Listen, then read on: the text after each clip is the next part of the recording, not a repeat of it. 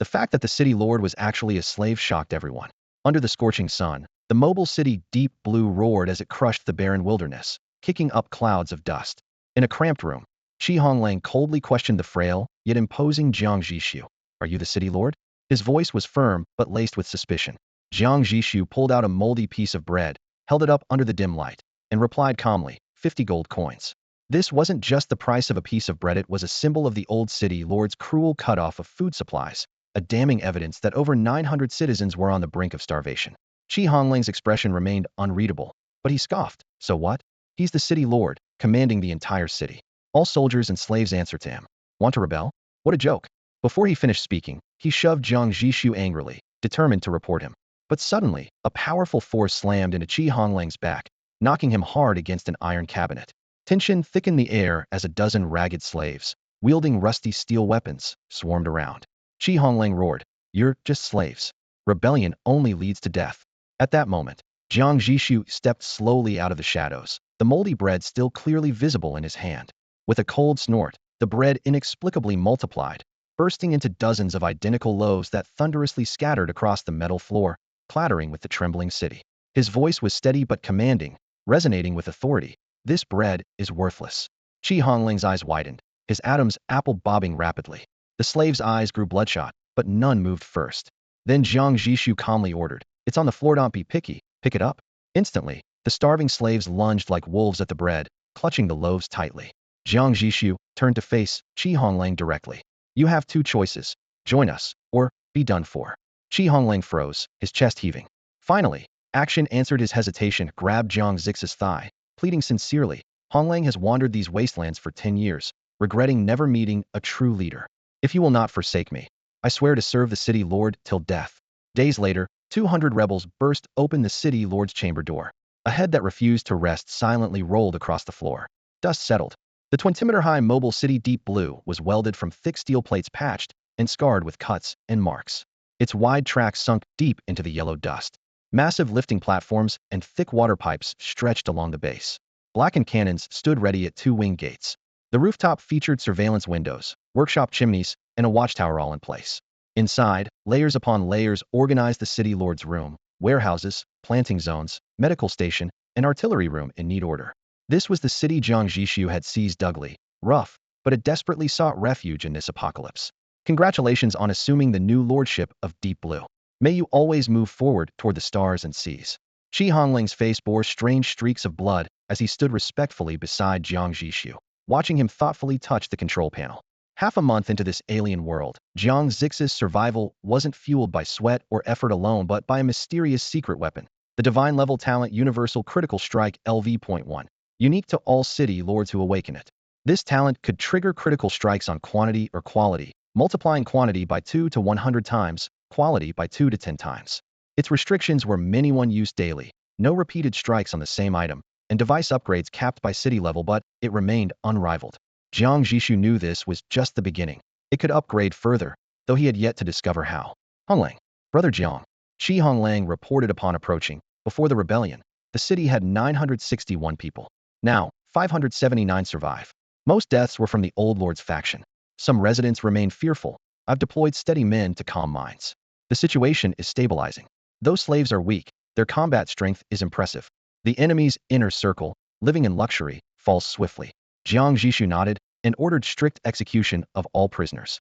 This city, its people, this unprecedented revolution, they were each taking steady steps toward the distant shore of stars and oceans. "How much food is left in the warehouse?" Jiang Zhixu asked. Qi Honglang, dressed in a gray-blue work uniform and in charge of logistics, immediately looked down at his terminal upon hearing the question and gave a blunt answer. "Just enough to feed 300 people for 1 month." Jiang Zhixu took a deep breath. No wonder the former city lord planned to let a group of people starve to death. It turned out the supplies had long since run dry. On this wasteland, ordinary survivors often turn against their own families over a single scrap of food. But for a mobile city, food shouldn't be a binding constraint so long as there's farmland. Resources can be invested to maintain stable output. Population is the most valuable asset. Lowering his voice, Qi Honglang added the grim truth. That old bastard's barely alive himself. So he gave up on developing the city and just wants to scrape off whatever he can for himself and enjoy the rest of his days in comfort. Jiang Zhixu nodded. "Understood. First, stabilize order inside the city. Then send a trusted brother who can pilot the city to take over the control room. We've stayed still for too long. Yes, sir. Shi Honglang acknowledged the order and quickly turned to leave. As the door closed, Jiang Zhixu's eyes landed on a few tattered bags of compressed biscuits in the corner. He pondered where he should use his critical strike talent today. Food was the urgent priority, but the talent couldn't target units. Only individual items, and packing them together didn't work. Unless all the food was reprocessed into a single giant unit. He rubbed his forehead. It would be troublesome, but it was the only short-term way to relieve the crisis.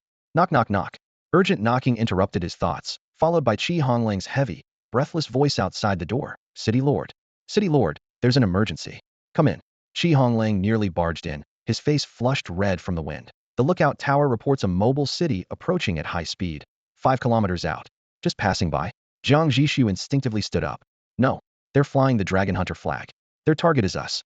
The Dragon Hunter flag marked a raider mobile city, giving a 5 bonus to all plundered resources. Those who dared to fly it were ruthless hyenas who lived by hunting down other mobile cities. Jiang Zhixu's heart sank, but he kept his emotions in check. Don't panic. Let's go have a look. He had to hold the city's confidence steady. Seeing his calmness, Shi Honglang seemed to regain his footing and rein in his panic. He'll lead the way. The two of them jogged downstairs. In the corridor, wounded brothers who had joined the uprising patrolled, straightening their chests when they saw the city lord. Jiang Zhixu returned a composed smile.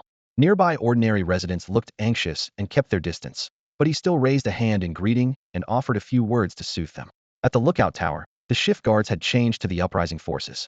A young sentry who recognized Jiang Zhixu started to call him Brother Jiang, but Shi Honglang quickly hushed him to use the formal title. City Lord.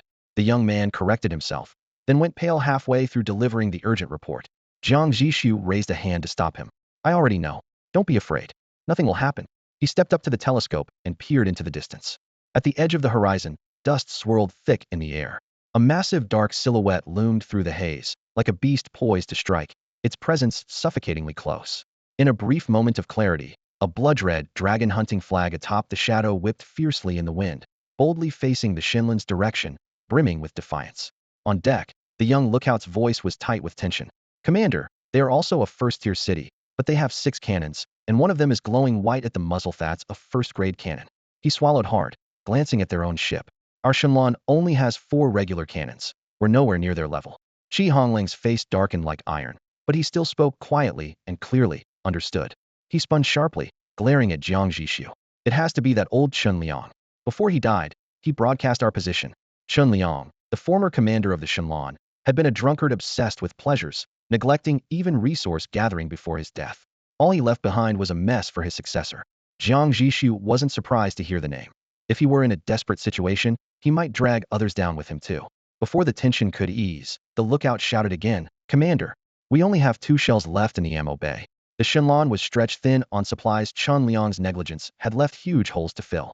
Shi Honglang clenched his fist quietly, voice low and grim. I'm afraid our only option is to run. He looked at Jiang Zhixu, awaiting final orders. Jiang Zhixu paused for 2 seconds. Do we have any skilled gunners?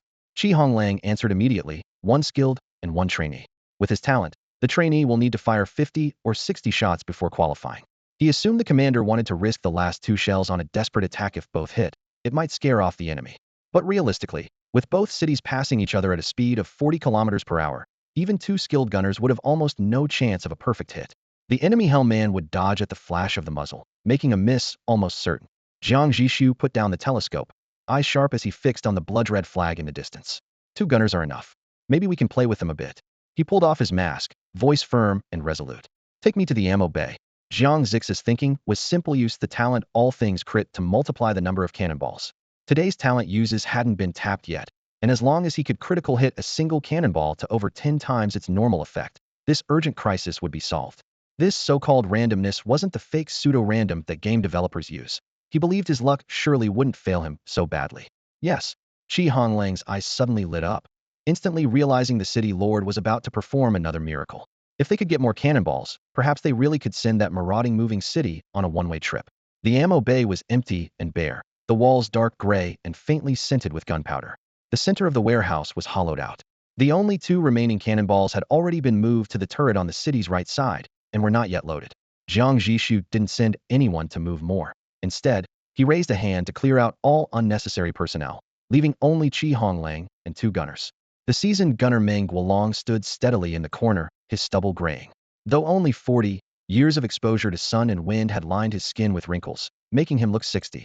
The other was a 16-year-old boy, clutching his sleeve nervously, his gaze restless, and clearly fearful of the upcoming battle. Without any idle chatter, Jiang Zhixu bent down and lifted a round black iron cannonball from a wooden crate. Target: ordinary gunpowder cannonball. Focusing his mind, he calmly spoke the critical command. Type: quantity critical hit. The talent activated instantly. Activation successful. Multiplier: 97 times. In the next moment, a cascade of dense clattering erupted in the quiet ammo bay. The air seemed to be sucked into a vortex as countless black cannonballs materialized out of thin air, pounding the thick wooden floor with sharp cracks, quickly carving out a series of shallow pits. 97 cannonballs appeared almost instantly. The originally spacious gunroom was filled to the brim with the glossy black spheres, piled knee-high, leaving barely any room to move. Clack! Meng Guolong's mouth fell open involuntarily. The pipe had been chewing slipping out and clattering into the sea of cannonballs. The young gunner forgot his fear as well, frozen and clutching a cannonball that had just fallen into his arms, as if holding a hot iron, unable to bring himself to drop it yet. Even though he was mentally prepared, Qi Honglang's heart still trembled. Another creation from thin air. What level could the city lord's talent be? Low, medium, high, rare, or divine? To create a sea of cannonballs in an instant, surely only a divine tier talent could manage that. The highest had known was some advanced talents doubling natural resources, but that was worlds apart from the scene before him. Jiang Zhixu carefully pulled his leg out from under the cannonballs that had buried it, his expression calm. Is this enough? Are these cannonballs sufficient? Enough. The steady Meng Guolong completely lost his composure, his voice slightly breaking with excitement. Joy was written across his weather-beaten face. City Lord, with this many cannonballs, we can utterly blast that marauder moving city to rubble and take everything from them. In this world, occupying the enemy's moving city allowed one to take over their workshop through the enemy's city lord console, inheriting all production facilities. This was why many moving cities were willing to risk becoming marauder-shy. Risk, high reward, winner takes all. Jiang Zhixu nodded slightly and cautioned, they have a level 1 cannon turret. Don't let your guard down. Focus on repelling them first, destroying second. City Lord, I sort of know about level 1 turrets, Meng Guolong immediately said. Their firepower is indeed strong. One hit on us would be a critical blow, but level 1 turrets have to use special matching cannonballs. Making those consumes a lot of rare resources. So, they would never dare to fire lightly. They'd keep that as their trump card to decide victory or defeat. As Meng Guolong spoke, he stroked the cold metal shell of the sea of shells beside him with a determined tone. As for you, if the city lord is willing to spin the shells, he'll lock the distance firmly within 1,000 meters and set up a direct fire blockade. They won't get close, but we'll have full coverage of the battlefield. When both sides are moving fast, even 1,000 or 500 meters makes hitting hard, but they have little wealth, probably only a few special shells, not wasting them. The safest and most effective tactic is to hold fire until about 300 meters. That's the highest reward and lowest risk approach. If that's really the case, that first-rate marauder city won't be leaving today. Jiang Zhixu pondered for a few seconds and thought it worth a try. Even if the blockade failed, having so many shells stockpiled meant the enemy could not easily mount a successful assault. He nodded. All right, since you're confident, we'll go with your plan. Meng Guolong beamed, rubbing his hands together. Excellent. Rest assured, today he'll make sure this city stays with you. Having fired shells for years, he had never been assigned such a generous battle. At that moment, the young gunner Lu Yin bit his lip and raised a trembling hand. City Lord, may I use some of these shells? In the wasteland, shells were precious strategic resources. As a trainee gunner, he rarely got to handle even a few in a year.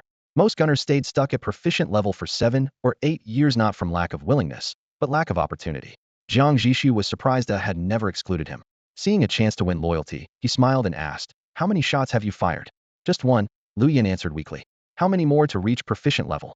50 shots. The boy lowered his head, then suddenly looked up, his dark bright eyes fixed on Jiang Zhixu. But if I really focus, 20 shots would be enough. Before, I didn't want to work for that bad old man, so I just shot casually. Gunners gain experience when firing, though the exact number is system known. The more accurate and helpful the shots, the more experience earned in iron rule. Jiang Zhixu grew interested and showed 3 fingers. You don't have to stick to 20. They'll give you 30 shots. But what if you still don't level up after 30? Lu Yin gritted his teeth, ignoring Meng Guolong's protests, and resolutely made a pledge. If I don't level up after 20 shots, they'll drop dead right in front of you.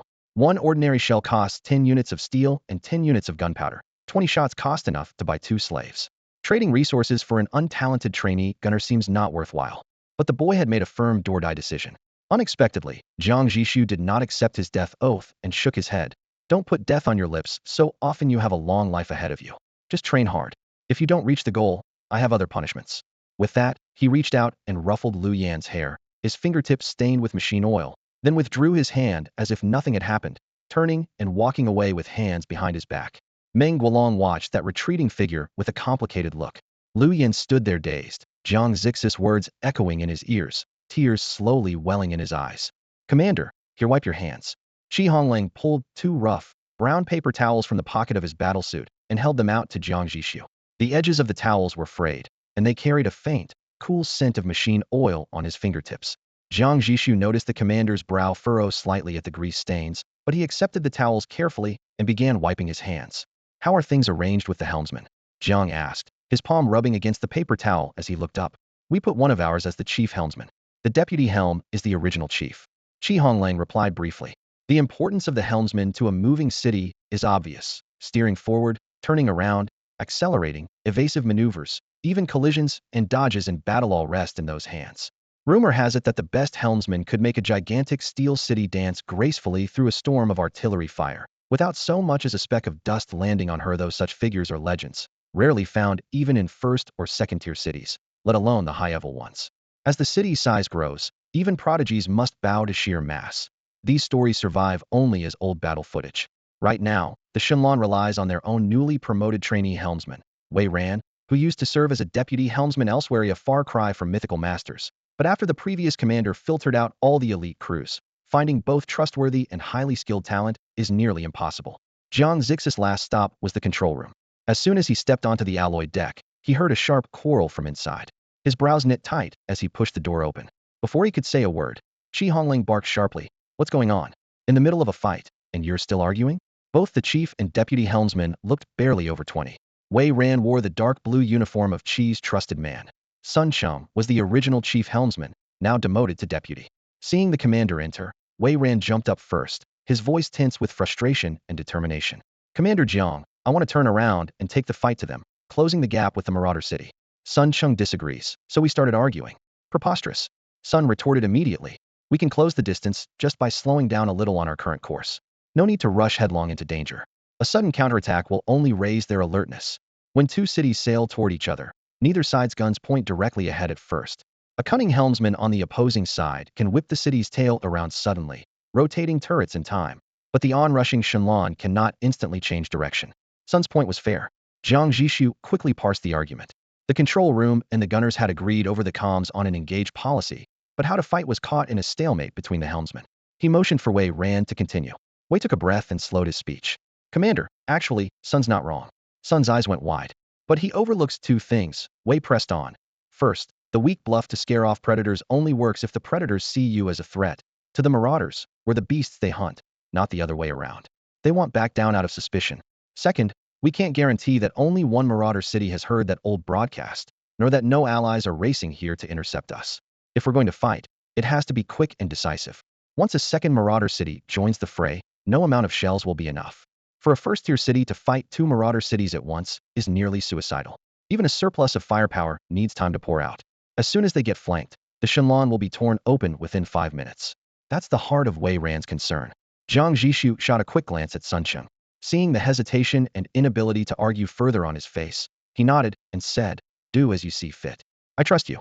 Those 4 words, "I trust you," struck Sun Cheng like a verdict. His face instantly paled. The new city lord no longer trusted him. That was as good as declaring the end of his former glory. A bitter wave surged in his heart. Truly, a new ruler meant new loyalists. Though not dismissed on the spot, he knew it would be difficult to ever return to the center of power. Just as he was about to quietly leave the helm room, Wei Ran suddenly spoke up. "Brother Sun, you're an experienced helmsman. We still need you to steer the course from here on. Let's work together and try to take this raider city as soon as possible." Wei Ran's tone was sincere and urgent. Sun Cheng looked up in surprise, instinctively glancing at Jiang Zhixu. Seeing only a slight nod in response, he relaxed immediately. A rare spark of energy returned to his face as he enthusiastically replied, "Absolutely. Let's work well together." His natural choice of address shifted to Wei Ran. Jiang Zhixu walked over to the porthole and looked down at the deck. A satisfied smile curved his lips. The trusted men he had gathered each had their own skills. While none were top specialists, precisely because of that, they had never been fully utilized by the previous city lord, and now all were under his command. Thinking this over, he felt his luck was not bad. Suddenly, flames burst into view in the distance through the dark night. Wei Ran's eye sharpened as he immediately recognized enemy cannon fire and pushed the helm hard. They're firing. The deep blue's bow sharply veered, zigzagging rapidly to avoid the incoming shot. 5 seconds later, a deafening boom came, and a column of water and flame rose some 40 meters away the enemy had missed. With over a kilometer between the cities and Wei Ran's quick maneuvering, a hit was nearly impossible. The shell was simply a warning. The hunt had begun. Instead of retreating, the deep blue surged forward. The ship suddenly turned again, heading straight for the raider city. The distance between the two steel giants on the wide sea closed quickly. Are they crazy? Inside the raider city's helm room, a muscular, bare-chested man peered through binoculars in shock at the deep blue charging straight at them. A cold-faced, middle-aged helmsman nearby replied coolly, "Just bluffing." The muscular man shook his head, lowering his voice. "I don't think so." After a moment's thought, he sneered. "They've probably realized we're trying to chase them off. This new city lord's got some skill. They'll send a broadcast to Old Wu, no need to rush over here. We can finish off this prey ourselves."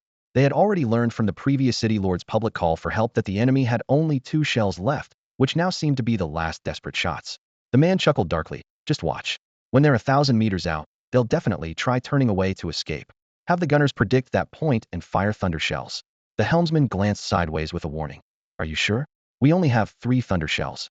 "No doubt," the man confirmed confidently with a wave of his hand. In a blink, the gap closed to 1,000 meters. The raider city's main cannon roared, sending 2 flames streaking through the night. One trailing normal smoke, the other crackling with electric arcs like silver snakes. "What are they firing?"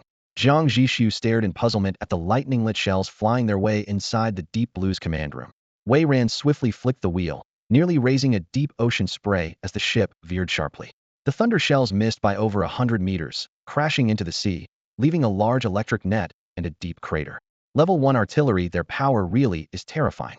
Qi Honglang swallowed hard, watching the sizzling arcs explode in the water with mounting apprehension. Inside the raider city, the muscular man roared. Not only are they not turning away, they're fighting back. Wasted a level 1 shell. Fine trying to get themselves killed. Gunners, get ready to fire regular rounds. But before his roar finished, danger came faster. The middle-aged helmsman's face shifted as he slammed the wheel. Left enemy shells were coming straight at them. Boom. The deep blue shells grazed the city's outer walls, exploding a mere 10 meters away. The fierce fire waves battered the steel plates, shaking the entire city slightly and slowing its speed. Bang! Bang! 2 more shells erupted from the deep blue's cannons. "Return fire." The muscular man bellowed. "Don't wait to close distance. Shoot back now." But then he froze. Wait, they fired twice more? 1 plus 2 equals how many? Weren't they down to just 2 shells left? There was no time to question. In full view of everyone, the deep blue's gun spat 2 more bursts of flame. 4 shells in total formed a blockade, completely cutting off all turning possibilities for the raider city. Having just finished side firing and emergency maneuvering, the raider city had no chance to turn again and speed up in time. Boom. 4 shells landed one after another around the raider city, kicking up huge clouds of dust and smoke. Direct hits. Inside the deep blue's cockpit, sharp-eyed Wei Ran spotted black smoke billowing from the enemy city through the observation window and immediately reported with excitement. "Nice shot." Jiang Zhixu clenched the armrest, his gaze burning as he locked onto the battlefield. Just now, he had witnessed for the first time the full coordination between the helmsman and the gunner. The moment the gunner requested to fire, Wei Ran and Sun Cheng subtly adjusted the city's direction, forcing a nearly impossible firing angle. The skilled gunner did not disappoint. At least one of the 4 shells pierced right through the target. Through the telescope, thick smoke rose in swirling waves, flames licking through the breach, seemingly igniting stored fuel inside. The repair mech arm carried a bucket of water, mechanically and hurriedly pouring it over the flames, while nearby slaves rushed over with scattered metal plates, desperately trying to patch the hole. "No need to save ammo. Keep shelling." Jiang Zhixu pressed the advantage. The deep blue's 2 side-mounted cannons roared again, their muzzles spitting fire against the steel plates. But the enemy was ready this time. Both shells missed. In theory, as long as ammunition lasts, a moving city can keep its cannons firing non-stop. But reality is less generous. Level 1 iron mines only yield between 1 to 5,000 units of ore. Considering it takes 10 units of ore to smelt 1 unit of steel, and a single shell consumes 10 units of steel, the cost quickly mounts. Not to mention gunpowder, a strategic resource used not only to load shells, but also to craft other weapons, making it extremely scarce. Hence, typical battles see only 10 to 20 shells in reserve, with artillery treated as a finishing move rather than a continuous barrage. So when the cannons fall silent, does city combat become a waiting game? Certainly not. At this moment, the raider city struck by a shell slowed slightly, then slowly lowered a massive lift platform from below, creaking under the weight as 5 off-road vehicles armed with heavy machine guns rolled out in sequence. Their tires roared in place. The moment they hit the ground, they floored the accelerator, slicing neatly across gravel at speeds hitting nearly 100 kilometers per hour, quickly distancing themselves from the mother city. This marked the start of a dogfight. In this stalemate phase, both sides unleash convoy units into close-quarters combat. These convoys usually carry the city's most advanced heavy weapons, heavy machine guns, rocket launchers, even portable anti-aircraft missiles. Agile and mobile, if they find the right angle, they can easily shred enemy tires and tracks, turning the massive city into a sitting duck. Even if they can't secure victory, they can slow the opponent's advance. If the Deep Blue charged straight ahead without caution now, it would first be drenched in this convoy's heavy fire. Jiang Wherein looked up for guidance. Jiang Zhixu hesitated only a moment before shaking his head decisively. No dogfighting. Have the trainee gunner fire suppression shots at the convoy. Meng Guolong, keep locking onto the enemy city and keep shelling. Using city defense artillery to fight a small convoy is like shooting mosquitoes with an anti-aircraft cannon. Any city would consider it a waste. Yet Jiang Zhixu chose the most brutal and costly option. Because dogfighting itself is a compromise born out of mutual resource scarcity between both sides. But thinking of their city lord's incredible innate ability, everyone present including the two low-ranking gunners accepted the order without hesitation. Yes, sir. The unified reply echoed off the steel walls, and the tension in the air instantly solidified like iron. Inside the vehicle workshop, the battle convoy, already geared up to move out, was ordered to remain on standby. Captain Wang Howard jumped up from his seat, utterly confused. What's going on? As the convoy leader, he was naturally loyal to Jiang Zhixu, but at this moment, he still had no idea what trump card the city lord was holding. One team member lowered his voice. Maybe Brother Jiang's afraid, well, just get ourselves killed for nothing. We're inexperienced, and our gear's crap. Wang Howard glanced sharply at 3 battered off-road vehicles parked under the lamp, their paint chipped and worn. Each had a light machine gun mounted on the roof, with meager ammunition boxes beside them. Around the vehicles, about a dozen young men who had joined the uprising checked their ragged armor. They feared no death, but had virtually no real combat experience. Outmatched in equipment, personnel, and training by the raiders, the odds of survival were slim if they went into battle. Wang Howard bit his lip and turned to his 9 men, shouting hoarsely, "Are you afraid to die?" A boy who still looked like a teenager grinned first. Who joins a rebellion because they want to die? No fight, no glory. How else will we level up? Death doesn't scare me, I'm done being a slave. Right, let's just do it. The others slapped their chests in agreement. Many of them had been underground slaves just yesterday, but now had a small private room in the upper city. The taste of freedom only fueled their excitement. Wang Howard felt the surge of passion ignite within him. He slammed his fist down. All right, ill applied, brother Jiang, let us fight. We can't just hand over our hard-won city to the raiders. The fiery spirit spread quickly through the comms. Jiang Zhixu listened, touched, but also amused. Go explain to them. Tell them to stay calm. It's not yet their time to sacrifice. If their gear had been better, he'd be happy to let the men gain battle experience. But the reality was too grim, and time was tight. They needed a quick, decisive fight. So for now, they had to hold back. Understood. Shi Honglang moved to the radio station and relayed the city lord's exact instructions to the convoy. On the other side of the battlefield, the raiders' hold on the city was rapidly diminishing. Now they were only 1,000 meters from the Deep Blue.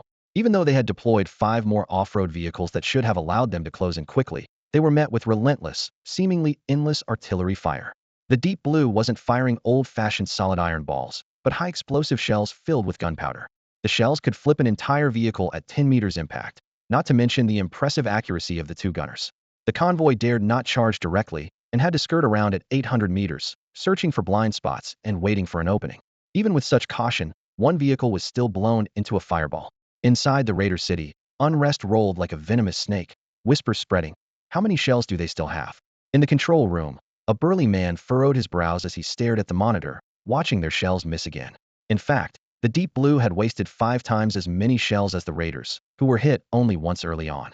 In theory, they should have been glad the enemy was squandering ammo, but the burly man couldn't smile, because he had no way to gauge how many shells the Deep Blue still had left. The helmsman calmly took a long drag from his pipe. 1 + 2 + 4 + 12, including the 6 shells fired at our convoy. They had already launched 25 rounds in total. Judging by their firepower, there's no way they're backing down now. He exhaled a thick cloud of smoke sharply, his voice low but steady. The burly man's scalp tingled with alarm as he jumped to his feet. No, we have to retreat. He never imagined that a simple first-tier mobile city would stockpile this many shells. Damn that old bastard Liang, and dragging us down with him on his deathbed. He clenched his teeth, thinking bitterly of the previous Deep Blue city lord who broadcast their coordinates. Find a way to shake off Deep Blue and pull out immediately. The burly man barked the harsh order. The helmsman pulled his cap lower and glanced at the fiery flashes outside. Should we try contacting our allies for backup? There was a common understanding in the wasteland. Once a raider targets your city, without special modifications, no city can outrun them all first-tier specs, speeds barely differing. The reverse was also true. If raiders are hunted down, escape is just as unlikely. That was exactly the situation they faced now. The burly man immediately objected. Cooperation only works when hunting together. Now that we've been hit once, any other raiders spotting the commotion will likely treat us as prey. Their loose alliance existed solely to split spoils. It carried very little loyalty. They could share loot, but would never watch each other's backs. Calling for help now would be too risky. But the helmsman raised his hand and pointed outside. The bridge shells rained down like droplets, explosions lighting the gray sky with fireballs. Without help, we'll still die here. The deputy helmsman was skilled, but still sweating in stress. Several shells whistled dangerously close, shockwaves shaking the steel hull so the plates vibrated loudly. Multiple tires shredded their speed, clearly faltering. If we contact allies, there's a chance we survive. The helmsman pressed on. After all, we still have a first-tier cannon. If it comes to a fight, they won't dare act recklessly.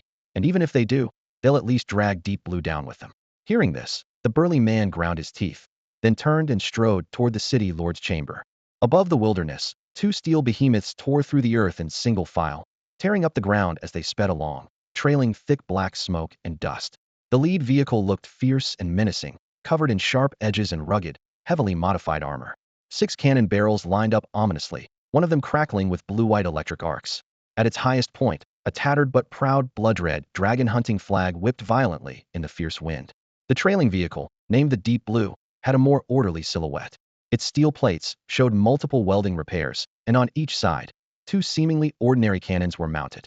Its firepower appeared modest at first glance, but it radiated a calm and determined presence. The reality was reversed. The dragon-hunting marauder bearing the flag was being pursued in full retreat. It tried to drop its last escort vehicle to turn back and harass the pursuer, but the Deep Blue's cannon fire struck with precise, deadly accuracy. The escort exploded into a cloud of scattered parts, as casually as if someone had kicked a stray dog on the roadside. That escort was the last asset they had left. Since the two mobile cities met, 15 minutes of tug-of war had pushed both sides to their limits. One desperate to break away, the other determined to intercept, neither willing to concede. At that moment, a cannonball with a cunning trajectory tore through the air. The marauder had already spotted it and sharply changed course. The entire city leaned forward exaggeratedly, nearly tipping over, but the shell seemed to anticipate the movement. It pierced the defenses and slammed right into the city's heart the next instant. Boom! The impact erupted into a raging inferno, parts scattering like blossoms falling from a tree. Chain explosions followed, and the howling engines gave out one last mournful wail before falling silent. The marauders' mobile city froze in the wilderness like a lifeless carcass. An uproar of cheers erupted in the Deep Blue's cockpit. The shot felt like a godsend, ending the battle a whole hour ahead of schedule. The city lord, Jiang Zhixu, stifled his excitement and issued orders decisively. The convoy sets out immediately to clear remaining hostile forces and complete the occupation. And bring those 3 Grade 1 rifles as well. Those 3 rifles were the city's only graded quality weapons. Due to their reducing their lifespan, the previous lord had locked them away and used. Yes, sir. Adjutant Chi Honglang quickly relayed the commands. The Deep Blue's belly hatch opened, and 3 battered off-road vehicles roared out, charging straight toward the smoking, burning ruins of the marauder city in the distance. Once everything was arranged, Jiang Zhixu took a deep breath and casually asked, "Who fired that final shot?" Chi Honglang thought for a moment before reporting, "It was the rookie gunner. That one shot immediately promoted him to a skilled gunner." Jiang Zhixu gave a knowing look. "I suspected as much." Chi Honglang couldn't resist asking, "You already guessed?" Jiang Zhixu smiled. Meng Guolong is a seasoned gunner, calm and steady. He wouldn't subconsciously take the gamble of predicting the enemy's next move in advance like that. Only a young, bold, and decisive person would dare to attempt such a sharp shot. The chief helmsman, Wei Ran, nodded in agreement.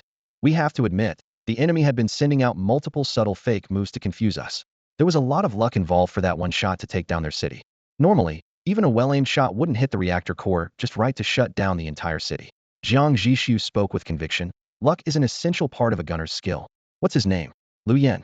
Just 16 this year." Chi Hongling already knew who he meant. "Go down and check." Jiang Zhixu stood and stepped out of the cockpit, with Chi Hongling close behind. Inside the cockpit, Wei Ran and Sun Chung exchanged glances as they watched the two leave. Lowering his voice, Sun Chung couldn't hide his admiration. A skilled gunner at 16, personally noticed by the city lord, his future is truly limitless. Gunners and helmsmen are very different. Wei Ran smiled, shaking his head. As long as the city keeps running, helmsmen gain experience and eventually become skilled.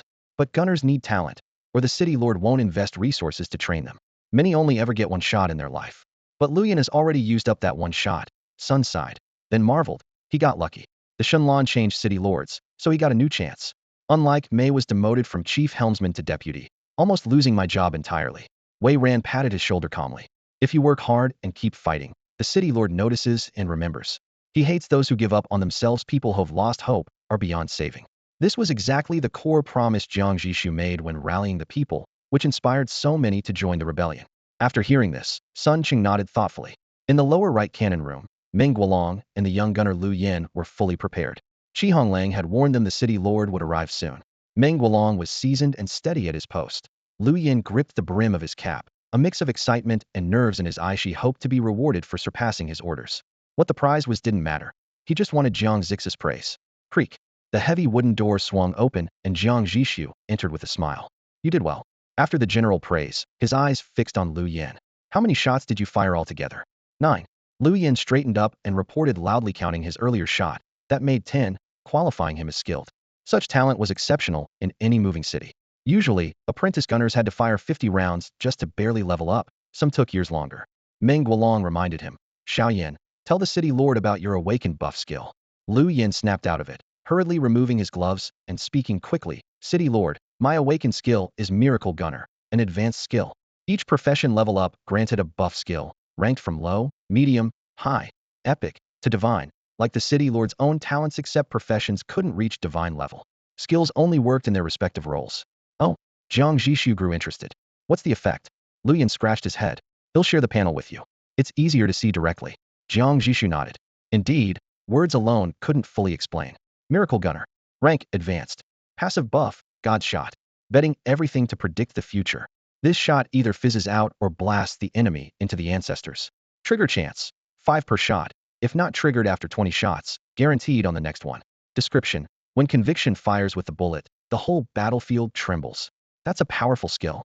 Jiang Zhixu's lips tugged into a smile after reading decent trigger rate, plus a fail-safe mechanism. Even one activation per battle could reverse fate at a critical moment. Lu Yin awakening this skill probably had to do with his final shot's performance, perfect timing, conditions, and luck combined to produce an advanced skill wielder. After a brief moment of thought, Jiang Zhixu addressed the few people in the artillery room. Meng Guolong and Lu Yin, you two will form an artillery team. Meng will be the left squad leader, Lu the right. Then, recruit more people from everyone else. The scorching cannon barrels still radiated heat, and the scent of gunpowder lingered in the air. Qi Honglang raised his eyebrows at Jiang's arrangement, unsurprised. The current deep blue had 2 cannons on each side, for total clearly too much for just Meng Guolong and Lu Yin to handle alone. Besides, the city lord planned to install new cannons on the 4 reserve ports, doubling the total to 8. To maintain rotations and logistics, plus trainee gunners, the team would need at least 20 people. Thank you, city lord, for entrusting me. I will do my job well, said Meng Guolong with a deep, resolute voice. Confident in his experience, he agreed without hesitation to be squad leader. By contrast, the 16-year-old Lu Yin froze, almost speechless. Madame? The boy's eyes showed his confusion as he quickly waved his hands. I can't command others. How about I serve as deputy leader? You pick someone more suitable. I promise I'll work hard. You're capable, Jiang Zhixu declared firmly, sealing the decision. Pick whoever you need. Once done, report to Honglang. Blushing from being appointed, Lu Yin dared not refuse and clenched his fists to quell his nervousness. All right, I'll do my best. Having just been promoted to skilled gunner with a flood of new techniques and the miracle gunner talent, he was qualified but young. He silently vowed not to disappoint the city lord. After a few encouraging words, Jiang Zhixu turned to leave. His mission here was to formalize their promotions. Lu Yin's hidden skill was a pleasant bonus. Back in the control room, he casually asked, any news from the convoy sent to the Marauder city? No, Wei Ran said as he gripped his binoculars, eyes fixed on the distance. 10 went in and haven't reappeared. I'm worried. Should we send another group? No need. Before Jiang finished speaking, a smile spread across his face. A pale blue system notification popped into view. Congratulations. Your army has successfully seized control of the enemy lord's console. Please return to your console for operations. Without another word, Jiang Zhixu dashed back to the lord's chamber and pressed his palm to the control panel. The screen erupted to life, displaying a dense array of all the enemy workshop's blueprints. Jiang Zhixu didn't bother with detail. She initiated mass plundering with a single click. You have successfully stolen all technology blueprints from the hostile Lord Roaring. Acquired level 1 cannon thunder cannon and matching ammunition blueprints. Acquired level 1 crop seeds high yield wheat 13 units. Acquired level 1 living material happy soda manufacturing blueprint. Acquired level 1 living material joyful fried chicken manufacturing blueprint.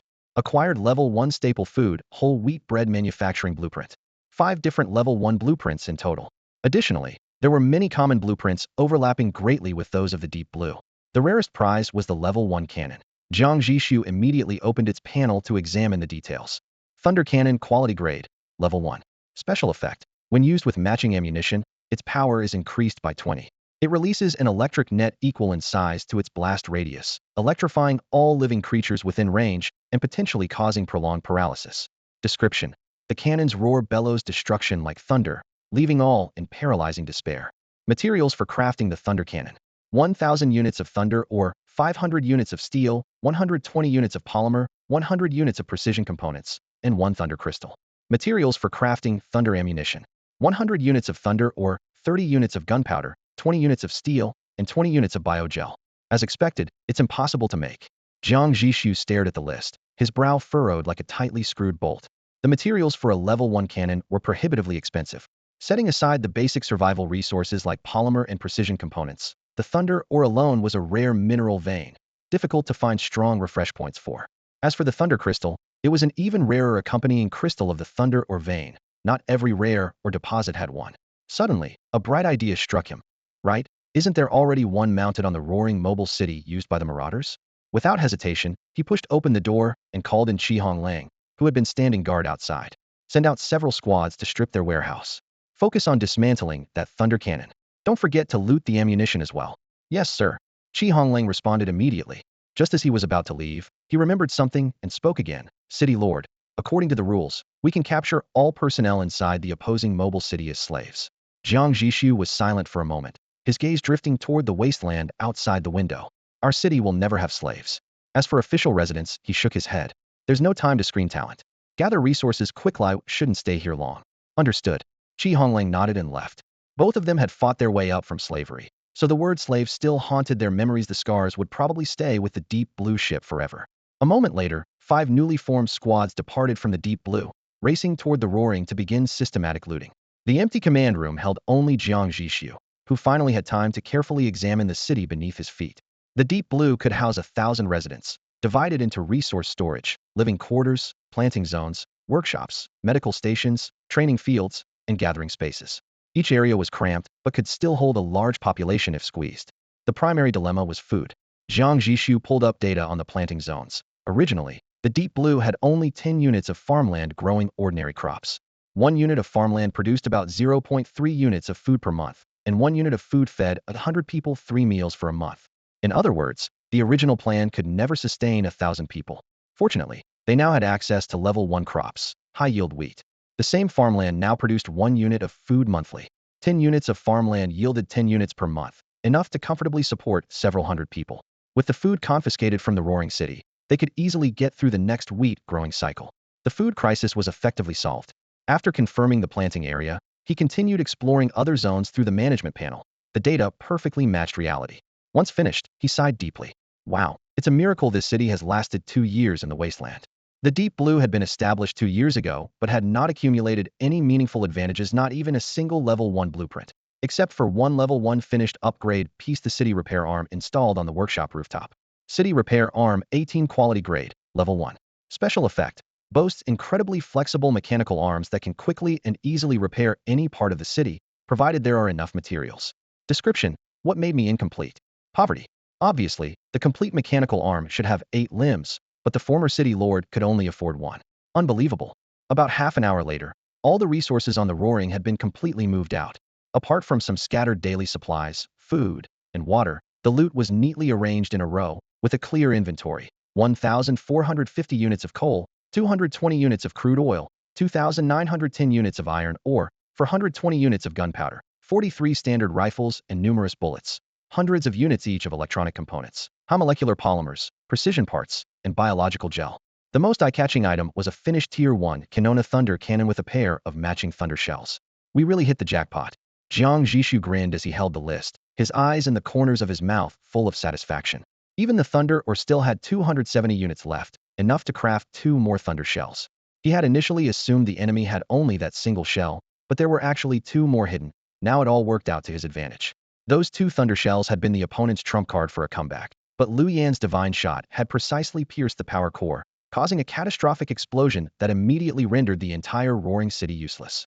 Strictly speaking, the enemy's tactic wasn't wrong. That shot did intimidate Jiang Zhixu. If the fragile Deep Blue had taken that hit, it would have been disabled instantly. Because he suspected the enemy still had shells left, he hadn't allowed the helmsman to be more aggressive. Did the enemy leave no Tier 1 upgrade parts in their city? Jiang Zhixu looked toward the just-returned Shi Honglang. No. Shi Honglang shook his head. Those things are expensive and rare, or else the former city lord wouldn't have bought only 1/8 of a unit. He paused, then added, Jiang. The convoy also brought back a few people. How do you want to deal with them? Jiang Zhixu frowned. Didn't I say we're not taking in survivors for now? Wang Haoran was usually steady and wouldn't bring random people. He guessed these must be significant, so he pressed. Who are they? An external surgeon, with his grandson and granddaughter basically 2 burdens. An external surgeon? Jiang Zhixu raised an eyebrow. Where are they now? Waiting in the lower decks. Let's go take a look. Also, tell the helmsman to prepare to set sail. If he really is a doctor, maybe we can keep him. The Deep Blue's medical bay was currently pitifully basic, staffed only by a trainee doctor, able to treat just colds or minor ailments. The lighting was dim in the lower cabin. A gray-haired doctor in his 60s stood under a lamp. His snow-white hair and sideburns merged, the gray-white cuffs of his sleeves stained with dry, rusty red marks, likely bloodstains from a rushed surgery he hadn't cleaned up in time. Behind him stood a young man and woman, both no older than 20, dressed neatly but with nervous, guarded expressions. When Jiang Zhixu appeared, they tried to remain calm, but couldn't fully hide their unease. The doctor tried to kneel, following the roarings protocol, but Shi Honglang quickly helped him up. Jiang Zhixu got straight to the point. Our Deep Blue isn't stable yet. We didn't plan to take in survivors from the roaring, but I heard you're a doctor? The old doctor lowered his eyes and replied, Yes, City Lord. 10 years ago, I was head of surgery at the municipal hospital. Now I'm a system-certified master-level doctor, currently awakened with 2 skills, 1 low-level, 1 mid-level. To secure a new home for himself and his grandchildren, he was eager to prove his value. Without hesitation, he fully shared his character profile with Jiang Zhixu. Name, Xiasi Yuan. Age, 63. Occupation, Doctor Master Level. Skill, unlicensed practice. Quality, low, passive. Patients initially distrust you, starting at 50 trust due to lack of credentials. Once treatment takes effect, healing speed of minor and moderate injuries increases by 30. Description, don't worry, my medical skills come from family tradition, I don't need certificates. Skill, drawing medicine to heal. Quality, medium, passive. By sketching medicine packaging on the spot, there is a 10 chance patients actually receive the corresponding standard medicine. Side effect, patients may think you're crazy. Description, healing depends on sincerity. See, you're better now, right?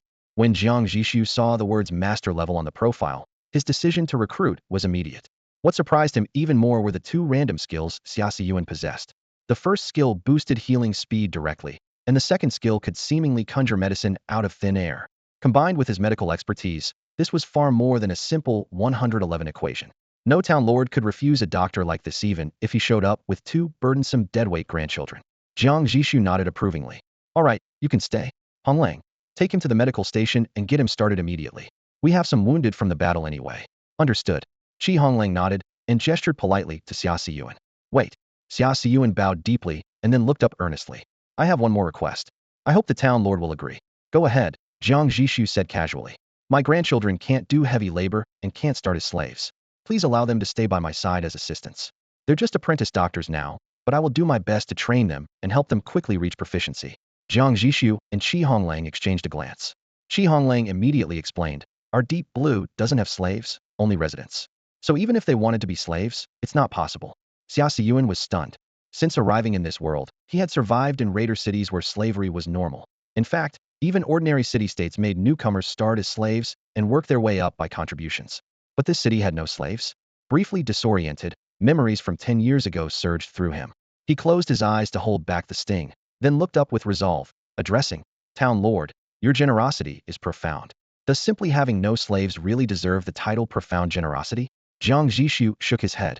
Since they're apprentice doctors, let them learn by your side. With that, he walked past Xiasi Yuan and left. Having just gained 2 medical talents today, Jiang Zhixu was in good spirits. Walking with Shi Honglang up the gangway to the cockpit, he casually asked, Honglang, do you know how to upgrade to a level 2 mobile city? Ambitions grow exponentially with status.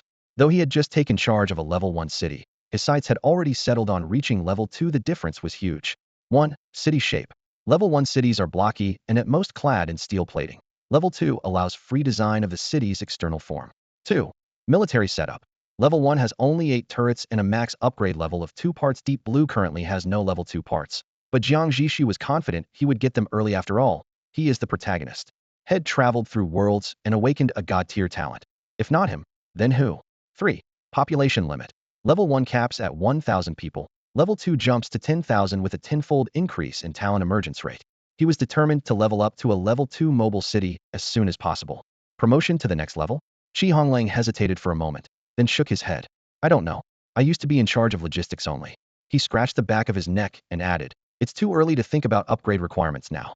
Over the past decade, hundreds of mobile cities in this region had remained stagnant, showing that upgrading was far from easy. Jiang Zhixu nodded without pressing further. When they reached the cockpit, Wei Ran and another technician were unsealing a heavy panel, preparing to wake up the power reactor buried beneath the deck. Starting the activation sequence, Wei Ran confirmed quietly, as one by one the cyan indicator lights flickered on. They had already spent quite some time here. 1. From uprising to victory, 3 hours. 2. Integrating resources and personnel of the Deep Blue, 1 hour. 3. Skirmishing with the Raider City Roaring, 1 hour. 5 hours in total, plus their coordinates had been broadcast openly, leaving them vulnerable to other cities arriving at any moment. Jiang Zhixu decided to find a safe spot to replenish their water supplies, and then wait for the midnight talent reset before setting out again. In this semi-game-like world, resource points are divided into 2 types. Fixed resource points: mountains, rivers, lakes, and city ruins that persist indefinitely if left undisturbed. Refreshing resource points: mineral deposits, alien territories, wild monsters which last anywhere from 1 day to a month. These categories overlap somewhat, and whether a resource remains fixed ultimately depends on if it disappears over time. Sun Cheng, Jiang Zhixu called out. Sun Cheng, the former chief helmsman of the Deep Blue, was deeply familiar with fixed resource routes. Hearing his name, he approached quickly. Brother Jiang, your orders? Within 100 kilometers, any fixed water sources? Jiang Zhixu got straight to the point. They needed to leave this recently contested area. Sun Cheng frowned, recalling. Moments later, his eyes lit up. Yes. About 130 kilometers southeast, there's a small freshwater lake that's unoccupied. We passed by it a month ago. Let's go there, Jiang Zhixu decided. At the Deep Blue's speed, it would take just over 4 hours, currently 6 in the evening, arrival around 11, an hour to gather water. Then they could launch immediately after the talent reset at midnight. Perfect timing. But surprises came quickly. Brother Jiang, new situation. Wei Ran raised his binoculars, his voice suddenly tense. A new mobile city. Through the binoculars, a gigantic gray-white armored city slowly approached along the horizon, without the dragon hunter flag. Probably not raiders. Wei Ran relaxed slightly. Not necessarily. Sun Cheng's face darkened. I once met raiders pretending to be flagless. They used that trick to get close, then opened fire when we let our guard down. Our city got destroyed. Jiang Zhixu nodded slightly, knowing their pursuers had likely been drawn by the broadcast. Qi Honglang read his mind, and without waiting for orders, turned to rush down the artillery corridor to alert the 2 team leaders to prepare for battle. He was increasingly settling into his new role, Jiang Zhixu's assistant. Jiang Zhixu watched the unfamiliar mobile city rolling in from the horizon, dust swirling in its wake. A sharp glint flashed in his eye. She hoped they weren't here to cause trouble. He didn't want to fight a second battle. That would mean continuous attrition, and more likely, other raider allies would be rushing over at the news. Once those hyena-like scavengers locked onto prey, they would swarm in packs until everything was torn apart and divided. Fortunately, the level 1 artillery piece, the thunder cannon, was already installed, its cold iron frame glowing with a blue-gray sheen. The warehouse still held 73 standard shells and 2 thunder shells. If it came to firing, the Deep Blue was far from helpless. As everyone tensed, the opposing mobile city slowed from 1.5 kilometers out and then sounded a long, deep horn while lasting 10 full seconds. During the horn blast, its treads scraped the ground, gradually slowing to a stop just 1 kilometer from the Deep Blue. At this distance, if the Deep Blue opened fire, the other city wouldn't have time to reboot, and Evidite could only absorb the attack. For a mobile city, sounding the horn, slowing, and stopping was essentially a way of showing empty hands. No hostility, only a desire to communicate. Jiang Zhixu had no experience in such situations. He glanced at the control console and asked, what do we do now? It seems mobile cities don't have standard external comms, just horns and spotlights. Those 2 signals clearly formed a systematic universal language, but he had no understanding of it. Sun Cheng spoke up steadily. After all, he had been the chief helmsman. If you don't want to engage, you can simply leave. But if you want to communicate, there are 2 options. First, use the citywide broadcast, setting its range to short distance so all mobile cities within 10 kilometers can hear you. It's basically an open channel. Jiang Zhixu nodded. And the second option? The city a kilometer away seemed to sense the Deep Blue's rookie hesitation and made no move to pressure them, waiting quietly instead. Sun Chung continued. The second is private communication. Each side dispatches a convoy to meet in the middle, exchanging communication devices. The communicators produced by level 1 mobile cities are basic, but they work up to a 1-kilometer range. Since they chose to stop 1 kilometer out without opening a broadcast first, they probably prefer exchanging devices. Jiang Zhixu pondered briefly in this first encounter. He wanted to take the initiative. Then let's try communicating. Both sides lowered their ramps simultaneously, preparing to send out convoys. Steel cables tightened, deck elevators hummed down, and the smell of diesel filled the air as the tracked vehicles rumbled to life. But just then, an urgent report crackled through the communicator from the watchtower. Brother Jiang, 2 more mobile cities are approaching from 3 kilometers out, flying the dragon hunt flags. 1, 2, all converging here. Jiang Zhixu couldn't help but curse aloud at last. On the wasteland, the Deep Blue swiftly retracted its landing platform and lowered its hull, entering highest alert mode. A kilometer away, another mobile city followed suit, pulling back its own platform. Although their earlier communication was cut short by the sudden attack, both sides retracting platforms in succession spoke volumes of goodwill. Without a word exchanged, the other party reignited their power core and raised their cannon barrels, yet not toward each other, but aimed at the 2 approaching marauder cities. The Deep Blue understood immediately. Here was an unspoken alliance, united against a common enemy. Soon, 2 marauder cities bore red dragon hunter banners as they thundered onto the battlefield. Their massive wheels gouged deep ruts in the gravel, while their steel armor gleamed coldly in the twilight, ready to tear and to prey. The battlefield now held 4 cities arranged roughly in a quadrangle, with the ruins of the recently destroyed marauder city Roarer at the center. The newly arrived marauders each mounted a first-class cannon, while the Deep Blue's mysterious ally lacked comparable firepower on paper, leaving Jiang Zhixu's side clearly outgunned. After minutes of stalemate, the marauders were the first to back down. They had merely intended to scavenge leftovers, unwilling to risk a bruising fight. A Tuversustuo clash promised only a costly victory, with spoils unlikely to cover repairs to the Car City's systems. Amid swirling dust, the marauder cities turned and fled in disgrace. When the dust settled, Jiang Zhixu finally connected with his temporary ally over the comms. The other city was called Wanga. City Lord of the Deep Blue, Zhou, City Lord of the Wanga, came a young, bright voice through the speaker. Glad to meet you. Jiang Zhixu took the mic and replied coldly, hello. Unfazed, Zhou remained enthusiastic. We came right after receiving a broadcast from the Deep Blue's previous lord. But it was a long journey. We arrived just now. That predecessor cranked the broadcast power to max. Cities within 300 kilometers heard his dying curse in this coordinate. Not all chose to come, though. Still wary of Zhou's intentions, Jiang Zhixu cut straight to the point. So, what do you want? Zhou spoke bluntly. I'm very clear. If we'd come sooner, we would have allied with you to repel the marauders. If we're late, then we'll take in your remaining resources and survivors. Survivors without support can't survive this wasteland. His frankness bordered on harsh. Even if the Deep Blue was destroyed, marauders couldn't capture everyone. Only some would become slaves. The rest, whether to bolster their own populations or be sold, could at least earn fuel. What Zhou hadn't expected was the opposite reality. It was the marauders turned into scrap, shocked by the Deep Blue's combat strength. I see. Thank you for your goodwill, Jiang Zhixu said, choosing to trust for now. After all, they had just fought side by side to scare off the enemy. Gratitude? Not quite. If not for the Wanga blocking their way, he would have long fled this trouble. Zhou clearly understood and didn't press for praise. Instead, he asked, do you want those marauder cities over there? Afraid that Jiang Zhixu might misunderstand, he quickly clarified, I mean, if you're willing to transfer their population to me, I can handle the dismantling for you and break down this city. All the materials will belong to you. Jiang Zhixu was slightly taken aback by this and raised an eyebrow. You can dismantle it. How do you do that? Zhou's tone brimmed with pride. Our Requiem is a purely industrial city, boasting unmatched industrial processing capabilities at its level. More importantly, we have a secondary component, a goblin smelting furnace. As long as parts go in, it can remelt them into various raw materials. There is some loss, but it's controllable.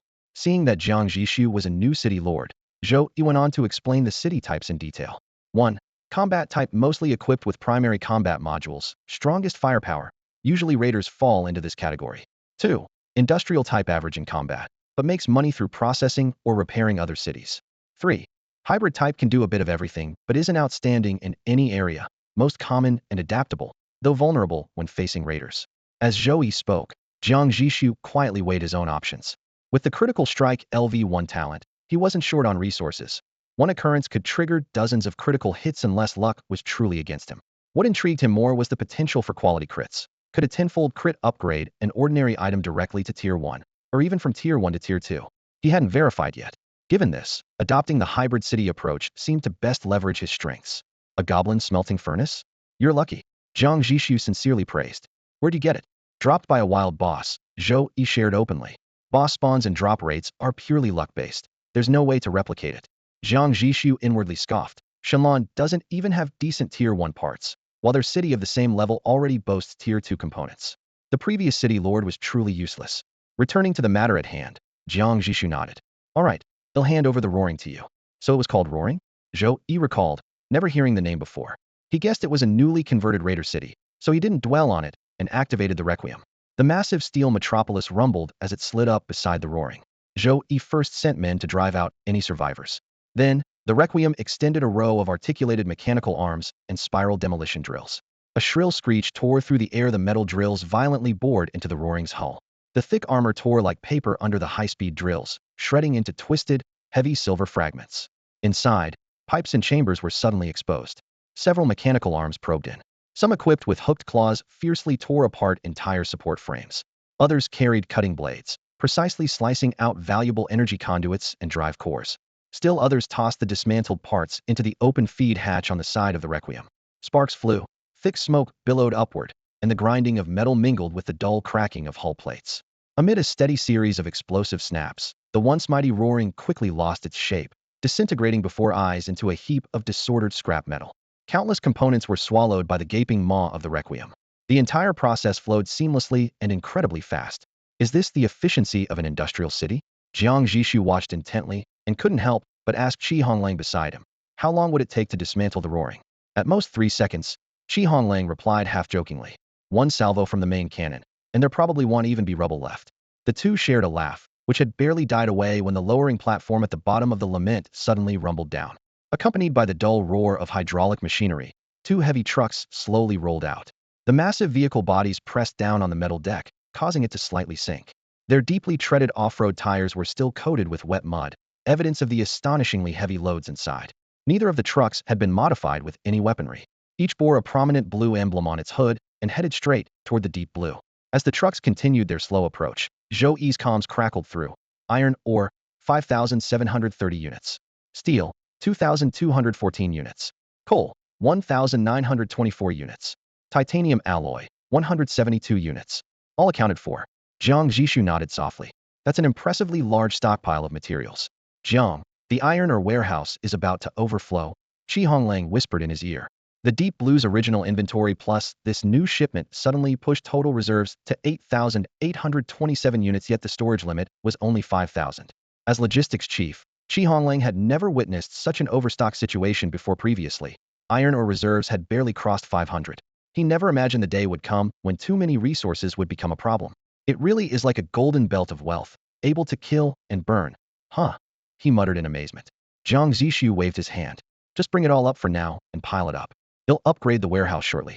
On this barren planet, iron ore was hard currency, especially since the Deep Blue relied on it for repairs, refits, and the upcoming arms expansion.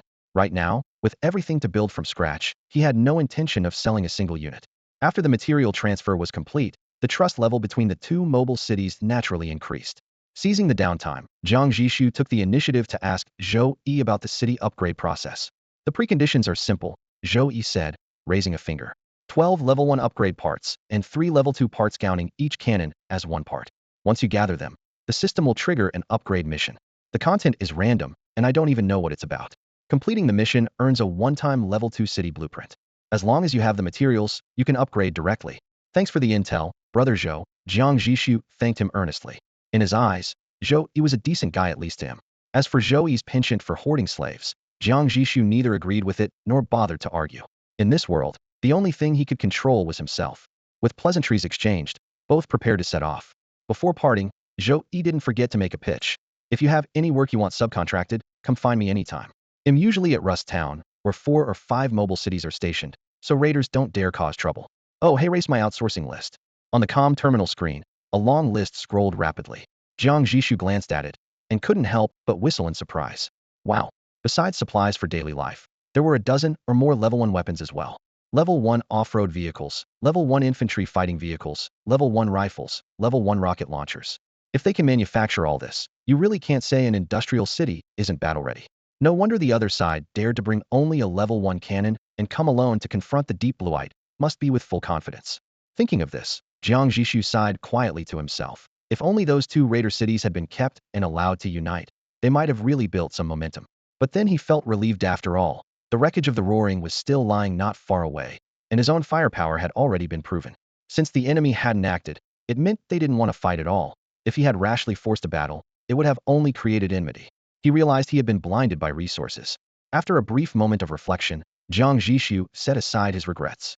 With his critical hit talent, resources weren't a major concern. Steadily building strength would work just as well. The Deep Blue's engine rumbled low, heading straight for Freshwater Lake. In the Lord's chamber, Jiang Zhixu stood before the control panel, staring at the 4 upgrade options flashing on the screen. Spend 200 steel to upgrade material warehouse to level 1. Spend 200 steel to upgrade food warehouse to level 1. Spend 200 steel to upgrade water tower to level 1. Spend 200 steel to upgrade ammunition depot to level 1. Upgrade. He hit confirm. The iron ore in storage clattered dramatically as 800 units of steel equivalent to 8,000 iron ore vanished within seconds. The sour feeling in his teeth aside, the result was pleasing. All the storage rooms expanded their capacity by tenfold. Even if he scored a critical hit producing 97 shells, they could now easily fit inside the upgraded level 1 ammo depot, which could hold up to 999 rounds of various ammunition. At 11:30 p.m., the Deep Blue arrived safely at Freshwater Lake. The only trouble along the way was a group of mutated skeletons. 5 cannon shots roared, bones shattered in the firelight, and the skeletons were wiped out. The scavenging team jumped off the deck to search, returning with a common-level blueprint, a gingerbread recipe. Jiang Zhixu barely glanced at it before casually filing it in the workshop. Midnight was approaching. The stroke of 0 hour would reset the cooldown on his talents, and Jiang Zhixu began calculating his critical hit allocations for the day. His thoughts quickly settled on his strongest weapon, the level 1 cannon, Thunder Cannon. Should he attempt a quality critical hit to upgrade it directly to level 2? The idea flashed, but he immediately dismissed it. The problem was ammo. Level 1 cannons could no longer use common shells, and naturally level 2 cannons wouldn't accept level 1 shells. If he upgraded the Thunder Cannon to level 2 now, he would be stuck with no shells to fire the cannon. Could he apply critical hits to the ammunition separately? Yes, but the all items critical hit rule stated each item can only be critically hit once, and items produced by talents cannot be critically hit again. This meant he could only produce 1 level 2 Thunder Cannon shell per day, and it would require consuming a non-critical level 1 shell. What made it worse? Crafting a single level 1 Thunder Cannon shell cost 100 units of thunder ore, 40 units of gunpowder, 20 units of steel, and 20 units of biogel. While thunder ore and gunpowder were manageable, the Deep Blue's biogel reserves were tight. Add to that the precious critical hit quota, and the deal just didn't make sense. After careful consideration, still just the second day of development, resources needed to be focused on immediate combat power. When all was said and done, the only truly meaningful choice remained. The clock neared midnight. The cooldown bar on the talent panel flickered, then went dark, seconds later dropping to 0. Cooldown complete. Quantity critical hit, Thunder Cannon shells. Target, level 1 Thunder shells. Quantity, critical talent activated, successful activation, multiplier, 49 times. In the ammunition bay. In the dazzling flash triggered instantly by Jiang Zhixu's talent, the air seemed to tear apart as 49 Thunder shells appeared out of nowhere. Adding the original 2 stored shells, the Deep Blue now had 51 level 1 shells, far exceeding the total conventional ammo reserves of most cities. Even though it's not the first time seeing it, the Lord's ability is just absurd, Qi Honglang mumbled, leaning against the ammo bay wall. Only he and Jiang Zhixu knew this secret. The fewer who knew, the better. Jiang Zhixu nodded but remained unsatisfied. Too bad it can only be used once a day. Qi Honglang opened his mouth to say, "Don't be humble," but swallowed the words. After a brief silence, he glanced at the mountain of shells piled up and his eyes sparkled with eagerness. "Lord, how about we find somewhere to test fire one? These are level 1 shells, after all." In the resource-scarce wasteland, test firing was almost an unimaginable luxury. Meeting Jiang Zhixu's gaze, Qi Hongling confidently added, "None of us have actually operated a level 1 cannon. I think the gunner needs to run through the process to get a feel for the trajectory and power in real conditions. What do you think?" Jiang Zhixu gave a slight nod. He too felt a restless itch. Clearing his throat, he projected his usual lordly authority. "Go check if Li Yan is still asleep. If not, have him fire the cannon." "Got it." 10 minutes later, Qi Hongling hurried back with a sleepy Li Yan. The young lad yawned and rubbed his eyes, tears still clinging to his lashes. "Lord, he's still awake." Qi Honglang reported seriously.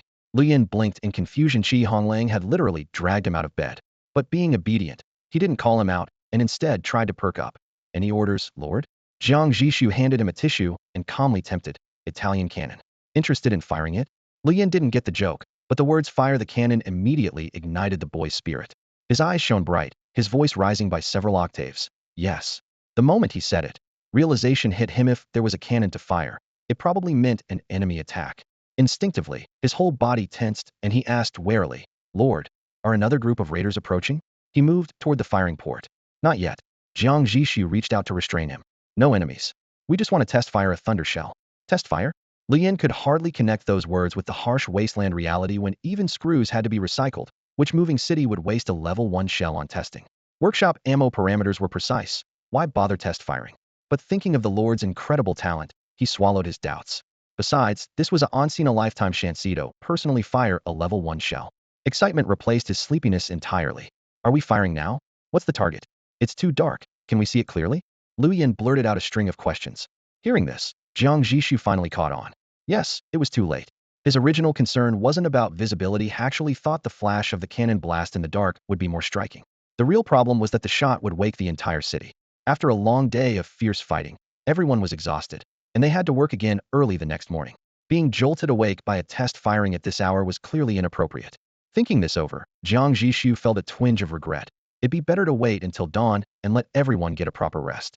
On the contrary, Lord of the city, Qi Honglang suddenly spoke, his voice clear in the command hall. I believe we should wake everyone now, so they can witness this test shot with their own eyes. That's the best choice. Jiang Zhixu paused in surprise. And why's that? Qi Honglang held up one finger. First, a group activity strengthens the sense of belonging. Second, and most importantly, it shows everyone that we can protect them, giving them the much-needed feeling of security. He paused, speaking with firm conviction. In the old world, this kind of show of force and unity was called a military parade. Our resources are limited, but the thunder cannon can achieve the same effect. Lord, I promise, once we fire, everyone will sleep even sounder. These weren't just off-the-cuff remarks. If this were just personal curiosity, he wouldn't even entertain the idea, let alone suggest it aloud. Jiang Zhixu considered for a moment, then smiled with approval. Not bad. Very thorough. Silently, he thought. So I'm the only one who just wanted to watch the cannon fire out of curiosity. Outwardly, he decided immediately, let's do it. Broadcast the order, call all residents to the upper deck. If it's going to be an event, it can't be shabby. Fire 3 rounds. All with thunder cannon shells. The Deep Blue currently held 51 thunder cannon shells in reserve. Using 3 to boost morale was a worthwhile investment. Understood. Qi Honglang answered and left for the broadcasting room. On the dark freshwater lake, faint moonlight shimmered over rippling waves like scattered silver. The steel giant Deep Blue lay anchored quietly by the shore. A thick pipe plunged into the lake, rumbling as it pumped water to supply the city's freshwater needs. In the shadows not far away, another massive vessel lurked, coldly watching the water-drinking prey on the shore. The level 1 mobile city silent. It had arrived half a day earlier than Deep Blue and hadn't left since replenishing its water supply. Inside silent, the lights in the city lord's chamber glowed dimly. Lord Liu Yao and his core officers sat around a round table, discussing the shabby, unfamiliar city newly arrived at the freshwater lake. Begin the vote, Liu Yao said calmly. Remain dormant, or strike. Silent neither flew a hunting flag nor was purely a raider city, but this seemingly soft and fat target was ripe for the taking. A military officer was first to raise his hand. I support action. Since we intend to settle long-term centered on this lake, we need to strengthen ourselves. Exactly, another agreed. Taking that city means gaining technology and slaves. Even if we can't use them, selling to Rust Town will bring in big money. A third quickly joined in. I agree too. The sole dissenter spoke firmly. We want to settle down eventually. We can't keep making enemies everywhere like before. Besides, who knows if that city has allies? The last participant hesitated a few seconds before quietly abstaining. I abstain. Liu Yao glared around the room. 3 to 1. Prepare for combat. Attack in 5 minutes. No sooner had the order been given than a young officer gasped sharply through the porthole. Wait. Everyone looked toward the voice, seeing the entire Deep Blue city 2 kilometers away suddenly brightly lit from end to end. Upon hearing this, everyone crowded toward the portholes, scrambling to catch a glimpse of the distant Shenlan. Sure enough, the once half-silent moving city suddenly burst into brilliant light. Powerful searchlights cut through the night sky one by one, sweeping like claws through the darkness. The beams skimmed past the trees, sheltering silence, casting a cold, pale glow that made the grass and leaves shimmer eerily. Luckily, their top-tier modification, the nighttime camouflage armor, proved useful at this moment. Its black-green mottled pattern blended perfectly with the deep forest, making the city's outline dissolve into the background. Without this disguise, those searchlights alone would have given them away. Yet even so, Shenlin's unusual activity was unsettling. Lord of the city, could they be equipped with some kind of predictive danger sensor? Did they sense we were about to make a move? Someone whispered nervously. The concept of such a mod was unheard of. The Silence's Lord frowned grimly. Never heard of such a thing. They can't find us with just the searchlights, but if they begin a full carpet search, he glanced around sharply. There aren't many places to hide nearby. The largest stretch of forest by the freshwater lake, that's ours. If they suspect enemies, that's their first target. No sooner had he spoken than Shenlong suddenly accelerated its movements. Someone gasped, they're getting ready. Followed by a wave of panic. Damn. They have a level 1 cannon. It's lighting up. Yes, that largest forest section. Fire 3 shots there. In Shenlin's command cabin, when 2 gunners requested targets, Jiang Zhixu raised his hand and casually pointed to the most prominent dark green area on the holographic map. Thick trees, wide grounds, moderate distance, perfect for showcasing the power of a level 1 thunder cannon. He added, Liu Yan fires 2 shots, Meng Guolong 1. Liu Yan had the advanced miracle gunner talent with rapidly growing expertise. The scarce ammo for the level 1 thunder cannon naturally went to him first. Meng Guolong was another battle-hardened old gunner who deserved chances, too. Yes, sir. No objections. Orders given. Jiang Zhixu led trusted aides like Qi Honglang up the lookout tower, the city's highest vantage point, offering a full view of the cannon test. At the same time, news that the level 1 cannon was about to be test-fired spread like wildfire inside Shenlong. The city erupted, residents spilling out onto open plazas. All the lights blazed across streets and alleys like a festival. Wang Hao was swept forward by the crowd. The biting night wind stung his cheeks, but he wished it stung more. It helped sharpen his thoughts. Did you hear? The Lord's testing the level 1 thunder cannon. That's why we're all called out. A young man nearby beamed with excitement. Of course. Otherwise, why light up the whole city? This is no small event, another chimed in. A level 1 cannon. With the old Lord, would never see one in our lives. Huh. Thanks to the current Lord and the brave brothers and sisters who rose with him. Exactly, or else we'd still be under that old tyrant's thumb. Voices swelled around, growing more heated. Hearing the excitement, Wang Hao instinctively shrank his neck and slipped deeper into the crowd. Because he saw not far away a few young men with red cloth strips wrapped around their arms, proudly maintaining order. The red cloth strips had originally been used during the uprising to distinguish friend from foe. After the victory, everyone regarded them as badges of honor and refused to take them off except Wang Hao. Hey, Wang Hao? A familiar voice interrupted his thoughts. It was a Yong from the same dorm, the red strip on his arm tied tight. He clapped Wang Hao on the shoulder casually. Where's your red strip? The night hid Wang Hao's flushed face. I just showered, and the strip was washed with my clothes. It's drying now. He looked down to hide his guilt. When Lord Jiang Zhixu recruited him, he had impulsively agreed with enthusiasm. But when the uprising broke out, and the city lord and trusted men raised their weapons at the front line, Wang Hao had chickened out and hid in a storeroom. Only after the battle ended did he sneak out in disgrace. No one knew he was a deserter, but every time he saw that red strip, his chest felt like it was pierced by needles. He dared not wear it proudly like a medal. Come on, come on. A Yong didn't think twice and grabbed him, pushing forward. That spot over there is specially saved by the city lord. Why stand in the crowd? With me around, who would question your identity? A Yong was surprisingly strong, and Wang Hao stumbled as he was dragged to the front row of the square. On seeing the red strip show up again, the crowd broke into thunderous applause. The clapping weighed heavily on Wang Hao's heart, burning him like a branding iron. Suddenly the countdown began over the loudspeaker, announced by Jiang Zhixu's deputy, Qi Honglang. 10, 9, 8. Wang Hao listened blankly. 3, 2, 1. A brief pause, then a deep, steady male voice with the resonance of metal replaced Qi Honglang's. Fire. The city lord. Hundreds of spectators held their breath, then erupted in cheers like mountains crashing. A humming energy resonance silenced the noisy square. To the side of the city, a dazzling white light suddenly burst forth, turning every face stark pale. Boom. A thunderous roar hit their ears half a beat later, shaking the metallic deck underfoot. Wang Hao gaped at the sky, watching a spherical lightning storm rolling through the night. Then 2 shells wrapped in electric sparks fired again, storm and thunder chasing them toward the distant woods. Boom, boom. Thunder, fire, and flying debris exploded deep in the forest. The crowd couldn't see details, only overwhelmed by the spectacle. After a moment of silence, the cheers surged again. Long live city lord Jiang Zhixu. Deep Blue is invincible. Everyone, including a Yong, reddened their faces and screamed wildly to vent their passion. Only Wang Hao stayed silent, staring fixedly at the burning inferno, his breath quickening with excitement. The smoky smell of gunpowder filled his nostrils, and suddenly he made up his mind. Never run away again. Wang Hao took a deep breath of the gunpowder-scented air and turned to grab the still shouting A Yong. Don't tell me you're going to confess to me now.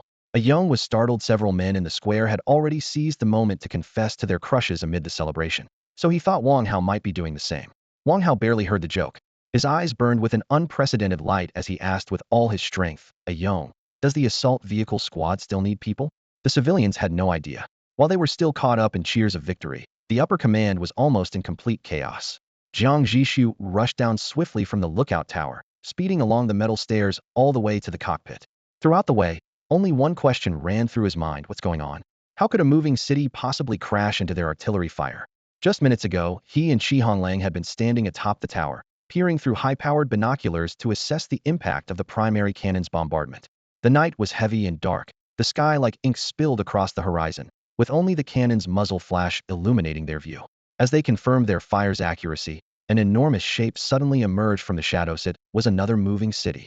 Like a mad beast, it charged at full speed into their artillery line, deliberately crashing itself right into the center of the explosion. The power of the primary cannon needed no explanation. The unfamiliar moving city was instantly engulfed in a scorching blast, followed by chain explosions of its power reactors, energy stores, and various facilities. The fiery spectacle seen earlier by the civilians was precisely the inferno erupting from that city's destruction. Jiang Zhixu and Qi Honglang froze in shock, almost simultaneously lowering their binoculars and exchanging blank, incredulous stares. Within seconds, they snapped back to reality and sprinted toward the cockpit. Inside, the two helmsmen looked dazed. Jiang Zhixu fired off several "what's happening?" questions, but they could only shrug helplessly. Radar and sonar had scanned the waters repeatedly, yet no city had been detected in the area. They wanted to know as much as anyone. Where on earth had this phantom moving city appeared from? Fortunately, Meng Guolong at the artillery station connected in time. "Commander, Liu Yan's talent has just activated." Liu Yan's talent? The name flashed instantly in Jiang Zhixu's mind. Miracle Gunner. Miracle Gunner. Grade, Advanced. Passive buff, Divine Shot. Effect, bet everything and predict the future. This shot will either fizzle out or strike, so true it sends the enemy's commander straight to the ancestors. Trigger rate, 5 per shot. If not triggered after 20 consecutive shots, it's guaranteed on the next one. Description: when conviction fires with the shell, the whole battlefield trembles. Realization dawned on Jiang Zhixu. It was a prediction that explained why the city seemed to almost catch the shell on purpose. It wasn't just perfect aim. Liu Yan had precisely forecasted the city's path. This bizarre incident left him and Qi Honglang exchanging stunned looks once more. Seconds later, Jiang Zhixu recovered first, ordering personnel to prepare for a rescue mission in the explosion's debris field. "Commander, they might not be innocent," Qi Honglang warned. His mind raced to find a reasonable explanation for the accident. On these wilds, there are only friends or foes. Since their arrival at Freshwater Lake, that city had never sounded a warning horn. Instead, it lay in ambush. That alone suggested hostile intent or at best, disregard for them. Qi Honglang was not ready to accept the optimistic theory that they just wanted to avoid trouble. He went on, "Not sure if you've heard, Commander, but there's a theory from the old world called the Dark Forest. Though things aren't that extreme here, having an unknown city lurking just 1 or 2 kilometers away is dangerous. If we don't act, they could strike first anytime. Even basic artillery hits on their power reactors could cripple us. We have no margin for error. Until they show goodwill, we must assume the worst." Finished speaking, he glanced nervously at Jiang Zhixu, worried the commander's sense of morality might lead him to organize aid while also compensating them for building a new moving city. They could afford it now, but it would still be a painful drain on resources. After spending some time together, he had come to understand Jiang Zhixu's personality fairly well. She seemed like someone freshly transplanted from an old world, still holding firmly to traditional moral boundaries and values typical of her people. Little did she realize that such rules were already outdated in this new world. "You're overthinking it," Liu Yan said, rubbing his sore shoulder as he stared at the tactical map, and quietly added, "Jiang Zhixu isn't as rigid as you think. It's nighttime now, not as urgent as daytime. We can take advantage of the darkness to absorb their entire population. Leave the search and rescue to me. You just need to make sure bring back all their people and resources." The Deep Blue was seriously short on personnel. Although a first-tier city was theoretically capped at a population of 1,000, they had barely 500 now, missing half a city's worth of manpower. In this semi-game-like mobile city world, population wasn't just labor. It meant a higher chance to produce gifted individuals. Who would turn down more people? Under the night sky, the city's central square was brightly lit. The victory fireworks had just ended, but Jiang Zhixu arranged another bonfire party for the people. 3 days' worth of rations were brought out from the warehouse, bottles of ice-cold soda fizzing, golden fried chicken sizzling, and piles of fragrant, whole wheat bread stacked like small hills. The crowd sang and danced around the fire, faces flushed with excitement in the glow. Yet almost no one noticed that members with red bands on their arms quietly slipped away from the noisy gathering. They had just received orders from superiors. Only now did they realize the 3 thunder cannons had accidentally destroyed an entire mobile city. The ignorant civilians thought it was an intimidation show by the city lord, but it was now the red-armed warrior's job to finish the real cleanup. Jiang Zhixu's worship turned into fierce combat resolve. The battle convoy started their engines, tracks and wheels kicking up clouds of dust as they raced toward the ruins of the silent. Within minutes, scattered resistance there was completely crushed. Meanwhile, a cold system message popped up on the control console. Congratulations. Your army has successfully taken control of the hostile city lord's console. Please return to your own console to operate. Jiang Zhixu rushed back to the core chamber, her hands rapidly manipulating the holographic panel, skipping life supplies to lock onto modification components and weapon equipment. You have successfully seized all technology blueprints from hostile city Lord Silent. You have obtained blueprint for Tier 1 modification component night camouflage armor. You have obtained blueprint for Tier 1 modification component engine silencer. Night camouflage armor. Quality, Tier 1. Feature, special coating layered with light distorting fields, blending the mobile city with its environment. Reduces detection probability during daytime. Effectiveness significantly increased at night. Description. Ah, baby, you're the little ghost sneaking silently in the dead of night. Engine silencer. Quality, Tier 1. Feature, installed on the engine exhaust system, significantly reduces travel noise. Description. Come on, sneak. Come on, strike. Even this several thousand veteran can be completely silent. A flood of data displayed before her eyes. Jiang Zhixu's heart thumped uncontrollably. The entire silent was practically a fortress specialized for night raids. If they had been just a few kilometers closer, completely unprepared, the consequences would have been disastrous. Luyan had truly done a great service this time. His suspicion was soon confirmed. The combat team returned escorting a special prisoner. In the cramped interrogation room, cold white light shone down on the floor. The prisoner was a middle-aged man who looked meek, kneeling with his hands on his head and a cold gun barrel pressed against the back of his skull. This is the whole process we discussed, he said, voice trembling. Our city lord was indeed preparing to strike your city, but he hadn't gotten the chance yet. However, I was the only one who firmly opposed it. Jiang Zhixu stood with her hands clasped behind her back, her gaze icy. You're a senior official of Silent? The man quickly nodded. Yes, I'm the director of logistics. Jiang Zhixu nodded slightly, looking down on him with a commanding gaze. I heard you want to join us? The middle-aged man nodded repeatedly. Yes, yes, I used to be the logistics director. I'm very skilled in resource planning, and what your previous position was doesn't matter, Jiang Zhixu interrupted, raising a hand. Once you're on the Shenlan, you start from scratch. If you don't accept that, you can leave now. Starting from scratch meant being no different from an ordinary civilian. For someone used to living in luxury and power, it was like a harsh slap in the face. The man's face went pale and then flushed. He seemed like he wanted to argue, but Jiang Zhixu didn't even bother to give him that chance. He signaled with his eyes, and a guard stepped forward to drag the man out. Whether he lived or died wasn't his concern, or rather, there was only one result for people at the top in this place. When 2 mobile cities went to war, their defeated civilians and slaves could be absorbed, but the high-ranking personnel had to be eliminated. Jiang Zhixu had already gone easy on him by offering this chance. If he couldn't seize it, that was on him. Once the small incident was over, Jiang Zhixu turned his full attention back to the captured Silent City. What he needed most urgently now was to manufacture 2 top-tier components, the night camouflage armor and the engine silencer. If they encountered an unbeatable enemy, being stealthy enough to escape with their lives was the only option. He walked directly into the workshop, brought up the manufacturing menu, selected the 2 components, and the materials lists popped up. Night camouflage armor material list. Steel 600 units. Polymer 600 units. Electronic components 200 units. Biogel 100 units. Engine silencer material list. Steel 100 units. Precision parts 100 units. Titanium alloy or 50 units. Biogel 30 units. As soon as the lists appeared, a chill ran down his spine. He quickly compared the data to Shenlan's inventory. Steel wasn't a problem. They still had 1,518 units left after absorbing the roar, plus the iron ore in the warehouse could be smelted for nearly 900 more. Precision parts and titanium alloy ore were also sufficient, with 219 units and 179 units respectively.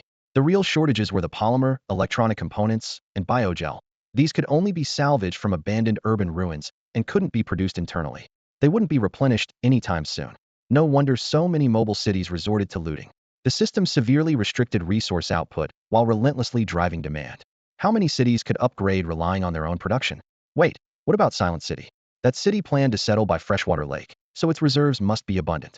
Jiang Zhixu immediately contacted Qi Honglang and asked him to prioritize compiling and sending over their supply inventory. In less than 10 minutes, the list appeared on his console. Jiang Zhixu quickly scanned through it. A long stream of data filled his screen, and his eyebrows lifted with a smile. Both the electronic components and polymers were not only sufficient, but plentiful. Silent City's stock was more than enough to make up the shortfall on those two materials. But his joy was short-lived. His brows soon furrowed again. Strange, why did the Silence have only 12 units of biogel? That was far below the standard supply level. After some inquiry, he discovered the reason. That Mobile City was busy constructing industrial water purifiers on a large scale, planning to survive by selling cheap purified water, and these purifiers required vast amounts of biogel. The idea made sense. A first-tier Mobile City must stay by a lake for hours to replenish water. If raiders appeared, they had to hastily cut water lines and ignite the power furnaces to escape, risking everything. If they could trade resources directly for finished freshwater and Gossity masters would be eager. But dominating an entire freshwater lake was no small feat, and Jiang Zhixu doubted whether the Silence had that capability. With that thought, he decided to first build a silencer for the engine, and materials for this part were sufficient. Once the missing supplies arrived from the Silence, he immediately placed an order in the workshop. Steel, precision components, titanium alloy ore, and 30 units of biogel were promptly deducted from inventory. Production time, 1 hour. Since it would finish in an hour, he decided to visit Rust Town. Zhou Yi, the master of the Requiem, had mentioned it was home to several Mobile Cities year-round, rarest kind of gathering spot in the wasteland. Where there were people, there was a market. Their Deep Blue had excess resources to trade for electronic components, polymer materials, precision parts, and biogel, four scarcest basic materials. More importantly, Jiang urgently needed to upgrade Deep Blue with large quantities of Tier 1 and 2 parts. Blueprints dropped only from wild settlements and elite bosses, yet after a full day's hunt, none had appeared, showing their rarity. With many cities gathered there, maybe he could gather some intelligence.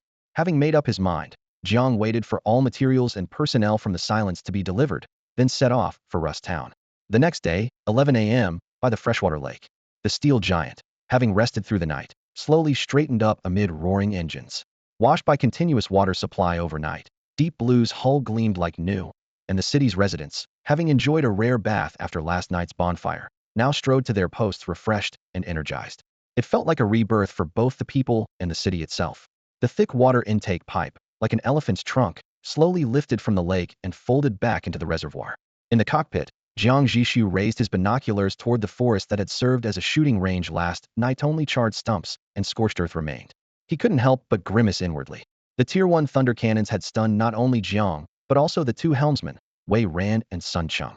Though the forest was large and 3 shots were insufficient to cover it all, a circular area tens of meters wide at the center was leveled, the ground blackened, a chilling sight. With permission granted, Wei Ran slowly steered the city past the shooting range, allowing the citizens a close view of the cannon's power. Crowds pressed against the fences, their amazed murmurs faintly audible through the walls, filling Wei Ran with exhilaration and pride. Standing nearby, Qi Honglang reported quietly, "Master, Deep Blue is fully stabilized." Jiang Zhixu said nothing but nodded in approval. Noticing his expression, Qi added, "We'll head to Rust Town right away. With so many cities there, under your leadership, we're bound to make a name for ourselves." Jiang raised an eyebrow. Flattering so early in the morning? What exactly were they after? Wei Ran chimed in, "I agree with Qi. Jiang, you have no idea how revered you are among the people."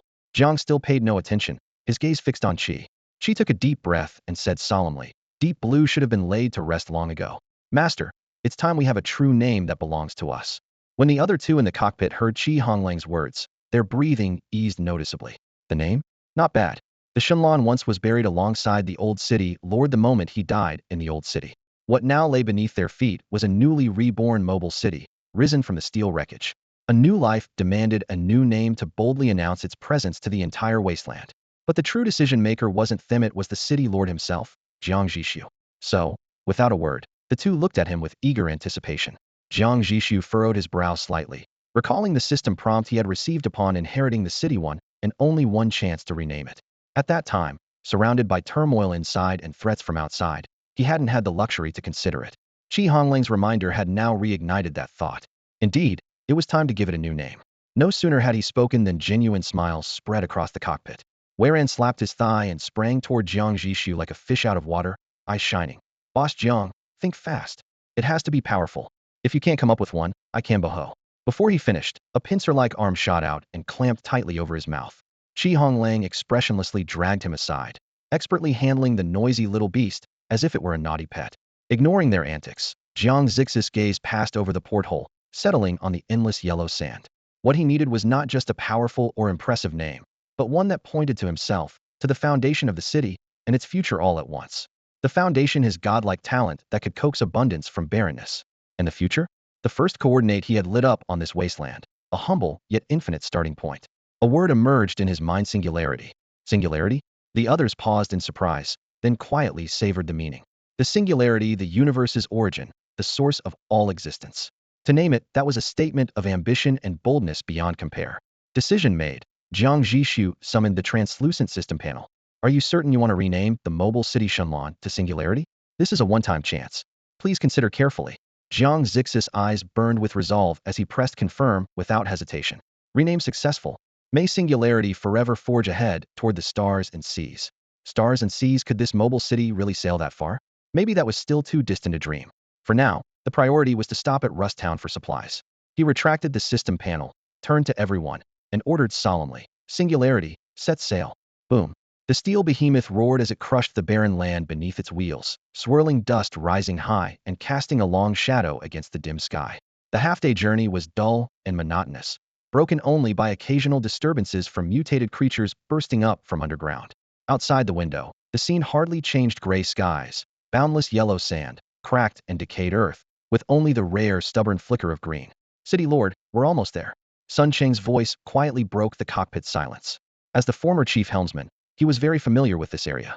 Jiang Zhixu had been dozing, leaning back in his chair, but when he heard the noise, he immediately sat up and stared toward the distant horizon. The area, previously empty, now showed an uneven line of dark shadows. Squinting his eyes, he reached out and gestured beside him, binoculars. Wei Ran promptly took down the long telescope mounted on the wall and handed it over. As the view suddenly zoomed in, Jiang Zhixu caught his breath. It wasn't a mountain range, but a fortress of steel formed by several wrecks of giant, completely decommissioned mobile cities, pieced and stacked together. Those hulks were immense, each one several times larger than his own ship, the Singularity. Their rusted exteriors were riddled with scars left by battle, and their dark, extinguished gun barrels stared blankly at them like empty eye sockets. Those are secondary-level mobile cities? Jiang Zhixu's hand trembled slightly as he gripped the binoculars. He had never seen any with his own eyes, but he recognized them immediately at a glance. That's right. Sun Cheng leaned on the control panel and squinted. These are the three earliest secondary-level mobile cities in the wasteland. They perished in a great war long ago, and their wreckage became the foundation of Rust Town. In just a few words, a brutal image flashed through Jiang Zhixu's mind. Three kings fighting for supremacy, ultimately destroying each other. Even secondary cities fell so recklessly he felt a pang of confusion deep inside, then clenched his teeth firmly. If secondary levels couldn't be safeguarded, then aiming for third, fourth, or even fifth levels was the way. There had to be a true homeland for himself and his people. Suppressing his emotions, he raised the binoculars again. The magnified view revealed a dense cluster of metal shacks clinging to the wreckage like barnacles, while thick cables and suspension bridges wove an intricate aerial network binding the three giant hulks together. Clearly, Rust Town was still inhabited. Suddenly, a long, mournful whistle echoed from the town center hall. Immediately after, an off-road motorcycle with a metal frame and enormous tires roared out, kicking up yellow dust as it sped toward the Singularity. They've spotted us, Sun Cheng said without surprise. Rust Town has a secondary-level modified component over-the-horizon detection radar. We entered their monitoring range 30 kilometers away. This thing is Rust Town's lifeblood. Following his gaze, Jiang Zhixu scanned the surroundings. Indeed, 5 mobile cities stood raised around the town, 4 of them subtly aiming their gun barrels in their direction. Don't worry, Lord of the City. They're only maintaining standard defenses, Sun Cheng said as he pressed the Singularity's own horn. A clear whistle sounded from beneath the deck, mingling with a distant response. Jiang Zhixu nodded. Before long, the motorcycle closed to within 500 meters. The rider executed a skillful drift, sliding the bike sideways and aiming the rear at the Singularity. Then he raised a huge flag embroidered with a green gear emblem, planting the flagpole's end into the bike's frame. With a roar of the throttle, he turned back along the same route. He's guiding us, Sun Cheng explained. In Rust Town, every mobile city, whether permanently stationed or visiting, has assigned docking spots. They can't just stop anywhere. These positions are calculated for optimal defense. If raiders attack, allied fire won't block each other and can instantly form overlapping crossfire, turning Rust Town into a graveyard for invaders. Only by following these rules can Rust Town maintain long-term stability. That's why everyone respects the regulation. Led by the dirt bike, the Singularity smoothly entered Rust Town without obstruction. Each docking bay was arranged along the outermost perimeter of Rust Town, like the first movable line of defense embedded in the wasteland. The Singularity's support hydraulics slowly lowered it down. The screech of metal rubbing and the dull hiss of air escaping echoed over the ruined land until the massive vehicle finally settled flat on the ground. The scout biker casually raised a hand in signal, then twisted the throttle hard, kicking up a cloud of dust as he sped away, leaving a long black tire mark behind. Outside the porthole, Jiang Zhixu scanned the scene and realized there were far more than the 5 core cities he initially spotted. About a kilometer on each side stood 2 giant castles with completely different styles, their mottled steel exteriors plastered with signs and neon lights. A thought struck him. Those 5 must be the permanent cores, while this area was a visitor zone intended for roaming factions. Honglang, he called out, beckoning Qi Honglang over. Pick a few of the best fighters to come down with us and have a look. Rusttown is a mess, guns are probably allowed, but taking 200 people in would be way too obvious. A select elite squad is enough. Got it. Qi Honglang agreed and turned to make arrangements. Just as he stepped away, Jiang Zhixu stopped him. Also, notify the Silence. Bring all the survivors they took in last night down. The Silence had originally housed 797 people. After an all-night screening, only 129 skilled survivors remained: carpenters, teachers, farmers, and the like. The other 600 plus, though capable of general labor, were not intended to be absorbed. The population cap for a first-tier mobile city was just 1,000. The Singularity had 579 people on board already. Adding the survivors would push it to 1,376, well over the limit. They could retrofit the dorms to squeeze in more, but this was a semi-data game world. The system strictly enforced population limits, and violating them came at a cost. Sure enough, in just one night, the halls and stairways packed with people caused the Singularity's fusion reactor fuel consumption to spike 37.6 above normal and climbing at 0.1 per hour. Jiang Zhixu had no doubt the system wouldn't let him harbor so many illegal residents for long. Even if he bore the penalty, it wasn't likely any special talents would emerge from this group. I understand. Qi Hongling nodded at once. They'll take care of the rest, sell off what we don't need for a good price. In this wasteland, cheap labor was still in demand. Even these leftovers could fetch thousands of iron or units. Yet, Jiang Zhixu simply shook his head calmly, but firmly. No selling. Take them to Rust Town and set them free. Qi Hongling froze, mouth opening and closing wordlessly. Over 600 lives were on the line, easily worth a fortune if sold, but his commander just said to let them go. Qi Hongling was a logistics man at heart and really couldn't bear to lose so much valuable resource. Honglang, Jiang Zhixu sensed his reluctance and inner conflict and spoke calmly. 10 years ago, we were brethren. This world has indeed changed, but I still cannot bring myself to sell out my own people. In our homeland, such acts are punishable by death. Qi Honglang was silent for a moment, then couldn't help but argue. But if you just let them go like this, they may not have a better life. At least we can find a good buyer for them, like the Elegy. The Elegy was the industrial mobile city they encountered last night. From their brief contact, the other party did not seem like slave abusers. Jiang Zhixu chuckled and patted Qi's shoulder. Selling is selling. Saying it's for their own good is just a way you comfort your conscience. He grabbed his coat from a nearby chair, threw it over his shoulders, and headed for the exit. Exactly. I want to let them go. Maybe they won't survive until tomorrow, or might die from any accident. But that's not our concern. In this wasteland, even we're not safe. We can't do impossible things. Doing what's within our ability and being true to ourselves is enough. As Jiang Zhixu walked away, Qi Honglang stood frozen, his expression complicated. Wei Ran, who had been too timid to speak up until now, emerged from the shadows. Qi, we've been together for half a month. Don't you understand Jiang's temperament yet? Don't bring up such talk again. I know it's just Qi Honglang was painfully aware of his own poverty. Letting so many resources go for free felt like losing millions, and it tore at his heart. He sighed at last, rubbing his nose. Fine, I won't mention it anymore. Since crossing over, this was the first time Jiang Zhixu truly set foot on solid ground. Beneath him was neither steel decking nor yellow sand, but hard, dark brown earth. He took a deep breath, only to be choked by the mix of machine oil, dust, and decay in the air. Cough, cough. A gunman nearby quickly patted his back and pulled out a cloth mask. Jiang Zhixu waved it off. No need. Let Hongling come down. The brothers will watch over the city. As long as the lord of this city lived, no one could shake his position, even if they occupied the entire mobile city. Especially now that the Singularity was more stable than ever, anyone breaking the iron rules would face united retaliation. He felt confident about the inside. No need to hold posts obsessively. Yes, the soldier answered, turning to run back to the Singularity and soon bringing Qi Honglang to the ground. Lord, Qi Honglang still looked uneasy at first and started to speak, but Jiang Zhixu raised a hand to stop him. No need to say much. I don't blame your morals, but if you work with me, your actions must be consistent. As I always say, handle things within your capability. Right now, Jiang Zhixu's only aim was to restrain himself, to avoid being assimilated by this twisted wasteland. Changing the world was far from the picture. Qi Honglang nodded heavily, his eyes clearing again. Understood.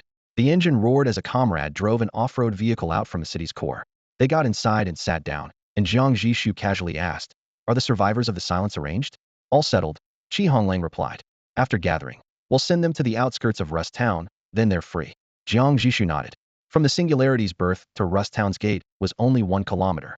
The off-roader smoothly came to a stop. Before the windows rolled down, a wave of hot air mixed with diesel fumes, smoky barbecue scent, and heavy rust smells surged inside, accompanied by lively noise. Jiang Zhixu looked out. Several off-roaders pieced together from scrap roared by, their riders bare-chested and carrying weapons of various shapes. More people walked on foot, wearing patchwork gear, eyes sharp and watchful.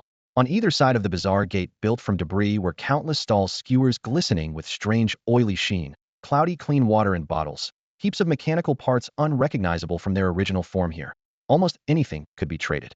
Jiang Zhixu's first impression of Rust Town, chaotic, but vibrantly alive. "We're getting attention." Qi Honglang in the passenger seat began scanning the surroundings. Indeed, while this off-roader was no luxury ride, its exterior was intact with doors and windows, and even mounted with a heavy machine gun on the roof. Compared to the locals, this was already a rare high-end vehicle. The population limit for a first-tier mobile city was only 1,000 people. This meant that the vast majority of survivors scattered across the wasteland were destined never to set foot on that towering steel colossus, much less share in its shelter and resources. Only mobile cities maintained a relatively complete industrial system relying on core workshops that could replicate almost anything given the right blueprints and materials. Because of this, the seemingly ragged equipment that Jiang Zhixu and his group salvaged from the old Deep Blue had become highly sought-after luxury goods among freelancers and mercenary convoys, something rare and precious beyond reach. "Get out of the car." Ignoring the mixed gazes of awe, greed, and curiosity around him, Jiang Zhixu jumped down from the off-road vehicle along with Qi Honglang and 3 guards. Even before entering Rust Town, he had noticed how narrow and winding the streets were. It would be more of a hindrance to drive in than to proceed on foot. No sooner had the car door slammed shut than a nimble figure slipped out from a gap in the crowd like an eel and suddenly blocked their path. "Sir." The newcomer was a boy just over 10 years old, dressed in threadbare brownish-gray cloth barely covering him, with straw sandals so worn the toes poked through. 2 guards instinctively raised their arms to block him, keeping him a few meters away, but the boy showed no hesitation. With a surprisingly mature tone for his age, he began to pitch himself. "I've never seen you before. Do you need a guide?" "Every cable car, every hidden alley, every merchant, every wanderer. If you want to find them, I can lead you there." Jiang Zhixu studied the boy's clear, yet prematurely worldly eyes. In the old world, a child that age would be carefree in school. Here in this scorched land, survival forced kids to learn salesmanship and negotiation early. After a moment's thought, he asked gently, "What's your price?" "I can't afford anything too high." The boy tapped his chest lightly, glanced at the fully armed guards around, then smiled brightly. "You must be joking, sir. You look like a respected city lord. How could you not afford a guide? And my rates are cheap, only 1 gold coin per hour. I promise no deliberate delays. If you say east, I won't take you west." Gold coins were the only currency here, and the smallest denomination. For Jiang Zhixu, paying 1 gold coin for an hour's guidance was reasonable. "Well then, all right. I do need a guide." He turned to signal his men for the payment. Before the pouch could be pulled out, the crowd suddenly parted and several people approached briskly. Though their clothes looked plain at first glance, closer inspection revealed fine fabric that set them far apart from ordinary civilians. "Are you City Lord Jiang of the Deep Blue?" A middle-aged man asked directly, clearly confirming his identity and purpose. The boy's eyes darkened instantly.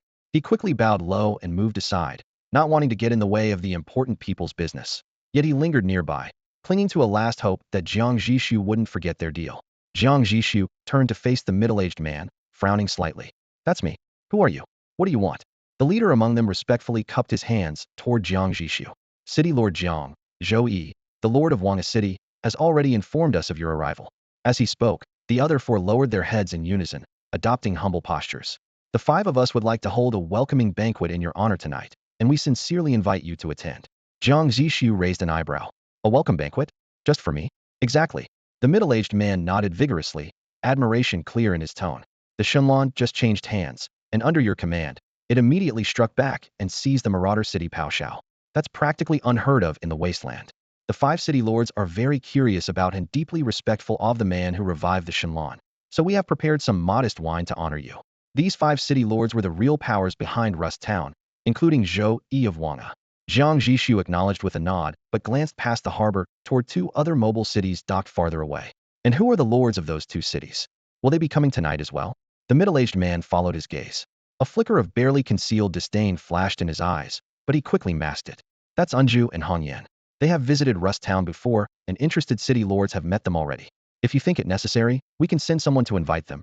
I'm sure they won't refuse. The subtext in his tone was clear enough. Those two cities were not yet considered worthy to join this gathering.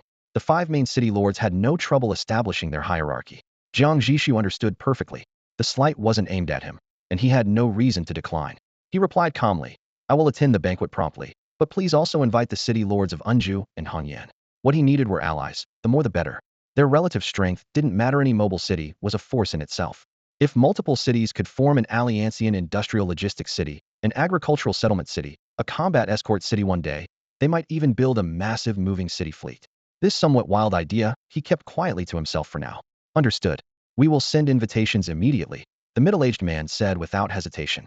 The banquet was for Jiang Zhixu after all. Adding 2 more seats was a simple matter. Achieving this goal, his tone grew more friendly. City Lord Jiang, since you've just arrived in Rust Town, would you like me to arrange for someone to show you around? At these words, the boy standing nearby suddenly stiffened, his fists clenched tight inside his sleeves. Jiang Zhixu glanced at him and smiled. Thank you for the offer, but it's not necessary. Before you arrived, this young guide actually approached me first, and I agreed to let him lead the way. Only then did the man truly look at the boy. He had noticed him before but dismissed him as just roadside grass. After all, the boy wasn't yet an adult and wasn't truly considered population in his eyes. But since Jiang Zhixu himself had pointed him out, he put on a professional smile and instructed the boy, in that case, you must show City Lord Jiang around Rust Town carefully. If he has any requests, you must do your best to fulfill them, understood? To understand. The boy was visibly honored, nodding repeatedly. The man then explained to Jiang Zhixu, every snake has its way, every rat has its path. Kids growing up on the streets often know things we don't, secret routes and such. He might be quite helpful to you. If you have any special needs, or if anything unpleasant comes up that troubles you, and he can't handle it, just have someone come to see me on the 7th floor of the administration district. If you don't know the way, just have him lead you. Very well, Jiang Zhixu nodded. We won't keep you any longer, the man said with another bow, and his attendants followed suit. We wish City Lord Jiang an enjoyable visit. Tonight at 7 o'clock, we await you in the banquet hall on the 8th floor. The middle-aged group had just left. The noisy street corner instantly erupted. People surged in from all directions like a flood breaking through a dam, loudly hawking their specialties. Sizzling, oily, and misshapen hyena meat was one thing, but some women dressed like brothel madams clutching young girls and boys, wearing ingratiating yet anxious smiles, took things to another level. Before Jiang Zhixu could speak, the 3 guards accompanying him moved forward in perfect sync. With a tilt of their rifles, the cold metal barrels instantly imposed order over the chaos. The vendors' grins froze awkwardly, and they wisely slipped back into the shadows. The noisy crowd was pushed beyond the alley's entrance. What's your name? Jiang Zhixu withdrew his gaze and addressed the small guide beside him. My name's Tang Yuan. The boy, about 12 or 13, thin to the point of seeing his bones, but with sharp, lively eyes, straightened his back. As the middle-aged group receded from sight, he seemed to shed a heavy burden and regain the composure that belied his age. Sir, where would you like to start? Rust Town has a trade market, bars, dark alleys. All are possible. Anywhere is fine. Jiang Zhixu answered coolly, though his gaze flickered toward the towering steel cranes in the distance. His goals for this trip were clear. 1. Manage inventory, exchange surplus iron ore and steel ingots for high polymer compounds, electronic components, precision parts, and the most urgently needed biogel. He was still short 96 units of biogel before the level 1 modification night camouflage armor could officially roll off the line. 2. Scout the Thunder Veins. The Singularity currently had only 1 Thunder cannon, which was mismatched with the stockpile of Thunder ammunition in the warehouse.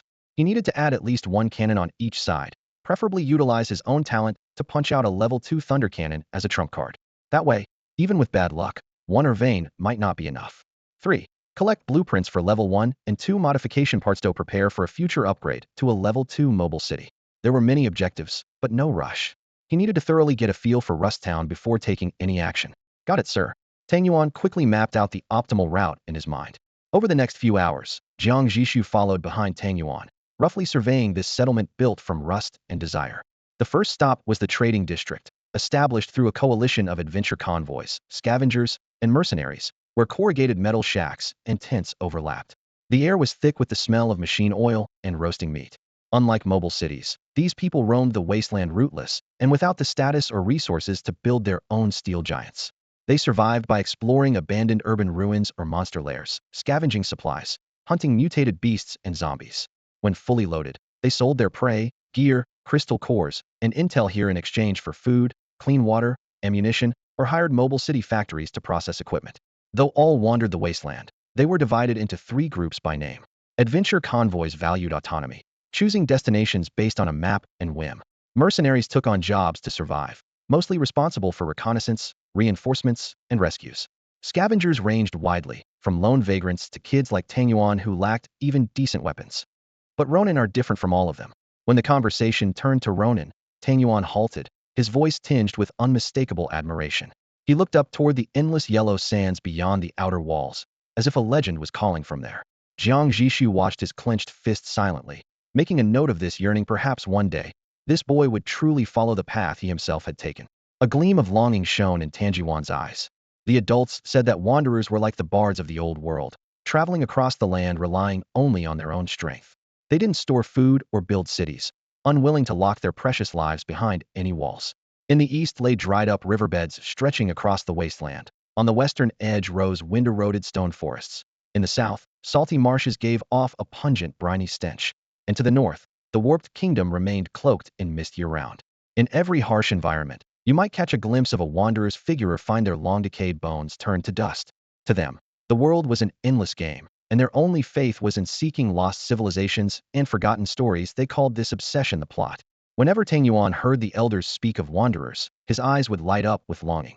At this moment, his gaze shone brighter than the campfire. Jiang Zhixu noticed and asked, "You want to be a wanderer too?" The little guy nodded vigorously but then scratched his head shyly. "I know I'm not strong enough yet, but I'm trying. I'm saving money so I can learn more." Jiang Zhixu understood his worries. Surviving in the wilderness took more than passion. Reckless courage wasn't enough. You needed tough survival skills, broad knowledge, and exceptional combat ability.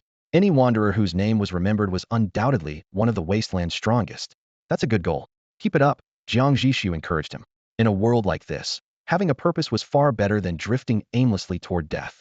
Hearing this, Tang Yuan clenched his fist and brightened. "I will definitely become a legendary wanderer, like the cartographer someday." Cartographer? Jiang Zhixu caught the unfamiliar name. Tang Yuan nodded vigorously, speaking fast. "He's my hero. In 7 years, he explored the Gigabeast's remains alone, mediated the Twin Alliance War, and drew the wasteland maps we use now. He documented his travels with drawings and shared the most detailed maps with everyone, saving countless lives. Because no one knows his real name, people just call him the cartographer." Even Jiang Zhixu was deeply impressed by such feats, but couldn't help wondering, why hadn't anyone heard a word about him in 3 years? He finally asked, "Someone that powerful, why hasn't anyone mentioned him recently?" "He's definitely still alive," Tang Yuan burst out, though his voice held a childlike stubbornness. He just thought the wasteland had nothing left to explore. 3 years ago, he went alone to the second-level zone, but got stopped by the barrier and hasn't come back." Qihong Lang, who had been watching nearby, interjected, "The zone barriers only block the moving cities, not people." Tang Yuan's face instantly flushed red. He stared daggers at Qihong Lang, but couldn't retort. A huge gap in status made him feel like a cat whose tail got stepped on, but was too scared to yowl. The wasteland had already cost the cartographer 7 years. The second-level zone must be even vaster. Jiang Zhixu gently pressed a hand on Tang Yuan's shoulder and added softly, 3 years is really not that long. That place is bigger and more dangerous. No news is normal. Then he shot a sharp look at Qihong Lang, who awkwardly looked away. Hope that was the most precious thing left in this wasteland. "Sir, if you go up this way, you'll reach the banquet hall on the 8th floor." At exactly 6 in the evening, Tang Yuan led Jiang Zhixu and Qihong Lang to the foot pedal cableway on the 8th floor. The levels in Rust Town were connected by nearly vertical cableways, no private cabins, just metal foot pedals slick with grease looping through the air. To ascend, one had to time each step perfectly, steady the foot firmly, then grip the thick steel cable tightly with both hands. The rider would then be pulled dozens of meters skyward by the cable. There were no guardrails along the route. A slip of the hand could send you plummeting straight down onto the iron plates and gears below, though, according to Tang Yuan, no one had ever actually fallen to their death since he could remember. A few minutes later, the three arrived on the 8th floor. Tang Yuan's tour was complete. He rubbed his hands together and looked at Jiang Zhixu expectantly. Jiang Zhixu smiled and nodded, signaling Qihong Lang to pay. Qihong Lang pulled out 10 perfectly round gold coins and snapped them into Tang Yuan's palm. "Here," he said, stopping Tang Yuan just as he tried to return a few coins. 5 extra as a tip for investing in a future legendary wanderer. "Don't worry, This isn't reimbursement. It's my personal expense. I wouldn't dare misuse public funds. Tang Yuan's ears reddened at the praise. He glanced instinctively at Jiang Zhixu. Seeing her smile and nod, he solemnly tucked the coins into his pocket and bowed deeply. Thank you, esteemed sirs. May your moving city always press onward. Always press onward. This was the second time Jiang Zhixu had heard those words today. The first had been the blessing given by the system upon renaming. It made perfect sense. A city at a standstill was like a dead city. Those simple 4 words encapsulated everything that a wanderer of the wasteland could hope for. Jiang Zhixu patted Tang Yuan on the shoulder.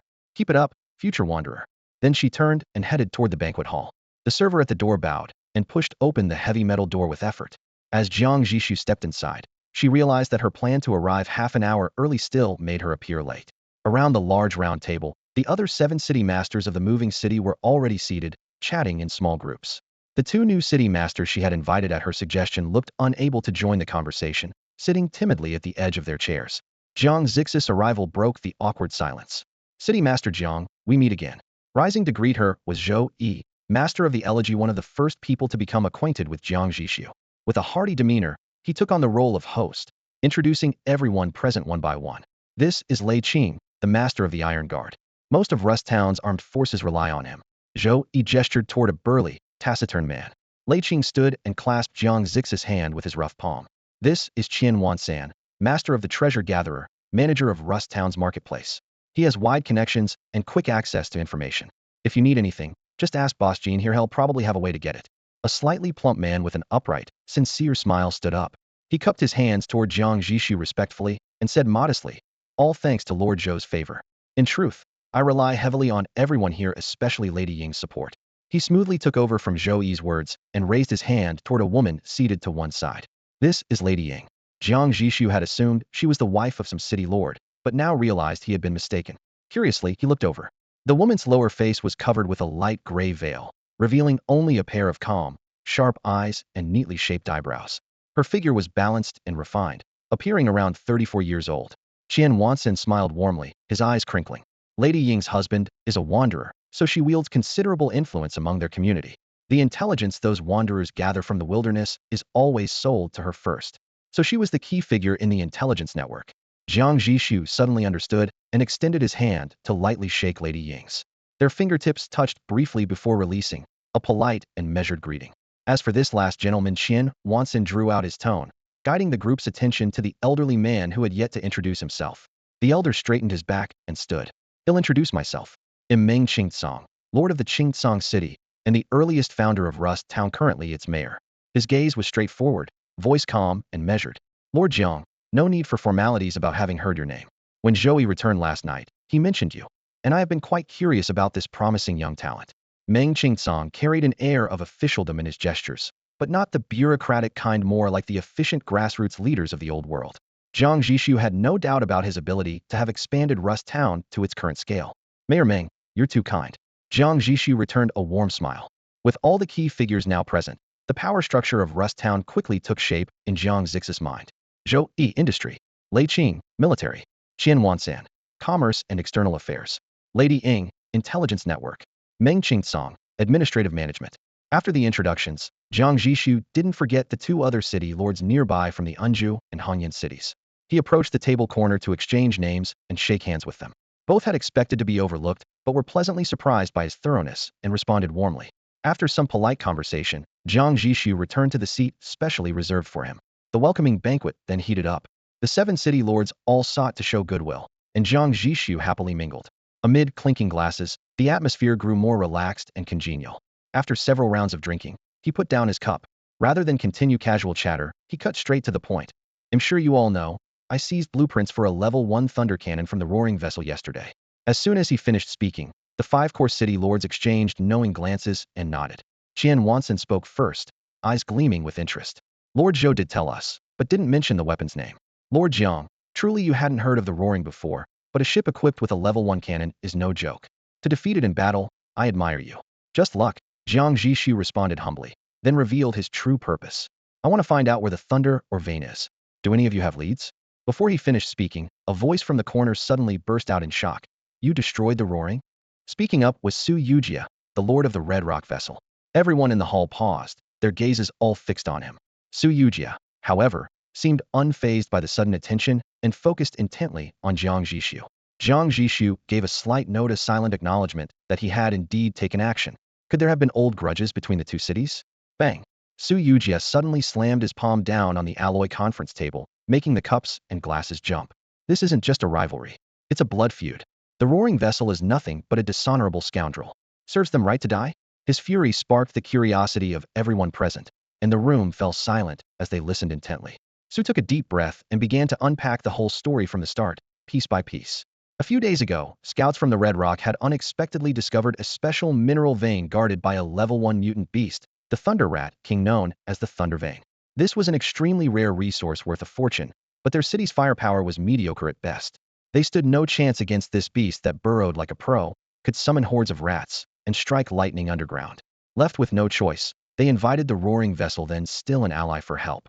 Together, the two cities fired dozens of rounds and lost over a dozen men before finally blasting the Thunder Rat King to a charred husk.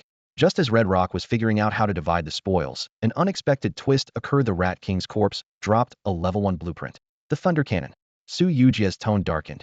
Just as I was about to discuss division, the roaring vessel's cannon barrels suddenly turned. Bohm could still vividly recall the shockwave from that shot. Luckily, it missed the core chamber by mere inches. Red Rock's ammo was nearly gone. They had no strength left to fight back. They had no choice but to suppress their rage and make a humiliating retreat. What happened after was obvious. The roaring vessel busied themselves converting the blueprint into actual weapons, stayed behind to mine the Thunder Vein, and were the first to produce a level 1 Thunder Cannon. Knowing they had burned all bridges and would never find footing here again, they promptly switched allegiances and joined a raider faction. The Singularity vessel was very likely their first raid after joining, but unexpectedly, they ran headlong into Jiang Zhixu's well-covered firepower. At this moment, Su Yujie raised a brimming cup of strong liquor, the fiery liquid catching the light. Lord Jiang, there's no need for thanks. This is for avenging me. I drink to you. He threw back the cup in one gulp, his Adam's apple bobbing. Jiang Zhixu lifted his own cup, returning the toast across the room. Setting the cup down heavily, Su added, the roaring vessel has probably already exhausted that vein. But rest assured, Lord Jian, if I ever come across a thunder vein again, I will be the first to bring you news. Jiang Zhixu smiled and nodded, accepting the promise. At that moment, Lei Qing, the normally silent lord of Ironguard City, spoke up. His voice was deep and grave, like a hammer striking metal. Thunder veins appear far too randomly. We don't have the coordinates. However, we have intelligence on a level 2 elite instance about to open. Lord Jiang, might you be interested? Level 2 elite instance? Jiang Zhixu's gaze shifted to Lei Qing, silently urging him to continue. Lei Qing nodded. Indeed. Unlike a normal instance, an elite instance guarantees a choice of a level 2 finished treasure chest upon completion. He paused, adding as a reminder, to advance to a level 2 city, one must possess 3 level 2 upgrade components. A customizable loot box means you can choose a category like life skills, combat, or modifications to draw from. Getting this was like securing a third of the total completion rewards in advance, which stirred emotions inside Jiang Zhixu. Still, he suppressed his excitement, keeping his tone calm and concise. How is it that several city lords working together can't clear an elite dungeon? Under the dim light, Lady Ying lightly covered her red lips, a faint smile playing there. A level 2 elite dungeon is tough to crack. Usually, joint efforts work fine. But this time, it's different. I'm listening, Jiang Zhixu replied steadily. Before a dungeon opens, the system broadcasts coordinates simultaneously to every city within a 300-kilometer radius. Lady Ying traced an imaginary line in the air. But this broadcast was also received by the lord of Lei Qing's city, who was engaged in battle with the marauder city Zheihao. The Zheihao was a notorious marauder city, backed by an alliance of 7 marauder cities. Lady Ying's tone grew serious. They won't pass up such an opportunity. Who can resist the lure of a level 2 blueprint? Even Jiang Zhixu wasn't immune. After a moment's thought, he asked the crucial question. If I join, who gets the customizable loot box? The room quieted. Everyone knew the most coveted prize was the box, and Jiang Zhixu didn't hide his intent. Qian Wansan was quick to respond, his round face forming a friendly smile. We have a fair distribution system based on contribution. After the battle, we tally damage and support. The top contributor picks first. However, level 2 customizable loot boxes are rare treasures. Even with priority, the winner must compensate their allies with gold. Jiang Zhixu calculated briefly and nodded. Sounds fair. Qian Wansan pressed his hands together, smiling like a jovial deity. So, Lord Jiang's meaning is, I agree to join. Just 5 words, and the group's faces lit up with pleasure. Still curious, Jiang Zhixu asked, if you all leave, who will guard Rust Town? It has tens of thousands of residents protected by 5 mobile cities. If those are gone, won't it be defenseless? Meng Qingcang finally broke his silence. Stroking his graying beard, he answered loudly, "No need to worry. He'll stay behind to oversee it. The town has 10 level 1 heavy cannons and 30 ordinary cannons. There are over 30 level 1 shells and hundreds of regular shells, plus radar for early enemy detection. Add our permanent mercenaries and adventure fleet, we can field a large, powerful battle convoy anytime." His aged face carried a note of pride. "After all these years, we've made Rust Town a fortress. Even if several marauder cities unite, they won't break through easily." Jiang Zhixu's heart skipped slightly. I thought silently, "That's a bold claim. But objectively, with that firepower and defense, Rust Town is definitely well fortified. Even his own Chidian ship would be pounded into the ground by continuous level 1 cannon fire if it tried to force entry." Shaking off those stray thoughts, he looked up. "Good. I understand. When does the dungeon open?" "Where exactly? Also, I need to restock some supplies." "Day after tomorrow at noon." Lei Qing, Lord of Iron Guard City, lowered his voice. "When you arrive, we'll rendezvous and head out together. Make a list of what you need." Qian Wanson cut in, his round face breaking into an even bigger grin. "Since we're about to cooperate, I promise to give you the best price." After the welcome banquet, the Han Yin and Unju both took the initiative to leave first. The leaders of these two cities understood clearly that the Tier 2 elite dungeon discussed at the table was completely beyond their reach. They lacked resources and blueprints, and their strength was only average for the wild territories. The prime resource points had long been divided up by the stronger mobile cities, and the random resource nodes were purely luck-based, of which they happened to have the worst luck. Jiang Zhixu had practically forced them into this gathering, trying to bring them into the circle, and while they were grateful, they remained reserved. So as soon as the banquet ended, they quickly excused themselves and left. After seeing off the guests, Jiang Zhixu and Qian Wanson slipped into a nearby small meeting room to finalize the resource list and purchase ratios item by item, recalculating repeatedly until both parties nodded in agreement. Only then did they each sign off to confirm the deal. By the time Jiang Zhixu returned to the Singularity, it was already 11 at night. Rubbing his throbbing temples and smelling strongly of alcohol, he headed straight to the workshop. At the very top of the production list, a line reading "Engine Silencer Completed" stood out clearly. Only then did he remember placing this order last night. Honglang, as soon as he said the name, he recalled that Qi Honglang had already been sent to rest. With a helpless pat on his forehead, Jiang Zhixu put the finished product into storage, planning to have the work crew install it the next day. Although the world was somewhat gamified, installation still required skilled workers following step-by-step procedures. It wasn't a simple matter of clicking a button to complete. Next, he glanced at the progress bar for the night camouflage armor, 99 complete. Excellent. Manufacturing could start bright and early the next morning. The transaction with Qian Wansan was a major windfall. After scavenging 2 mobile cities, the Singularity's steel stockpiles piled up like small mountains. Smelting all 8,000 units of iron ore yielded 897 additional units of steel, bringing the total to 2,315 units, equivalent to exhausting 7 or 8 small iron mines. There was no way they could use this much steel themselves, so Jiang Zhixu exchanged 1,000 units for 500 units of biogel. Even more unexpectedly, Qian Wanson showed great interest in items like Happy Fried Chicken and Fat House Happy Water Tier 1 foodstuffs and placed an immediate order for 1,000 units. Don't underestimate this number. 1 unit of food could feed 100 people 3 meals a day for an entire month. Because of a lack of raw materials, the Singularity had to do subcontracted manufacturing, which diluted profits somewhat, but still earned a substantial return of 500 units of precision parts, 500 units of electronic components, and 650 units of high molecular polymers. Thinking about the large stockpile of resources arriving tomorrow, a satisfied curve appeared on Jiang Zhixu's lips as he returned to the city lord's bedroom and fell into a deep sleep the moment his head touched the pillow. The next morning, at first light, Jiang Zhixu opened his eyes, washed up, and stepped out briskly. Sure enough, the butler Qi Honglang was already up, directing the staff on handling the delivery and storage of resources. Lord of the city, the engine silencers have been fully installed. Additionally, the urgently needed biogel has been prioritized and stocked, while other supplies are still being transported. Jiang Zhixu stood at the warehouse entrance, glancing over the neatly stacked crates and nodding with satisfaction. Having a reliable deputy really simplified things. Once Qi Honglang saw the silencers arrive, he immediately put people on overtime and installed all 8 engines himself. There was no need for the city lord to say a word. All right, keep busy. They'll head to the workshop and get the nighttime camouflage armor produced, Jiang Zhixu instructed, then turned toward the industrial district. Inside the workshop, robotic arms moved busily, sparks flying everywhere. He quickly placed an order on the control panel, a full set of nighttime camouflage armor.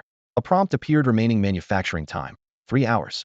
This was a heavy modification covering the entire hull of the mobile city, consuming an alarming 600 units each of steel and polymer. Fortunately, a prior resource deal with Qian Wansan from Rust Town had secured ample stock, so even making an extra set was manageable. With the order placed, Jiang Zhixu returned to the command center and summoned the two artillery team leaders, Meng Guolong and Lu Yin, via internal comms. How's the artillery team expansion coming along? He asked directly. Standing at attention, Meng Guolong reported, City Lord, according to the standards you set, each cannon requires a chief gunner, a loader, and an apprentice gunner. For 8 cannons, we're still short 22 personnel. Jiang Zhixu nodded. Having trouble recruiting?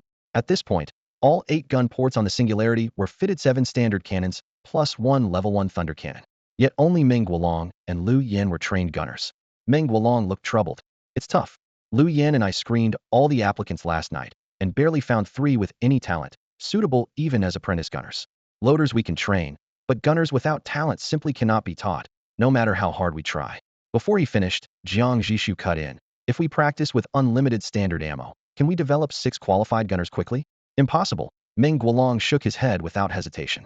No matter how much ammo you feed them, without talent they can't shoot accurately. That's just how this world works.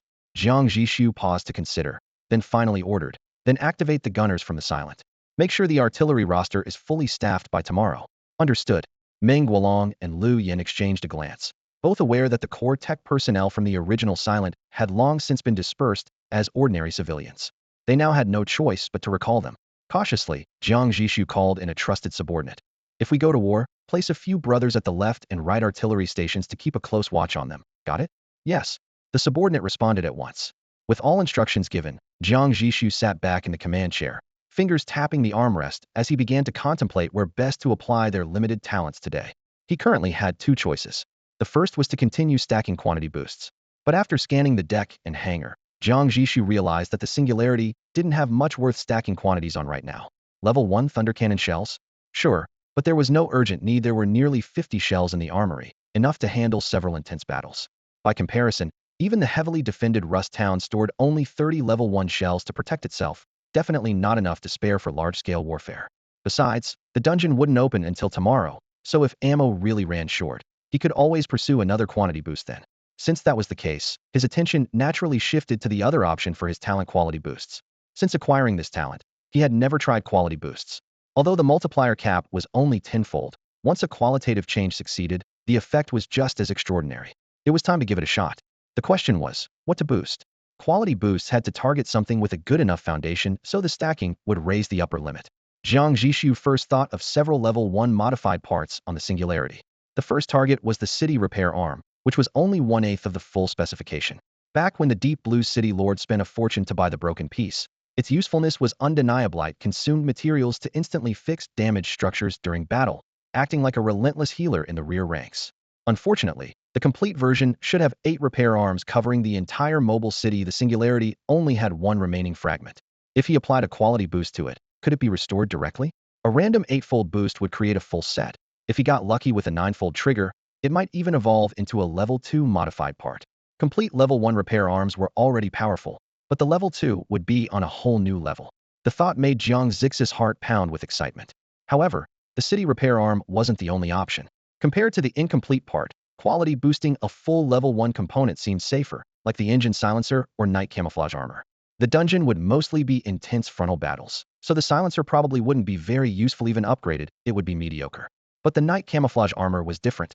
Its special coating plus a light distorting force field blended the mobile city with its surroundings, slightly reducing detection in normal conditions and multiplying it at night.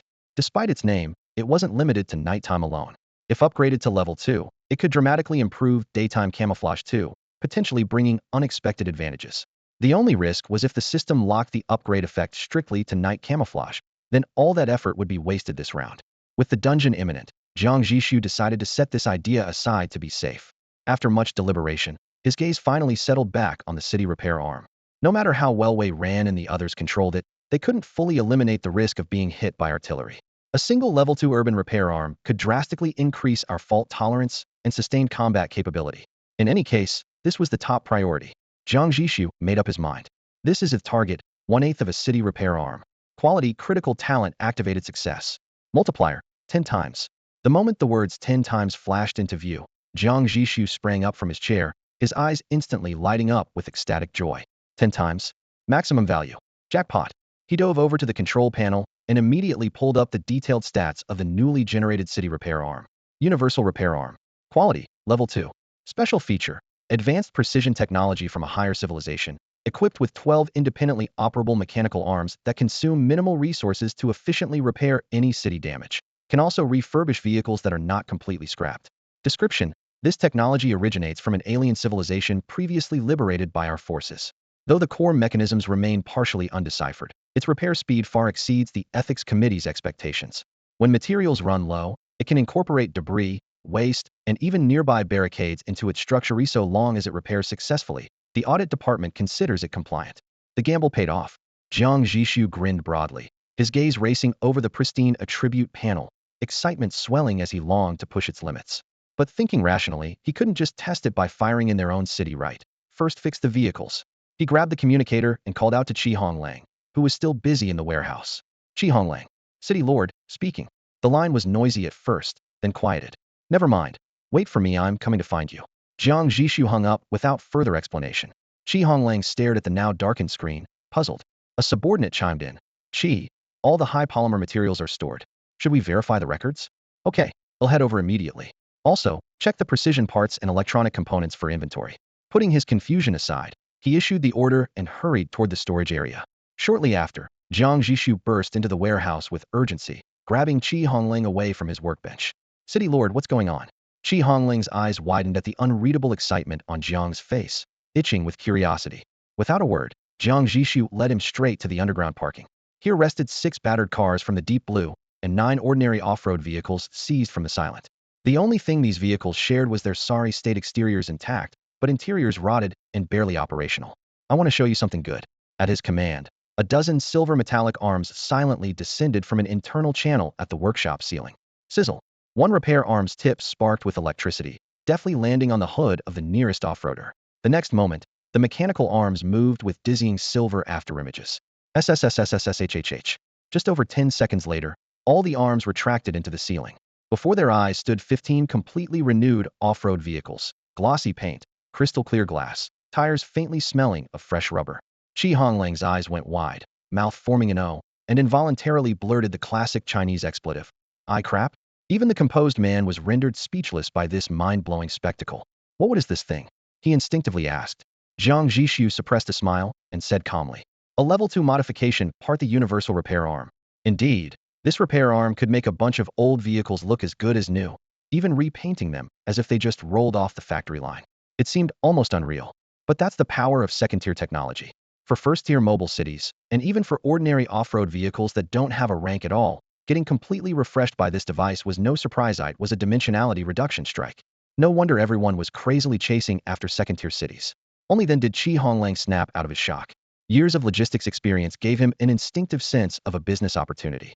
He immediately asked, City Lord, how many resources does it take to repair them? He wasn't interested in how this second-tier repair arm came about, only the cost of using it.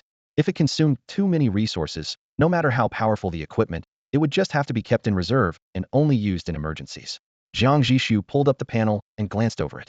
Renovating these 15 vehicles consumed about half the resource cost of building a single new vehicle. In other words, the resources needed to produce one ordinary off-road vehicle could thoroughly refurbish 30 of them.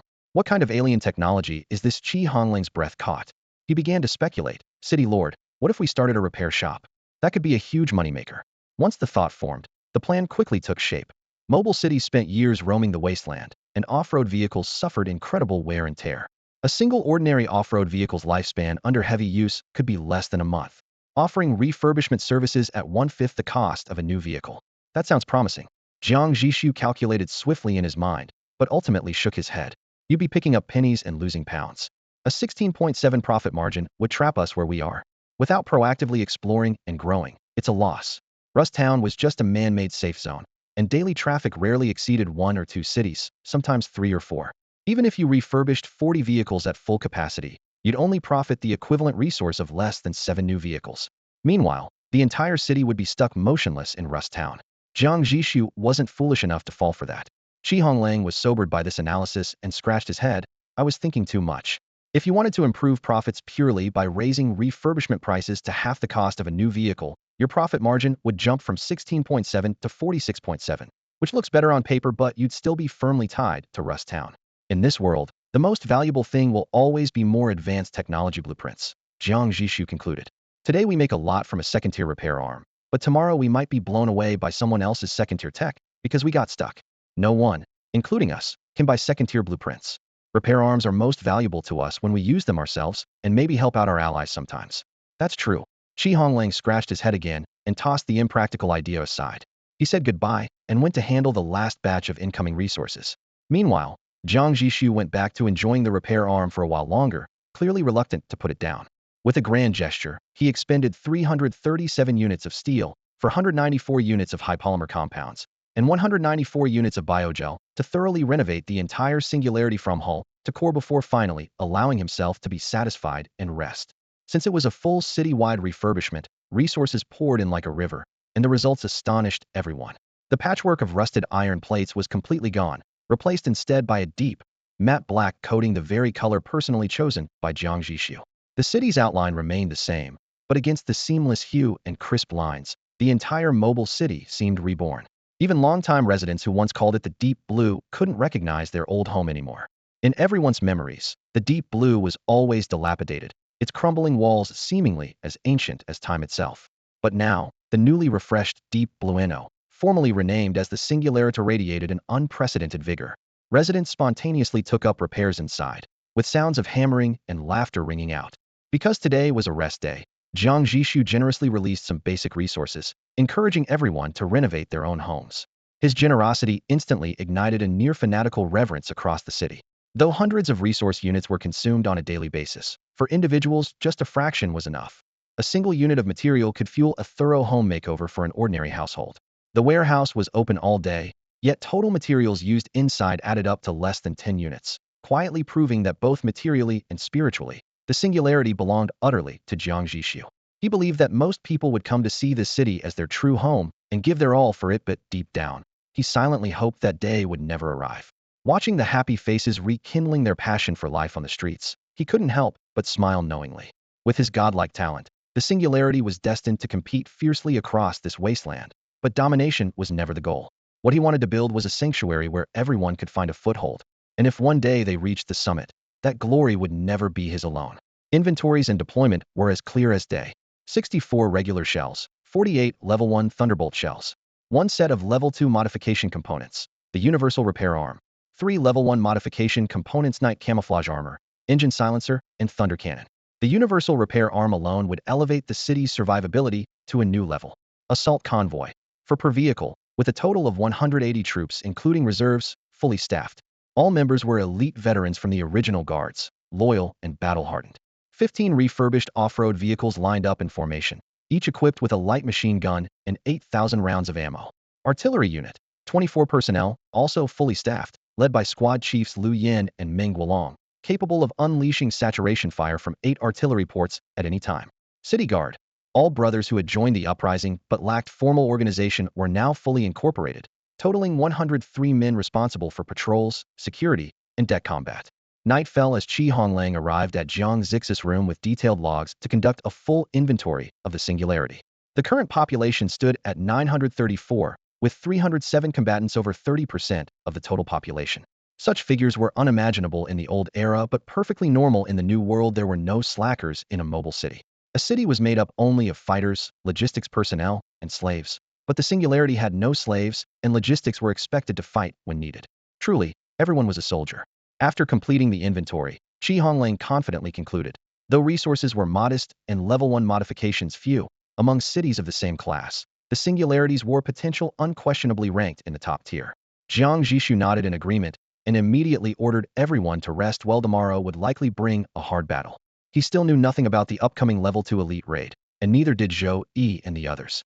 According to their experience, anomalies only appeared near the time the raid was set to begin.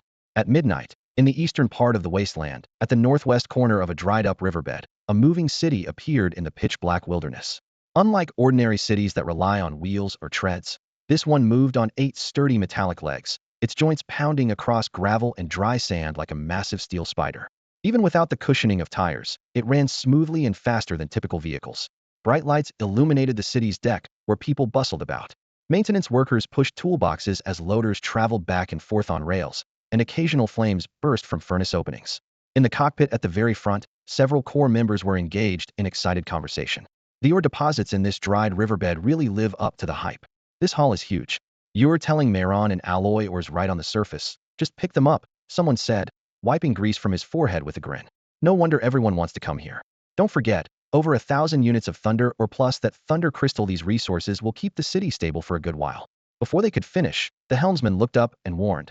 Ahead is the broken G7 highway bridge. Raiders love to ambush there.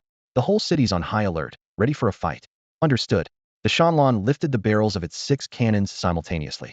Hydraulic systems whirred as the gun tubes warmed, glowing a faint red along their cooling pipes. But just minutes into the journey, the city lord, Yushan, furrowed his brow, eyes fixed intently on the darkness ahead. It's too quiet. No mutated creatures howled in the night wind, nor did scavenger birds circle overhead. It felt as if only the Shanlan roared in this silence. Even if raiders were lurking, it shouldn't be this dead silent. Stop, Yushan ordered sharply. The steel spider slowly folded its legs, the 8 metal pillars digging deep into the cracked riverbed, setting the city rock steady. City lord, what's wrong? The helmsman asked, puzzled. Yushan said nothing, only signaling to turn the searchlight to maximum power, aiming the beam directly at the broken bridge ahead. The blinding white light tore through the night. Everyone gasped. Suspended just before the broken bridge in the middle of the dry riverbed was a dark, gray fissure dozens of meters long. It was lightless and soundless, a wound in the night that almost blended into the sky when not illuminated. What is that? Someone on deck asked, voice trembling. I don't know, Yushan replied quietly, his expression grim. Holding their breath, they watched as the fissure seemed to writhe, as if ignited by the beam's light. Something's crawling out, the helmsman shouted, raising binoculars to catch the movement. Yushan grabbed another pair of binoculars. Through the lens, a fat, ugly giant bug slowly struggled out of the crack. The moment its belly touched the ground, a gray fungal carpet spread rapidly around it like spilled ink. Could this be a newly formed instance? Yushan's heart leaped, then surged with joy. Almost certainly yes. Although there was no system broadcast, what they saw could not be faked. Instances meant blueprints, and he wasn't about to miss this chance. However, the instance's level remained unknown. Yushan paused for 2 seconds, then decisively ordered, fire around at that fat bug, see how tough it is. The gunner adjusted the angle as the fire control system locked on. Far off, the buggy moved sluggishly, the gray fungus continuing to infect the soil. Yushan took note, but treated this eerie growth as a stroke of luck. Exactly where he thought his luck would pay off. After all, by intuition, the more land it infects, the stronger it becomes. And now, everything was just beginning. This was its weakest moment. At Yushan's command, the giant cannon, long heated to its limit, thundered fiercely as its blazing muzzle unleashed scorching flames. The shell, accompanied by a sharp screech, tore through the sky and slammed hard against the fat worm. Boom. The shell, designed to pierce through metal and iron, should have shredded the creature to pieces. But the next moment, everyone's eyes snapped wide in shock. The projectile plunged into the thick, viscous body, as if sinking into mud and muffled into the worm's flesh, only scorching a small blackened hole on its pale, shiny skin without even a drop of blood spilling out. Useless? The person in the cockpit gasped in disbelief. Yushan, fire again. Before the gunner could finish, the situation abruptly changed. The fat worm convulsed violently, its entire body swelling wildly like a sail filled by a strong wind. Its bulging flesh grew translucent with sticky juices oozing out, veins protruding sharply, revealing the churning dark purple fluid inside. Its diameter doubled, then doubled again, at a terrifying speed. Yushan's pupils constricted sharply, his chest tightened. Run! Before he could finish yelling, the 8-legged steel spider Shanlan hadn't fully turned away when the mass of flesh exploded like an overstretched balloon. But what burst forth wasn't shredded meat, but billions of fist-sized, translucent insect eggs. Wrapped in dark green, foul-smelling liquid, they were propelled by the blast in all directions like a relentless, deadly downpour. Splat! An egg smashed heavily onto the Shanlan's deck, splattering goo everywhere.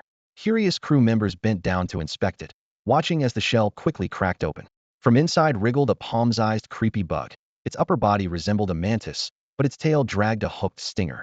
Its jaws and legs snapped open and shut, the sharp sides flashing cold light. Screech! The ear-piercing shriek stabbed into everyone's nerves.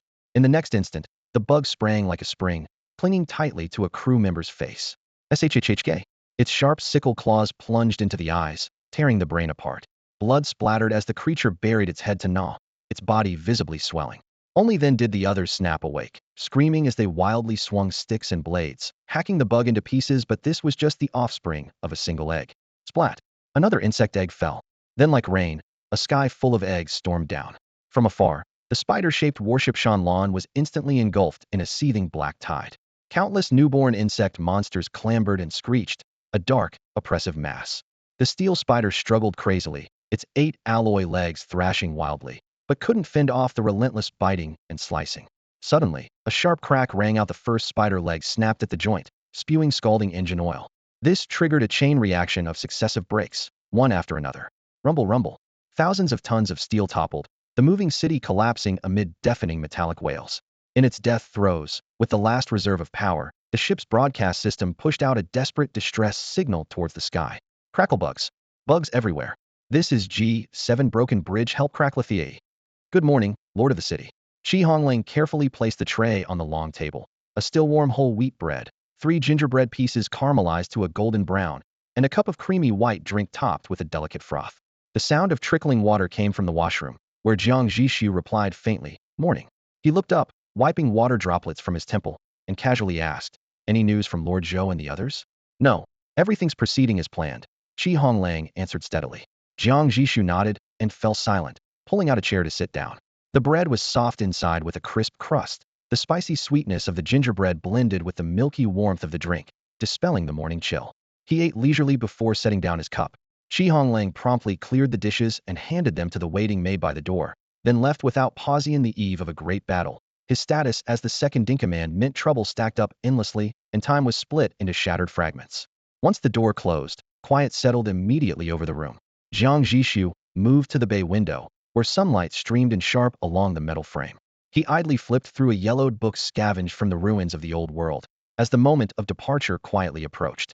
Near noon, at the north gate of Rust Town, 5 colossal and stylistically distinct machines lay prone across the dusty wasteland. Their iron armor and steel frames gleamed cold and sharp under the sun. All who looked held their breath. 5 mobile cities arrayed at once, a sight unseen for years. The mercenary convoys, once so brazen, slowed their engines early, circling quietly in the distance, careful not to disturb the grim scene. Beat a mercenary with a severed left arm took a harsh drag of his poor-quality cigarette, lowering his voice to whisper the names: Lord Zhou's Requiem, Lord Qian Wansan's Treasure Basin, Lord Lei Qing's Iron Guard, and Lady Ying's Silent Veil. The whole nest's out. What's going on? His companion shook his head, also staring reverently at the silhouettes of the steel giants. But when his gaze landed on the black and gold city outlined in golden threads, his face twisted with confusion. Who owns that one? The two had only returned half a month ago, well past midnight, and had no memory of the singularity. The city's new paint job was understated yet fiercely sharp, like a beast draped in gold and jade, sending chills at first sight. Even the one-armed mercenary was at a loss. Suddenly, a youthful voice interrupted, "That's the singularity." Several mercenaries turned to see a young boy, staring fixedly at the distant black-gold giant. His voice carried a complex mix of unwillingness and awe. The singularity arrived at Rust Town just 2 days ago and wiped out a marauder city on the way. A collective shiver ran through the crowd. A force capable of taking down a marauder city had to be elite among mobile city-states. Marauders ranked among the top tiers themselves, and the singularity that could erase one was undeniably the best of the best. No wonder it stood side by side with Rust Town's 4 city lords. The one-armed mercenary seemed to understand, flicked a shiny gold coin to the boy, and said, "For your intel." The boy accepted it happily but added with regret, "They recruited a few days ago. I tried out, but I didn't make the cut." Around them, the mercenaries silently carved the name singularity into their memories. Most likely, Rust Town was about to gain another dominant city. Jiang Zhixu, however, remained unaware that his singularity had already begun to overshadow the other 4 cities. Without a word, he was staring at the 4 communicators in front of him, each representing a city lord, with a headache. "Don't we have a more convenient way to form a group chat?" He finally couldn't hold back his complaint. "The effective range of these things is only 1 kilometer. If a fight breaks out and we spread out, these will be useless." "No, not at the moment." Zhou's voice came from one of the communicators, tinged with helplessness. "During battles, we have to rely on flag signals to coordinate." From another communicator, Lady Ying's gentle voice chimed in. "Actually, there is a modified component called the Alliance Radio. As long as you are in the same region, team members can communicate anytime. A level 1 radio supports up to 3 parties, and a level 2 can handle 10. But level 2 components are extremely rare." Before she finished, all the city lords already understood without words. What was said casually was taken seriously. A cold gleam flashed in Jiang Zhixu's eyes. If they wanted to push forward with the massive city cluster plan, the Alliance radio was absolutely essential. Relying on shouting was hopeless, and even a level 2 radio might only be the bare minimum requirement. If he could get hold of a level 1 radio, he might have a chance to upgrade it to level 2 through a critical enhancement. He calculated silently. Level 1 radios were rare, but easier to find than level 2. The wasteland was vast. Someone would drop one eventually. With this thought, he kept his plans to himself and didn't show his stance immediately. Zhou Yi and the others hadn't earned his full trust yet. If he openly bought a level 1 radio but turned around and handed out a level 2, it would reveal his hand too soon. So he marked Alliance Radio as a high-priority item in his mind and casually continued chatting with the others. For the next stretch, the 5 mobile cities unleashed all their firepower, like 5 armored beasts charging across the wilderness, kicking up clouds of dust as they headed for the dry riverbed. Along the way, they encountered a raider city flying the dragon hunting banner. The city had been arrogantly chasing a small caravan, but the lookout just spotted the mountain range of steel formed by their 5 cities moving side by side on the horizon. The alarm blared sharply. Within a second, the raider city abandoned its easy prey, turned around, and fled wildly, the roar of its engines sounding like a bellows running out of air. Jiang Zhixu and his team were busy rushing the mission and didn't bother to chase even if they took it down. The loot wouldn't be enough to divide among 5 parties. The mission was the priority. The wasteland stretched vast and empty. From then on, no more careless bandits blocked their path, and the 5 cities cruised smoothly into the dry riverbed zone. The air grew even drier, and the fierce wind whipped up fine sand, rattling against the armor with a soft rustling. From a great distance, Jiang Zhixu noticed a strange sight ahead. What was that? On the originally yellowed riverbed lay a vast black carpet. A mutated beast slowly shuffled to the river's edge, hesitated for a moment, then stepped onto the surface. The next moment, the entire shadow exploded. It wasn't a carpet at all, but a seething tide of countless black insects. The swarm engulfed the mutant beast instantly, and its piercing howl lasted only half a second before abruptly ending. The black ground fell silent again, as if nothing had happened. Not even a drop of blood remained on the surface. Did you all see that? Zhou Yi's voice came through the comms, his normally calm tone tinged with a roughness born of shock. Seen it, Lei Qing from the Iron Guard answered gravely. His gaze swept across the riverbed outside the Portholiance wide and open. It was now covered by a living mass. Countless black shells locked tightly together, reflecting a cold metallic sheen in the dim light, like an endless ocean of darkness lying in wait. Just one glance was enough to send anyone with trypophobia into a panic. If this sea of insects surged out, not just 5 Tier 1 cities, but 10 or 20 could feasibly be devoured in an instant. Jiang Zhixu fell silent for a moment, swallowing his dread, then asked uncertainly, "Excuse me, have the Tier 2 dungeons you fought before all been this intense?" There was a long silence on the channel. A few seconds later, Zhou Yi replied, "Actually, we've only been in one Tier 2 dungeon, and it was a normal one, not elite." At that moment, a wave of apprehension crept into everyone's minds. Judging by what they saw, this was far beyond what they could easily handle. Jiang Zhixu pondered briefly, then continued, "As far as I know, although our wasteland zone is Tier 1, there used to be 3 Tier 2 mobile cities there, right?" "That's correct," Zhou Yi confirmed. "Not just before, even now, 2 Tier 2 mobile cities still survive." Jiang Zhixu's heart sank, a new thought crossing his mind. Could it be that this dungeon isn't even meant for Tier 1 cities like us? The idea sounded reasonable, yet something didn't quite fit. Zhou Yi was quick to counter. "You have to fight Tier 2 dungeons to get Tier 2 blueprint parts. And Tier 1 mobile cities need those parts to upgrade to Tier 2. So these Tier 2 dungeons are definitely intended for US. Besides, the Tier 2 normal dungeon we cleared before wasn't nearly this tough. Even the elite ones, no matter how strong, wouldn't be this disjointed in difficulty. Maybe we're just too early?" Lady Ying's voice interjected timely. Lei Qing received a start time of 6 p.m. It's still more than an hour away. Perhaps the situation will evolve during this period? Her words cut through the gloom like dawn breaking the clouds. Everyone was so stunned, they almost forgot the dungeon hadn't truly begun. That makes sense. Hope for a breakthrough reignited. Jiang Zhixu quickly proposed. "Everyone, I suggest we move along the riverbed to investigate the source of this insect tide." Agreed.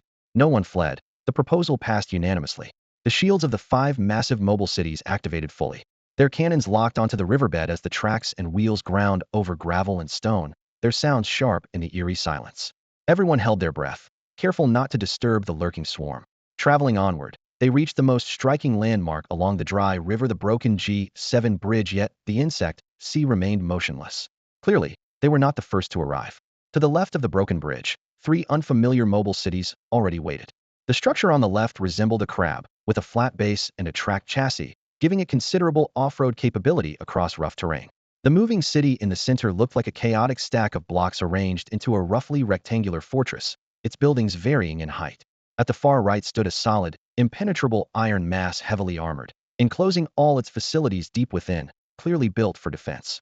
The arrival of Jiang Zhixu and the other four was like stirring up a hornet's nest. The three cities simultaneously turned to face the blocky fortress and quickly closed in, openly signaling their alliance. Qian Wansan's brief report cut to the core. They have a level 1 alliance radio.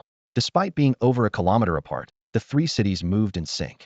Without flag signals or fire beacons atop, real-time communication was the only explanation. Zhou shrugged. Small-time coalition, probably. These outfits are everywhere in the wasteland, but managing to get a level 1 alliance radio is pretty lucky. Everyone exchanged the intelligence they'd gathered, except Jiang Zhixu, who remained silent. His binoculars fixed steadily on a stretch deep in the riverbed, where the wreckage of a mobile city lay. Its steel frame was chewed up and riddled with holes, leaving only an empty skeleton. Beneath the debris, scattered ores glinted in the dim light: iron ore, coal, alloy ore, and a cluster of crystals crackling with blue electric arcs. Thunder ore. His heart pounded fiercely.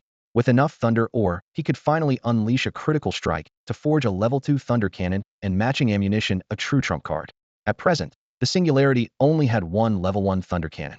If he used it to upgrade by critical strike but lacked ammo, the advanced cannon would be useless. High and low-level ammo were incompatible. Given his talent only produced one critical strike shell a day, that firepower was insufficient. But if he could get another cannon and a batch of ammo, the situation would change instantly. This dungeon, or at least that pile of ore, was a must-have. When he withdrew his gaze, Zhou and the others were already formulating a plan. Zhou waved dismissively. Ignore them. If anyone recklessly charges us perfect, we need cannon fodder anyway. No one objected. Against a level 2 elite dungeon, their only option was pragmatic. Those three cities didn't even have a level 1 cannon, and yet they dared to meddle in this dungeon, including Zhou's industrial logistics city. They were weak and oblivious. If they died, it was no one's fault but their own. The enemy tentatively blew their whistle in a gesture of goodwill, but Zhou feigned deafness. Responding or establishing contact risked betrayal later, changing the nature of the conflict entirely. There's something off, Lei Qing frowned. We intercepted info on this dungeon during our fight with the Disaster. Disaster belongs to Dawn, the largest plunderer alliance in the wasteland. But there's no sign of Dawn at all now. His words cast a shadow over the group. Given Dawn's greed, ignoring a level 2 elite dungeon was unthinkable. They must either be lurking in the shadows, waiting for a chance, or plotting something bigger. Could it be? Zhou's voice lowered. They really went after Rust Town? No one dared dismiss the possibility. In this barren wasteland, if not even a level 2 elite dungeon mattered to them, the only rational explanation was they were feasting on the juicy prize that is Rust Town. Finally, Lei Qing gave the verdict. Rust Town isn't an easy bite. Even if Dawn threw everything they have at it, they wouldn't take it down inside 2 days. We watch and wait. When the dungeon opens, if it's worth fighting, we strike with overwhelming force. If not, we retreat without hesitation. Everyone agreed in unison. Lei Qing then turned to Jiang Zhixu. Lord Jiang, what's your take? Jiang Zhixu lowered his binoculars and shifted his gaze from the distant ore pile. His tone was calm. I agree. If it's unwinnable, he'll retreat too. Only before retreating, he might need to hatch a plan to seize that thunder ore for himself. In the final half hour before the raid officially began, 2 more mobile cities arrived one after another in the area. They quickly realized they were the only 2 lone wolves left on the field. Signaling each other in mutual recognition, they smoothly drove toward one another and, after a brief negotiation, formed a temporary 2-city alliance. Soon after, the 2 cities lowered their loading platforms and connected with the trio of cities already docked nearby, exchanging supplies and vehicles. Within 10 minutes, the 5 cities arranged themselves in formation, and the new 5-city alliance was on the verge of taking shape. Jiang Zhixu and the others kept their eyes glued to their telescopes, closely watching the developments. Among the 5 distant cities, the biggest threat was undoubtedly the fortress-style city that had arrived last. Its thick armor, 6 regular cannons, and a single glowing white-level cannon, totaling 7 guns, made it one of the most heavily armed level 1 cities. If not for Lei Qing's Iron Guard and Jiang Zhixu's Singularity, each dominating 8 gun ports, the fortress might have held a stronger reputation. The Iron Guard, specialized for battle in Rustic Town, was equipped with 6 regular cannons plus 2 level 1 lava cannons that spewed fiery tongues. The Singularity was famous for 7 regular cannons and 1 level 1 thunder cannon. Just fitting 4 cannons on a standard level 1 city was already a stretch, but these 2 warships unleashed full firepower far beyond the norm. More numbers just give you a false sense of security, Lei Qing said softly over the public channel. Just don't provoke us. In his view, the opposing fortress at its best could only hold a draw against their weakest ally, Lady Ying. Besides, these rivals were a temporary coalition, while their side consisted of longtime partners who knew each other's strengths intimately. If it came to a fight, they could wipe out the opposing alliance in 10 minutes. Flav had no doubt about that.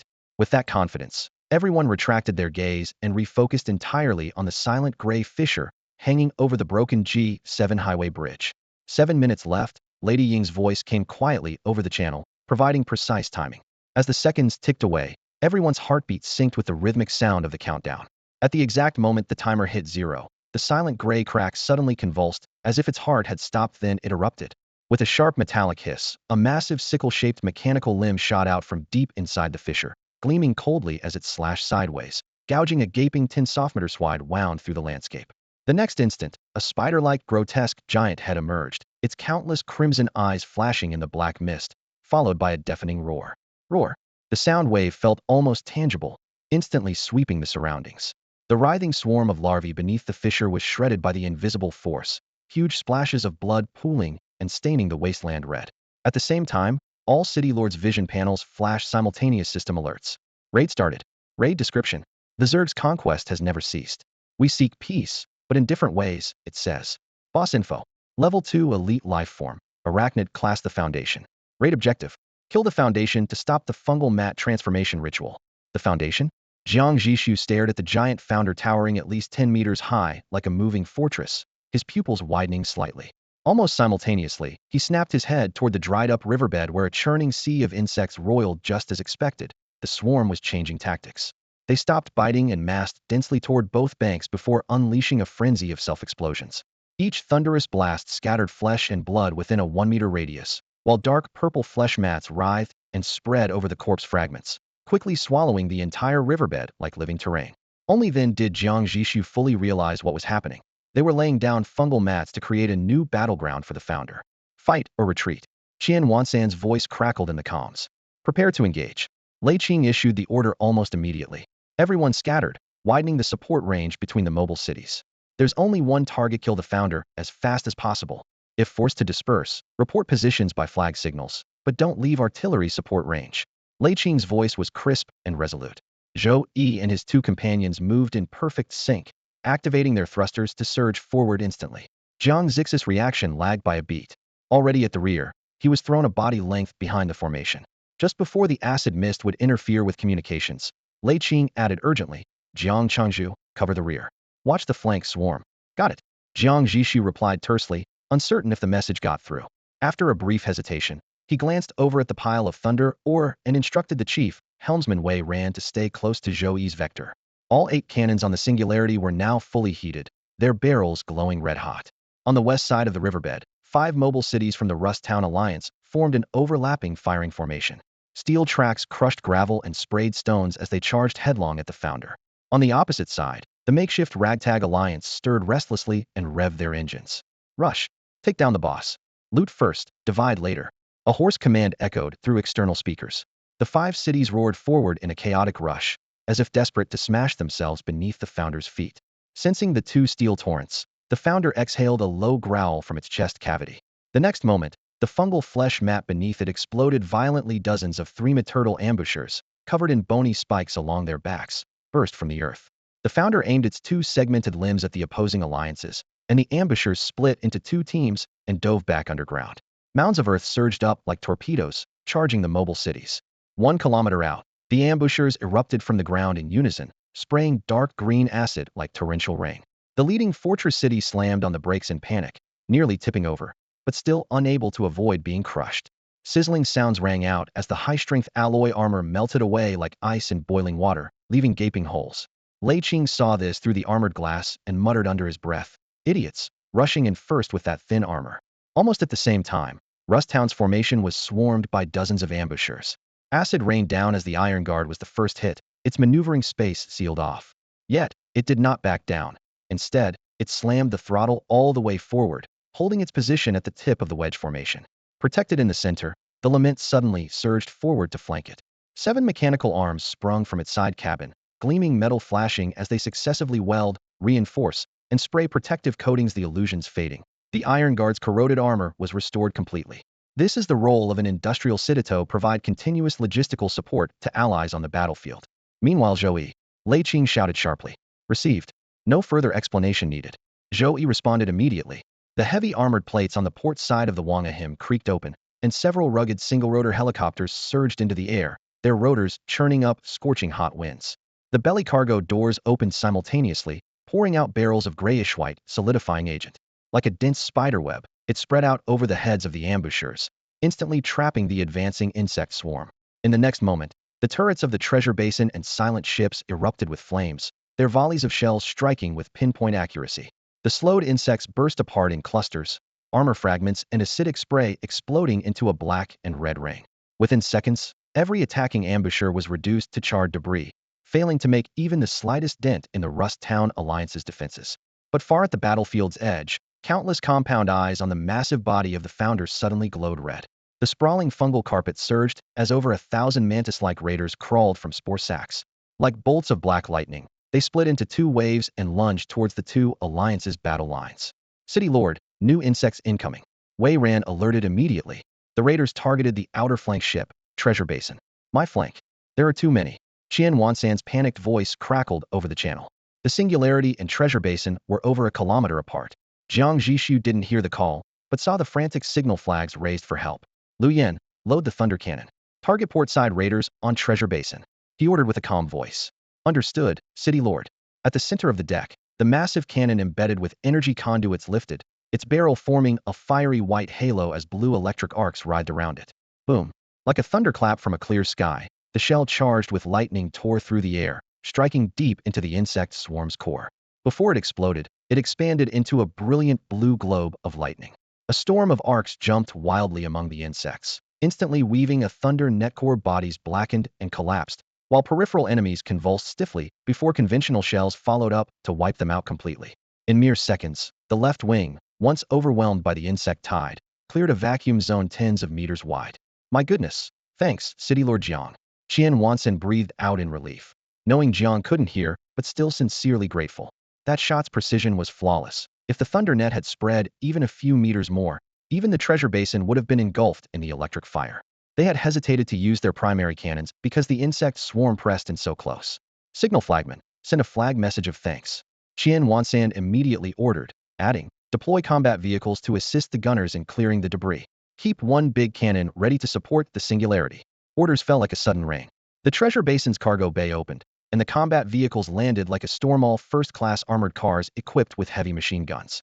The rollers crushed the scorched earth as the large-caliber guns roared, shredding any ordinary insects caught in their path with brutal efficiency. Meanwhile, the five-city temporary alliance on the other front wasn't so lucky. After the first wave of acid rain dealt heavy damage, their fortress city, which was supposed to be the front line, no longer dared to charge boldly ahead. Even the strongest fortress cities hesitated, and the other four cities were even more reluctant to take the lead, each wary for their own survival. Then, as the raiders surged onto the battlefield like a black tide, not even allowing these five cities time to deploy their combat fleets, one city's tracks were all cut through at once by several raiders wielding sharp scythe claws. Steel plates shattered and scattered, and the entire iron giant was immobilized on the spot. Help me! Help me! The city's lord screamed desperately over the public channel, but his allies were currently tangled up with raiders themselves and had no time to rescue him. Soon after, the crippled city erupted in flames, its cannons drooped lifelessly, and the battlefield fell silent there. The remaining four cities watched this with chilling dread. They planned to retreat, but were soon blocked by even more raiders, with not even a step backward possible. Just as the four cities neared the brink of collapse, a thunderous roar like a storm came from the sky. The fortress lord looked up and saw a shell streaking through the clouds, trailing blue-white flames, heading straight for them. Attacking us at a time like this? He shouted furiously, but before he could finish, the shell screamed past the city's rooftops and exploded in the thickest cluster of insects outside the walls. Electric arcs danced wildly, instantly wiping out a large area. Did it miss? Just as doubt crept in, another thunder shell of the same type exploded in a different cluster of bugs nearby, carving out a clear path for them. Two precise shots from first-grade artillery. No chance left to luck. This was clearly reinforcements. The four lords were both surprised and overjoyed. They immediately lowered their combat fleets and rained machine gun and rifle fire to sweep the remaining raiders away, finally stabilizing their position. Amid the smoke, they gazed across the riverbed at the massive black and gold dreadnought. The Singularity, unmoving and imposing, feelings of gratitude and awe swelled within them. Two first-grade shells fired so easily. Such boldness won their complete respect. Unfortunately, no communication channels were open to them, so their thanks had to remain unspoken. Lu Yan, don't waste sympathy on those thunder shells. Don't let others think the Singularity's ammo storage is running dry. Fire away. On the command platform, Jiang Zhixu looked down on the battlefield, his tone calm but resolute. They were still 7 or 8 kilometers from the founder, but the insect swarms grew fiercer and fiercer. Holding back fire would only get them trapped. Rescuing the 4 cities across the river was also Jiang's idea. Those surviving allies would pull away at least half of the insect forces. Lady Ying was surprised by this decision. Jiang Zhixu explained briefly, then asked her to cover their rear. In moving toward the front lines, she responded with a meaningful sound, then couldn't help but ask, "Do you still have reserves of first-grade artillery?" She remembered that the Singularity had only recently been built. How were they so well stocked? The answer came in rounds of ordinary shells whining through the air, punctuated every half-minute by a thunderous first-grade thunder shell crashing down. Understood. Ill-informed Zhou Yi and the others to change formation. Lady Ying was fully convinced. At the front, the iron guard point of the Rust Town formation had already fired 7 first-grade lava shells and showed signs of fatigue. Its power was waning. Jiang Zhixu decided to replace it, knowing that otherwise the entire advance would slow. Before long, the Singularity revealed no reserve. Its reactor pushed into overload, speeding wildly past Lady Ying and Qian Wansan, moving to the very front of the formation. "How many thunder shells do we have left?" Jiang Zhixu's voice came through the communicator, calm and deep like a still pool. At that moment, the Singularity was skimming past its ally, the Iron Guard. The 2 steel giants cast overlapping shadows in the dust. 32. Lu Yan's youthful voice was hoarse but brimming with barely restrained excitement. Before he finished speaking, the city's speed, wind resistance, and vibrations were analyzed into precise coordinates, instantly generating a new firing trajectory. Boom! The thunder cannon unleashed a blazing white beam. The shell pierced the densest swarm of bugs. The ball lightning exploded outward, scorching a huge mass of insects to blackened crusts. The pressure on the besieged Allied convoy immediately eased. Woohoo! Lu Yan pumped his fist and shouted, "City Lord, 31 left now." Jiang Zhixu responded with a simple acknowledging without further words.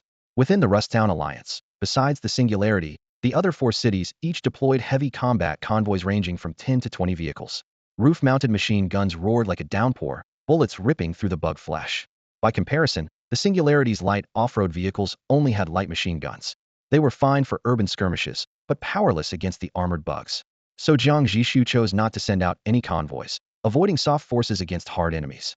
No one questioned this decision. It was clear the Singularity's artillery support was the linchpin. Even 2 kilometers away, level 1 shells maintained remarkable accuracy, and the ammo supply was never stingy. Time and again, it had saved the Alliance in desperate moments.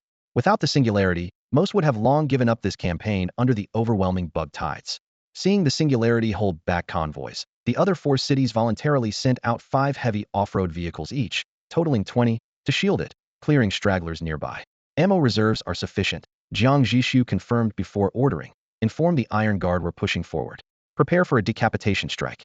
His gaze fixed on the massive foundation beast ahead. At that moment, the 2 cities entered communication range. Understood.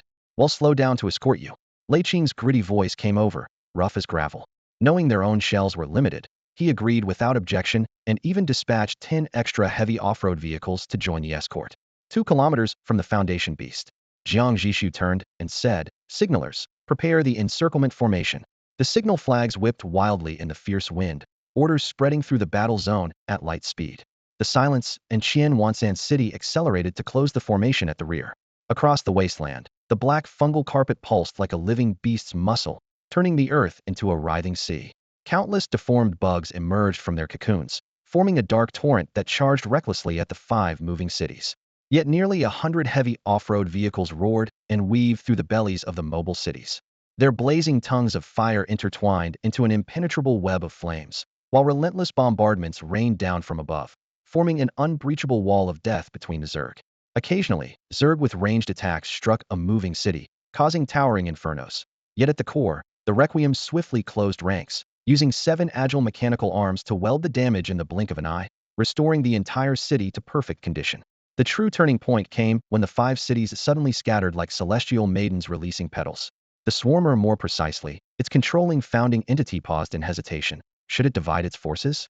Though not a dedicated commanding brain, it understood clearly that fragmenting the swarm now would only weaken their overwhelming pressure and delay the critical moment when the hunter would be born. The hesitation lasted only a heartbeat. In the distance, a thunderous roar shredded the sky. A lightning-wreathed shell screamed forth and slammed directly into the founder's chest. Boom! Crackle! The spherical ball lightning exploded into a furious electric net, instantly enveloping the massive body. The air thickened with the acrid stench of burning protein. Blinded by searing pain, the founder was driven into a furious rage. It unleashed a deafening roar and commanded the swarm to surge like a tidal wave toward the steel giant that dared to wound it. Yet from 4 other cities simultaneously came a barrage of cannon fire. The first shot was from Iron Guard's molten lava cannon. The deep crimson shell burst above the founder's head, pouring down thick, scorching lava like a waterfall. Its carapace melted and peeled away in sizzling sheets under the intense heat. In agony, the founder wildly swung its forelimbs. A dark, swirling spatial rift tore open midair. Recklessly, it lunged through, only to emerge seconds later behind the Iron Guard. Crash! The ironclad city was struck like a mountain bulldozing through, its entire structure tilting violently as one track snapped under the brutal impact. The out-of-control metropolis plowed a trench dozens of meters deep into the fungal carpet below, instantly crushing tens of thousands of Zerg eggs to pulp. But opening the rift drained an enormous amount of the founder's energy. Having rammed a steel giant far bigger than itself, its mind thundered and body wobbled, leaving it momentarily powerless to pursue. Those few short breaths proved fatal. Another thunder cannon tore through the sky, striking precisely at the melting wound left by the lava. Electrical arcs slashed within the flesh like countless blades, causing green blood to erupt wildly. Blazing with fury, the founder's scarlet compound eyes locked unflinchingly on the distant singularity. It raised its forelimbs once more, preparing to tear open another spatial rift. At that moment, the long silent storm finally growled. The black shell fired and fell around the founder. But there was no explosion, no flash of fire, not even a sound. It was as if the entire world had fallen into utter silence. Jiang Zhixu's pupils shrank sharply. The level 1 silent cannon. This was the namesake of the silent storm. Over the comms, Lady Ying spoke with a hint of pride. It can temporarily sever energy transmission. Against moving cities, it can silence cannons. Against the founder, we were just testing, didn't expect it to actually work. Action spoke louder than words. The founder's forelimbs swung down, but nothing happened. The spatial rift was forcibly snuffed out. Zhou Yi piloted the Requiem with a roar, rushing to the damaged Iron Guard. Its 7 arms extended to start emergency repairs. Qian Wansen fired the level 1 frost cannon, hoping to slow the founder with extreme cold. But the creature's resistance was extraordinary. A thin frost only formed on its carapace after 2 shots. Jiang Zhixu made a decisive call. All conventional artillery, fire indiscriminately. Thunder cannons, no need to conserve, send every remaining round straight at the founder. With a thunderous crash, the towering founder over 10 meters tall collapsed amid a desperate roar, and everyone breathed a collective sigh of relief. The battlefield instantly fell silent. Everyone instinctively glanced outward at the exact moment the founder's last flicker of life faded. The overwhelming swarm of insects halted, as if frozen in place. Then, as if their souls had been drained, they toppled over, forming a towering mass of corpses. The once thriving fungal carpet withered in an instant, its deep green turning to dull gray-brown, revealing cracks in the riverbed below. The instance is cleared, someone murmured excitedly. On the comm channel, ragged breaths echoed in the aftermath. How are you all holding up? Is everyone okay? Zhou Yi spoke first. His ship, the Wang Asong, stayed close to the Taiwei, its mechanical arms still sparking with electric arcs, not yet at rest. Opposite them, the Taiwei was a sorry sight, further drained by the founder's final attack, its power core nearly ruined and still unrepaired. The silent is intact, Madame Ying replied briefly, as always concise. Barely hanging on, and almost out of first-level ammo, Qian Wansan said with a tired smile. Everyone's in the same boat, Zhou Yi reassured them, then sighed deeply. We owe this to Lord Jiang. Without him, forget killing the founder, we'd all be buried here. That was the unvarnished truth. At the start of battle, Madame Ying could still occasionally disrupt the founder's teleportation with the silent's mighty cannon, pinning the monstrous beast down for relentless bombardment. But no one expected it to be so hard to kill. Dozens of rounds from thunder cannons, lava cannons, and frost cannons tore into its massive form. Blood and shattered bones flew, yet it repeatedly struck back with terrifying strength and regenerative power. When the silent ran out of shells, and both Qian Wansen's frost rounds and Lei Qing's lava rounds were depleted, the Rust Town Alliance's firepower plummeted. Only Jiang Zhixu's singularity still bellowed. No one could grasp how many first-level cannons that warship concealed, but they quickly realized that ammo alone wouldn't turn the tide. Lord Jiang, is your gunner for sale? I'm willing to pay handsomely. Qian Wansen's eyes blazed as he spoke out. The channel fell suddenly silent, everyone recalling that decisive moment. When all first-level shells had been spent and the founder's shattered form teetered on the brink, but still managed to tear open a rift to launch a final assault on the city, the Singularity's thunder cannon locked onto the yet fully formed crack, firing a devastating shot through its skull. Without that one decisive blast, they would have been dragged down for sure. Everyone knew it wasn't just skill, but that gunner's rare talent blazing to the fullest. Sorry, That gunner isn't for sale. Jiang Zhixu's voice was calm but firm, leaving no room for argument. In the distance, the singularity sliced through the waves. Its heavy armor was smeared with insect blood and shattered limbs, but rather than diminishing its imposing presence, it made the steel giant look even more ferocious. Ah, what a pity, Qian Wansen sighed from the depths of his heart, though he let the matter rest. Instead, he expressed sincere admiration. Lord Jiang, the legacy behind your singularity is truly unfathomable. An endless supply of shells, powerful and long-lasting repair modules, and talent enough to secure victory instantly. Qian Wansen realized that the singularity was no ordinary ship. Sooner or later, it would leave this star system and venture into broader, more expansive realms. He gazed at the warship with a surge of admiration. Jiang Zhixu remained silent, quietly piloting the singularity to circle around to the opposite side of the Iron Guard. Over the comm channel, he asked, "Where's Lord Lei injured? Even Lord Zhou, he can't fix him?" Lei Qing grimaced through the screen. "Yeah, that founder gave me an internal injury when they collided, and the reactor was nearly destroyed from the shock. Lord Zhou is helpless too, can only return to Rust Town to repair slowly." Jiang Zhixu replied coolly, "Let me give it a try." Huh. Both Lei Qing and Zhou sounded surprised. "Lord Jiang, you have repair modules too?" The battle earlier was fierce, and no one except Qian Wansan had noticed the singularity performing an autonomous repair. Originally, Qian Wansan didn't want to reveal this, but since Jiang Zhixu spoke up, he beamed and raised his voice deliberately. "You don't know? Lord Jiang not only has repair modules, but they're high level. I saw with my own eyes the reactor got hit by the swarm and was about to shut down, but just seconds later, the smoke cleared and there was zero loss in speed. Reactors are known as the most complex, fragile parts of a ship and extremely difficult to repair." Zhou could hardly believe it. He immediately maneuvered the elegy back to clear some space and spoke more politely. "Lord Jiang, well, thank you for your help." "Lord Jiang, thank you." Lei Qing also expressed his gratitude repeatedly. "We're all allies. No need to be polite," Jiang Zhixu replied. No sooner had he spoken, the singularity's upper deck silently slid open, and 12 sets of silvery white repair arms shot out like arrows, precisely aligning with the reactor's cracked hull on the Iron Guard. The probes glowed with eerie blue light as cutting, welding, and restructuring sounds erupted rapidly, so fast it was dizzying. Everyone stared fixedly at the busy, mechanical dance of light, and motionless. Then a minute later, the once smoking, cracked reactor was completely renewed. "Try firing it up," Jiang Zhixu said calmly. Lei Qing took a deep breath and pressed the start button. Boom! The guttural roar exploded deep within the ship, the reactor humming smoothly as it operated perfectly. Quiet murmurs of amazement broke out on deck. Zhou's eyes were wide as he muttered, "Lord Jiang's repair arms are even stronger than mine. Unfortunately, my set is missing one arm and lacks a lot of repair knowledge. Otherwise, restoring Lord Lei's reactor would be a piece of cake." "One arm missing?" Jiang Zhixu's heart skipped a beat. That missing arm wasn't just any part, it was one of the original City Lord's legacies to him, labeled City Repair Arm 18, the prototype of his own secondary upgraded system, the Universal Repair Arm. He cleared his throat lightly and casually asked, "Lord Zhou, where did those 7 repair arms come from?" Zhou frowned, thinking for a moment. "It was a long time ago. I remember buying them from a mysterious merchant in the wild. Unfortunately, I arrived late and only got 7. Someone else had already purchased the last one. So now it was confirmed. There was this kind of hidden connection between them after all." Zhou asked in confusion, "Is there something wrong with my repair arm?" He didn't jump to any other conclusions. After all, Jiang Zhixu also had a repair arm, but it looked completely different from his own, and Jiang's arm appeared flawless. No matter how much he imagined, there was nothing unusual about it. "No problem. It's working perfectly," Jiang Zhixu replied decisively. Only then did Zhou feel relieved, though he still glanced enviously at the sleek, seamless repair arm of the singularity, watching it slowly retract into the armor. 2 minutes later, the Iron Guard finally stood upright. Its massive frame lifted, joints grinding with a low metallic sound. Then it shook off dust, and bits of flesh stuck to the armor.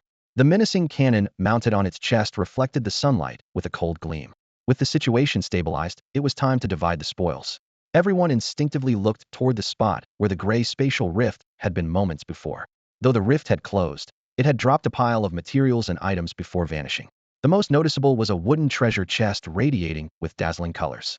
"I want that chest." Jiang Zhixu was the first to speak, his tone calm but firm. "No problem. Of course it belongs to Lord Jiang." Everyone quickly agreed. After all, it was Jiang Zhixu who had led them through this entire dungeon run. Without him, they wouldn't have made it this far. Lei Qing added generously, "Lord Jiang, normally when you take the treasure chest, you have to compensate the others. But today, we need to change the rules.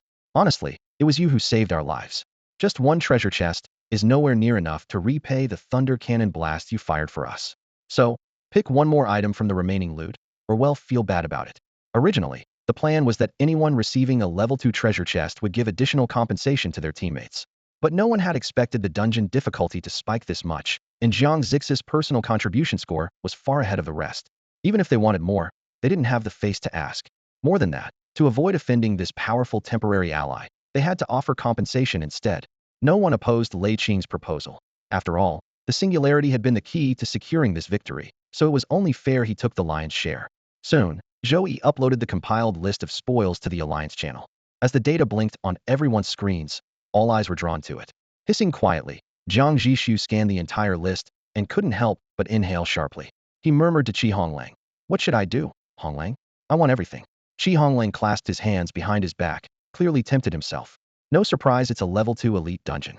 The most eye-catching items on the list, besides the level 2 selectable treasure chest Jiang Zhixu already tucked under his arm, were a long series of level 1 blueprints and one finished level 2 component.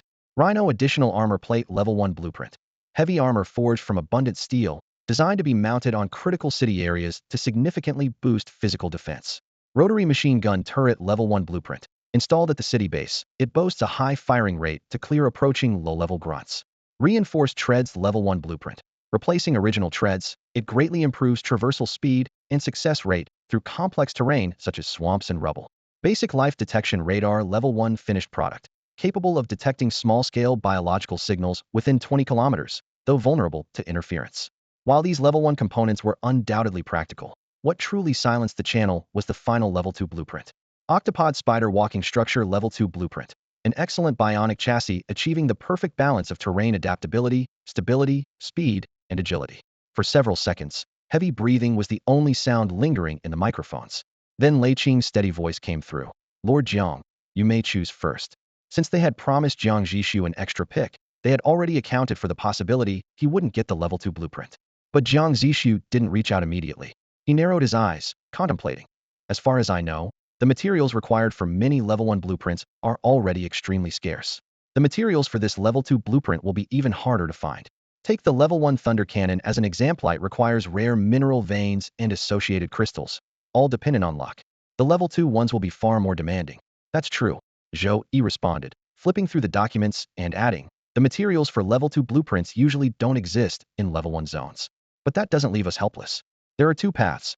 One is tackling level 2 dungeons like this one, which can drop finished materials directly like the 17 units of rare parts listed here." Only now did Jiang Zhixu notice the figure at the bottom of the list, 17 units of rare parts. He had almost missed it while focusing on upgrading components. The dungeon is too inefficient for farming materials, Qian Wanson said, unusually fired up. As a businessman, he cared more about the flow channels. "What we're really hoping for is the system's occasional cross-region trading platform." Cross-region trading? The new term immediately caught Jiang Zhixu's attention. "Exactly." Zhou Yi, annoyed at Qian Wanson stealing his line, raised his voice and explained, "Lord Jiang might think each area is completely isolated, but that's not the case. The system occasionally opens a trading platform accessible to all regions of the same level to maintain balance. In our region, these rare resources are incredibly hard to come by, while in other areas they might be as common as dirt and vice versa. As long as you bring enough gold or trade equivalent goods, you can buy all the urgently needed materials in one go." Jiang Zhixu's eyes lit up as he leaned forward slightly, clearly intrigued. "So, when is the next cross-region trade scheduled?" he asked, looking up.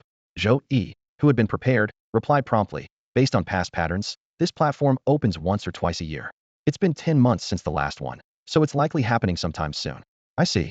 Jiang Zhixu nodded, and then lowered his gaze, fingers tapping lightly on the armrest. The cabin fell silent, and the others waited patiently for him to process the information. After a long moment, he looked up and made his decision. "I want that basic life detection radar." "Huh?" Zhou Yi blurted out. "Chief Jiang, don't you want the secondary blueprint instead?" He hurriedly added, "Please don't feel like you have to compromise for us. Without you, this raid would have drained all our strength, and there'd be no loot to share at all." Even Lady Ying, usually quiet and reserved, nodded in agreement, urging Jiang Zhixu to reconsider. Jiang Zhixu waved off their concerns. "I have my reasons. No need to persuade me." His reasoning was simple. First, he didn't want to pin his hopes on the uncertain cross-region trade. He wanted something guaranteed to translate into combat power. Second, the basic life detection radar was exactly the strategic component he desperately needed. Information is the eyes of war. A city equipped with radar strikes at an entirely different strategic level compared to one without it. Knowing enemy movements ahead of time lets you silently set your tactics in motion. More importantly, he had a quality critical hit advantage. Upgrading a level 1 device to level 2 wasn't out of reach.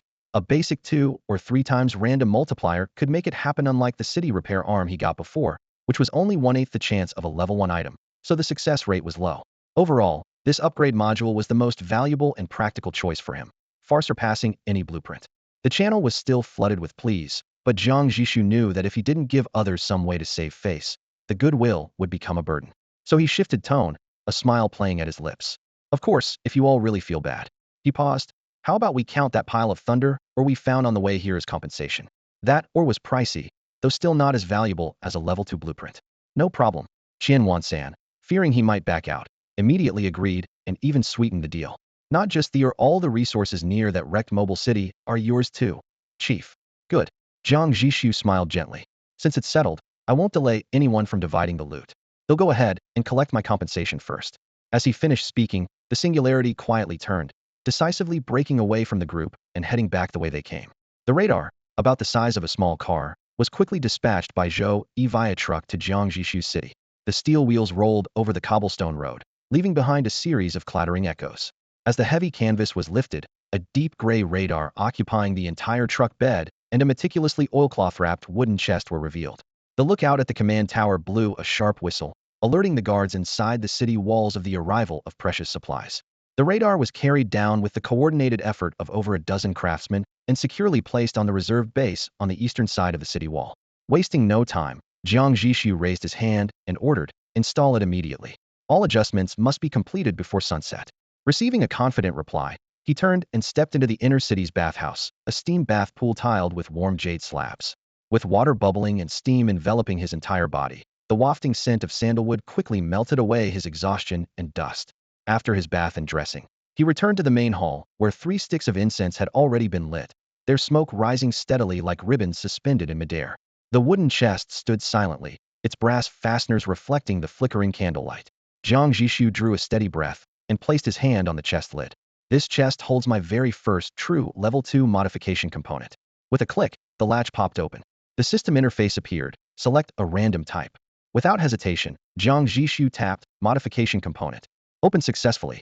Congratulations on receiving a level 2 modification component. Downward compatibility protocol. What is this? He paused, puzzled. The name was unremarkable, like the title of a meeting memo, hardly resembling the core component one might mount on a weapon. With a tap of his finger, the details expanded. Downward compatibility protocol. Quality, level 2. Feature. Once installed, high-level artillery can be compatible with low-level and standard shells. When firing ordinary shells, such shells will inherit 10 of the artillery's special effects. Description. To address the excessive specificity of ammunition leading to resource waste, the Surplus Asset Clearance Committee was established. Following resolved disputes, every fiscal expenditure now transforms into artillery fire, proving the lethal efficiency of frugality. Silence stretched for a full 3 seconds. Then bang. Jiang Zhixu slammed the table, his chair nearly overturned, his eyes bursting with ecstatic brilliance. Artillery can now be downward compatible. He confirmed it repeatedly, eventually convinced this was exactly the functionality he had dreamed of. For ages, he had hesitated to upgrade the Thunder Cannon, fearing that higher tiers would restrict it to specialized high-level ammunition. If it could now accept standard shells, why bother scouring the earth for thunder ore and thunder crystals to forge backup cannons? Surplus Asset Clearance Committee. Fantastic work. Install it. Install it right away. He nearly tapped the critical quality enhancement button, but stopped himself just as his finger was about to press it. Upgrading to level 3 artillery was still a distant goal, and wasting a critical hit would be impractical. Protocol successfully loaded. The console displayed a pale blue notification. Seizing the momentum, he opened the menu and focused on the familiar black artillery piece. Target, level 1 Thunder Cannon. Additional action, critical quality enhancement. Talent activation in progress. Activation successful. Magnification. 4x. 4x? Not the best luck. Jiang Zhixu frowned, but swiftly switched to the cannon detail screen for the result. The screen flickered, and large text appeared. Thunder Cannon. Quality, level 2. Feature, an upgraded version of the Thunder Cannon. When using corresponding ammunition, power increases by 100, accompanied by a lightning net equivalent to the explosion's range. Additionally, it generates an electromagnetic shielding net twice the explosion's range. Description. During an experimental feature integration, a technician directly coupled the energy core with the warhead. In the end, he achieved electromagnetic shielding on both the physical and mental levels. The technician was posthumously awarded the Radical Innovation Contribution Medal because his unexpected warning reminded everyone that true progress often comes from breaking unnecessary safety protocols. Posthumously awarded? Jiang Zhixu's mouth twitched slightly as he thought that the technician's family must feel tremendously honored. He casually flipped through the upgrade component files and suddenly noticed that since advancing to level 2, the descriptions of all parts were almost identical, as if produced by the same civilization's assembly line. Yet the subtle tone slipping through the text gave him an inexplicable sense of a version of familiar but unplaceable déjà vu.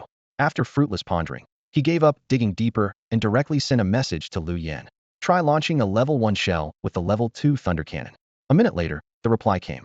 City Lord. It works. Really works. Not only can it fire level 1 thunder shells, but even the lock on regular shells is disabled. Good. Jiang Zhixu's voice remained calm as ever.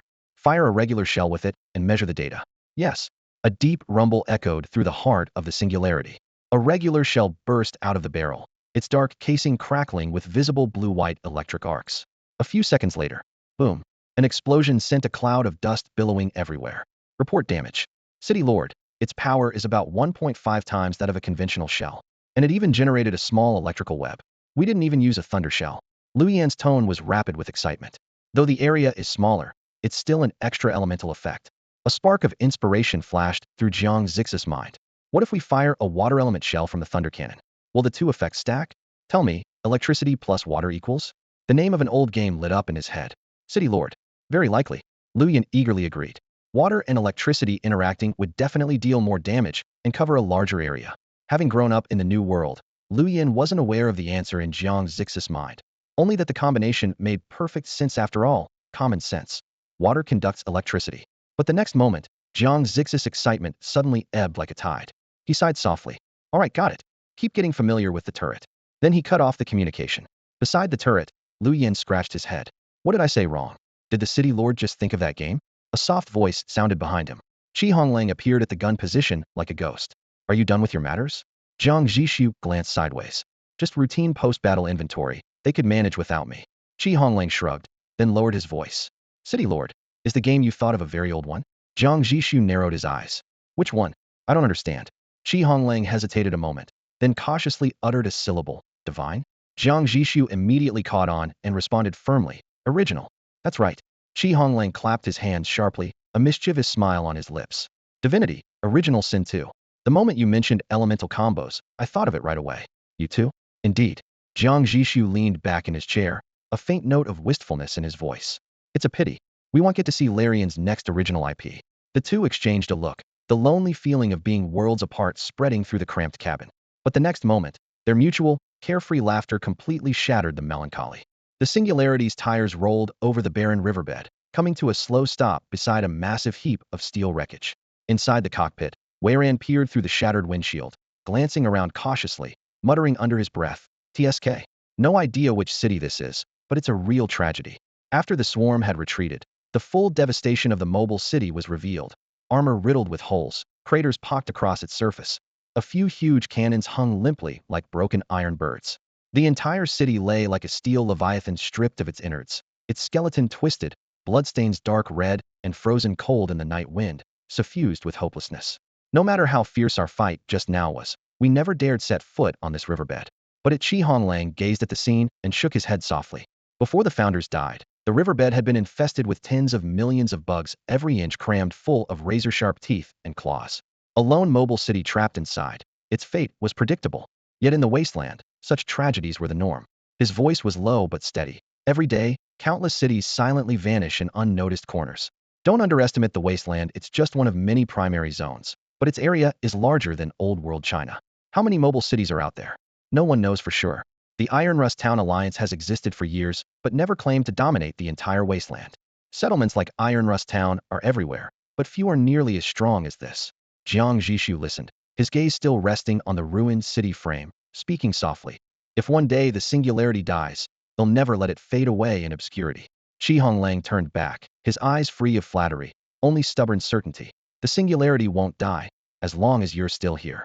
His faith in Jiang Zhixu was even stronger than Jiang's own in himself.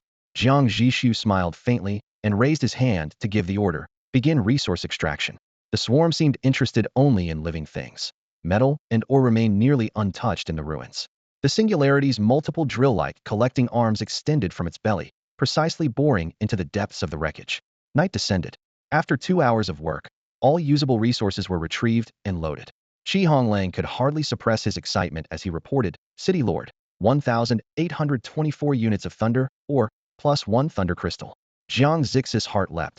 Combined with existing stockpiles, the total amount of thunder ore had finally surpassed 2,000 units. A gleam lit Shi Honglang's eyes. Shall we build another level 1 thunder cannon? Of course, but not yet. Jiang Zhixu shook his head. Thunder crystals are too rare. I don't believe they're only meant for level 1 cannons. We should save some, they might prove more useful in the future. He paused, eyes scanning the data board. Anything else besides thunder ore? Shi Honglang quickly continued. The bugs cleaned the corpses completely, exposing all the hidden gold coins, over 7,000 in total. Once the cross-region trading platform is online, we can use them directly. Good. Jiang Zhixu signaled him to continue. Additionally, 2,172 units of iron ore, 97 units of steel, 274 units of scrap iron, and 54 units of titanium alloy ore. Shi Honglang spread his hands. That's really all the metals and minerals left. Excellent. Jiang Zhixu nodded in satisfaction as he decided to smelt the iron ore into steel. As for the scrap iron, he furrowed his brows. Extracting steel from scrap iron was more efficient. The conversion ratio was 5-to-1 compared to 10-to-1 for iron ore, but right now the inventory was so low they couldn't even produce a few units of steel. Let's just stockpile it for now, he finally decided. After finalizing the resource allocation, he pulled up the workshop's manufacturing list. The newly added 300 units of steel would barely be enough to forge a single level 1 thunder cannon. Then the stock would be depleted. Why is iron ore so scarce? He cursed inwardly. In fact, iron ore was the most abundant basic mineral in the wasteland, but overall consumption far outpaced production, hence the shortage everyone felt. Once the cross-region trading platform goes live, the first priority is to buy up steel. He was confident in his financial strength and planned, if necessary, to go for a quantity blitz with the platform's top-selling goods. No one anticipated the opening of the trading platform more than he did. Set course return to Rusttown. By the time the singularity turned back, Zhou Yi and his group had already taken the lead and set off. From their reports, the Raider Alliance Dawn had still not appeared, which unnerved them. They wanted to get back to the city and take command as soon as possible. In the City Lord's bedroom, Jiang Zhixu and Shi Honglang once again reviewed the Level 2 mobile city upgrade plans. Level 2 upgrade parts, universal repair arm, thunder cannon, backward compatibility protocol, exactly 3 pieces, perfect. Level 1 upgrade parts, nighttime camouflage armor, engine silencer, simple life detection radar, also 3 pieces, but still 9 short of the required 12. The two exchanged a strange look. The hardest to get level 2 parts were as many as the level 1 ones. Hard to believe anyone would accept that. City Lord, before triggering the upgrade task, don't use your talent to boost parts any further. Shi Honglang reminded him with a wry smile. He didn't know all the details of the City Lord's talent, but had some insight. I understand. Jiang Zhixu experienced his first happy problem. The upgrade requirement was 3 level 2 parts and 12 level 1 parts. If he upgraded each time he got a part, he'd never complete the set. Just 9 more level 1 parts. Should be quick. The strong keep getting stronger. With such a solid foundation, their power could snowball rapidly. Though they hadn't seen many mobile cities, they confidently asserted that the Singularity was definitely a top-tier contender among level 1 cities. How far are we from Rusttown?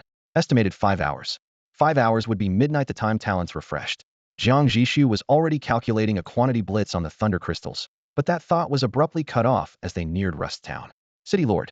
An urgent call blasted from the watchtower. Rusttown is in trouble. Jiang Zhixu sprang to his feet and rushed to the porthole. In the night, the distant horizon was lit by a wild, flickering, ominous fire. Then, a deep rumble like the earth tearing itself apart echoed over a dozen kilometers, making their eardrums throb. City Lord. Rusttown is under siege. The fiery glow on the horizon flickered across Jiang Zhixu's face, casting shifting shadows. The comm channel crackled with static. Shi Honglang tried repeatedly to reach the City Lord, but failed. Anxious and frantic, he burst into the room, only breathing a heavy sigh of relief when he saw Jiang Zhixu standing by the porthole with his hands behind his back. See, City Lord, why is it that the once stable Rusttown falls into chaos the moment I arrive? He stepped forward briskly, his voice thick with confusion. What does this have to do with us? We were out on a mission while Rusttown was vulnerable from the inside. If I were the Raiders Alliance, I'd pick this exact moment to strike. Besides, Lord Zhou and the others anticipated this. They rushed back right after finishing the mission. Jiang Zhixu nodded thoughtfully. Seems like Rusttown just had some bad luck. Then, Shi Honglang scratched his head, hesitating before asking. So, should we get involved? How many shells do we have left? Jiang Zhixu countered. 11 regular shells, 3 thunder shells, Qi reported promptly, relief clear in his tone. Our inventory is finally back on par with a standard level 1 mobile city. Activate night camouflage and engine silencer. We're entering the battlefield, Jiang Zhixu ordered. Those two systems were energy hogs and rarely used, but now was the darkest hour of night. As the power supply adjusted, the singularity hull shimmered with a faint glow before blending perfectly into the blackness. The roaring engine quieted to a low hum, soon drowned out by distant, continuous artillery fire. A sudden vibration startled a carrion bird perched outside the window. It spread huge wings over 2 meters wide and cried hoarsely as it took off into the pitch-black sky. From high above, the massive steel beast that had just hidden its trail was now only a neat shadow.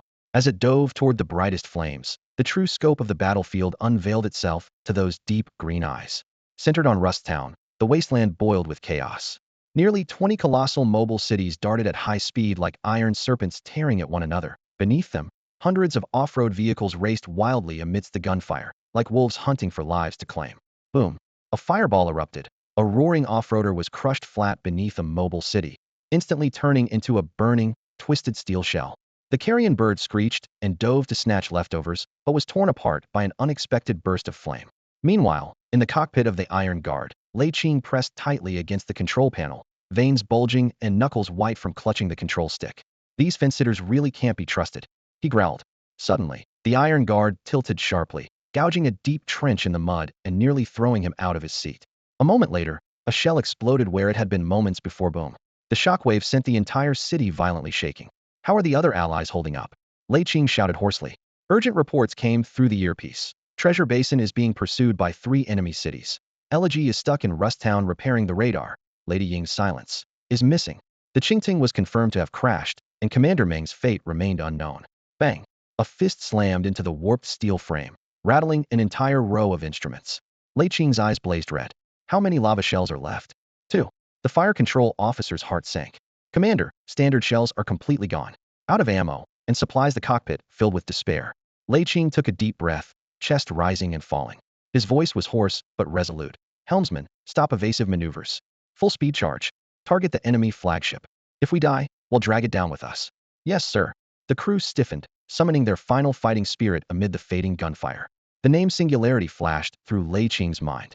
If it were here, with its unfathomable power, the Dawn Alliance wouldn't have the advantage.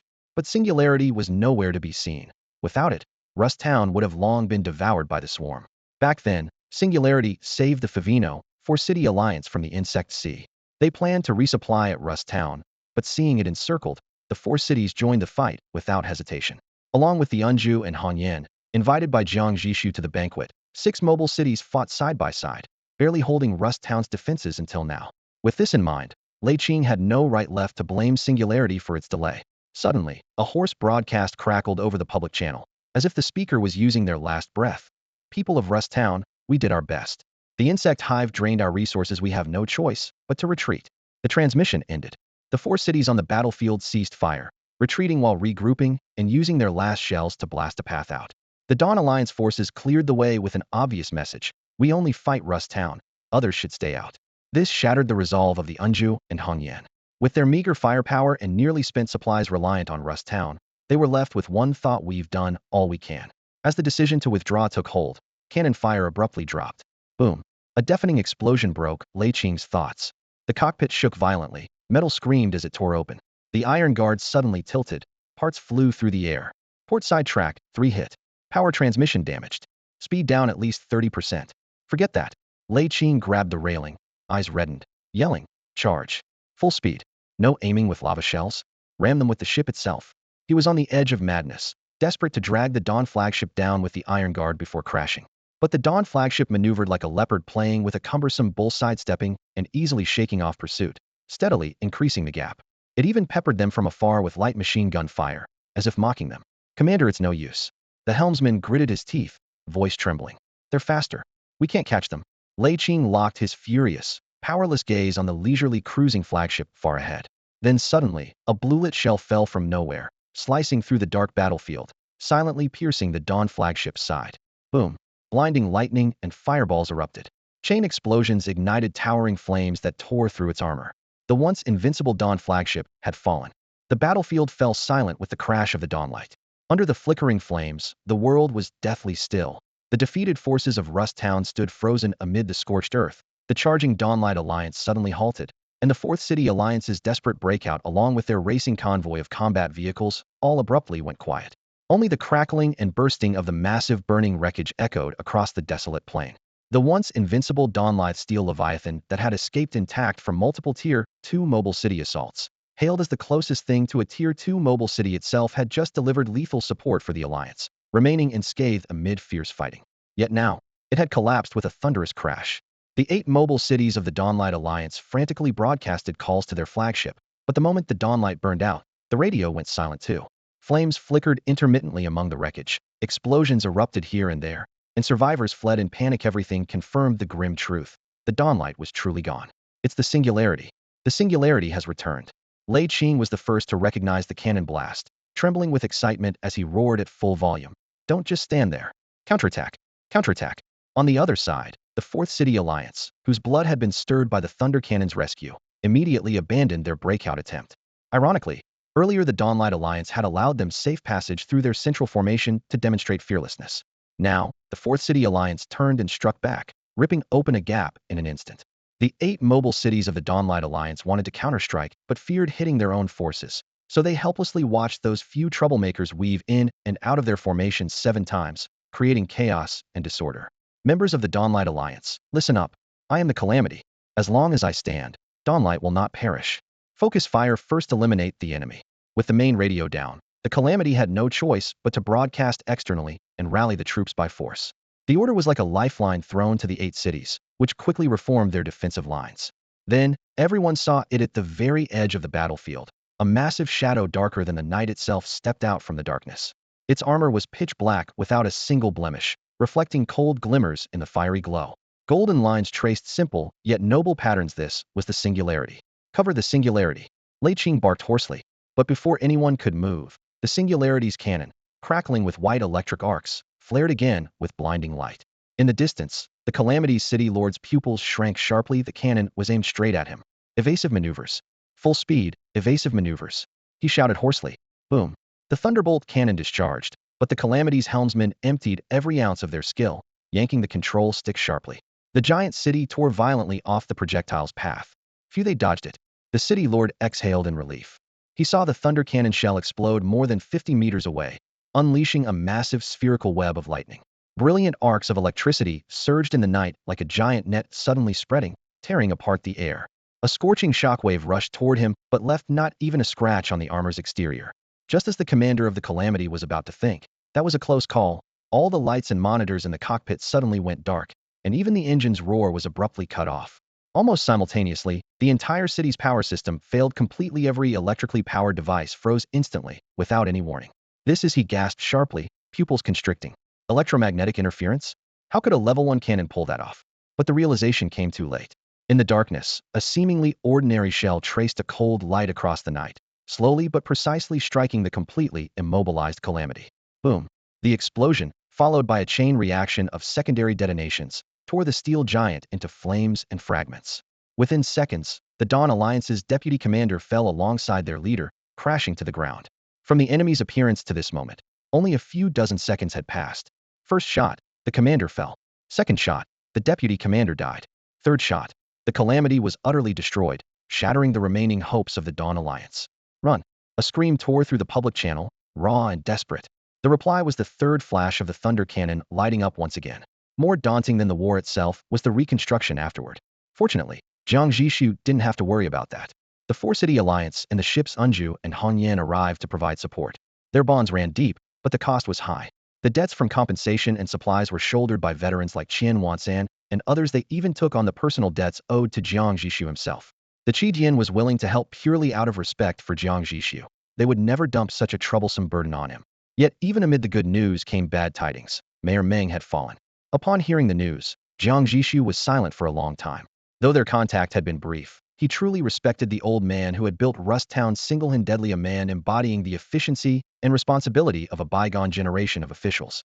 In the communication, Zhou Yi spoke quietly. Mayor Meng was too old. To cover my repair of the radar, he personally stayed in the cockpit of the Qinsong. The enemy's shell hit right there. He wasn't killed outright, but succumbed to the shockwave. The two remained silent after that. Suppressing his emotions, Jiang Zhixu pressed on. What about Mrs. Ng? Why wasn't the silent ship seen? He braced for the worst. The silent cannon would have been the first target of the Dawn's focus. Zhou Yi exhaled. That's the good news. The city was destroyed, but she's unharmed, hidden away by her confidants. Of Rust Town's 5 elders, one was dead and another severely wounded. The town's vitality was badly depleted. Also, Zhou Yi added, from interrogations, the Dawn Alliance had planned to ambush us during our run of the Level 2 Elite instance. They didn't expect us to complete it, let alone so quickly. Jiang Zhixu glanced sharply. What do you mean? What inside information do they have? They went in once themselves, Zhou Yi explained. 9 cities entered, only 3 escaped. They assumed we would be crippled or even wiped out, because Level 2 Elite instances aren't designed for first-level cities. He couldn't help but shudder at the thought if not for Jiang Zhixu, they might never have returned, and even if they did, their resources would have been depleted, and they wouldn't have been able to resist the Dawn Alliance. A bitter but grateful smile crossed Zhou Yi's face. Commander Jiang, you saved us twice. Having saved his life twice, Zhou Yi felt he had no way to properly repay the debt. So, standing firmly on the deck, he solemnly promised, Lord Jiang, any existing technological blueprints from the Wanga, just say the word. They'll produce them for you at cost, forever. This one sentence effectively turned the entire Wanga into a second workshop for Jiang Zhixu. The Wang's industrial system was extremely comprehensive. First-class infantry combat vehicles, first-class heavy off-road vehicles, first-class scavenger rifles, first-class high-explosive rocket launchers. These were exactly the hardware the Qidian was lacking the most. They represented the ship's greatest weaknesses. If Jiang could obtain them all, the combat effectiveness of his ground forces would rise to a whole new level. Without hesitation, Jiang Zhixu nodded and accepted straightforwardly. Zhou Yi then took the initiative again, offering to tow the ruins of the 2 recently captured cities, the Fuxiao and Zhe, back to the ship. Once you've finished scavenging, they'll personally help you dismantle them completely. The dragon bones and foundational structures are valuable material. He said confidently was the only one with control over a second-class component like the goblin smelting furnace, which gave him such assurance. Thank you, Lord Zhou, Jiang Zhixu said, his heart burning as he stared at the 2 steel mountains being dragged behind. He wondered whether the resources salvaged from these 2 cities would be enough to complete the remaining 9 first-class upgrade components. He immediately sent personnel to the site to scavenge. Before long, the system prompted twice in succession. Congratulations. Your army has successfully taken over the hostile lord's control console. Please return to your control console to proceed. Jiang Zhixu was already waiting beside the console. Without hesitation, he downloaded all the blueprints from both cities, then filtered out those of first-class quality or better. The first set that caught his eye were 4 combat blueprints. 1. Badger Infantry Combat Vehicle First Class, a general-purpose tracked infantry fighting vehicle with medium protection and good mobility, equipped with a heavy machine gun and capable of carrying 6 fully armed soldiers. It serves as the backbone of ground operations. 2. Armor-piercing shell First Class, an advanced version of conventional shells that sacrifices blast radius for exceptional armor penetration, capable of destroying standard armor on most first-class mobile cities. 3. Sentinel Auto-Machine Gun Tower First Class, deployable at critical points within the city to provide fire suppression against infantry and small creatures, consuming 1 unit of steel and 1 unit of gunpowder per hour. 4. Anti-Vehicle Landmine First Class, an invisible battlefield killer designed to counter any vehicle with medium or lower armor. Once triggered, survival is nearly impossible. But these were just appetizers. What truly dazzled Jiang Zhixu were 3 industrial blueprints: the industrial smelting furnace, the biogel cultivation pool, and the primary gunpowder synthesis workshop. Among them, the industrial smelting furnace was simple in concept, but remarkable in effect. It improved the efficiency of refining iron into steel from the ordinary furnace's 10-to-1 ratio directly to 8-to-1. This is no small figure originally. 10,000 units of iron or could only produce 1,000 units of steel. Now, it yields 1,250 units, a full 25 increase. Besides the steel-making efficiency skyrocketing, the blueprint for the biogel cultivation pool caught Jiang Zhixu's eye. The rare resource no longer has to rely entirely on external scavenging. As long as enough biomass is fed in, it can steadily produce 1 to 10 units per day. Vegetable scraps, meat trimmings, kitchen waste, even the city residents' excrement are all acceptable sources. Not only does it supply biogel, but it also disposes of garbage. A win-win situation. Jiang immediately issued production orders. Although the Singularity had reserved space for a septic tank before, it never had an effective waste treatment system. All the trash was dumped directly into the wilderness since it was vast, and nobody complained. Now that the cultivation pool could replace the septic tank perfectly, he happily seized the chance to protect the environment while harvesting more biogel. The basic gunpowder synthesis workshop on the list could also improve the conversion rate between sulfur and gunpowder. For a mobile city with heavy ammunition demands, this was a miraculous blueprint that could significantly cut costly material expenses. Unfortunately, since taking over the Singularity, he had never produced a single batch of gunpowder. He wasn't ready to waste precious city space yet, and had to file it away as better than nothing for now. The top-tier Marauder Alliance definitely had deep reserves. Jiang Zhixu muttered under his breath these were only the strongest 2 of the 9 mobile cities. The other 7 were probably no small potatoes either. He decided then and there. From now on, if he encountered any Alliance city, he'd fight whenever possible and never let one slip away.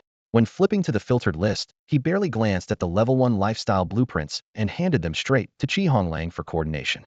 At the very end, a level 2 blueprint stood out: the crude, individual exoskeleton. It was a rough copy that greatly enhanced soldiers' strength and speed, but offered almost no defense and put heavy strain on the wearer. In open areas under heavy machine gun fire, it was as fragile as paper, but in complex terrain where mobile cities or infantry fighting vehicles couldn't go, it would be a surprise weapon of great value. After scanning the materials list, his frown deepened. Titanium alloy was manageable, but rare resources like neural sensory chips were completely unfamiliar, mostly produced in level 2 zones. No wonder the front lines had never seen single soldier exoskeletons before. Just as he lamented this, his resource counting teams began reporting good news one after another. City Lord, 3 intact exoskeletons found on the Calamity. City Lord, the level 2 Alliance radio station on the Dawn is intact. The brothers are dismantling it now. City Lord, we also found 4 level 1 cannons and over a dozen special shells. City Lord, there's a saying, no one gets rich without a windfall, and no horse grows fat without night grazing. When Qi Honglang finished tallying the last spent shell casing and placed the thick stack of loot inventories in front of Jiang Zhixu, even though Jiang had already steeled himself mentally for what had seen, he still couldn't help but draw a sharp breath. Summary of the loot. Iron ore, 23,480 units. Scrap iron, 17,931 units. Steel, 1,341 units. Biogel, 2,314 units.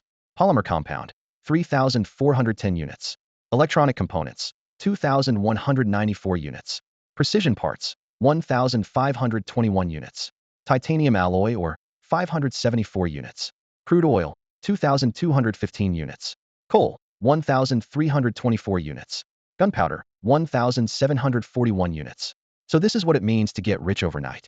The resources from 2 top-tier raider cities almost instantly filled every one of the Singularity's resource shortages. Jiang Zhixu's first order was clear: immediately produce and replace the industrial smelter to upgrade the industrial core. The moment the new smelter came online, the data panel went wild. The iron to steel conversion rate jumped to 8:1, and scrap iron to steel to 4:1. Since iron ore and scrap iron have no other use than steelmaking, he simply threw it all into the furnace at once. Then, Jiang detected a hidden attribute. The industrial smelter runs over 3 times as fast as the basic smelter. More than 7,000 units of steel were fully smelted in just over 14 hours and insanely high efficiency. At noon, Jiang Zhixu woke from a nap, stretched, and headed to the hangar. The bulk of the materials had already been transformed into brand new finished products, and a rapid series of upgrades commenced. 1. Those 15 Type 99 off-road vehicles originally for the female crew? Jiang found them too low-end and immediately gave them all to Zhou Yi, sold for scrap. 2. Added 20 new Badger infantry combat vehicles to the production queue. 3. Ordered 4 Sentinel automated machine gun towers to be installed along the Singularity's belly, weaving an impenetrable web of firepower. If only they had these for the Zerg raid, he wouldn't have had to worry about clearing minions. More importantly, they're extremely resource efficient. 1 hour of continuous fire uses just 1 unit of steel and 1 unit of gunpowder. With thousands of steel and gunpowder in stock, this was practically free. 4. To equip the team better, he commissioned Zhou Yi to produce 300 Tier 1 scavenger rifles and 300 sets of Tier 1 standard body armor, consuming 300 units of steel, 150 units of biogel, and 150 units of polymer compound. 5. For intact Tier 1 cannons salvaged from the Dawn and Calamity ships were all installed, replacing the old, ordinary barrels. The most dazzling among them was Spiked Acceleration Cannon. Quality, Tier 1. Trait. Uses electromagnetic acceleration to propel specially designed shells at 1.1 times the speed of sound, producing almost no explosion but extreme armor-piercing power. Its creed is 1 shot, 1 kill. Description: destruction arrives faster than sound. Corrosion Cannon, Grade 1 trait. Fires special shells filled with highly concentrated acid. Upon impact, acid splatters everywhere, melting steel and flesh alike with equal speed. Shockwave Cannon, Grade 1 trait. Emits powerful shockwaves that barely harm armor, but instantly stun personnel and jolt their internal organs. Can also detonate or deflect incoming airborne projectiles. Charges once per hour. Can store 3 charges, but cannot fire physical shells. Quagmire Cannon, Grade 1 trait. Shells explode upon hitting the ground, dispersing chemicals that instantly turn the terrain into an artificial swamp. Thousands of roads, none passable here. These 3 cannons, plus the Grade 2 Thunder Cannon, all lack blueprints. Either they came pre-assembled in the Dawn and Calamity chests, or were custom-built by some high-ranking Alliance member. To Jiang Zhixu, none of this really mattered. Each cannon had a handful of shots left, and after skill cooldown, a single volley with critical quantity would solve the ammo problem.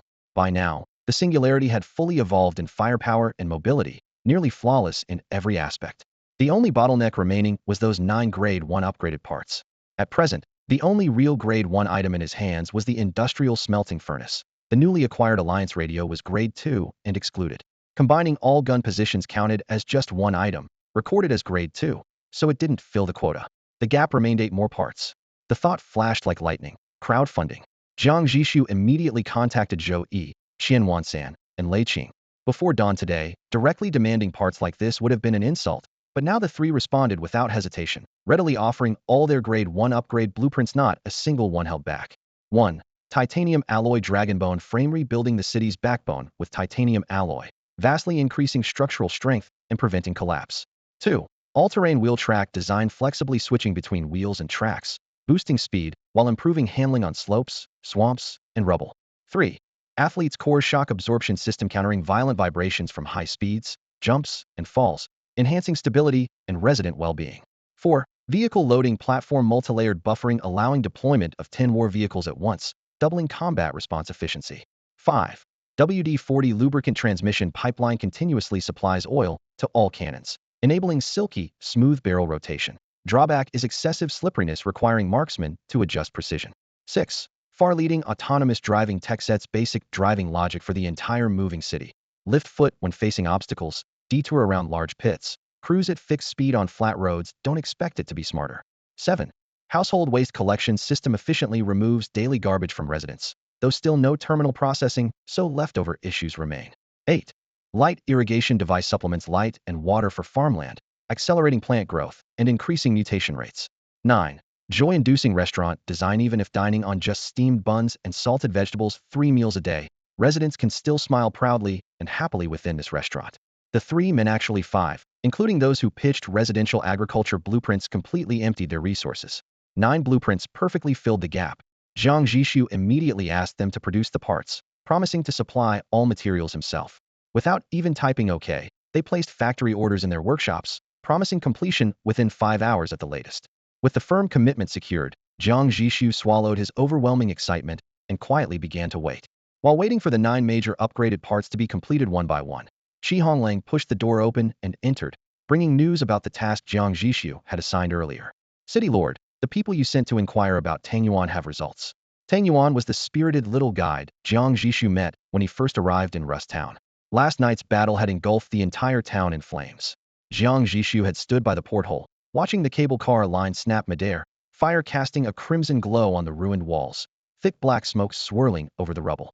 On the streets, civilians either clutched grieving family members in tears or stood stunned and dazed at that moment. He thought of that child. Oh, he pulled his gaze away from the devastation. Is he still alive? Still alive. Shi Honglang gave a rare smile. That kid's clever.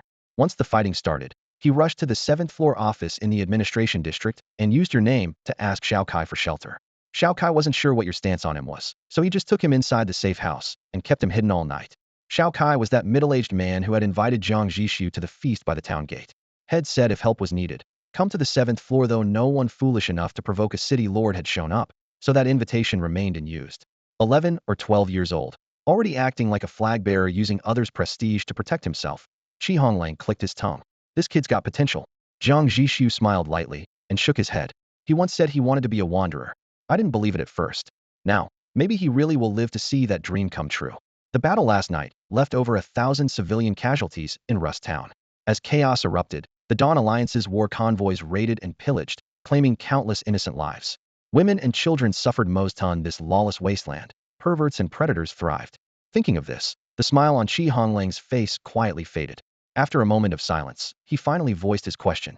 City Lord, if you believe in him so much, Why not just bring him into the Qidian? Jiang Zhixu looked up. First, he wants to roam freely. I won't spend years training him only to watch him leave. Second, and more importantly, is currently of no practical value to the Qidian. He can't take up a precious population slot. To be blunt, a kid this small, malnourished and fragile in the wasteland, not even a slave trader would want him. Shi Hongling understood, but still felt puzzled. This strange contradiction in his lord revealed itself again. On one hand, Jiang Zhixu held on to the nearly innocent morality and empathy of the old world, refusing slavery, helping a stranger's mobile city, caring for a one-time orphan. On the other, he was coolly calculating, never sacrificing the Qidian's interests for these kind-hearted impulses. He liked Tang Yuan, but would never make an exception. Shi Honglang himself, barely 19 before the crossing and wandering the wasteland for 10 years, had seen the many complexities of human nature, but whenever he faced his city lord, he still found him inscrutable. All right, go handle your business. Satisfied with the outcome, Jiang Zhixu showed no mercy and sent the person away. Left alone in the room, Jiang Zhixu immediately activated the last remaining talent for the day. Target, Thunder Crystal. Type, Quantity. Critical talent activating. Activation successful, multiplier, 34 times. Deep in the warehouse, between unseen shelves, a fist-sized crystal wrapped in thunder patterns suddenly exploded with dazzling electric sparks. Then, like cells dividing, it crackled and multiplied, instantly growing from 1 to 35 crystals. Jiang Zhixu, however, was unfazed. Expressionless, he placed an order at the workshop for a brand new, level 1 thunder cannon. This thing packed incredible power. Once upgraded to level 2, it would come with wide-area electromagnetic interference, making it a versatile weapon for both offense and defense. With this addition, only 2 of the 8 main cannons on the Singularity remained standard issue. Other mobile cities would never dare mix and match like this, but the Singularity alone had the backward compatibility protocol, allowing level 1 thunder cannons to fire regular shells, which made this hybrid setup sustainable. Too bad, he muttered quietly, my talent is great for everything except critting minerals. He had planned to replace the last 2 normal cannons with thunder cannons as well, but the thunder crystal stock was insufficient. Plus, the talent could only crit 1 unit of minerals at a time, with a maximum critical hit up to 100 units, which was a drop in the bucket compared to the thousands needed. Using it repeatedly would just waste opportunities, so he gave up on that idea. Next, he performed a quality critical hit on the newly ordered level 1 thunder cannon, upgrading it to level 2. With a level 2 thunder cannon now stationed on each side of the ship, the firepower was more evenly distributed. After handling all these tasks, he gathered a team and set off in force toward Rust Town, preparing to inspect the post-disaster reconstruction up close. By 5 in the evening, all the level 1 modification components were completed one after another. But installing them all, even with the help of the level 2 universal repair arm, still required a full day. Jiang Zhixu had no choice but to wait. The next afternoon, he turned his gaze to the last remaining thunder shell in the warehouse and activated his talent again. Target, Thunder Shell. Type, Quantity. Critical talent activating. Activation successful, multiplier, 80 times. 80 brand new thunder shells clattered into the ammunition bay, instantly easing his firepower anxiety. Then came the most time-consuming installation, the titanium alloy dragonbone frame. This was like knocking down the first domino. All-terrain wheel and track system installed. Athlete's core shock absorption system installed. Light irrigation device installed. When the final modification component slid into its designated slot, the Singularity's system light screen shifted from a soft white to a solemn golden glow. Lines of text, like starlight condensed into words, appeared before Jiang Zhixu's eyes. Prerequisites fulfilled. Level 1 modification components, 1212. Level 2 modification components, 33. From the tiniest insect to the vastness of the star sea, you have finally taken a solid first step. Now, it is time to embark on the true journey. Promotion quest has been activated. Would you like to view it now? Jiang Zhixu didn't hesitate for a moment and chose yes. A promotion task was being randomly assigned. Promotion task. The world rejects the cowardly. Task details. To stop moving forward is to embrace destruction. Find any second-level city stranded within the current first-level zone and bring upon it the destruction it rightfully deserves. Task support. Hunter's Beacon. Every day at midnight, your radar will display the coordinates of all the second-level mobile cities within the current zone for 3 minutes, after which the task support expires. Task rewards. 1 second-level zone pass. 1 second-level mobile city construction guide. The moment he saw the task, Jiang Zhixu felt a sense of just as expected. The only true threats to the Singularity were those 2 second-level cities. The system's so-called random task clearly tailored itself to the situation. Stopping meant destruction one moment it blessed you, the next it pushed you to kill. This stark contrast instinctively repelled Jiang Zhixu, but the promotion task lay before him, so he had no choice but to accept. Calmly, he analyzed the situation. The Singularity's current combat power was no weaker than that of a second-level mobile city. Even the Dawn Alliance had considered the second-level elite dungeons impossible for a first-level city to conquer, but they not only cleared them, they did so brilliantly. The current Singularity had, for types of second-level components, 13 types of first-level components, 5 first-level cannons, 1 second-level cannon. This upgrade truly transformed the ship.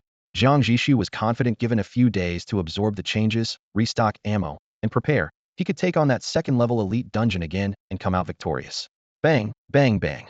The knocking brought him back to reality. Come in. Qi Honglang entered without preamble. City Lord, Zhou Yi and the other city lords have sent a message. They hope to come aboard the Singularity to pay you a visit. Visit me? To come to our city? Jiang Zhixu was a little surprised. City lords rarely set foot on each other's territory. Yes, they're waiting for your reply. He glanced at the time and nodded. All right, it's almost dinner time. Arrange for them to be entertained in our own restaurant. Understood. Qi Honglang took his leave. Whether they could actually defeat the second-level cities was something to be proven in real combat. If things went badly, they could always fight while retreating. He certainly wouldn't just walk away at minimum. They needed 1 to 2 weeks of rest to fully upgrade all talent-based components and confirm adequate ammunition. There was still plenty of time for that. The priority now was to eat. That evening, the newly built restaurant was brightly lit, a place constructed using the joy-inducing restaurant blueprint, one the residents had not yet even experienced. Jiang Zhixu raised his glass in a toast. The place is simple and can't compare with Rust Town's banquet hall. Please forgive the humble accommodations. City Lord Jiang, you're too modest. This is much nicer than Rust Town. Zhou Yi and the others waved their hands emphatically. No matter how beautiful Rust Town's banquet hall was, it had no special effects this place did. Madame Ming had lost her ship, the silence, and was feeling down, but she still took the initiative to speak politely to Jiang Zhixu out of respect. After several rounds of drinking, the warm glow of the wall lamps lit up a few flushed faces. Their casual chatter naturally turned to the main topic. Zhou Yi put down his glass, his gaze suddenly sharp. We're not waiting for Rust Town to be fully rebuilt. While the Dawn Alliance is scattered, we'll pick off a lone mobile city and snatch it back from Madame Ming. Oh, snatch one city. Jiang Zhixu casually picked up a sweet and sour pork rib with chopsticks, asking without much interest. Qian Wanson chimed in. Exactly. Rust Town's strength is badly depleted. Only our 3 families' forces remain stationed there. If we don't reinforce soon, the hyenas will set their sights on it again. Jiang Zhixu understood immediately, suddenly recalled that his own ship, the Singularity, had also been snatched years ago. As long as you physically take control of a city and eliminate the original ruler, you can claim it via the system console. The system clearly condoned, even encouraged, such rebellion from below. Not a bad plan, he said with a crunch, chewing the rib as he raised an eyebrow in a smile. Why not just snatch a few more, and maybe Rust Town can level up directly? The others exchanged glances and could only smile wryly. Lei Qing said gloomily. Easier said than done. If we manage to snatch even one intact city, that'd be a miracle. We don't have time to waste. They weren't abandoning Rust Town, but secretly they trusted Jiang Zhixu to watch over it. None dared say it aloud. As the 3 hesitated, Jiang Zhixu took the lead. They'll be resting in Rust Town for at least 10 days. If you trust me, use this time to act. The table fell silent for a moment. So quiet you could hear a pin drop. Almost simultaneously, Zhou Yi stood up, joy written all over his face. Lord Jiang, of course we trust you, but those 9 level 1 components, you're giving them to me without materials as payment. Jiang Zhixu interrupted with a wave.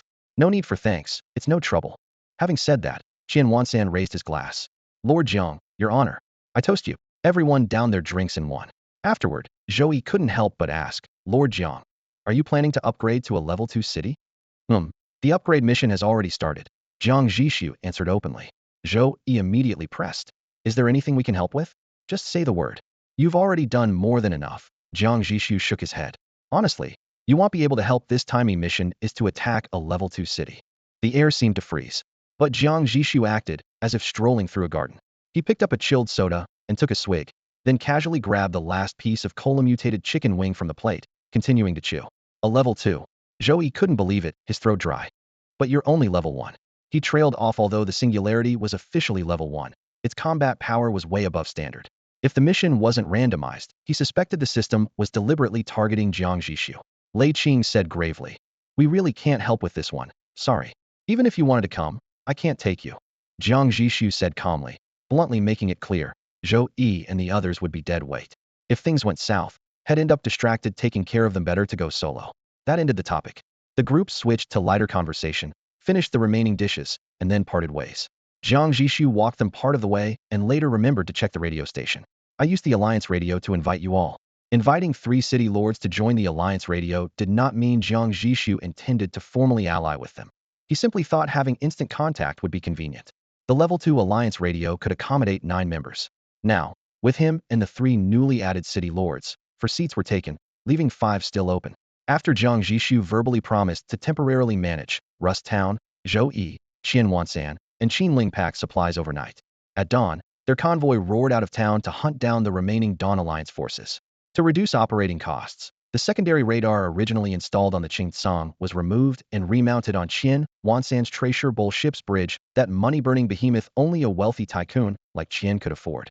Once the main decision-makers left, Rust Town, which had just begun to show signs of life, seemed to hit pause. The sprawling town was deserted except for the Singular Point ship, painted black and gold, parked on the outskirts. The townspeople's hearts wavered. On the first day, the incoming mercenaries and scavengers only dared small-time thefts, sneaking off with a few burlap sacks of miscellaneous goods at night. The Singular Point made no move. On the second day, emboldened, they pried open warehouse doors and ripped boxes apart. A small amount of supplies vanished without explanation. The Singular Point remained silent. By the third day, order had completely collapsed. In broad daylight, looting and fighting broke out nonstop. The Rust Town militia was overwhelmed and scattered.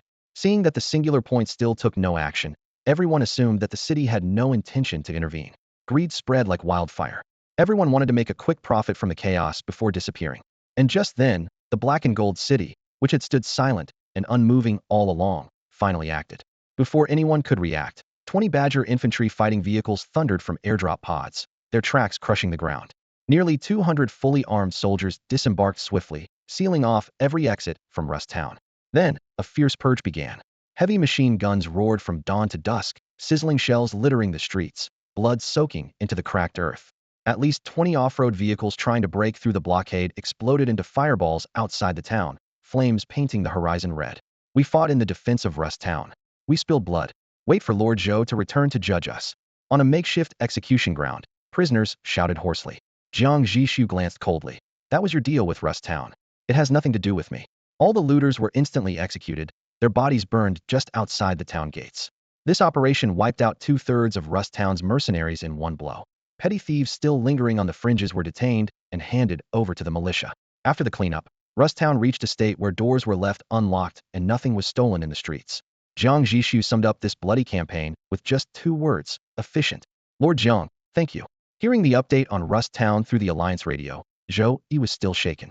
They had been overly optimistic before, believing that Iron Rust Town, which they had run for years, wouldn't spiral out of control even if the owner was away for a few days.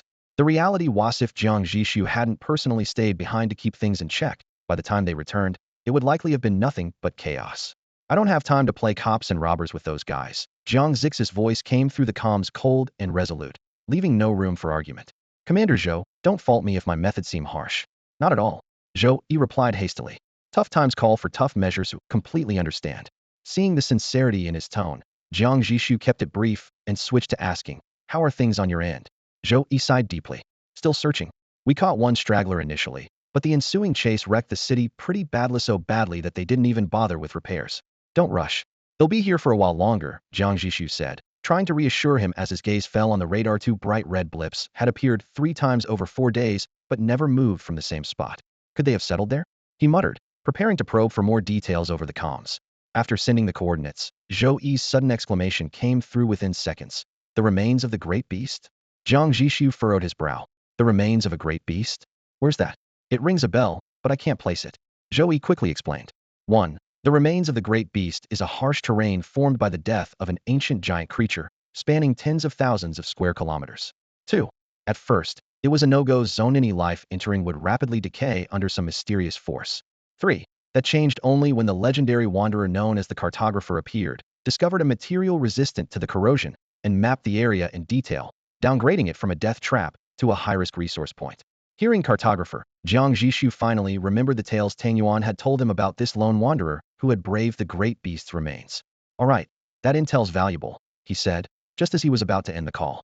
Zhou quickly interrupted, Commander Jiang, if you're choosing a target, I strongly advise against that one. Jiang Zhixu raised an eyebrow. Why? Zhou's tone darkened. While it has corrosion-resistant materials, the air there still eats away at city armor, meaning your forces will lose health just by entering. What's worse, that area is crawling with raiders. The largest alliance, called Azure, controls over a dozen mobile cities and attacks everyone on site. Even convoy teams aren't safe. Regular raiders wouldn't dare attack convoy vehicles, but these guys couldn't care less about fuel costs. He paused, then ventured a guess. Based on the coordinates you gave me, strongly suspect Azure's boss commands one of those secondary-level mobile cities there. Jiang Zhixu wasn't a masochist, had no desire to gnaw on the hardest bones first. What about the other secondary-level city? Any info? I don't know, Zhou admitted with a wry smile, but finished his thought. If a secondary city deliberately hides its location, there's nothing we can do. Judging from the map, that place is just as tough to take as the other, easy to defend, hard to attack. Suddenly, Jiang Zhixu remembered a question. Back during the insect hive raid, you were sure there were two secondary mobile cities in the wasteland. If you hadn't seen both firsthand, how could you confirm their number? Zhou answered promptly, cross-region trading platforms. When they open, they publish the total number of mobile cities in the area along with exact counts by tier. I see. Jiang Zhixu nodded, thinking for a moment before saying, all right, that's it for now. If anything comes up, post it in the group. The Alliance radio had a group chat function where all members automatically joined when online. Got it, Commander Jiang. Reach out anytime if you need me.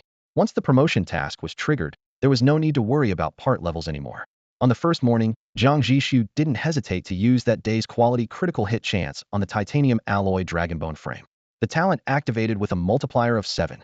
The titanium alloy skeleton in the shadows glowed with a faint emerald light, its silvery white surface pulsing as if breathing. Elf self-healing dragonbone. Quality, level 2. Traits. Infused with rare elf spring water into the titanium alloy, bringing life to the inanimate. The dragonbone now resists most attribute attacks and slowly repairs physical damage. Description. Studies revealed that the spring water's effect pales compared to that of actual elves. Unfortunately, the incompetent ethics committee rejected truly groundbreaking experiments. This level 2 part added a tank layer to the singularity. If the universal repair arm provides endurance, the elf's self-healing dragonbone directly raises the health cap. Together, they complement each other. On the second day, he triggered another quality critical hit, this time targeting the all-terrain wheel track design. His luck was average, with only a 3x multiplier. Adaptive morphing drive system. Quality, level 2. Traits. Freely switches between high-speed wheels and high-torque tracks. In wheel mode, speed spikes and brief jumps are possible. In track mode, it steadily advances over almost any harsh terrain. Extended titanium alloy grinders can crush any ground unit. Description. Don't waste ammo on infantry. The audit committee's strict orders force scientists to develop faster, low-cost infantry handling solutions. On the third day, the day of the Rust Town Rebellion, after finishing communications with Zhou and others, Jiang Zhixu used the critical hit on leading-edge autonomous driving tech, critical hit multiplier 9, truly living up to its name. Self-directing autonomous driving system. Quality, level 2. Traits. Built-in tactical learning module records driver habits and successful maneuvers. In efficiency mode, the system disregards passenger comfort and other minor factors, prioritizing what it deems the optimal tactical action. Description. It's still dumb, but at least soldiers won't lose chances to act due to hesitation. What? If the driver dies in battle? Of course, their family must compensate for the losses, and that money is used to recruit the next batch. Family has to pay if a soldier dies in battle? Jiang Zhixu's pupils constricted sharply as he read that line, momentarily forgetting to check the specific effects. Behind this uniform cold tone lay a society with a fully developed but extremely twisted structure. Judged by human values, it was far from normal. But then again, with elves proven real, vastly different species naturally lead to very different ethics and morals. Since the deceased had no say in the matter, all Jiang Zhixu could do was make a few dry remarks. Shaking off distractions, he immediately called Wei Ran. Notify all residents we're going out for a test drive. Everyone, get ready. Moments later, the metallic frame of the singularity slowly unfolded with a deep rumble, eventually standing upright before everyone's eyes. The residents of Rust Town looked up in shock. Last time it rose, it had wiped out hundreds in the blink of an eye. Fortunately, those brazen enough to cause trouble had long been eliminated. The rest, cowards at heart, dared only to watch from a distance and wonder what the steel giant city was up to now. City Lord, switch to tire mode now. Wei Ran's voice crackled with barely contained excitement over the comms.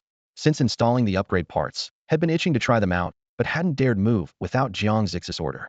Now, he could finally let loose. Let's go. Take a lap around the area. Jiang Zhixu stood alone by the bedroom porthole. As he spoke, the outside scenery seemed to be pushed backward by an invisible hand. The power core unleashed its full output. The entire city's speed surged at an astonishing rate. Without any instruments, he could feel it at least 100 kilometers per hour now, like racing down a highway. Yet he saw a mountain rush past in the passing lane. City Lord. 110 kilometers per hour. 110. Wei Ran practically shouted through the calm. Wu Huthies is amazing. Hold steady. Jiang Zhixu instinctively grabbed the fixed bracket on the wall and called out. Don't worry. The new intelligent driving system is insanely smart. It doesn't need me to take over on roads like this. And haven't you noticed how smooth our ride is? Hearing that, Jiang Zhixu glanced at the sealed cup on the table. When the singularity used to blast full speed, water inside the cup churned violently like a washer machine. Now it rippled gently, 100 times calmer. That's thanks to the autonomous intelligent driving system too? Of course. Wei Ran explained excitedly. Before, we relied passively on shock absorbers. Now, it anticipates road conditions and automatically adjusts posture to avoid shocks. Jiang Zhixu instantly grasped the terrifying implications, not just improved comfort, but a fundamental leap in combat capability. The steadier the platform, the sharper the shooting precision of the cannons, sentinel gun turrets in the belly, and the deck soldiers with rifles and rocket launchers. Not bad. Suddenly, he remembered a component had overlooked: the level 1 athlete's core shock absorption system. If we upgrade that to level 2 and sync it with the intelligent driving system, the Singularity's stability might rival a high-speed train. Originally, he planned to focus on ammo production to max out firepower before departure, but now he decisively changed course. Some critical functional components had to be prioritized immediately. The Singularity didn't stay out wandering for long and soon returned to Rust Town.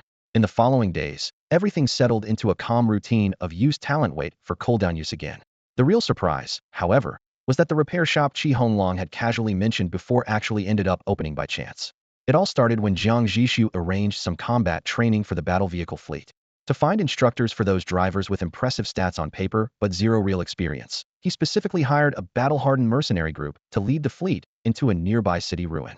That ruin had long been scavenged for resources and held no secrets, but the system periodically refreshed supplies there. Plus, with complex terrain and frequent zombie and mutant attacks in packs, it was still an excellent training ground. On day 1, the confident rookies rolled out. By dusk, the convoy limped back looking like it had dragged itself out of a Syrian war zone, battered and torn. If it weren't for the mercenaries holding the most dangerous intersections, at least half the vehicles would have been buried in rubble forever. Even so, every returning vehicle suffered compound fractures, cracked armor plates, exposed power lines, warped hubs, and paint so blackened by smoke it was impossible to tell its original color. Jiang Zhixu couldn't be bothered to fuss over it. He summoned the universal repair arm, restoring each of his own vehicles one by one, then casually refurbished several mercenary trucks that were on the brink of total scrapping. This move caused a minor sensation in Rust Town. 1. It was the first time mercenaries saw factory-level restoration. Normally, when their vehicles broke, they patched them with scrap metal and muttered a few prayers. 2. Thanks to the Singularity's repairs, these battered trucks not only moved again, but had parts fitted so perfectly it was as if someone had stealthily swapped them for brand new ones. 3. Word spread quickly: everyone wanted to bring their old iron horses for a fountain of youth treatment.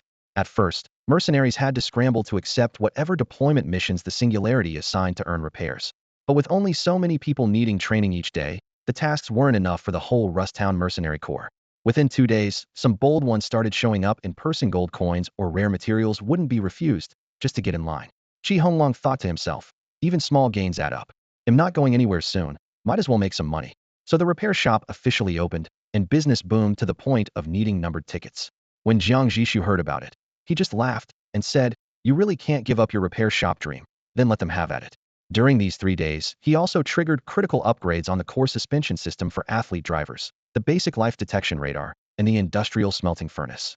Shortly after, he unlocked upgrade info for 2 new pieces of equipment. Hamster Conversion Stabilization Matrix, Quality Level 2. Feature: converts most vibrations into energy to recharge the power core, significantly reducing fuel consumption, while counteracting overload shocks during sudden stops and sharp turns. Description: inspired by an auditor who saw his daughter's hamster run electric toy stall suddenly realize all city dwellers are no different from hamsters running in cages, leading to the creation of this system. Biosignal Radar, Quality Level 2. Feature: has a detection radius of 50 kilometers, unable to detect inanimate objects, but can analyze species, condition, and emotions by reflecting pheromones. The council members had long despised the blue-skinned people. They always lurked in the shadows, manipulating forest beasts to attack the superconducting mines, causing repeated production halts. Now, they had finally found the perfect solution. Advanced Mineral Smelting Furnace. Grade: Tier 2. Feature: capable of smelting high-grade alloys, maximizing ore yield with nearly zero loss. Description: how do you explain to those pests that 1 ton of iron ore can't possibly produce 1 ton of steel? The final angry outcry of a scientist before his execution. Fortunately, his research was fully preserved and went into mass production. After installing the hamster conversion stability matrix, Jiang Zhixu immediately initiated the trial run of the singularity. The results were promising. As long as the terrain variation was no more than 3 meters, the city glided as smoothly as a mirror. Even a coin standing upright on a table remained perfectly still. Only when the elevation difference exceeded 3 meters, or during sustained slopes or sharp turns, did residents feel noticeable jolts. It was expected that once the singularity advanced to a Tier 2 city and expanded in size, the smoothness would only improve further. Next, he inspected the biosignal radar that had also been critically upgraded that day. Overall performance was good, but an unstated flaw on the panel became evident when scanning beyond 30 kilometers. The radar's accuracy in detecting small groups or individual creatures under 50 units sharply declined, sometimes missing them entirely. Given that this was only a Tier 2 component obtained with double guaranteed critical luck, this shortcoming remained acceptable. On the third day came the real surprise. The advanced mineral smelting furnace was obtained through a critical hit. This Tier 2 furnace pushed the iron to steel conversion ratio to a terrifying 2-to-1, and was even more impressive with scrap iron. 1.1 units of scrap iron could produce 1 unit of steel. Looking at the last single unit each of iron ore and scrap iron in the warehouse, Jiang Zhixu sighed. At his wealthiest, he had stockpiled 20,000 iron ore and over 10,000 scrap iron, which by current efficiency would have yielded at least 10,000 fewer steel units. But then he felt at ease. Without those earlier investments, the singularity could never have been so luxuriously outfitted. With that in mind, he resolved to sweep through several raider clans and reclaim resources before leaving this area. So far, the singularity had been equipped with a total of 10 Tier 2 modifications. A typical Tier 1 city equipped with 3 or 4 Tier 1 parts plus a Tier 1 cannon would already be considered strong. With Tier 2 parts, the singularity was by no means weak. Once officially upgraded, the entire wasteland region could essentially be treated as a sweeping zone. Thinking this filled Jiang Zhixu with increasing anticipation for departure. On the second day, he scored another critical hit on a Tier 2 thunder cannon, filling the left hull's gap. Over the third, fourth, and fifth days, he continued to critically hit shells for the spiked accelerator cannon, corrosion cannon, and quagmire cannon, 19, 43, and 99 rounds respectively. Day 5 Wasteland Calendar July 1st. Just as Jiang Zhixu was planning his target for the day, the biosignal radar suddenly lit up. A dense cluster of biological signals rapidly approached. After 10 full days away, Zhou Yi and his group were returning, dragging their battered mobile city behind them at last. In just 10 days, you managed to track down 3 marauder mobile cities? Jiang Zhixu listened with keen interest. Based on the averages, it took just over 3 days to lock onto a single target. That sounded inefficient. But without the radar unit in Zhou Yi's possession, which could scan an area of 7,850 square kilometers at once, the time required would have easily doubled. It was only now that Jiang Zhixu learned that the 30-kilometer detection radius Rusttown claimed was just for show. The real effective range was a full 50 kilometers. That's right. Zhou Yi's voice came over the Alliance radio, sounding weary and a bit resigned. Out of the 3, 1 fought to the death and didn't surrender, so we had to break the entire city apart to take it down. Another was insanely mobile who chased it for hours without gaining. Fortunately, the third one cooperated enough for us to bring it back intact. They hadn't dared trouble Jiang Zhixu for too long, and had set a strict tendery deadline before rushing to the northern front. With the deadline approaching and hope fading, they surprisingly got results right at the last moment. Since you're back, Jiang Zhixu said, raising his wrist to cut the communication without lingering, it's time for me to set off. Set off? Zhou Yi tensed immediately, realizing Jiang Zhixu was heading to attack that real secondary city. After a few seconds of silence, he solemnly promised, once we finish handing over the prisoners, we'll hold a banquet tonight to see you off. See me off? Jiang Zhixu waved off the idea with a relaxed tone. He'll be back soon. He smirked faintly and added, too bad the target is over 1,000 kilometers away. It'd take me a day or 2 round trip. Otherwise, I'd have you guys prepare some wine for a warming wine and slaying Huaxiong celebration. That joking remark dispelled the heaviness in Zhou Yi and the others' hearts. Jiang Zhixu's confidence was contagious and lifted their spirits. Zhou Yi laughed heartily. All right. Well, wait for your triumphant return and throw a victory party. At noon that day, Rusttown streets were packed with people. Under everyone's watchful eyes, the singularity slowly lifted off the ground, its entire body clad in black gold armor. Sunlight played across the armor's surface, casting sharp, chilling gleams. The multi-cylinder engines rumbled low, steady like the heartbeat of a giant beast. The southbound expedition was starting now. At the singularity's top speed, 1,000 kilometers was nothing, especially equipped with full autonomous driving. The 2 pilots no longer had to man the controls constantly previously. Even a moment's distraction could cause the mobile city to crash, a risk no one could afford. Inside the bridge, a massive tactical map covered the entire wall projection. Wherein drew a golden line cutting through north to south, marking 2 locked targets. To the northwest, near the giant beast's carcass, is suspected to be the Whalon stronghold, high combat power and numerous forces. To the southwest, he pointed to another empty area. Only signal frequency analysis so far, definitely a secondary city, but zero intelligence. Jiang Zhixu nodded calmly. He had already decided to start with the southwestern city to see if it was a soft spot among the tough ones. If it was, better to crush it early. Lord of the city, why not take the dry riverbed? Wyron's eyes gleamed. It's wide and flat, stretches north-south like a highway. It's where the marauder cities cluster, but for us, that's actually a great chance for resupply. The dry riverbed had long gone unpatrolled, and banditry was rampant, meaning plenty of loot to scavenge. The singularity was in urgent need of provisions, so this was ideal. Jiang Zhixu caught his plan and nodded without hesitation. We'll go the riverbed. If anyone's blind, take them out on the way. As soon as a new resource point appeared, he immediately stopped gathering. Before setting out, he still felt a sense of urgency to seize a level 2 city. But once on the road, that urgency gradually faded. Yes, Lord of the city.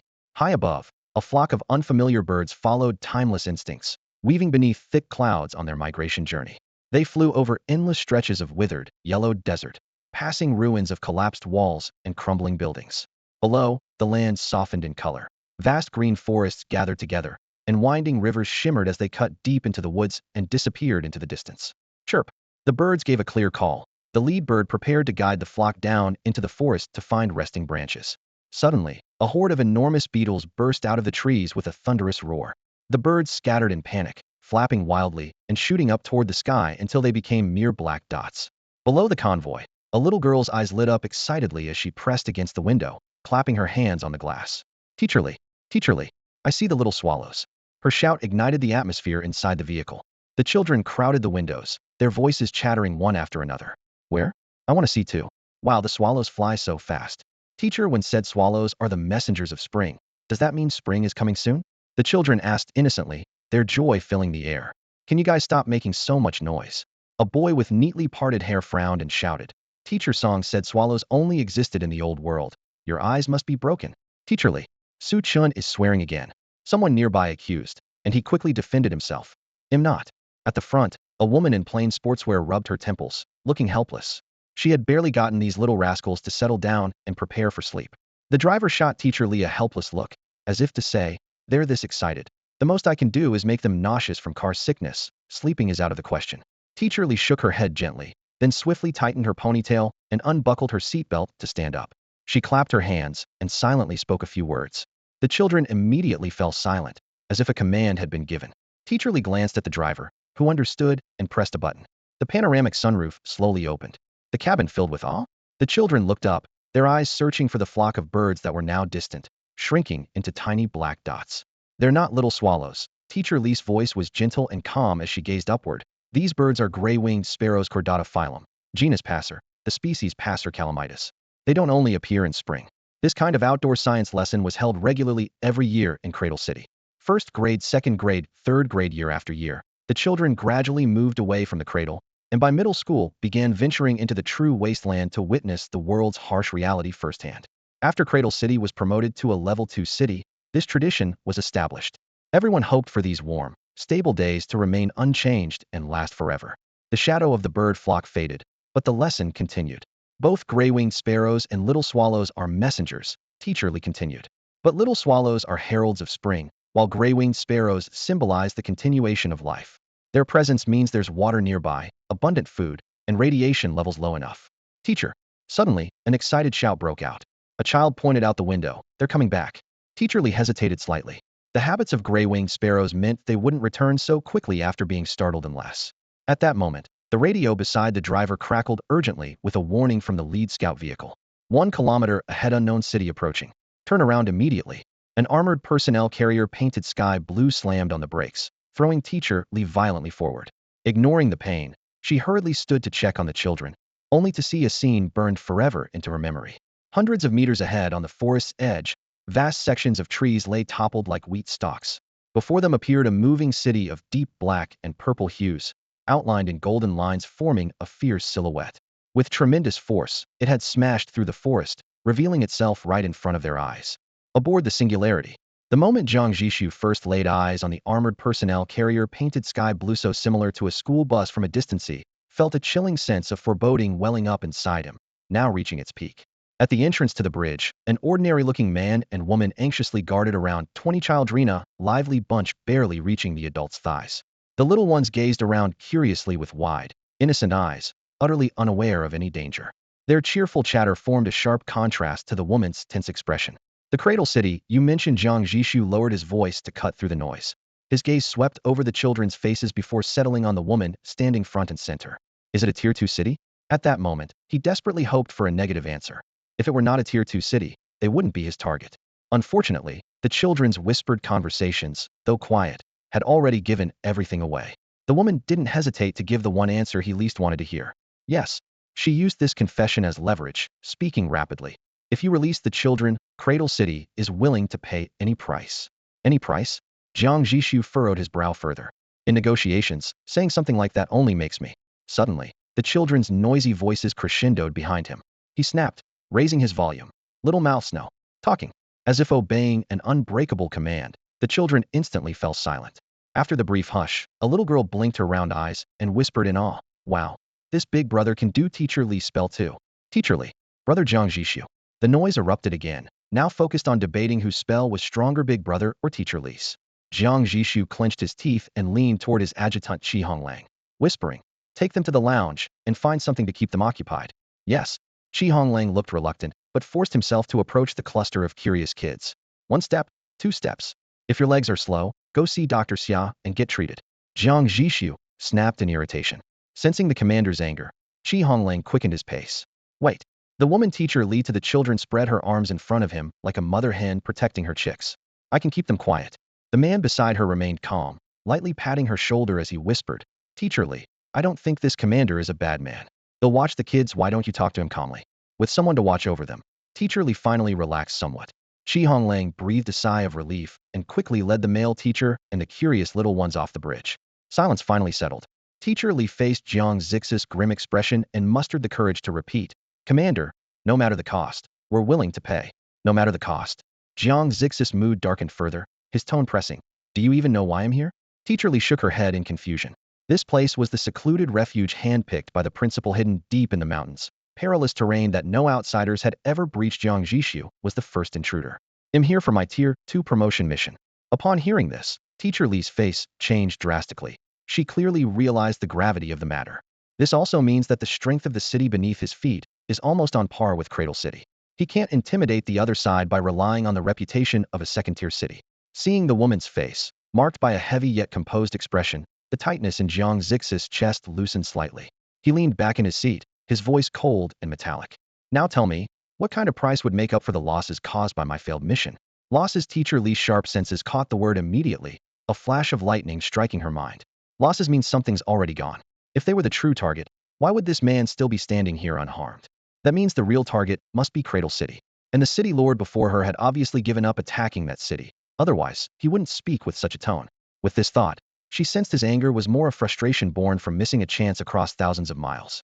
What made him stop? Maybe because she was pretty? She quickly dismissed the idea. The only possible reason was the group of children he found noisy, but still allowed to stay with her. A comment from driver Zhang earlier flashed through her mind. This gentleman might actually be a good person. Having traveled all over the old world and met countless people, could driver Zhang really have seen through him? Her thoughts raced through countless possibilities, but ultimately settled into calm. She met Jiang Zhixu's gloomy gaze and said firmly, City Lord, no price can compare to the value of these children themselves. As long as you ask, I guarantee our principal Wen Huaiming will provide compensation that satisfies you. This time, she avoided saying Cradle City and directly named the principal to show sincerity. Since it was clear they didn't intend indiscriminate killing, bringing up a city name again would feel distant and insincere. Jiang Zhixu didn't know how much this woman's mind had already turned in just a few seconds. He himself grew more restless if he had to retreat because the enemy was too strong. He could rest and regroup for another chance. But the children huddled behind the teacher, clutching him with innocent eyes, held his heart so tightly he couldn't raise his blade. Then, the moment the name Wen Huaiming struck his ears, a buried memory tore through his mind like thunder. Jiang Zhixu suddenly straightened. Who did you say? Teacher Li blinked. He pressed urgently, voice sharper than before. Who exactly is your principal? Whether it was a friend or foe from the past, her emotions stirred. but she thought of her principal over 70, always gentle and kind, surely without enemies. She steadied herself and answered clearly, "Our principal is Wen Huaiming." Jiang Zhixu took a long breath, his gaze cutting like a blade as it flickered with shock and inquiry. "Lead the way."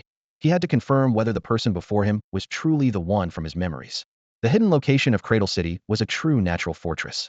It spanned both sides of a bottomless, massive canyon, with the entire city seemingly suspended on sheer cliffs chiseled like blades. The natural cliffs served as thick, impregnable walls.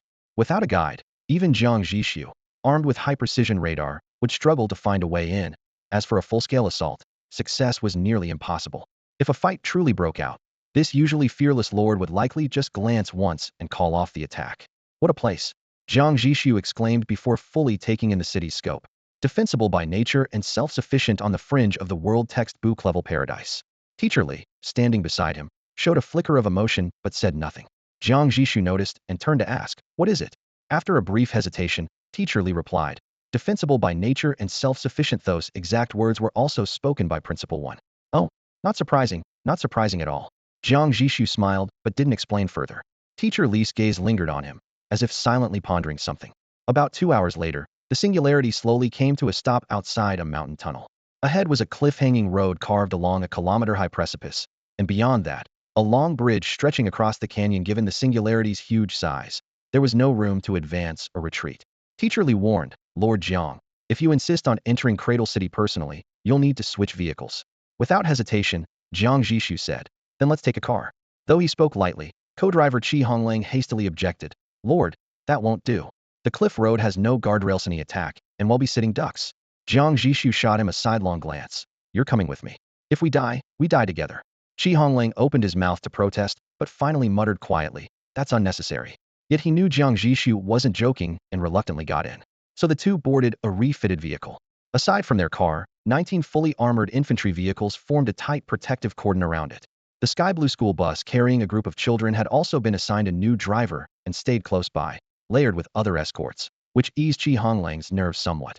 The convoy wound along the cliff road for about an hour, mountain winds howling and deep valley mists swirling.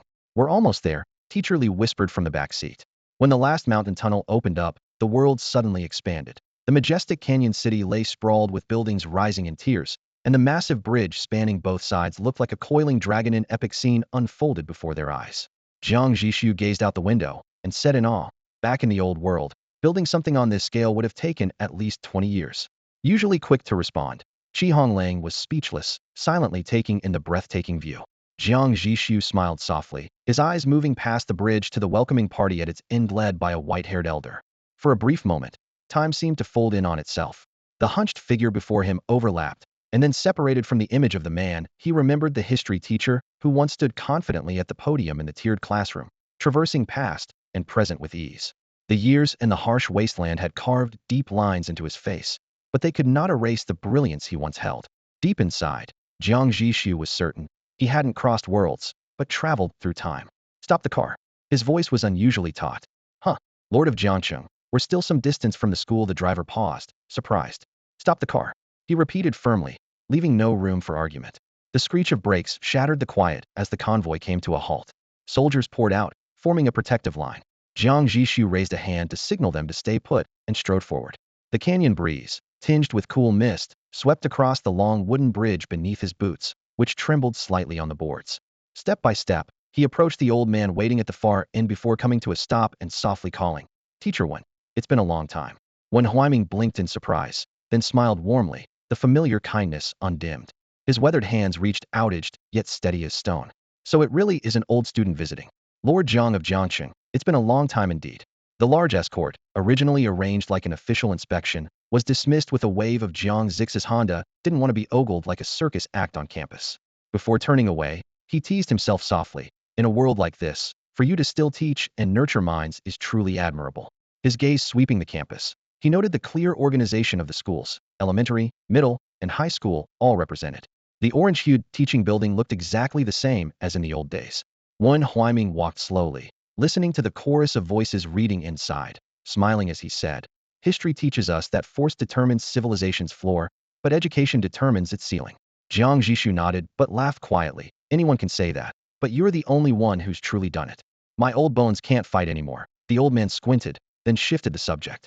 But you 10 years ago, because of my open lecture, you switched to studying history. Back then you were at least 20, but now you still look like a fresh university student. He paused deliberately. And I heard your singularity ship doesn't practice slavery? Jiang Zhixu deftly dodged the age remark, replying playfully, with your teachings guiding me, I wouldn't dare rewrite history backwards. Systems depend on their times and environment. When Huaiming withdrew his gaze thoughtfully, we study history to understand rise and fall. But history's final purpose is to create the future. They abandoned deeper talks of governance and wandered along the tree-lined path to the playground. Within the fenced basketball court, boys splashed sweat and shouted, youthful energy ablaze like the orangered evening sun. In the corner, only one tall, thin boy sat quietly under the hoop, absorbed in a math book. Suddenly, a boy dripping sweat in a short-sleeve uniform ran onto the court and threw an arm around him. Wei Tao, stop studying and come play. The next week's lessons aren't previewed yet. The boy named Wei Tao shrugged him off. The short-sleeved boy didn't give up, plopping down beside him and lowering his voice. You know cats and dogs, right? Yeah, common pets in the old world. Dog is also an insult, Wei Tao frowned. Why? I'm not insulting you, the other grinned. Do you know how they drink water differently? What do you mean? Cats curl their tongues outward. Dogs curl theirs inward like a little spoon. He pretended to sound profound. Get it? The outward curl is the cat, inward curl the dog. Inward curl means dog, so inward curling is dog. Before finishing, he sprinted off. Wei Tao stared blankly for 2 seconds, then flushed red and yelled after him. Get lost. If you're brave, don't show up next class. Across the fence, Jiang Zhixu and Wen Huaiming exchanged a glance and saw the mirth in each other's eyes. Without a word, they both burst out laughing. According to Wen Huaiming, Cradle City's current population has surpassed 38,000. The city's streets and alleys bustle with activity, crowded with people shoulder to shoulder. Even in the early morning, school buses still shuttle along the broad ring-shaped main roads encompassing all students from elementary through high school, whose total number has already exceeded 3,000. Such a massive population base and youthful reserve made Jiang Zhixu secretly marvel. His gaze involuntarily drifted toward a group of youngsters who had just been let out of school and were running off together in pairs. He even began calculating in his mind whether it was worth trying to poach a few promising talents for his own singularity ship. If he missed the chance to tap into Cradle City's pool, he wondered how long he might have to wander before encountering such a large-scale talent market again. Within the ranking system of mobile cities, a second-tier city's population limit is only about 10,000, making talent cultivation extremely challenging. The reason Cradle City could flout the penalties and expand freely to nearly 40,000 is that it had already transformed into a settled city. Reflecting on this, Jiang Zhixu looked thoughtful and asked, since it's possible to avoid system punishments by becoming a settled city, does that mean many other cities might simply switch to being settled ones? In theory, yes, that should be the case, when Huaiming replied softly, a shadow flickering across his eyes. But unfortunately, Commander Jiang, as you traveled south, how many genuinely settled cities did you actually see? Jiang Zhixu instinctively wanted to say quite a few, because they had passed by 7 gathering points along the way though none had stopped. But before the words escaped, he realized the problem. Those settlements were not mobile cities that had chosen to stop and settle down. Instead, they were temporary refuges built spontaneously by survivors relying on the terrain. Using their unique geography, these spots slowly attracted scattered survivors and a few small mobile cities, barely patching together their current size. They were far from true settled cities in the full sense. This world is full of malice, when Huaiming sighed lightly, casting his gaze toward the distant, thriving steel jungle. It won't let us develop peacefully. After a moment, he turned back and spoke quietly, Commander Jiang, do you know what task the system gave Cradle City when it was promoted to the second tier? What task? Jiang Zhixu's curiosity was piqued, and he leaned forward slightly. The task required us to. Wen Huaiming fixed his gaze on him, words clear and deliberate, destroy a settled city. The words dropped like a vacuum. Jiang Zhixu opened his mouth to speak, but fell silent. The fact that the singularity ship ultimately succeeded in reaching second-tier status already spoke volumes.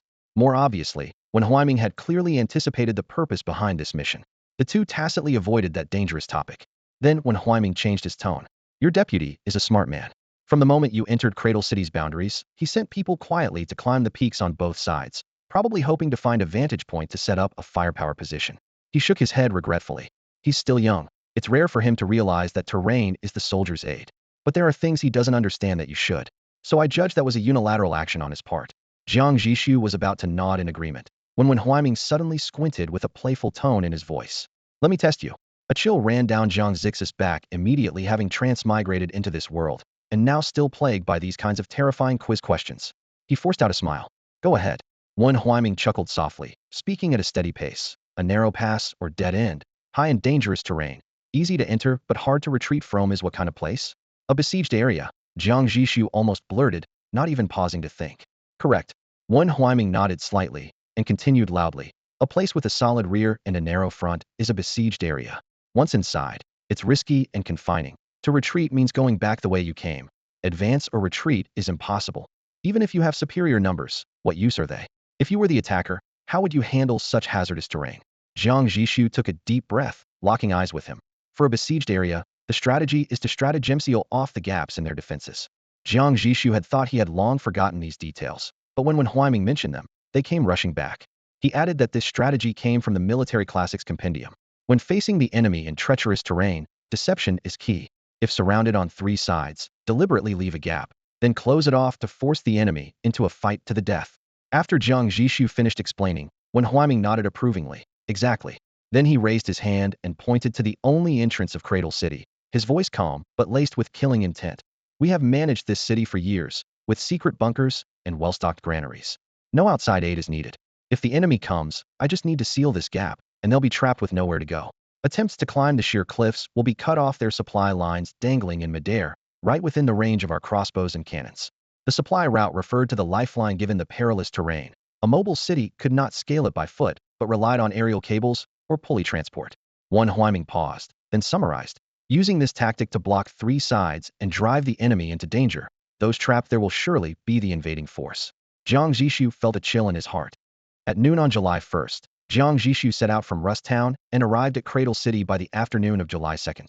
Huaiming personally accompanied him for a thorough tour. The revolving crossbow turrets on the walls, the underground supply warehouses in the tunnels, the hidden bunker trigger points all were shown in detail. That evening, Huaiming invited Jiang Zhixu and Qi Honglang to dinner. Ignoring the customary no talk while eating, he peppered them with questions non-stop, making Qi Honglang sweat nervously and repeatedly cast pleading glances at Jiang Zhixu. Worried about stirring trouble, Jiang Zhixu pretended not to notice. At noon on July 3rd, Jiang Zhixu proposed to take his leave. In the private room, Huaiming asked again about the promotion mission. It's all right, I have a backup plan, Jiang Zhixu replied calmly. Near the remains of the giant beast is a level 2 city where a notorious raider alliance is raised. I had abandoned the idea thinking it too tough to handle, but now it seems they might be the soft target. Still, don't be careless. Huaiming picked up a small box at his feet and handed it over. What's this? A level 2 area pass. Jiang Zhixu's pupils contracted. This was exactly the pass awarded by the system for Cradle City's promotion. He had always thought it was bound and non-transferable, but apparently not, and such passes only appeared when a city leveled up. Fight if you can. If not, use this pass to enter the level 2 area and prepare for promotion tasks later, Huaiming instructed. Jiang Zhixu kept quiet about the strict requirement of his mission to kill a level 2 city within the current level 1 area and had no intention of revealing it.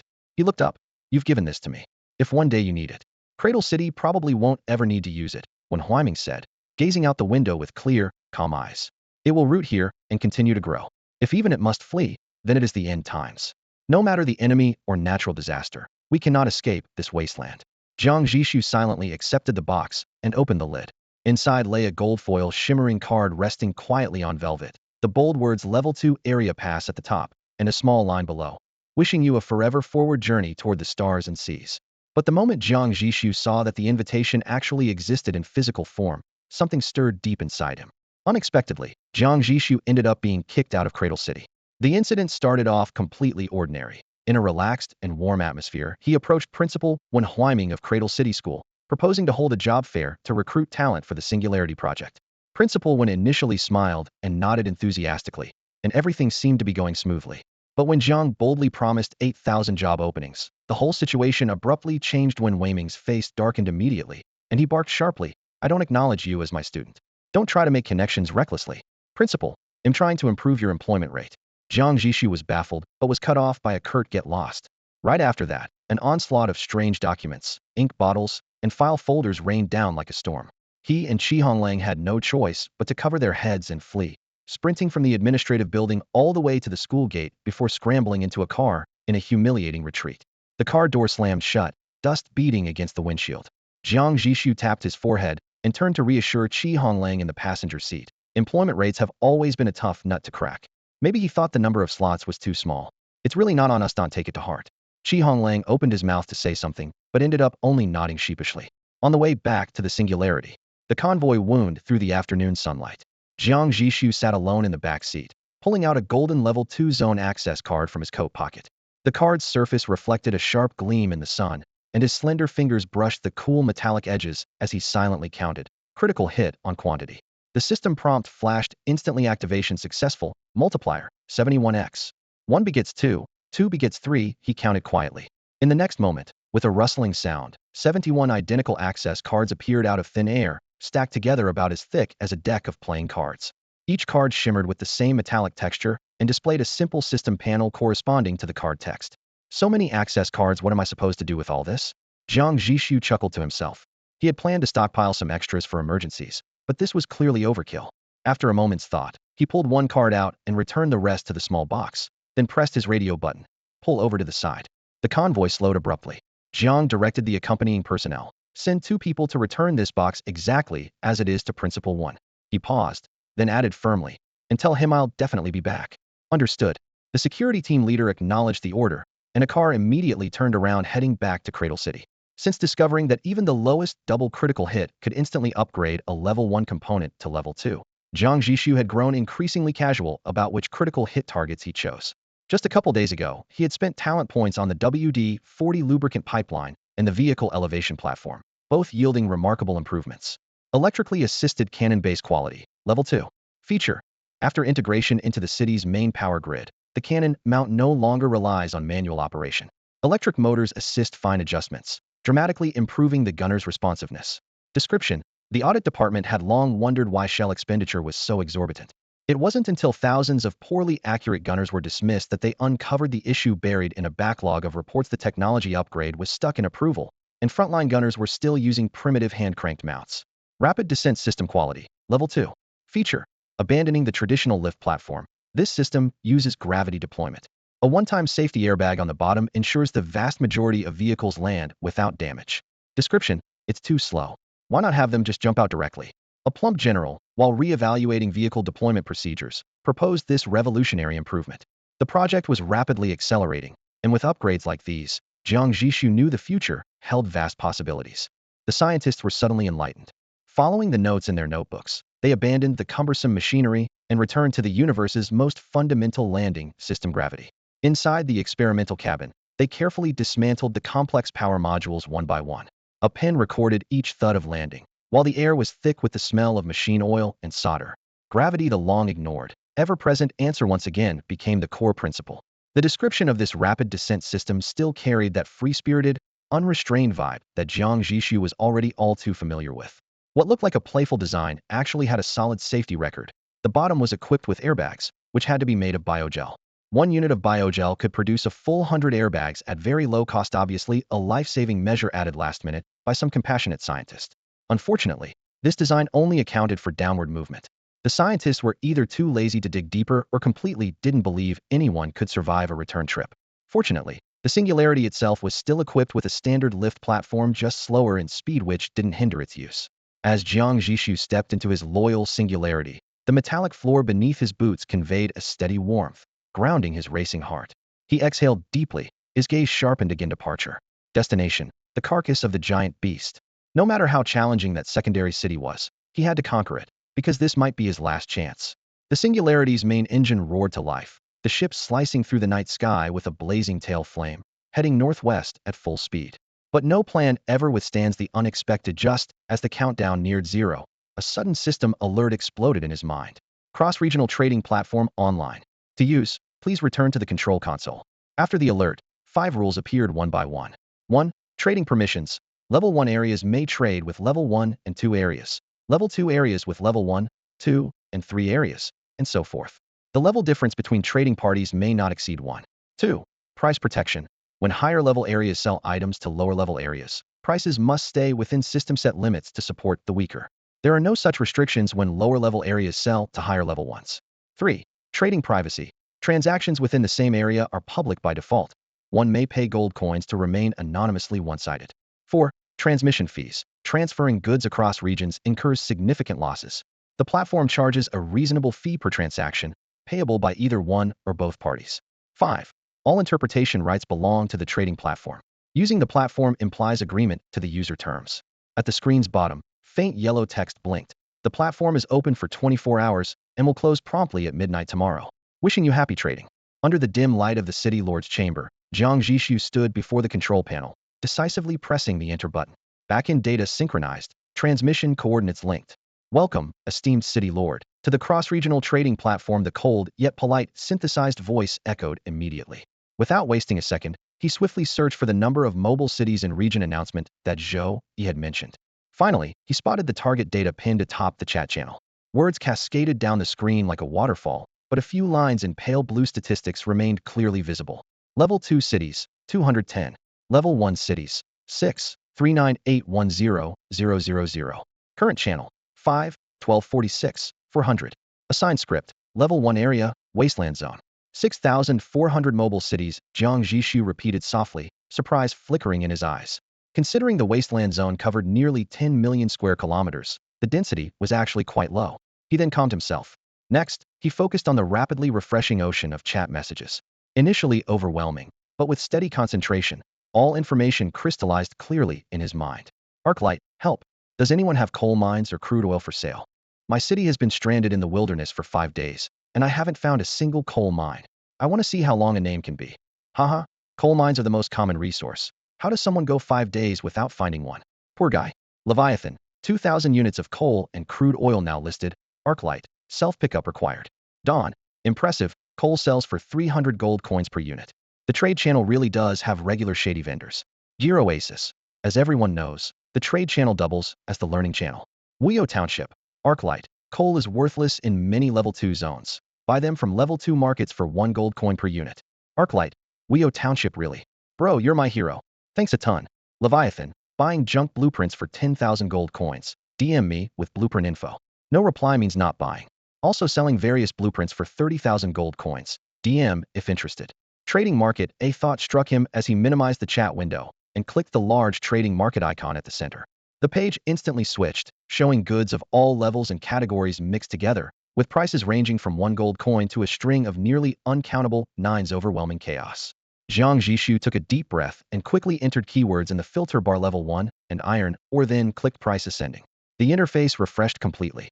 Iron ore merged by price. Unit price, 15 gold coins. Remaining stock, 1,974,121 units. So cheap. His eyes widened. Back in Rust Town, the same iron ore cost between 80 and 120 gold coins per unit. Recalling the earlier chat, he immediately changed level 1 to level 2. Filtering only level 1 materials and letting the dazzling list of goods appear.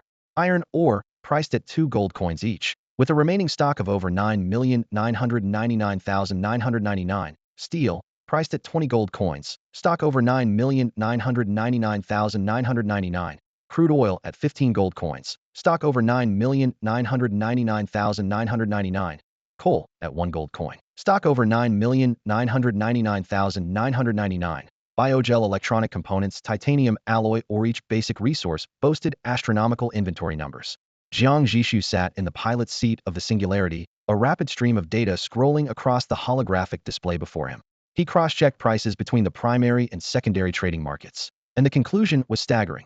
Prices in the primary zone were nearly 3 to 5 times higher than those in the secondary zone.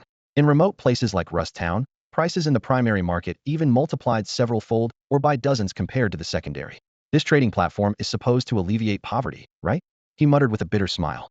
Influenced by various novels before, he had been wary of this system, but now he realized how wrong he was to distrust it. People in the secondary zone used basic resources that were almost worthless to them to steadily drain gold coins from the primary zone.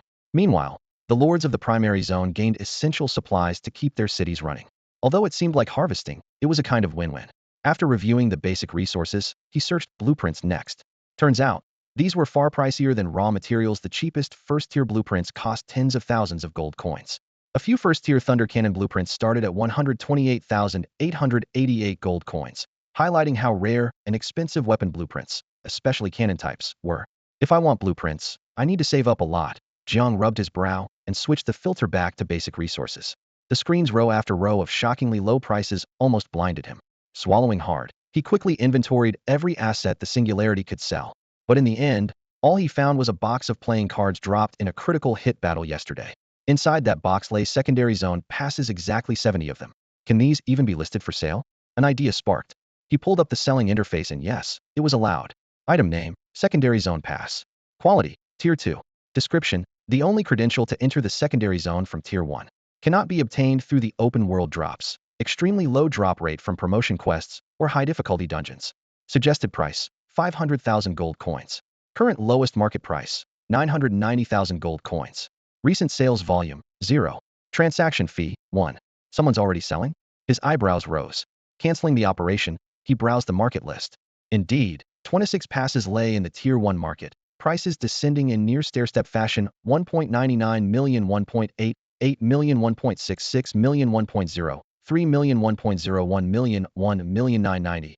0. Evidently, sellers were reluctant to sell cheaply, but feared others beating them to it, forcing a price war that drove listings lower and lower. Jiang fully understood their dilemma.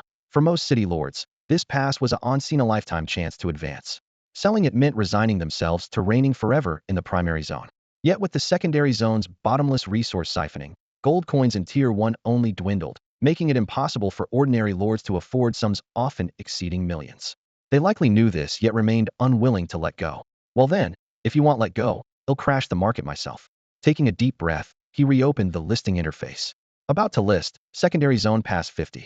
Unit price, 500,000 gold coins. Total value, 25 million gold coins. Fee 1. List anonymously, yes. Anonymous listing cost, 100 gold coins per listing. Confirm listing. You'll think again. Without hesitation, Jiang Zhixu clicked confirm. With that, 50 low-price passes flooded the primary market. Regional channel highlights. Avalanche, what? Valhalla, level 1 trade zone. Someone just put up 50 level 2 area passes all at once. The world chat exploded instantly. Sentinel, big shot, save my life. I can't even afford 1 million, but 500,000 ID sell everything I own to scrape that up. Please save me one. Cute girl blower. I'm begging you, please reserve one for me too. He'll get the money right away. Finnerer, one here, I need one as well. Sleepless City.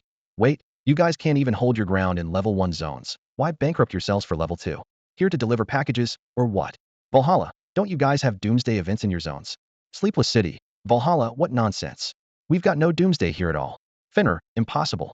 Our zone has suffered an extreme cold disaster. Temperatures keep dropping. Level 1 cities can no longer survive. They either downgrade to level 2 or escape this area. Cute girl blower. That's right. Our zone has an electromagnetic disaster spawning weird electromagnetic life forms. Sleepless City. Seriously, nothing like that here. Just wastelands, mutants, zombies. The biggest threat is raider cities. Valhalla. Damn it, enough talk. I'm going to gather funds now. Sleepless City. Lighting candle.jpg. Immediately, a system notification popped up. You sold 1x level 2 area pass and earned 494,900 gold coins. Friendly reminder. Your earnings are temporarily stored in the platform account and can be directly deducted for purchases. Please withdraw your earnings before the platform closes to avoid losing unwithdrawn coins. Only 3 minutes after listing, Jiang Zhixu sold his first pass. The buyer was Crimson Contract, while the seller was marked anonymous. That was himself. He hid his identity not to bluff, but to avoid revealing his full ability by dumping 50 passes at once. Otherwise, he'd want everyone to remember the name Singularity. Doomsday Disasters? Glancing at the heated channel debate surprised him. Maybe he could still raise the price a bit and sell out. But after a few seconds of thought, he left the price as is, giving those buyers time to gather their funds, while he went to sleep first. As usual, he slept until noon. After a quick wash and meal, he returned to his room and opened the console. Dozens of trade notifications and tens of thousands of private messages flooded in like a torrent. One-click mute. He pointed blankly. Private messages vanished instantly, revealing the trade info. You sold 37x level 2 area pass and earned 18,311,300 gold coins. Congratulations, your total assets exceed 10 million. VIP level 1 purchase privileges unlocked. Warning, your city cannot hold this amount of gold. Withdrawing now may damage some buildings. It is recommended to activate a permanent platform account to allow deposits and withdrawals even after platform closure. Click to activate. 18 million gold coins. The number stopped Jiang Zhixu's breath for a moment. Gold is normally earned through monsters and dungeons. Yet Singularity rarely did these. All his current several tens of thousands of coins came from looting hostile cities. He thought that was a lot until facing 18 million, which is just pocket change. Suppressing his pounding heart, he stared at the number over a dozen times before reluctantly shifting his attention to the warning beneath it. Let me see. How do I activate a permanent platform account? Is it open? A brief beep sounded, and a minimalist panel popped up. Jiang Zhixu reached out to tap open, but his finger froze midair. He thought he caught a line of text smaller than dust hidden below. so he brought his face close to the screen and carefully read it aloud. Each withdrawal incurs a 1 fee. In the unfortunate event of user death, all funds in the account will automatically become property of the platform. By confirming activation, you agree to these terms. No sooner had he finished reading than the tiny text, seeming to realize it had been caught, quickly added several lines in normalized font below. In addition to the withdrawal fee, ordinary users pay a 100,000 gold coin activation fee, plus 1 annual asset custody fee. As a valued VIP 1 client, these fees are waived for you. We guarantee that if you perish, this vast fortune will never fall into your enemy's hands. This is our final protection for VIPs. No wonder there's hardly any gold left on the dawn, and catastrophe your side must have intercepted it all. Jiang Zhixu rolled his eyes, muttering a complaint. After calculating the fees, he concluded that withdrawing all 18 million would cost 180,000 in fees. Activate it, it's just pocket change. He couldn't be bothered with the details. The real issue was that without an account, there was nowhere to store so much gold. The confirmation button clicked, and the screen exploded in dazzling digital fireworks. Account successfully activated. Welcome, esteemed Mr. Jiang. He glanced at his balance. In these few minutes since opening the account, Head sold another pass, bringing in nearly 500,000 more. A smirk formed as he plunged back into the trading platform. Steel costs 20 gold per unit, iron or 2 gold. Others pay 10 and 1, but with my advanced mineral smelting furnace, it's basically 2 and 1, meaning steel only costs 4 gold. Jiang Zhixu muttered while punching in 100,000 as the quantity for iron ore. Purchase failed. Insufficient warehouse capacity, cannot transfer. The alert hit him like a slap. He suddenly remembered the Singularity's materials warehouse was still level 1, only able to hold 50,000 units. That meant no matter how cheap materials were, most mobile cities couldn't stockpile unlimited amounts. Unless, like Iron Rust Town Alliance, large independent warehouses were built outside city limits. The storage cap was a hard ceiling. Is there a warehouse upgrade module? He immediately searched terms like warehouse upgrade and storage expansion. The result was empty. Warehouses differed from other parts. They were almost like another dimension. The only exposed part was the entryway, while most of the stored mass was compressed to keep the mobile city from bogging down under tens of thousands of units. Since it involved spatial technology, buying a simple part to upgrade at early stages was clearly unrealistic.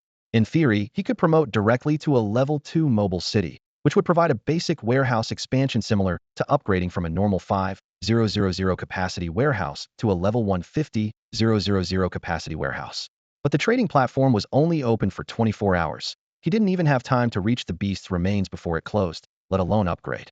Just as he frowned, pondering by as much as storage allows, his console suddenly flashed a new chat box with an overly cheerful cartoon smile that slowly unfolded. Honored VIP customer, still frustrated by a huge fortune, but too little warehouse space to stock up? Platform exclusive. VIP special. Our warehouse rental service is now available, with a 10% discount for esteemed VIP 1 clients. Not sure if it was just my imagination. At that moment, a long list of game companies flashed through Jiang Zhixu's mind, especially those that turned warehouse pages into paid premium features. Thinking of this, he sighed helplessly. There was no alternative for now. He had to figure out exactly what this warehouse rental service entailed. Open the warehouse rental service. There were no clickable buttons on the console, so he simply issued the command by voice. After all, as a VIP customer, having on-demand human support was perfectly normal. Sure enough, the light screen in front of him switched to a completely new interface as soon as he spoke. Dear VIP customer, here is the explanation for the warehouse rental service. Please read carefully. 1. Warehouses are rented by slots. Each slot can hold up to 990,000 units of a single type of resource. 2. The rent per slot is 1 million gold coins per year. VIP 1 customers enjoy a 10% discount. 3. After the trading platform closes, transporting resources consumes more energy, so a standard handling fee applies to each deposit or withdrawal. He quickly scanned the 3 points, said nothing, and continued searching around. Dear, what are you looking for? Your little customer service helper will find it for you. Oh, I'm searching for your hidden gotcha clauses, Jiang Zhixu replied casually. But this time, he really couldn't find any additional terms and conditions. Just as he was about to give up, a message popped up on the screen. Dear, our warehouse rental service has no hidden gotcha clauses. That's okay. I can take care of that. Jiang Zhixu said seriously, didn't want to leave his enemies a grand fireworks show when the Singularity was destroyed. Really, it doesn't have any. Fine then. He clicked his tongue, feeling a vague sense of regret. Next, he started pondering how many warehouse slots to rent. The rent wasn't cheap, but one slot could hold 990,000 units of resources. For context, a first-tier city's warehouse capacity capped at 50,000 units, and leveling up to second tier meant only a tenfold increase to 500,000 while all materials had to share the storage space. Compared to that, the platform warehouse's capacity was worlds apart. Jiang Zhixu pulled up his inventory panel. Steel consumed the most resources, and there was an upgraded second-tier material called composite steel that also relied heavily on steel. Both iron ore and scrap iron could be smelted into steel. Iron ore at a 2-to-1 ratio, scrap iron at 1.1 to 1. Although scrap iron was more efficient, its market price had soared to twice that of iron ore. Taking everything into account, the first warehouse slot was best reserved for iron ore. Just as he decided to rent one slot to test the waters, a sharp notification beeped for 195,000. His finger froze midair. Wouldn't this make me look stingy? If others saw this, they'd think I can't even afford to rent a few warehouse slots. Suddenly sitting up straighter, he opened the sales back into originally 50 passes. Now only 3 remained. And it was only midday. The trading platform wouldn't close for a long time. 50 passes are nowhere near enough to satisfy the market. I need more passes. Each Tier 1 region could accommodate 10,000 people, and there were countless mobile cities facing apocalypse. At this moment, a single access pass was no less than a ticket on Noah's Ark. Jiang Zhixu could sense that tonight, the sales of secondary zone passes would surge even higher. His talent hadn't been used yet today, so why not try his luck with it first? He immediately opened the primary trading market and searched for secondary zone passes. The first things that caught his eye were the few passes he still held himself. Scrolling further down, he saw similar passes priced at 600,000 gold coins. Clearly, some sellers had grown impatient and started lowering prices to test the waters. But at the same time, others firmly believed that the fiercest competition was still to come. They thought that once Jiang Zhixu's passes sold out, they could make a good profit. So, rather than lowering their prices, they chose to hold on to their passes for now. Jiang Zhixu chuckled lightly and didn't hesitate to buy a pass priced at 600,000 gold coins. With a light tap of his finger, the familiar card slowly appeared in the palm of his hand. His gaze sharpened and he murmured quietly, "Critical hit. Target, secondary zone pass. Quantity critical hit talent activating." Instantly, the screen flashed the words "Activation successful, multiplier 43x." With the newly purchased pass included, he suddenly held 44 brand new passes. Jiang Zhixu set aside 10 as backups, then combined the remaining 34 with the 21 he originally held, making a total of 55 passes. He relisted them all on the market at a uniform price of 500,000 gold coins each. That's enough, Jiang Zhixu mentally calculated. If he sold all 105 passes, his income would reach 51,964,500 gold coins. For a first or even second-tier city, this amount was astronomical. But to him, it was a no-risk trade. Using a single talent charge to gain this bounty meant even if some didn't sell, the loss would be negligible. He felt thrilled thinking, once the money hits the account, why bother fussing over a few warehouse slots? I want a full slot for every single material. The presence of the trading platform hadn't slowed the Singularity ship's progress. It still barreled northwest toward the skeleton of that giant beast. Jiang Zhixu didn't even wait for all the gold coins to arrive. He immediately began purchasing. He spent 9 million gold coins renting 10 warehouse slots. Then he invested 1.98 million gold coins to buy 990,000 units of iron ore, stuffing it all into the first warehouse slot. Since the iron ore went directly into the warehouse without passing through the Singularity, the platform didn't charge any storage or transfer fees. Next was coal, the essential fuel powering the power furnace and also indispensable to the smelting furnace. Luckily, coal was plentiful with a very low market price, only 1 gold coin per unit. Jiang Zhixu didn't hesitate, filling the second warehouse slot with 990,000 units for 990,000 gold coins. In reality, just a few 100,000 units of these basic raw resources would keep this Singularity city running for a long time. But following his buy plenty, fill it up principle, he simply maxed out the quota without restraint. Then his focus shifted to sulfur and gunpowder. Since advanced versions of gunpowder like multi-base powder already existed, he only bought raw sulfur at 4 gold coins per unit. Again, he procured 990,000 units, costing 3.96 million gold coins. Iron, ore, coal, and sulfur were the cheapest basic materials. Next came biogel, electronic components, precision parts, titanium alloy ore, and high polymer polymers, which he kept lean at 20,000 units each, totaling 8 million gold coins. This whole series of purchases cost Jiang Zhixu 23.93 million gold coins. Once some secondary passes sold, he finally settled the payments. One item remained: crude oil. He quickly locked onto an upgraded version called refined oil, described as a basic industrial liquid derived from crude oil. Oil is often called the lifeblood of modern industry. Its importance was unquestionable. Steeling himself, Jiang Zhixu placed a pre-order for 500,000 units of crude oil, with a total price of 7.5 million gold coins.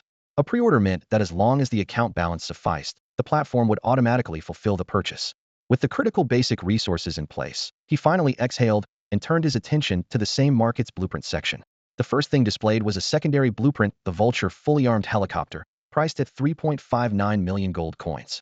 In a first-tier city, the concept of air superiority simply doesn't exist. At this level, no one is flying vehicles, and firepower is focused solely on ground targets. When the need to look up arises, it's usually just swarms of mutated birds diving down, which heavy machine guns and rockets can easily shred to pieces. Even the crude helicopter that Zhou Yu once managed to get airborne while fighting the insectoid horde posed less of a threat than those mutated birds. But once you advance to a second-tier city, the situation changes dramatically. Blueprints for aerial weapons start emerging, and rockets alone can't stop enemy aircraft anymore. The moment Jiang Zhixu stepped into the second-tier blueprint section, his eyes were immediately caught by the Vulture integrated assault helicopter. He then scanned through the other models: Dragonfly recon drone, Wasp attack gyroplane, Troll heavy transport helicopter, Sonic disruption UAV. These blueprints generally sold for between 500,000 and 1 million gold coins. Yet the Vulture was absurdly expensive in comparison, and the only second-tier blueprint he had seen priced so high so far. Vulture integrated assault helicopter. Grade, second tier. Traits: powerful payload, excellent firepower, outstanding speed and maneuverability, reigning as the low-altitude king. Description: equipped with a third-generation turboshaft engine, elastic hinge rotor hub, and fly-by-wire controls, it competes neck and neck with fourth-generation helicopters. Without much hesitation, he threw that blueprint into his pre-order cart. Securing the blueprint was only the first step. To start building, he still needed to gather the necessary second-tier materials. Most second-tier materials were upgraded versions of first-tier resources. Carbon nanotubes, deeply refined from high polymer composites. Active biomass, reprocessed from biogel. He had already stockpiled large quantities of these first-tier components, ready for further refinement once the city upgraded. The second-tier materials he had to buy separately weren't that many: 10,000 units of rare parts and 20,000 units of rare earth, or totaling 7.6 million gold coins. After paying, he realized his storage space was still tight and had to shell out another 900,000 coins to add a new warehouse slot. Spending an enormous sum of seemingly zero-cost gold still stung. But Jiang Zhixu knew he had arrived 10 years late after crossing dimensions. He was far behind his peers, and if he didn't invest heavily now, he would never catch up. Even if it meant draining tens of millions of gold coins, it was a price he was willing to pay. After buying the Vulture, he snapped up the entire set of supporting second-tier blueprints. Aerial attacks, 4-spot landing pad, Dragonfly recon drone, Bat Sonic disruptor, flight tube logistics supply station. Few choices for air defense, so he accepted Patriot cruise missile and anti-air heavy machine gun. He didn't overlook the miscellaneous items: either primary military district infirmary, Black Earth terrorist fields, Shrek armored vehicle, Eradicator sniper rifle, Guardian rifle, plus a dozen or so first-tier blueprints, spending every last coin of his 50 million gold budget before reluctantly stopping. Blueprints piled into a small mountain, yet he frowned silently. How long would it take to rely on luck and talent to trigger critical hits and upgrade all of these? He hadn't scored any blueprint quality crits before, because crits yielded even higher-tier blueprints. But without the advanced materials, he couldn't produce them anyway. He still wouldn't enhance the quality of the level 2 blueprints through critical hits. To him, the ideal use of his talent remained improving the quality of finished components via critical hits or directly increasing the drop quantity of rare items. With that in mind, he decided to pause blueprint purchases for the time being. Jiang Zhixu prepared to exit the trading market and took the opportunity to browse the long-neglected chat channel. Just as his finger hovered over the return button, his peripheral vision caught something new. Regional loudspeaker. Quality: level 1, level 2. Feature: can send a broadcast of up to 100 characters to the entire region. The loudspeaker ensures that all moving cities' radio stations receive it simultaneously. A level 1 loudspeaker was priced at 100,000 gold, with over 100 in stock. Level 2 cost 500,000 gold, with 60 units available. Compared to ordinary mobile city radio stations, which could barely cover about 100 kilometers at maximum power, these loudspeakers could reach the entire region, sounding impressively powerful. Yet, on reflection, their practical value seemed limited. The high price meant that few would actually buy them. Still, Jiang Zhixu hesitated only a few seconds before buying 3 units of each grade. Just in case I need them, and maybe I can crit them later. The results proved his judgment right. After a day's build-up and fundraising, all the level 2 regional passes he posted were snapped up just after 6 in the evening. As for sellers pricing higher, anything under 600,000 gold could still find buyers, but beyond that was beyond what a level 1 city could afford, making those sales almost impossible and irrelevant to him. In this round, he sold a total of 105 passes, earning 51,964,500 gold. However, after fulfilling all the pre-orders on time, he was left with just 2 million in his account. Spending money like water found its perfect illustration at this moment. Next, Jiang Zhixu began a series of warehouse operations. withdrawing, transferring, and filling 11 new types of purchased materials into the available slots. Dozens of blueprints simultaneously appeared in the Singularity's workshop. Though aware the trading platform was almost never wrong, he couldn't help but grin as he checked each item meticulously. It was during this inventory check that he sensed something was off. Huh, why do all these level 2 blueprints have such normal descriptions? Among the dozen or so level 2 blueprints, the descriptions were either precise and formal or playful and quirky, but none carried the dark humor story flavor characteristic of the parts already installed on the Singularity. This strange contrast furrowed his brow. Could it be because I crit the blueprints with my talent? But the backward compatibility protocol came from a loot box I opened, and its description is just as darkly humorous. His thoughts suddenly took a sharp turn. Wait a minute. That loot box, why didn't I try critting it? As the idea surfaced, frustration surged through him. Realizing the huge missed opportunity for profit, his expression immediately fell. Compared to this, the earlier concern about the off descriptions was completely forgotten. Such a waste. I must learn from this and never forget again next time. Early the next morning, the cross-region trading platform shut down right on schedule.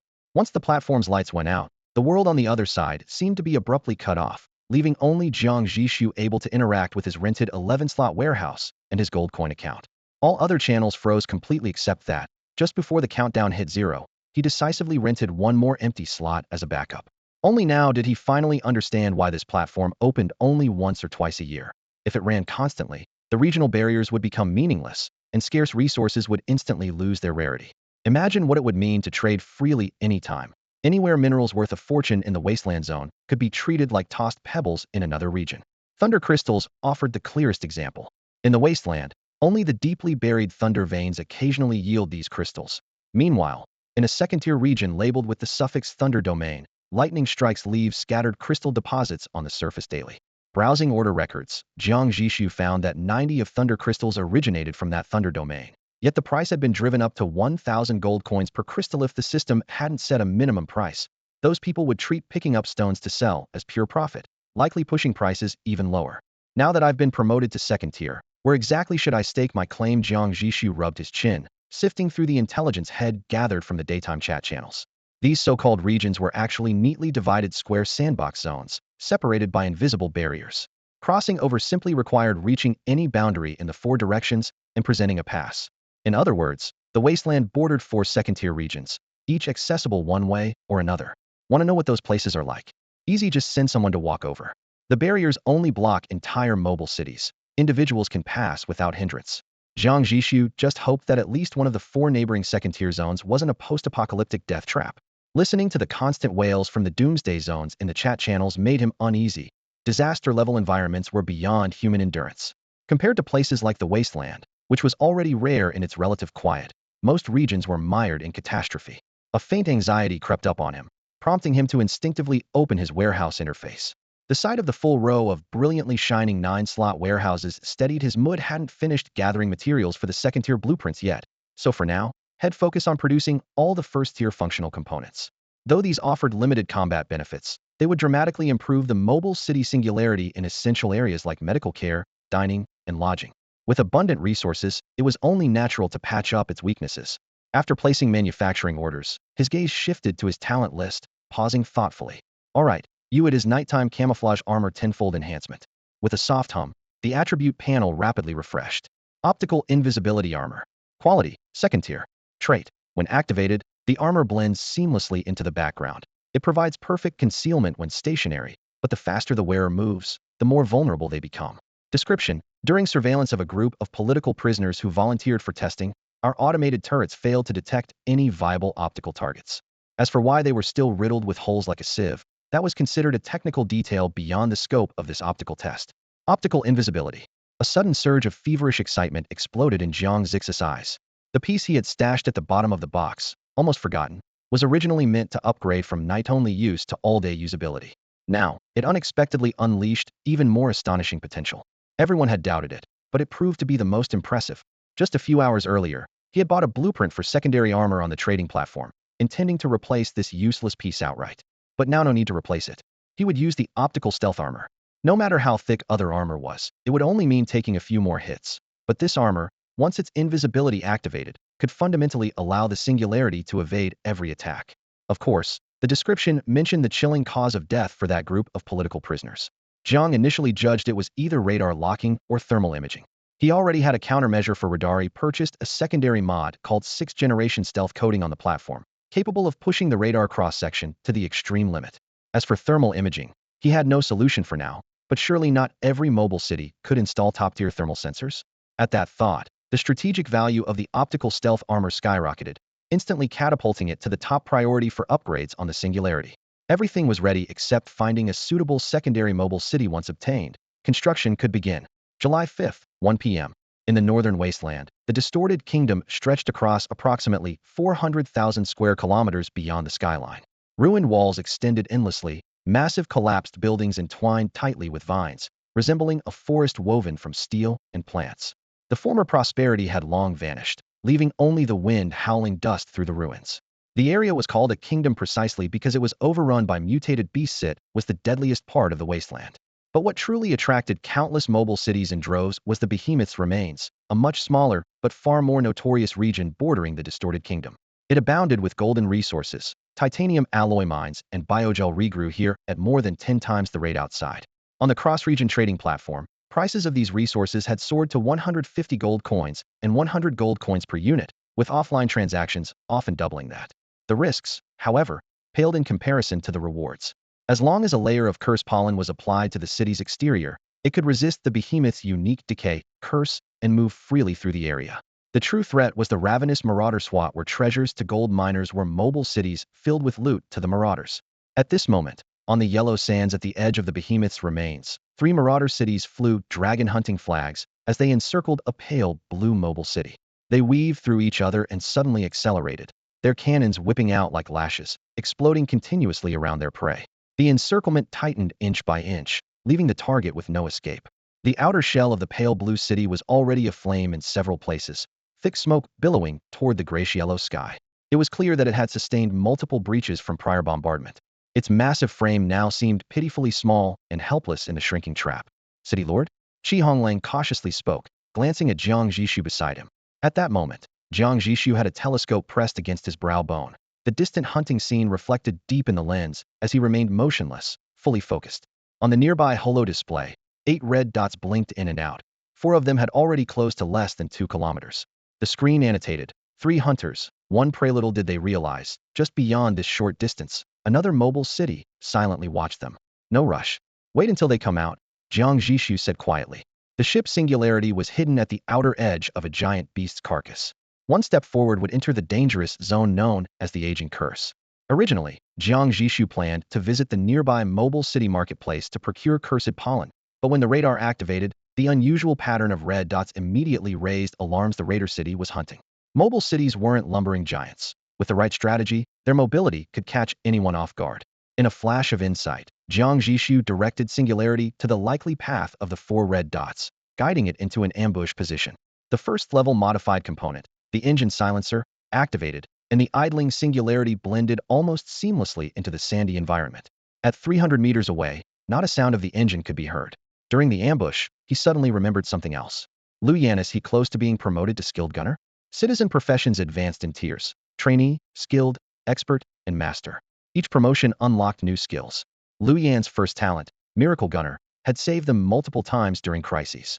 With his high aptitude, hard work, and good temperament, Jiang Zhixu had high hopes for him. Lu Yan? Yes, City Lord. According to training progress, he should be promoted to skilled in 2 or 3 days. Qi Honglang answered accurately as usual, one of his most appreciated traits. Then he added, Meng Guolong completed today's training first and has already advanced to skilled. The training Qi Honglang referred to was the newly implemented shell quota system on the Singularity starting today. 1. 2 gunner team leaders received 20 shells daily each. 2. 6 formal gunners received 10 shells each. 3. 8 trainee gunners received 3 shells each. This meant the ship consumed as many as 124 shells daily, equating to roughly 1,240 units of steel and gunpowder a daily, cost equivalent to depleting 2 iron mines and 2 or 3 sulfur mines. Across the same region, no other vessel except the Singularity could afford such an expenditure without going bankrupt within days. But with great investment came great returns. Veteran gunner Meng Guolong shattered his bottleneck during today's quota training. Meng Guolong. Jiang Zhixu tapped his knuckles lightly on the armrest, frowning slightly. Pull up his talent skills for me to review. Stand by. Qi Honglang exhaled, activating his control panel and projecting the data before him. Name: Meng Guolong. Age: 41. Profession: gunner. Level: skilled. Calm disposition. Quality: low level. Passive boost: when you touch the cannon barrel, you become incredibly calm. Arm tremor chance slightly reduced. Accuracy marginally increased. Right at that station are soldiers, and seasoned veterans at that. Refining the intuition skill: a moderate passive boost. When firing the cannon, you occasionally get a feeling that this angle might be better, but whether it's accurate, you have to decide for yourself. A good hunch can add polish to success, but a bad one doesn't always make things worse. One skill was basic, the other intermediate. Jiang Zhixu's brow furrowed even deeper. Compared to Liu Yan's advanced starting point, Meng Guolong's foundation was painfully shallow. His second skill was only intermediate quality, showing limited potential. After all, he's an old hand transferred from the deep blue, Qi Honglang said quietly, noticing Jiang's thoughtfulness. If Meng Guolong's talent had been truly exceptional, the deep blue wouldn't have been in such a mess. A top-notch gunner could have made a name for himself even as a raider. Jiang Zhixu thought it over for a while. His impression of Meng Guolong could be summed up in one phrase: a slick veteran. The man was slow and unambitious, neither making waves nor failing, with a future that could be seen clearly from the start. Master-level skill was probably his ceiling. After a moment's pause, Jiang looked up and asked, "Among the trainee gunners, anyone worth keeping an eye on?" "Yes," Qi Honglang replied instantly. "Before training today, Meng Guolong came to me wanting to transfer his ammunition quota to one of the trainees in the group." "Transfer?" Jiang's eyes flicked with interest. "How did you respond?" "You were resting this morning, so I didn't dare decide on my own. I told him to train as usual and we'd report together later." "And this trainee, what's the relationship with Meng Guolong?" "I checked. No social ties at all," Qi Honglang reported briefly. "Liu Zhangpeng, 18 years old, newly recruited from Rust Town. Passed the selection and took a spot. Said to be quite talented." Jiang Zhixu nodded. "If he's willing to give it up, let him. He can handle any issues that come up with reallocating. If he can't manage something this small, what kind of team leader is he?" The implication was clear. If this matter ever reached Jiang's desk, Meng's leadership role would be over and the resources would naturally shift to those more valuable. "Understood," Qi Honglang answered. The distant roar of cannon fire and engines grew louder, drawing closer. Both men looked up simultaneously. At the horizon, the pale blue mobile city was clearly faltering. Its power core flickered with glaring flames, and its speed visibly slowed. Meanwhile, 3 raider cities seized the moment, unleashing a large number of off-road vehicles that roared like a pack of hyenas in full chase. Jiang Zhixu's gaze darkened. He reached to remove the safety latch on his belt. It clicked into place beside the console. Then he patted Wei Ran's shoulder in the driver's seat. "No waiting. Activate the power core and notify all units. Prepare to engage. I want this resolved as fast as possible." 3 seconds after the order, the Singularity remained optically cloaked as its 3 main cannons silently aligned to the same target. Then, a thunderous blast shattered the silence. Boom. A specially designed, sharp-tipped shell tore through the air, crossing the vast distance in mere fractions of a second before slamming forcefully into the wall of a marauder city. Fired from the Sting Bolt accelerator cannon, the shell was propelled as if pushed by an invisible giant hand, piercing through the clouds with a sharp whistle. Its armor-piercing steel tip crushed alloy panels, carrying flashes of light and intense heat straight through nearly half the city's mass until it exploded inside the core chamber. Boom. A secondary blast tore open the steel framework deep within, sending shockwaves that made thousands of tons of metal creak and groan. The entire city suddenly tipped dangerously to one side. The only saving grace was the explosion's limited range. Though the system was severely damaged, it did not fail outright. The second shell came immediately after, trailing a blazing blue lightning-like tail and locking onto another marauder city. Alarms blared just as that massive moving city rolled hard to the side, trying to adjust its posture, but it couldn't carve out even 3 seconds to escape. The gunner's precise prediction left no place to hide. Boom. The lightning burst into a spherical electric net, instantly enveloping the entire armored hull. The high-voltage pulse burned hotter than the midday sun, igniting the power reactor on the spot. The metal skeleton was ripped apart, flames erupting from inside as the enormous city was transformed in an instant into a pile of glowing scrap. 2 brutal detonations shattered the battlefield. Witnessing their comrades crumble one after another, the command center of a third city was gripped by panic. Ignoring the prey right at its doorstep, sirens screamed and massive wheels spun wildly as it desperately tried to shake off the incoming shell early. Yet the calculation failed. The third shell did not strike the wall directly, but detonated suddenly high in front of the city. Boom. The canister shattered, unleashing a dark gray rain of metal powder mixed with chemical adhesive that quickly blanketed a 100-meter radius. Ordinary dirt was catalyzed into a writhing quagmire, like a giant maw clamping down on hundreds of massive tires. The power reactor howled at its limit, gears grinding fiercely, yet the huge city only sank deeper into the mud. Shortly after, a rather ordinary-looking shell calmly streaked across the sky, as if adding the final punctuation to this hunt. That shell hit the long-exposed power reactor area dead center, a perfect hit. A massive fireball erupted, illuminating the entire battlefield. Only then did the massive form of the singularity finally emerge from the mist. It was like a colossal creature hatching from a thin fog, its black gold hull stretching across the horizon, with still glowing, crimson gun barrels slowly cooling on its deck. Inside the pale blue New Sea City, hundreds of thousands of inhabitants gazed up through the holographic windows, their chests swelling with a mix of shock and awe. Three pursuing raider cities had been utterly annihilated in a single volley, reduced to flaming wreckage without even debris left behind. 3 raider cities, all gone from one bombardment? Murmured Lord Shui Yunqing hoarsely. Having ruled for less than a year, his New Sea City was merely a middling-sized city-state with modest strength, never meant to risk venturing among the carcass of behemoths.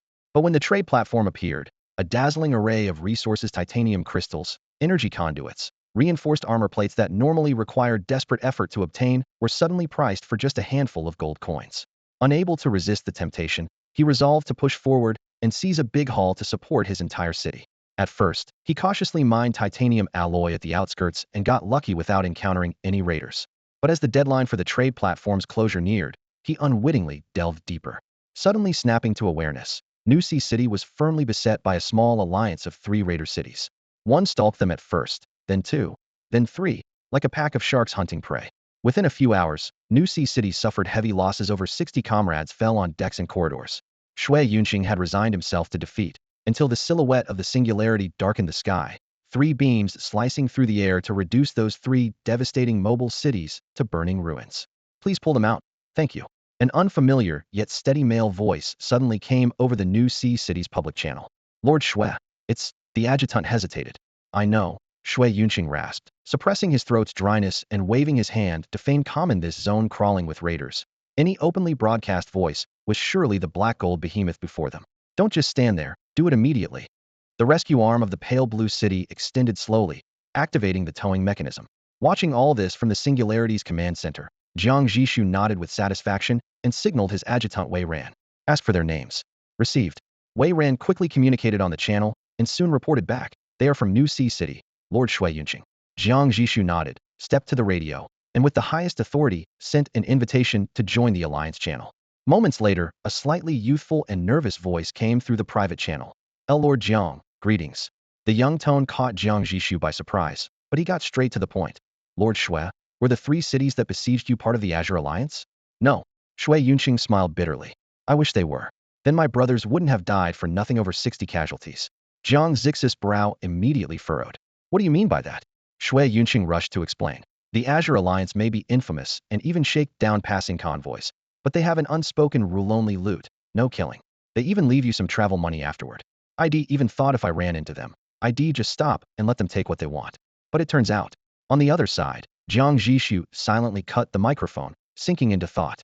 Qi Hongling noticed and tensed, carefully reminding him, Lord, the Azure Alliance is our last hope. Jiang Zhixu glanced up oddly. I know. What's wrong?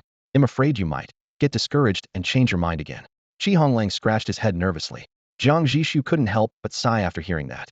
On the contrary, I was overthinking it.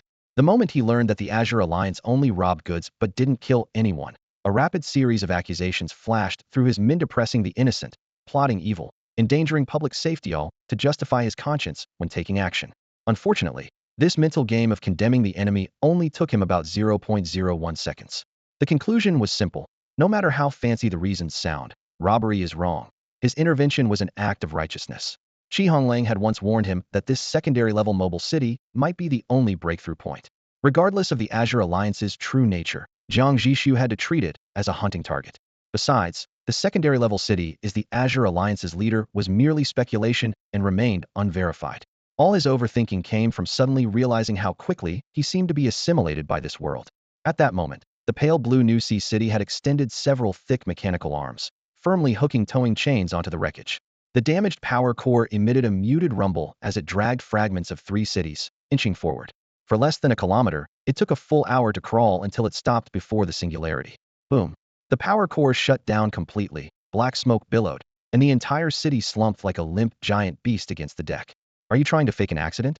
Jiang Zhixu rubbed his forehead in mock annoyance. But since the other side used their last bit of power to help him, the Singularity simply extended repair arms and started emergency maintenance on New Sea City. Over the radio, Shui Yunqing's voice came through with a nasal, oily tone. Captain, you've truly saved my life. Jiang Zhixu said nothing, instead turning to Qi Honglang and ordering, send the combat squads in to wipe out any remaining resistance. Any usable resources, especially materials, don't report back. Just take everything. Resistance inside a defeated city was usually weak. They were used to sell when the city falls. Indeed, after only a few sporadic gunshots, the system announced occupation successful in his ear. He casually flipped through the confiscated blueprints, initially intending to skip over the common scrap from a level 1 city, but then he paused with a surprised him. A secondary level alliance radio station? Jiang Zhixu rarely showed surprise. What caught him off guard wasn't the finished product, but a complete blueprint not even on the market yesterday. For context, blueprints for level 1 alliance radio stations capable of real-time, full area communication could sell for hundreds of thousands of gold coins. Level 2 blueprints were even rarer and highly valuable. The Singularity had only ever seized one finished unit and never seen a blueprint before. Lucky break, struck gold. Without hesitation, he pocketed it. For hours later, the 3 pillaged cities had been completely looted. They'd secured over 400 units of the target cursed pollen, enough for long-term consumption.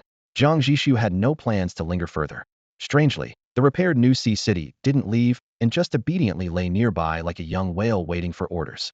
Jiang Zhixu didn't bother guessing its intentions and simply signaled Weiran to start the city and prepare to depart. Just then, Shui Yunqing sent a private chat request. Jiang Zhixu raised an eyebrow and answered. Shui Yunqing's first words were, "Big brother, do you need a little brother?" Jiang Zhixu could hear the obvious nervousness and cautious probing in the other person's voice. He had wanted to refuse immediately without a second thought, but a sudden flash of insight struck his mind like lightning. The reason he hadn't considered forming a formal alliance before was that he was about to enter a level 2 zone, meaning he would have to invest a great deal of resources to bring his allies into level 2 cities, or else they wouldn't be able to follow him through. What was even more troublesome was that the system's promotion tasks, though seemingly random, contained a hidden malice. What if his allies, after receiving his help, were forcibly assigned brutal tasks like eliminate level 2 city? He would never allow anyone to attack Cradle City. That would completely block his own mission. But now, the situation had changed. He already held a level 2 zone pass and could bring his allies inside first before letting them each start their promotion tasks, staggering their timelines perfectly and greatly reducing risk. The idea flashed through his mind, yet faced with Shui Yunqing's request, he still didn't immediately agree. Why do you want to be someone's underling? Are you out of options? Jiang Zhixu asked in return. Though the New Sea City had been battered to near ruin, it had stubbornly held out amid the siege of 3 marauder cities. That resilience alone showed they weren't desperate enough to pawn themselves off to others. But as soon as the question was out, Shui Yunqing seemed to clutch at a lifeline, pouring out his heart almost without reservation.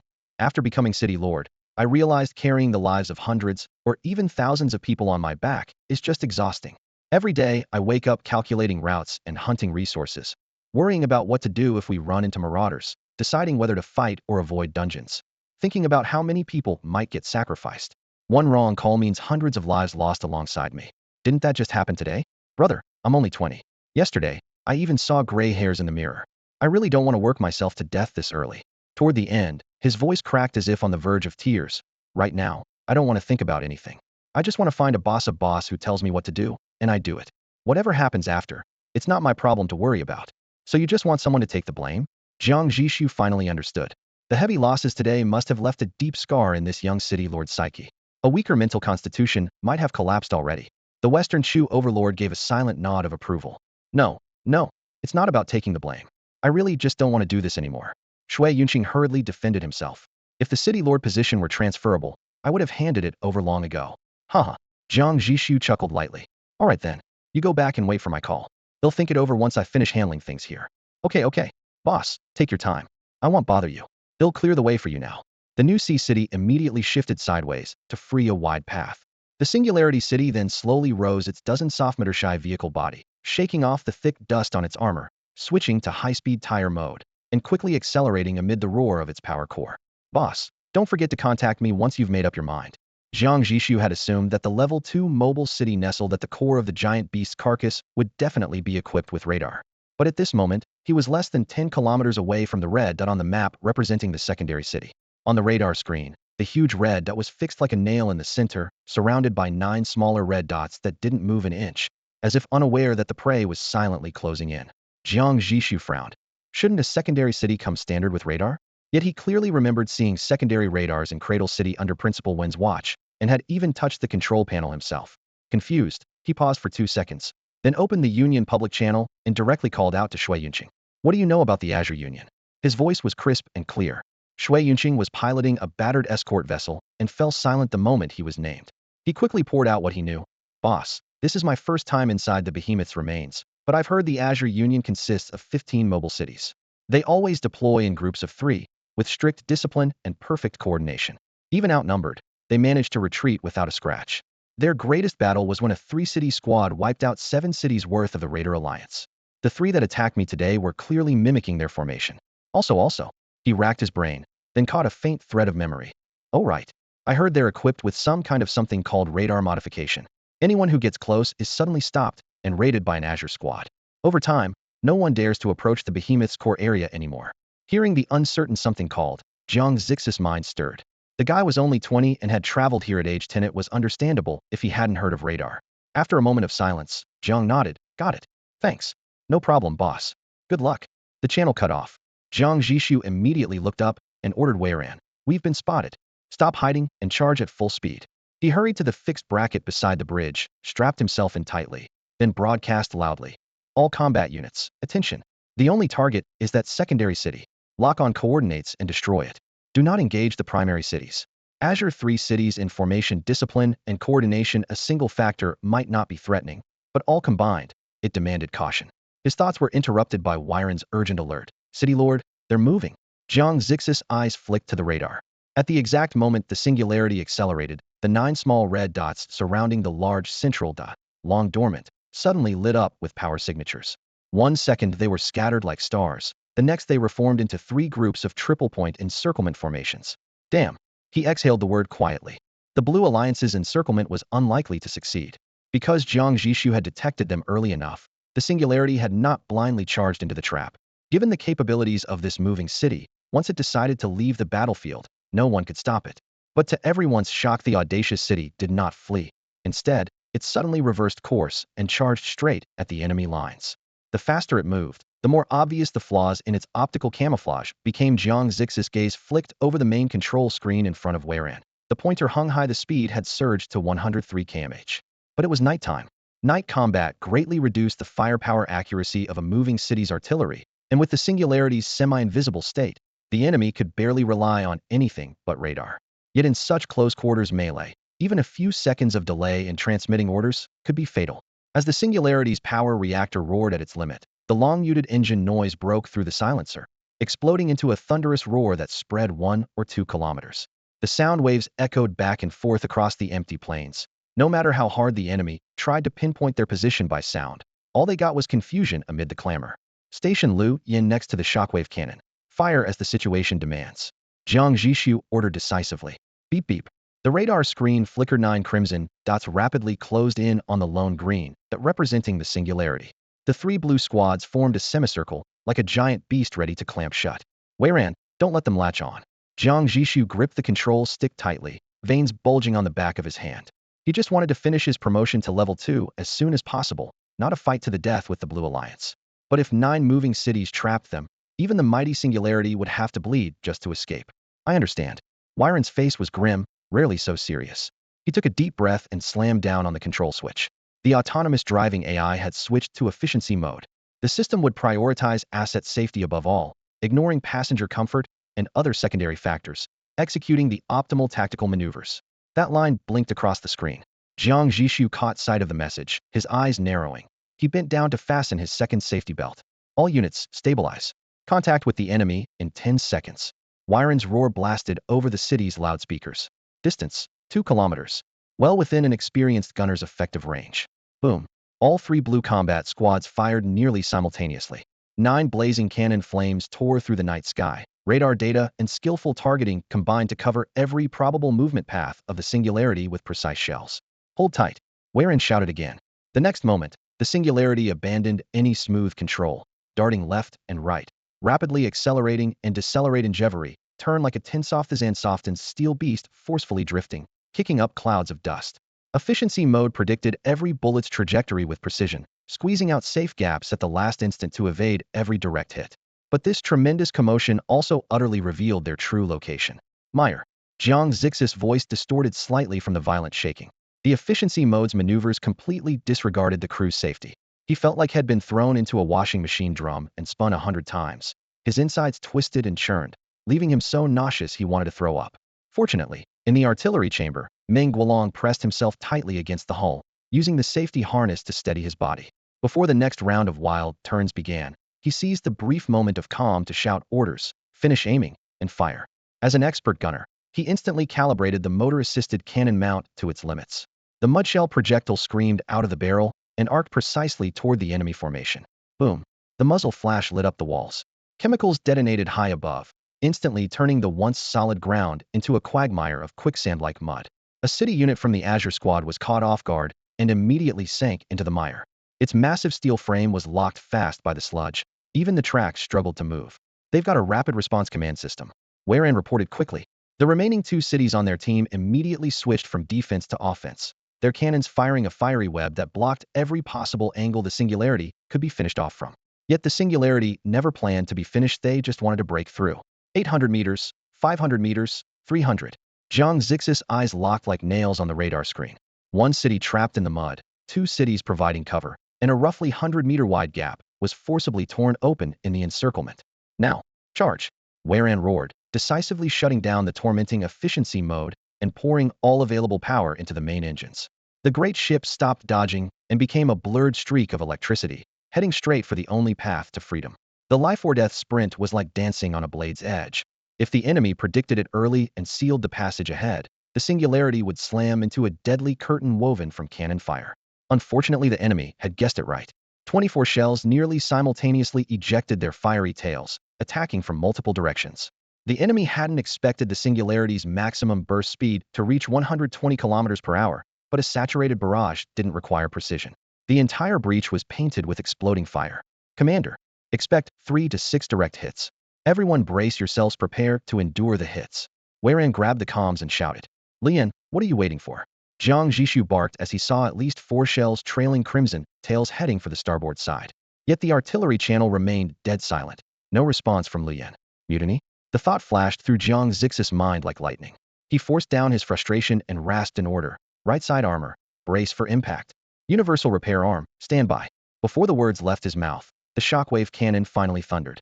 A visible ripple of silent waves radiated outward, locking precisely on the convergence point of the 4 incoming shells. Boom. High-frequency vibrations tore the shells apart instantly. For fireballs erupted in a linked explosion midair, dazzling like fireworks made of steel. Only then did Lian's urgent breathing come through the comm channel. Commander, I was waiting for them to get a little closer. Boom. Although Liu Yin intercepted all 4 shells on the right side, the Singularity was still hit by 1 shot from the port side. The shell tore a 3-meter-wide hole directly through the water tower atop the city. The blast carried away fragments of the tower wall, and hundreds of units of purified water poured down. Fortunately, the universal repair arm immediately extended, welding a glowing seam along the metal wound. Aside from this damage, the city's systems remained intact. On the radar screen, 9 enemy red dots were left far behind, and the alarm gradually quieted down. Inside the cockpit, Jiang Zhixu exhaled a long breath of stale air and casually grabbed the communicator. Liu Yan, I knew you had it in you. Well done. He understood full well that while 4 shells hitting the armor only peeled some paint, if they landed in the living quarters, damaging the equipment would be one thing, but injuring people would be a huge problem. On the comms, Liu Yan's voice remained taut with vigor. Thank you for your trust, City Lord. I won't let you down. In those few seconds, he hadn't had time to respond. His mind was racing to calculate the only solution to intercept the shockwave cannon blasts. There were only 3 shockwave shells left in the armory, each requiring a full minute to charge. To stop 4 high-speed shells at once, he had to detonate at the single convergence point covering all 4 trajectories. He continuously estimated each shell's path, found their intersection, corrected for wind drift, and even he struggled to believe the result was flawless down to the last fraction. Jiang Zhixu offered some encouragement, then switched back to battle channel. 2 thunder cannons, get ready. Fire immediately when a target enters range. As he spoke, he didn't shake the uneasy feeling about a stationary red dot on the screen. They were right on his doorstep, so why wasn't that thing moving? Had it switched to a settled mode like Cradle City, unable to move for now? City Lord, Wei Ran suddenly called out. Jiang Zhixu glanced sideways, fearing trouble on the front lines. What is it? Wei Ran pointed to the flashing radio indicator. Intercepted, an open broadcast. Should we play it? Open broadcast. Jiang Zhixu raised a brow. Around here, who else would dare use a public channel except the core secondary city? He nodded. Play it. A deep, heavy male voice came through the radio. Comrade, greetings. This is the secondary mobile city, Fortress Guard. Those first two words instantly crushed the hope Jiang Zhixu had just allowed himself. Wei Ran caught his expression and asked cautiously, reply? Reply with what? Jiang's gaze was cold as iron. We've received nothing. Maintain silence. Everything proceeds as planned. Understood. 30 seconds later, perhaps noticing the singularity's continued silence, the Fortress Guard's broadcast automatically resumed. This is Fortress Guard. I am Baishan, the third city lord. Comrades, your strength is formidable. If your mission here is to complete a promotion task, I urge you to choose another secondary city as your objective. Fortress Guard must guard the remains of the Colossus. If we fall here, the entire wasteland region will be doomed. The Sentinel must continue guarding the corpse of the colossal beast. Upon hearing this, Wei Ran's face instantly drained of color. Instinctively, he glanced toward his city lord, only to find Jiang Zhixu's expression far grimmer, hundreds of times worse than his own. Suddenly, Jiang Zhixu released a fastening and strode to the radio console. He adjusted the communication range to 10 kilometers and pressed the call button. What do you mean the wasteland is destroyed? The singularity responded immediately. As soon as the words came through, the 9 red blips on the radar that had relentlessly been tracking them all stopped dead in their tracks. Seeing this, Jiang Zhixu ordered the singularity to remain on standby. Then Baishan's voice came over, low and urgent. Beneath the entire carcass of the colossal beast, spanning tens of thousands of square kilometers underground, countless insect eggs are buried, eggs of a worker caste called founders. Founders? Jiang Zhixu's heart jolted. That was the boss he encountered in the dried riverbed elite dungeon, able to teleport. Endlessly hatched swarms of insects, incredibly fast and agile. One alone was already a nightmare. Now there were thousands beneath their feet. His mind churned wildly, leaving him momentarily speechless. Baishan, fearing disbelief, continued the explanation. The colossal beast's corpse itself is the remains of the insectoid titan. Think of the titan as a mobile super factory for the insects. Though dead, it instinctively still nurtures them. The highest ranked being in those bones is the overlord, but it's still inside its egg. Suppressing the rising terror in his chest, Jiang Zhixu asked, if they're still in eggs, why not just destroy them outright? You might not fully understand insects, Baishan sighed. Truly immature eggs reside deep in the hatching nest. Those that have been produced as eggs and carried outside are already mature. The shell is just a transport container. The real hatching happens upon arrival at the destination. This immediately reminded Jiang Zhixu of the dried riverbed dungeon scenes. Those eggs hatched the moment they left the fungal mat. Head thought it was just the dungeon's mechanics, never imagined the real incubation happened unseen in the dark. He pressed further. So as long as you're guarding here, they won't hatch? It's a long story, but to cut it short, we have a level 3 modified device called the biological suppression tower. As long as it operates continuously, the overlord mistakenly believes it hasn't reached its destination and stays dormant, and the lower rank founders dare not awaken either. This suppresses all insect eggs in the entire area. Level 3 device. Jiang Zhixu's pupils constricted. This is a level 1 region. Even level 2 devices are rare, and the system restricts trading channels. Where did you get one? That's all in the long story, came the reply. Jiang Zhixu curled his lips. Please, make the long story short. He thought he heard a faint chuckle from the other side, but it vanished quickly. Curiosity got the better of him, and he strained to listen. Baishan's voice steadied. For years ago, our Sentinel wasn't called that yet, but it was already a level 2 city. Just after our promotion, as we prepared to move into the level 2 zone, someone called the cartographer reached out to us. Cartographer again. Jiang Zhixu thought silently, this name coming up way too often. He said nothing. Baishan continued. He explored all the ruins in the wasteland cities and pieced together 3 key facts. First, the wasteland wasn't destroyed by nuclear war, but by insects. Second, the colossal beast's corpse is the last titan killed before the old civilization's fall. Third, even dead, the titan still has hatching nest capabilities and could potentially bring back endless insect hordes at any moment. I still remember him saying at our first meeting, comrades, the people need you now. Then he gave us the location of an old level 3 device. He promised if we stayed to guard the colossal beast's corpse, he would provide the coordinates and personally enter the bones to map them and find ways to fight the decay curse. At this point, Baishan raised his voice, unable to hold back the emotion. He even called us comrades. What else was there to say? Back then, even our city lord didn't hesitate. We just agreed. So you've been guarding this place for 4 years? Jiang Zhixu asked. No surprises so far. We plan to keep guarding it. Baishan replied calmly but firmly, with an implicit warning not to mess things up. After a brief pause, he laid his card on the table. If you're willing to switch targets, we're prepared to compensate you with resources worth 600,000 gold coins from our trading platform. 600,000. That was more money than Jiang Zhixu could easily spend slipping through his fingers, yet the figure sounded oddly familiar. He asked casually, why exactly 600,000 gold? At that, Baishan's tone brightened with a hint of relief. That's what we got from selling a regional pass yesterday. Pure luck, some poor sucker passed on cheaper options and shelled out 600,000 just for ours. Poor sucker? Whether he was or not, Baishan surely knew the value. That pass could unlock profits in the tens of millions, with hardships and gains known only to insiders. Jiang Zhixu didn't press the point and instead steered the conversation back to business. Resources worth 600,000 gold, that's almost the cost of bankrupting a first-tier city. Are your expenses really this huge just to keep watch here? Absolutely. Baishan gave a wry smile. The biological suppressor tower is a level 3 component that needs to run around the clock. Forget 600,000, 6 million. 60 million wouldn't fill this bottomless pit. Otherwise, we wouldn't be so broke that we have to rob passing convoys. After he finished, Jiang Zhixu was silent for a long moment. He had to decide what to do next. The mission upgrade required him to take down a second-tier city in this area. The Cradle City was off-limits, and the Sentinel Station even more so. It was no city but a nuclear bomb perched atop a volcano. If triggered, it would wipe out all survivors in the area, including Cradle City far off in the distance. He glanced at the clock on the wall, the hands nearing midnight, and finally spoke. Can I verify what you've told me? Words alone weren't enough. He needed to see it for himself. Of course. Baishan agreed promptly. His willingness to allow verification practically meant he didn't intend to attack. All right, see you tomorrow. Jiang Zhixu nodded. See you tomorrow. The communication ended. The radio fell silent as Jiang Zhixu turned to Qi Honglang and asked, how's the adaptability training for the ground troops exoskeletons going? Half a month ago, he had seized a blueprint for a level 2 basic infantry exoskeleton from the Dawn Alliance. Although they couldn't yet produce new units, the 3 finished suits were all in training. Sooner or later, they'd be prime strike targets, and the troops needed to get used to them first. Qi Honglang reported immediately. The exoskeleton combat squads are formed in 6-man teams, 10 reserve teams total. Training is going extremely well. As soon as the equipment is ready, they're combat ready. Good, well done. Jiang Zhixu nodded faintly.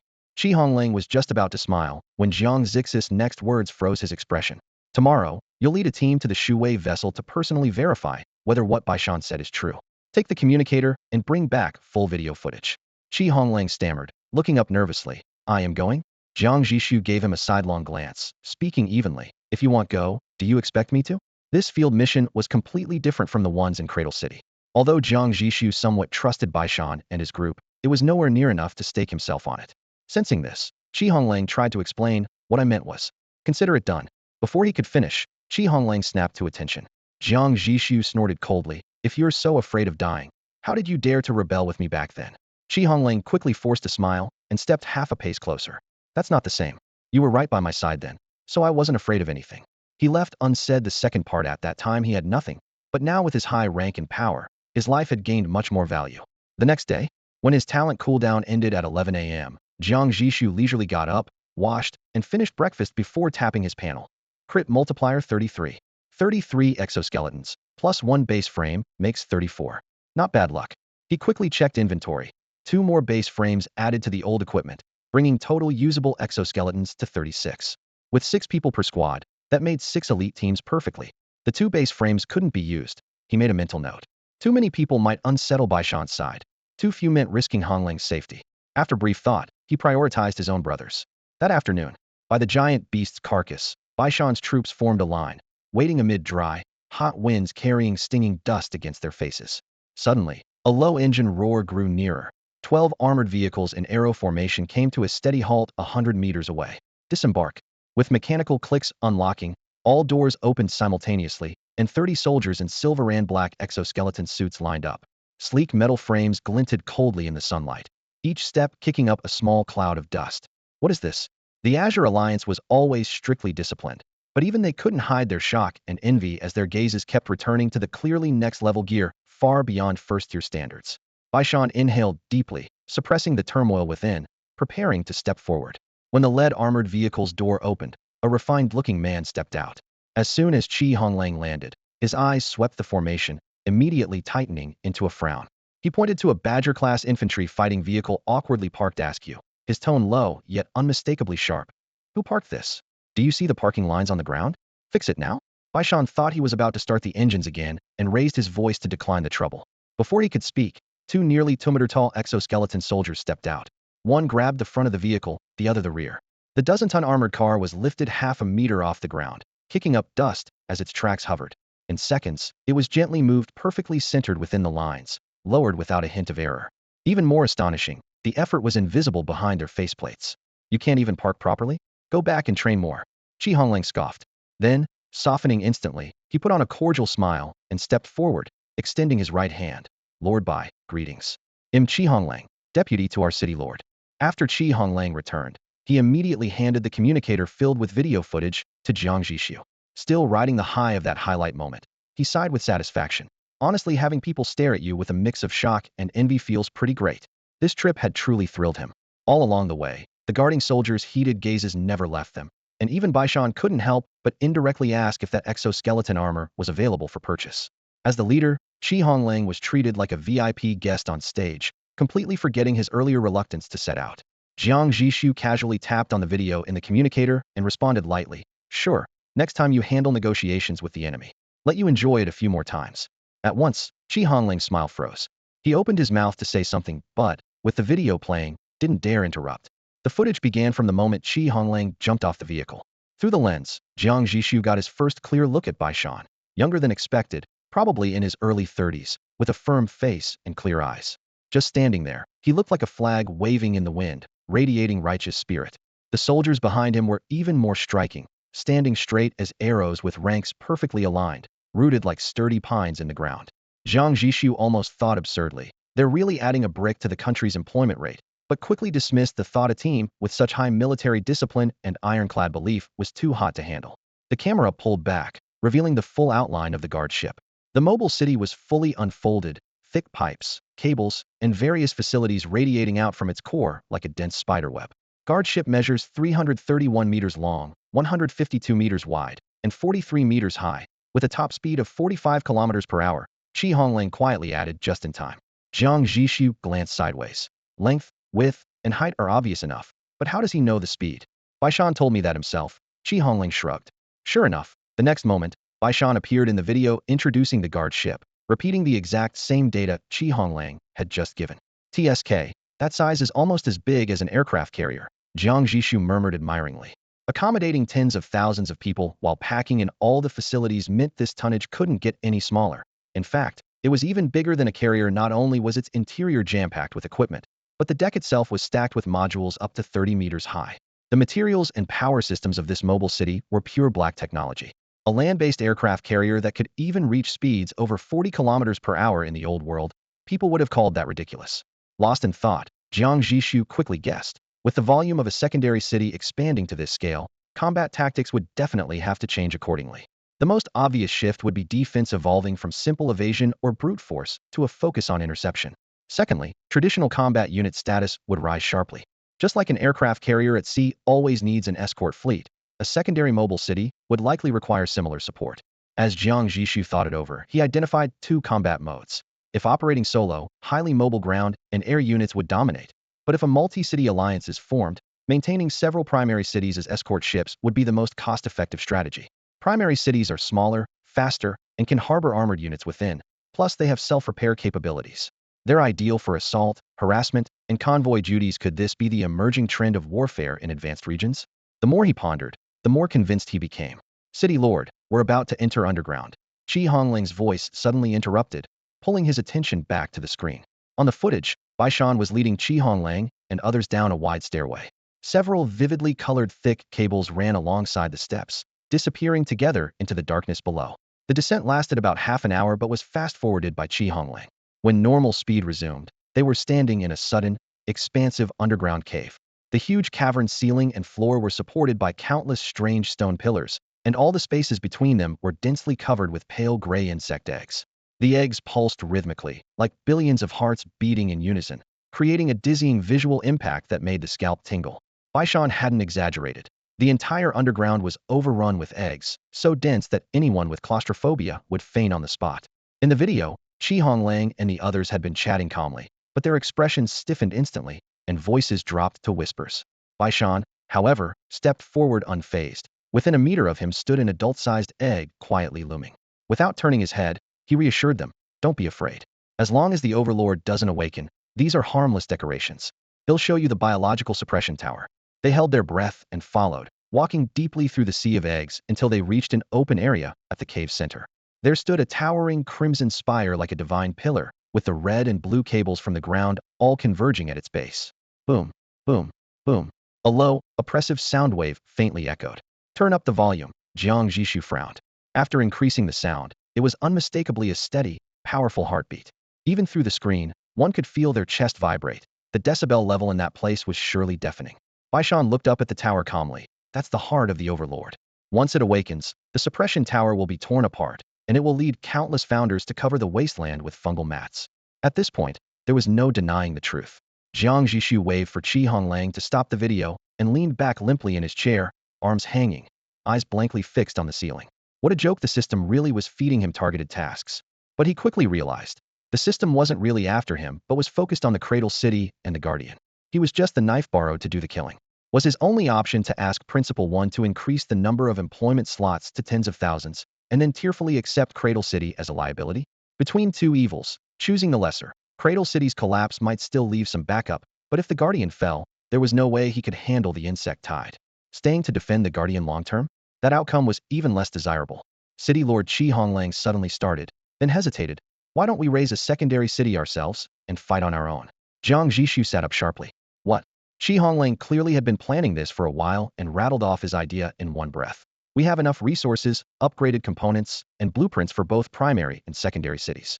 We could first nurture a primary city, then develop it into a secondary one and use it as a mission target. We can even call Zhou Yi over. He has a gnome furnace that recycles city wreckage, so losses would be minimal even if we fail.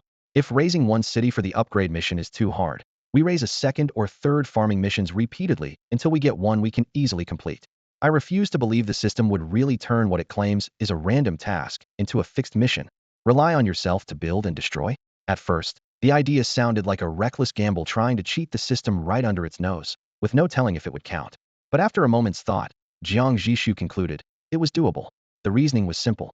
The system's task only required finding any one stranded secondary city within the current primary region. If he could accelerate the development of a secondary city and then personally destroy it, the condition would still be met. Definitely worth a shot. He immediately prepared for the worst. If it didn't work, he would have to go back to Cradle City. Then he issued orders. The radar was powered to full capacity, prioritizing the locking of several raider cities. Once the command was sent, he contacted Zhou Yi through the Alliance radio. Zhou Yi, upon hearing the situation, agreed to rush to aid and estimated arrival by that night. The freed up time was just enough for Jiang Zhixu to stock up. The carcass of the giant beast lacked nothing except raider cities to plunder. The Singularity immediately powered up, the hull trembling as it quickly slipped beneath the air. Like a shark lurking beneath the sea, it used radar to sniff motions within a 50-kilometer radius and began its hunt. Boom. Escape the giant beast's carcass now. A powerful hunter is targeting raider cities. A desperate broadcast ripped through a raider city trapped in a swamp. Before the words even faded, several exoskeleton squads leapt 7 or 8 meters high and burst through open elevator platforms. After a brief but intense firefight, the entire city fell silent. Surprisingly well preserved, not bad. From now on, we do it like this. Jiang Zhixu stood on deck, looking down at the spoils. This was their third city taken. Thanks to the radar, Singularity's hunt in this relatively small giant beast's carcass was effortless. At first, the firepower from the Haki cannons was too strong. The first city was reduced to scrap metal. The second was saved structurally, but required heavy repairs from the Universal Repair Arms, a costly affair. They only really got the hang of it by the third city, especially with the exoskeleton squads infiltrating to keep damage minimal. As for the dying broadcast from that city, he didn't care. The raiders were abundant here. 20 core cadres from the 3 cities were soon brought before him. Jiang Zhixu scanned the group calmly. Who among you wants to live? The group exchanged uneasy glances, no one daring to speak. After a moment, the 4 quickest reacted by falling to their knees with a thud, raising their hands and shouting, Me. Boss, I want to live. Please give us a chance. They knelt fast and shouted faster. The others tried to follow, but it was too late. Jiang Zhixu waved his hand, signaling the soldiers to detain the others. He ignored their sobbing and cries. Turning towards the 4 visibly shaken survivors before him, he said, I want you to go and reclaim the lordship of the Interception and the Desert Jackal cities. The 4 froze in surprise. Become city lords? They hadn't misheard, had they? Such an unexpected windfall could really fall into their laps. Seeing them drown in elation, Jiang Zhixu snorted coldly. His next words were like a bucket of ice water, snapping them back to reality. Don't get your hopes up. The entire city will be wiped clean. You'll only carry the title of City Lord in name. His gaze sliced across the crowd like a blade. Cooperate with the experiment honestly. Once it's done, he'll give you a way out. If you don't, he raised his hand and pointed to the side. You'll end up joining your comrades down there. Two exoskeleton soldiers stepped forward in unison, their metal joints clicking like clockwork. They grabbed people one by one like picking up chicks, dragging them off as their boots scraped sharply against the metal floor. Pick two from among them to certify as city lords, Jiang Zhixu ordered Qi Honglan. Assign each two exoskeleton soldiers for close protection. Don't give them any chance to cause trouble. Yes, sir. He nodded, then added, after certification, they'll awaken their talents. Make sure they display their status screens right away. Understood. 10 minutes later, the profiles of the two new city lords were handed to Jiang Zhixu. Zhang San. Talent. Scrap recycler low level. Effect. When smelting scrap metal, a 5 chance to gain an additional 10 steel output. If the extra yield is less than 1 unit per occasion, the trigger is invalid. Li Si. Talent. Weather vane low level. Effect. Can predict the weather for the next 3 hours, with weak warnings for extreme conditions. 2 talents, one limited to scrap with a low activation rate. The other just a simple weather forecast useless in the wasteland. So this is what most people's normal talents look like. True, powerful talents were as rare as phoenix feathers and unicorn horns, further divided into countless grades. Jiang Zhixu sighed, tearing his attention away from these two lucky ones. To trigger the secondary advancement quest, he needed 3 level 2 components and 12 level 1 components. He had plenty of blueprints, so he picked out 3 level 2 plans with abundant materials and a few level 1 ones, then issued production orders. Night fell, and Zhou Yi arrived on schedule aboard the Elegy. Jiang Zhixu immediately ordered him to activate the Goblin Furnace and start dismantling the junk city on the spot. The entire production line roared with flames, continuously melting scrap into steel. With ample raw materials in hand, the experiment was finally ready to begin. The Level 1 and Level 2 upgrade parts hurriedly manufactured during the day were swiftly installed on the Interceptor and Sand Hyena. Just as the crisp sound of bolts being tightened echoed, Qi Honglan came rushing back with 2 sheets of paper in hand. City Lord. They triggered the quests. Jiang Zhixu took the first. Advancement quest, Wasteland Survival Rules. Details. As a marauder, neighbors hoard food while you hoard guns. The neighbor is the granary. Ordinary neighbors no longer satisfy your hunger. Find a Level 2 granary city and plunder it. Support. Marauder Beacon provides the location of one Level 2 mobile city daily at midnight. Expires after quest completion. He stared blankly through it, then flipped to the second. Advancement quest, Zerg Forerunner. Details. You resent your own kind and despise humanity. The opportunity is here. Welcome the swarm and become the swarm. You will be the forerunner of a great insectoid race. Support. Zerg Arrival Beacon. Place the beacon on a Titan skeleton to awaken all insectoids and cleanse the wasteland.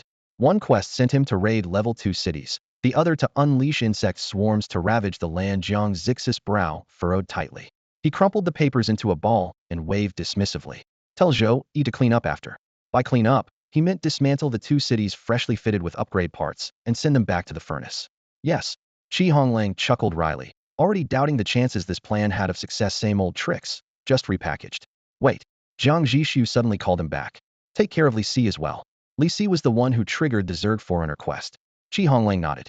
Understood. So what about Zhang San? Let him go. If we said he lives, then he lives.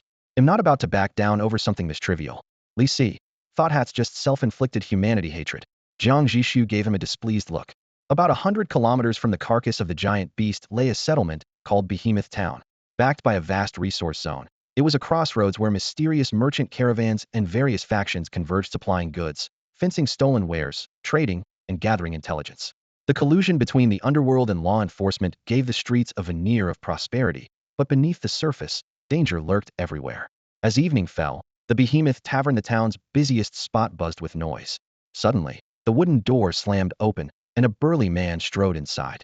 Broad-shouldered and confident, he radiated a long-missing arrogance, instantly drawing every eye in the room. Scanning the crowd, he announced loudly, "Everyone, the Ash Claw just returned from the south with intel on an extremely lucrative settlement." He flashed tobacco-stained yellow teeth. "Who's willing to make a temporary alliance? Well, share all the loot evenly." By past experience, this proclamation would have prompted at least 3 or 5 raiders to stand and join him in a private room to discuss the spoils.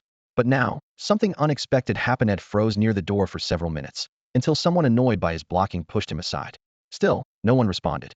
The raucous noise suddenly died down, the air sucked dry of all sound and life. A few glances cast his way mixed mockery, pity, and the curiosity of people watching a doomed drama, sending chills down his spine. He forgot even to reprimand the person who shoved him, his head swimming. Raising his voice, he tried to stir his comrades' fighting spirit. "What's going on? We've been gone barely over half a month. Have the raiders here turned into a bunch of cowards? The more he shouted, the more it felt wrong.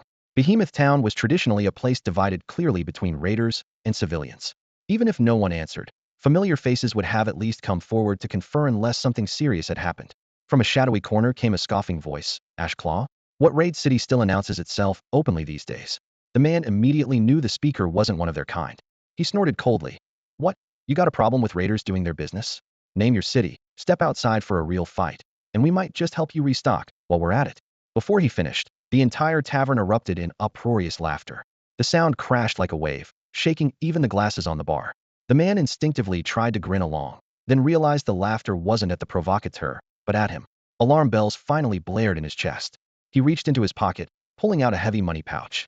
Raising it above his head, the clash of copper and gold coins rang out clearly. Over 100 gold coins. Tell me what happened. This is yours if you do. The bartender behind the counter moved like a flash of yellow, catching the pouch steadily. Before the man could get angry, he called out loudly, I advise you to return to your city immediately. Tell your lord to run as far as he can. All your comrades who are alive have already fled. No raid city dares linger near Behemoth Carcass now. The man stood frozen in shock. What does that mean? Has a large alliance come to clear the area? But we raiders don't back down so easily. In the past, even when large alliances came to this place, these raiders would quickly band together, organizing equally sized forces to deter them. Usually, with just a few whistles, they'd raise their flags and brandish their weapons, facing off at a distance, no one daring to make the first move. Inside the tavern, the bartender behind the bar was mechanically and calmly wiping a dust-covered glass bottle. The burly man's forehead was drenched in sweat. He gritted his teeth hard, then took out the last handful of scattered coins and slammed them onto the counter. The copper coins clinked crisply against the wood, sounding desperate yet sharp. Only then did the bartender look up, his tone indifferent. When you came into town, did you see that gray city parked on the open ground to your right? The burly man frowned, recalling an image of a gigantic mobile city shrouded in rust and dust, and nodded. That's the elegy. The bartender polished the bottle until it gleamed. The people of the Singularity left it here just for communication. As for those raider cities that used to be parked on the giant beast's carcass, he paused, as if savoring a dark joke. Not a single one is left. Every last one wiped out. The burly man suddenly stood up, the chair legs scraping harshly against the wooden floor. That arrogant? Which alliance does this Singularity belong to? How many cities are under their command? The bartender raised a finger and slowly waved it through the air. Just one technically, only one that can fight. That ship outside, the elegy, just follows along to pick up scraps and salvage. One city? The man's voice was dry, even the stubble on his chin trembling. No raider alliance nearby has banded together to wipe them out?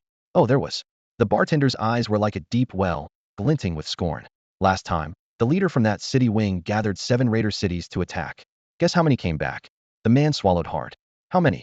The bartender raised both hands and gestured to the empty tavern around them. I invited all the raiders who returned to drink here. Result? Attendance 0. That hellish joke instantly erupted into boisterous laughter, the air filled with the joy of those who escaped death. Only the burly man's face was ashen, utterly unable to smile. Unable to hold back his panic any longer, he dashed toward the town gate. With a bang, the wooden door shut behind him, and the tavern returned to its noisy bustle. Before long, a few muffled cannon blasts echoed from the horizon. The patrons exchanged looks, nodding knowingly, a hint of satisfaction flashing across their faces. Heh, another raider city gone. To the Singularity, raider cities were no more than ants. To the many survivors, Singularity was like a deity. In just a few days, they had swept all the raider cities off the giant beast's carcass, allowing miners and scavengers to safely delve into the mines and sift through ruins for parts, even enjoying drinks in the tavern without worrying about being suddenly raided and losing their lives mid-hunt. Still, some raised a glass and sighed lightly. Why doesn't Singularity go after the Azure Alliance? They're raiders too, right? I heard those guys used to be. Someone's voice faltered, shaking their head with a sigh. After the capital fell, they just fell apart. Look on the bright side, another chimed in. At least the Azure guys don't kill people. If they catch you, just think of it as paying protection money. That's true. Another took a sip and exhaled. I just hope Singularity sticks around the giant beast's carcass for a few more days. Don't count on it, the bartender interrupted. They're working on promotion tasks now, and will soon move to the secondary zone. Besides, there aren't any more raider cities here to fight, so no reason to stay. Someone nodded in agreement. Once they leave the giant beast's carcass, finding raider cities will be much harder. The wasteland covers 10 million square kilometers. Most cities never leave their own territory their whole lives. As everyone was chatting, the town's public broadcast suddenly crackled with static, followed by a cold, clear voice echoing throughout Giant Beast Town. District-wide broadcast 1, survivors, greetings. We are the Singularity. Effective immediately, we officially place all raider cities in the northern wasteland under citywide bounty.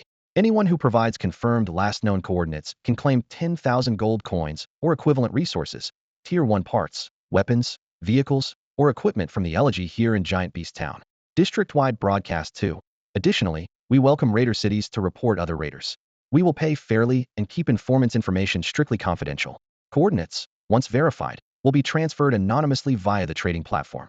Those providing coordinates should queue up through their city's radio to join the Rust Alliance to upload them. The chilling announcements reverberated through the town, stirring a mix of hope and fear among its inhabitants. City number 47. Inside the singularity, Jiang Zhixu expressionlessly crumpled a failed calculation sheet into a ball and tossed it into the metal trash bin by his feet. The pile of crushed paper inside had grown into a small mountain, as if he had squeezed out all the frustration accumulated over the past few days. He leaned back in his chair, pressing his fingertips to his brow, exhaling slowly. Try 2 more cities. If it still doesn't work, he'll abandon the plan completely. The truth was clear: this shortcut scheme simply couldn't fool the system. But another conclusion was just as obvious: the system's so-called randomness was anything but truly random. If there were a whistleblower channel, he'd be the first to report these behind-the-scenes manipulators. Jiang Zhixu muttered bitterly under his breath. A knock interrupted his rant. Shi Honglang quickly pushed open the door, holding up 2 fresh mission reports, his face a strange mix of excitement and something vaguely unsettling. City Lord, take a look at these assignments. Jiang Zhixu's heart skipped. He sat upright and took the papers. The first sheet bore the usual task: eliminate a level 2 city. He dismissed it disappointedly. But as soon as he glanced at the second sheet, his entire body froze. Promotion mission: no snitching on cheating players or rigged operations. Mission details: a cozy cradle breeds only laziness. Those who do not advance through one filter after another face only death. Eliminate any settled city, no level restriction. Support item: settlers beacon every day at midnight. 5 settled city coordinates are randomly marked on the map. These coordinates vanish once the mission is complete. City Lord, this mission, doable. Jiang Zhixu's voice was decisive. Shi Honglang's eyes lit up like bulbs. Great. Midnight's almost here. He'll watch the map and come straight back when the coordinates appear. No need. Jiang Zhixu raised a hand to stop him. Send orders to the Rhinoceros City Lord. Have them settle in immediately and transform directly into a settled city. If you were going to exploit a bug, you might as well go all out. Shi Honglang paused, then understood at once and dashed out the door.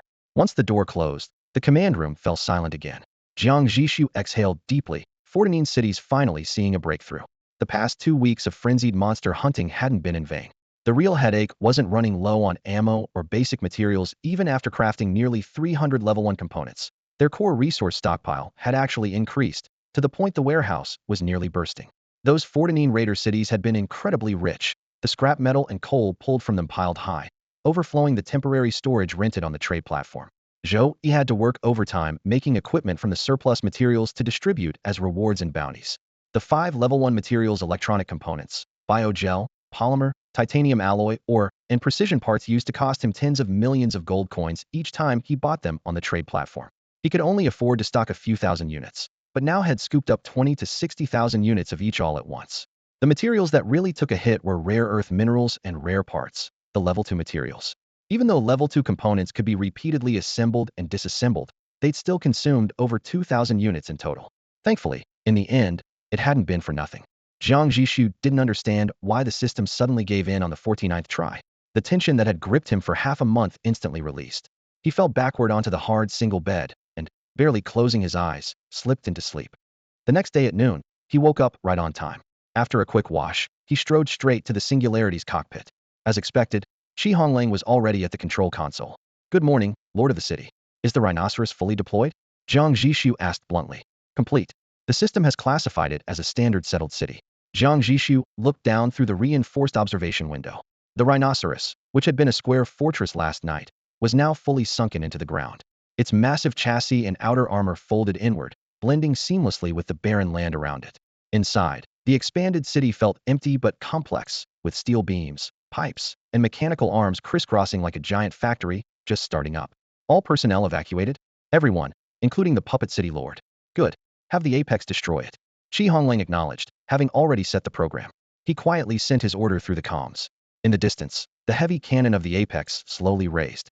Regular armor-piercing shells slid into the barrel, and brilliant jets of flame erupted one after another. Boom, boom, boom. The settled city had grown vastly in size. It took 9 consecutive volleys of cannon fire to completely overwhelm it. Flames roared and twisted upward, black smoke piercing the sky. Jiang Zhixu withdrew his gaze and looked at the middle-aged man who had been brought in earlier, the Apex City Lord, Li Chang. How's it going? Li Chang's voice trembled with excitement. It's done. Lord of the city, my promotion mission is complete. The system issued a level 2 mobile city construction guide. As long as I gather the materials, I can upgrade. Can you pull the guide up for me to see? Li Chang tried, but shook his head helplessly. The system marked it as bound to the item. Can't extract it. As expected, no such item had ever appeared on the trading platform. Jiang Zhixu nodded. List out the materials needed for the upgrade and give them to Honglang. All right. Soon enough, a long list was handed over to Jiang Zhixu. For an ordinary level 1 city, these materials were nearly astronomical. For a quasi-level 2 city, they were manageable. For an overpowered city like the Singularity, they posed no real problem. Jiang Zhixu casually passed the list to Qi Honglang. Transport everything over as soon as possible. Understood. 2 hours later, all the required materials were stacked in the Apex's assembly zone. Li Chang returned to his console and, flanked by 2 exoskeleton-suited warriors, pressed the confirm upgrade button. Rumble. Inside the Singularity, Jiang Zhixu watched the Apex seemingly awaken. Tons of materials shot out from its warehouses, drawn by invisible gravity into flowing streams of light that embedded themselves into the gigantic steel framework. The skeleton stretched, the armor reformed the city's height and width visibly exploded in scale. Half an hour later, when the dust settled, an immense towering steel metropolis stood on the wasteland, so vast it took one's breath away. Compared to it, the Singularity looked like a fledgling chick with undeveloped wings. Yet this newborn colossus was about to be wiped out by the small chick standing in front of it. Blow it up, Jiang Zhixu ordered in a flat voice, then turned without looking back and headed straight to the control console in his own lord chamber. Congratulations, the promotion task has been completed. You have received Level 2 Area Pass 1 and Level 2 Mobile City Construction Guide 1. Would you like to proceed with the promotion? Jiang Zhixu stared at the blue confirmation button floating above the console and pressed it firmly with his fingertip. Yes. Immediately, the holographic screen flashed new instructions. Please evacuate all personnel from the city. Only the City Lord's chamber may remain occupied. Frowning slightly at the message, he paused to think, then issued a command through the communicator. Qi Honglang, clear the entire city. Both raider cities had chosen this place as their secret base, which proved the desert heartland was hidden and secure enough. The upgrade would take only half an hour, so theoretically nothing should go wrong.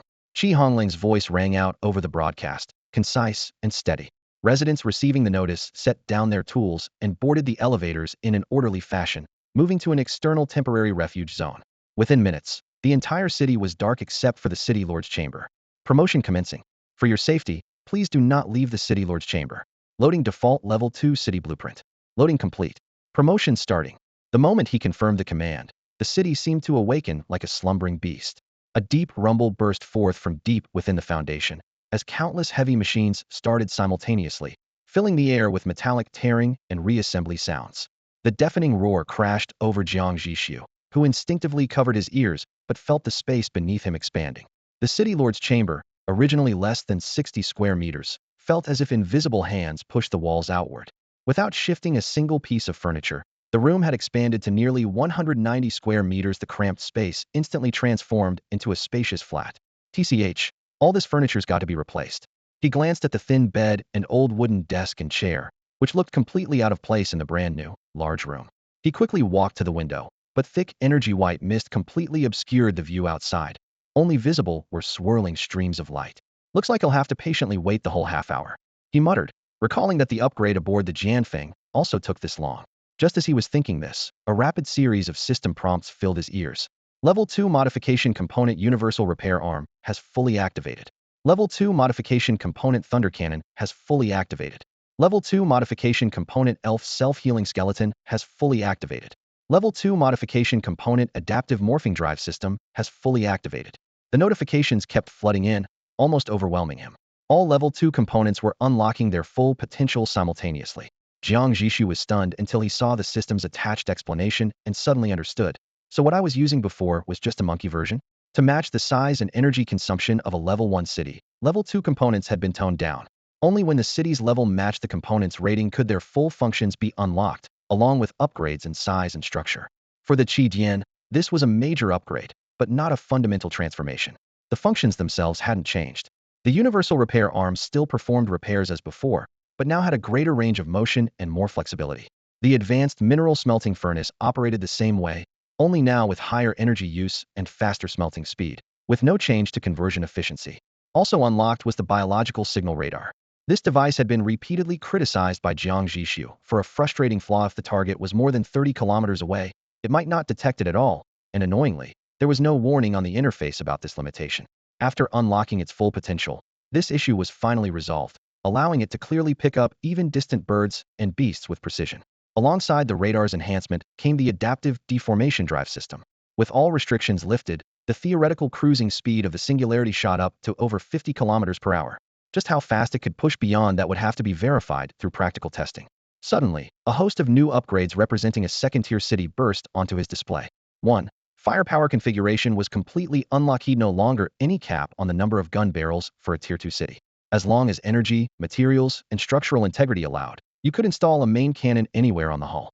2. The population cap rose to 10,000, meaning the influx of talent across all industries would multiply, bringing vigorous energy to the city. 3. Infrastructure could now be directly upgraded to Tier 2. Warehouses and water towers only required the appropriate input of materials. Jiang Zhixu casually checked the interface and saw the upgraded capacities had indeed expanded tenfold. For example, the material warehouse capacity jumped to 500,000 units. 4. Brand new modules. The helipad and hangar were officially unlocked. By default, the helipad had only one slot and no special features. Upgrading required obtaining a Tier 2 renovation blueprint. Luckily, Jiang Zhixu had already stockpiled a 4-slot helipad blueprint and planned to build 2 at once. This would allow 8 planes to take off and land simultaneously, while the hangar could neatly house all 8 with room to spare.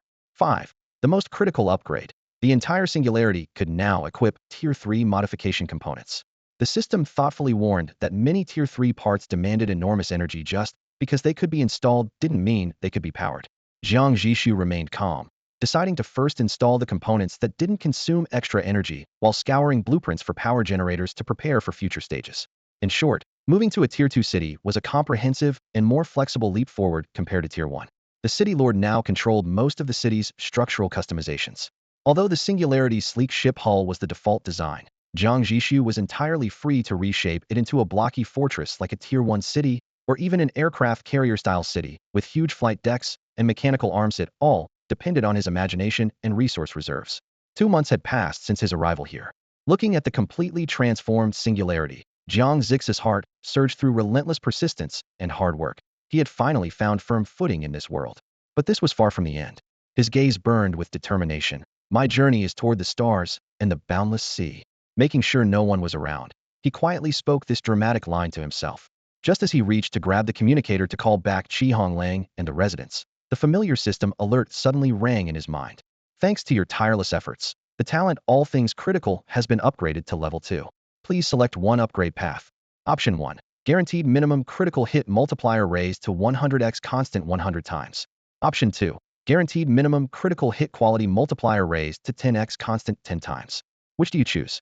P.S. Some had misunderstood the talent descriptions. Guaranteed 100x as 100 to 1000 times. To avoid further confusion, a clarifying note was added in parentheses. Hopefully, no one will mistake it again. A talent leveled up? Staring at the system interface that suddenly popped up before him, Jiang Zhixu was completely stunned. As a god-tier talent, All Things Critical came with many restrictions, but just 100-fold critical hit per day made it powerful enough to be top tier. He definitely knew talents could advance further, but having found no way for so long, he had pushed the thought out of his mind. To study talents, he had checked over 40 City Lord accounts. The pattern was simple. Talent level depended on versatility, whether it could remain effective all the way from humble beginnings to the peak. Only talents meeting that standard started at an advanced level. Considering himself lucky, he had seen just one advanced talent. All the rest were basic. All Things Critical was a rare exception. One fixed 100x critical hit daily, firmly top tier. As for the exaggerated versions in novels boasting thousands of times or unlimited criticals, he had never encountered those. If such things existed, anyone stuck on a level for a day would raise serious doubts about their intelligence. So when this talent, which was already at the upper limit, suddenly showed an upgrade available option, his excitement was indescribable. He'll choose to upgrade the guaranteed quantity. Without hesitation, Jiang Zhixu confirmed the choice. The reason was practical. The guaranteed quantity was the feature he used most often. The screen flashed green confirmation. Talent upgrade successful. Current talent. All Things Critical LV2. So talents level up along with the overall level of a mobile city? Jiang Zhixu began to imagine what the next upgrade might bring if each added 2 enhancement branches. Removing restrictions? Increasing daily critical count? Allowing previously crit items to crit again? Or even letting critical outputs trigger further criticals? Though entertaining, the last idea was obviously absurd, like stepping on your left foot with your right foot to fly. The system probably wouldn't allow that. He quickly pushed such wild thoughts aside and refocused. He raised his hand to call Qi Honglang, but saw the communicator displayed out of service range, clearly meaning the other had moved more than a kilometer away. Did he really have to go that far? Jiang Zhixu shook his head with a wry smile and headed to the cockpit to try honking directly to call him back. Opening the door, he was struck by the scene. What used to be a cockpit had been almost fully renovated into a spacious, bright command center. Dozens of screens of various sizes lined the walls, streaming real-time data from all zones of the singularity. Rows of operation seats below could accommodate over 100 personnel working in coordination. It was finally starting to look like a proper command hub. While Qi Honglang and the others hadn't returned yet, he eagerly explored every corner of the new singularity, familiarizing himself with it ahead of time. City Lord, our population is currently only 977 people, Qi Honglang reported after settling the residents. We urgently need to recruit new citizens, or many facilities will shut down due to lack of personnel. Jiang Zhixu nodded and replied simply, understood. The city's population wasn't there just to sit idle. The farmland needs tending, the power furnaces require maintenance, the workshops depend on skilled technicians, and all kinds of gathering and purification devices need dedicated operators. Nothing here runs automatically at the push of a button like in a game. After the singularity was promoted to level 2, the population roster suddenly tore wide open. The workforce that was just enough at level 1 had now become a gaping hole urgently needing to be filled. Qi Honglang did a rough count. At least 2,000 new positions had to be created. 95 spots have already been submitted for the farming district. The medical center has upgraded to a hospital, and Dr. Xia wants to hire 3 more doctors and 20 nurses, plus. Okay, I get it, Jiang Zhixu cut in quickly. Have those 3 level 2 filler parts from the Apex been dismantled yet? They've been taken off, Qi Honglang nodded. Those 3 were all quality of life upgrades with limited combat benefit, originally just to meet upgrade requirements. Send all of them to Zhou Yi, as a thanks for his help these past couple of weeks. And tell him I've wrapped things up here. He can return to Rust Town whenever he likes. Got it, he'll pass that on. Qi Honglang's expression remained steady. To him, those 3 parts were valuable, but given the singularity's current foundation, if they really wanted, they could throw enough resources at Rust Town's folks to upgrade them all to level 2 anytime. That wasn't a big sacrifice. Jiang Zhixu shifted topics. So we're short on people, huh? Notify the bridge turnaround. Huh. Commander, where are we headed? Qi Honglang didn't catch the sudden change of plans. First to the Sentinel, then to Cradle City. Jiang Zhixu's lips curled into a smile as he made a gripping motion in the air. 2 top-tier talent hatching grounds. I want to recruit from both. As for the sticky issues they'd been struggling with before, he had dismissed them from his mind. Once someone boarded the singularity, even the most steadfast warrior would be completely assimilated by this moving city. He firmly defined himself as a firefighter. The Sentinels stationed in one place, permanent lithories, no way they need that many people. I'm doing them a favor, helping relieve their pressure and save their resources. Of course, arriving empty-handed was inappropriate. He arranged for Zhou Yi to bring along all leftover resources from previous outside work, and they planned to meet at the giant beast's remains for the transfer. Inside the giant beast's remains, steel beams crisscross overhead. Dim yellow lights cast long shadows on the metal skeleton. 3,000 people. Baishan nearly drew his gun on the spot, face ashen. You must be dreaming. Qi Honglang grinned broadly, waving the recruitment list like a salesman. Big brother, this isn't raiding, it's finding a way out for our brothers. Baishan instinctively glanced around left and right. Qi Honglang immediately leaned in, trying to charm him. What are you looking for? They'll help you find it. A broom. If I don't sweep you out of here today, my name's not Bai. But Qi Honglang grabbed his arm and lowered his voice. Brother, no outsiders here. Let me be honest with you. You know the Sentinel's population already tops 20,000 now. You might hold on for a while longer, but what comes next? Baishan stiffened. He'll sell everything I have to feed our brothers. I believe in your loyalty, Qi Honglang said, following Baishan's sentiment. Then his tone grew serious. But some things can't be changed by will alone. When the resources finally run dry, what then? Starve the brothers? Or split the group and send people out as raiders? Baishan's face hardened instantly. So what if we do? Qi Honglang recalled Jiang Zhixu's message and spoke earnestly. Brother, you've got to pave a way for the guys. Stay in the wasteland and leave it to fate, or follow a level 2 city to a broader world. What's the better future? Besides, I know you plan to guard this place for life, but not all our brothers share that view, right? He released Baishan's arm, stepped back half a pace, eyes sincere and pleading. Think it over carefully, brother. City Lord, I'm back. Qi Honglang pushed the door open and stepped inside. Jiang Zhixu paused, his hand tightening around the pen. He glanced sideways at the wall clock, pretending not to notice Chi's bruised and battered face, and asked in a calm tone, "What did Baishan say?" He said. Chi instinctively moved to stand by the desk, his right cheek bruised dark purple fully exposed under the lids, only willing to release 500. Only 500? Jiang Zhixu's brow furrowed as he lowered his gaze to the thick stack of job applications in his hand. For the singularity, that was far from enough. His original goal was 1,000 recruits, plus another 1,000 from Cradle City, to fully restore this Tier 2 city to efficient operation. Chi Honglang shrugged, the corner of his mouth twitching painfully as he sucked in a sharp breath. You don't know, Baishan's stance is really tough. This is all I could get. Fine, 500 it is. Better than nothing. Jiang Zhixu sighed, knowing Chi had done everything he could. He stood and walked over to the window. Outside in the night, the giant beast skeleton loomed faintly against the skyline like a mountain, making him momentarily distracted. From the corner of his eye, he saw Chi still standing there. Honglang, are you done over there? Not yet. Not yet, City Lord. I'm heading over to the Guardian to set up tents and recruit now. Chi's mischievous expression vanished instantly as he darted out of the room. The giant beast's remains, Guardian, afternoon. In the center of the training ground, a white cloth tent was freshly erected. 5 bold black characters on a wooden sign read Singularity Recruitment Center, striking yet simple. Inside, Chi Honglang sat upright behind a table stacked with registration forms and empty water jugs. A buzz-cut young man fresh from training pointed from a distance. Who's that guy? He's with the Singularity. The one with that exoskeleton armor before. The memory of that silver exoskeleton still impressed everyone, eyes lighting up involuntarily among the crowd. Recruiting? Looking at the sign, seems like they only want 500. The young men at Guardian were all buzz-cut and dressed in standard training uniforms, but their chatter suddenly quieted. Long moments passed, and no one dared approach the tent. Are you going? You? No way. I'm not turning traitor. Me neither. I'm not doing that. Looks like they only want 500. How do you know? It says so on the sign. Recruit or not, I'm not going. General Bai said we're heroes guarding the giant beast's remains. Similar conversations echoed across the training ground again and again. From afternoon until night, Chi Honglang collected 0 applications. The lights-out bell rang abruptly, and the crowd dispersed instantly. The training ground fell silent once more. Night turned deep. In a dormitory, a hushed voice whispered in the dark, I just passed the training ground. That guy's still sitting there. Haha, he's stubborn. No one wants to be labeled a traitor. Exactly. Why are you so interested in him? Do you want to go? Me? Uft. Nonsense. I think it's you, Pan Xian, who wants to go. Don't judge a gentleman by the mind of a petty person. You. Enough. The class monitor's low voice cut through the darkness. We have morning exercises tomorrow, so get to sleep. The dorm fell silent, the night spreading like ink. Snores rose and fell. Then suddenly someone sat up, the pillow slightly compressed. That movement seemed to topple the first domino, as another bed creaked, and someone else rose too. The two exchanged a few seconds of silent eye contact in the dark, wordlessly agreeing, before quietly getting out of bed, putting on shoes, and feeling their way toward the door. I need to pee. Me too. Though they said they were heading to the bathroom, they both turned toward the dorm's main entrance. Expecting the door to be locked as usual, they even planned to climb down the outside wall from the second floor. But to their surprise, the iron gate was ajar, and the night wind rushed in, giving them goosebumps. Suddenly, quiet footsteps came from behind.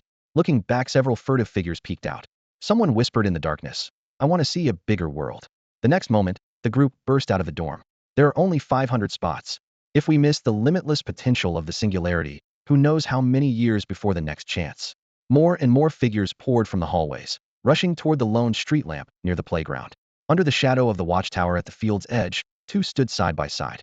Seething, one gritted his teeth. General Bai? Thankfully you anticipated this. These brats aren't going to settle down. Cowards, deserters. I'll round them up myself. He stepped forward, but Baishan pressed a hand on his shoulder. Taking a deep breath of the cold air, Baishan spoke quietly, but with undeniable authority. They aren't cowards, they're heroes. But, even heroes get tired. They've stood guard with us all these years, and they're exhausted. Let them go. Watching the running figures fade into the distance, Baishan's complex feelings dissolved into a long sigh. Go tell Chi Honglang tonight, he can recruit however many he wants. But tomorrow's morning exercise must not be disturbed. Yes. At 5:30 a.m., the sky still gray, Chi Honglang packed up quietly, leading a noisy crowd of over 1,000 away from the giant beast's carcass. He kept his head down, barely daring to breathe, aware of the angry glares burning into his back, as if the slightest sound might earn him a beating. Only after boarding the Singularity did he let out a shout, slapping and kicking the alloy door to the city lord's chamber. Lord, we've struck gold. Guess how many I brought back? Over 1,700. If you'd seen the look in Baishan's eyes. He looked ready to tear me apart. Fortunately, I was smart enough not to give him any excuse to strike. Before he could finish, the door slid open silently. Jiang Zhixu stood there, face dark as ink, eyes black as coal, radiating a rage that could power 10 evil sword cultivators. It was only 6 in the morning, way before his usual waking time. Qi Hongling's excitement froze instantly, forcing out a smile more painful than crying. "Good morning, Lord." Jiang Zhixu didn't move, only tossed out 3 words. "Well done." His praise was icy, not warming the chill around him one bit. Then, he added calmly, "It's late. Go get some sleep. Rest well. If anything happens, wake me." Without waiting for a reply, the door slammed shut. The next day, when Jiang Zhixu woke up, he had already forgotten the unpleasantness of being roused in the early morning hours.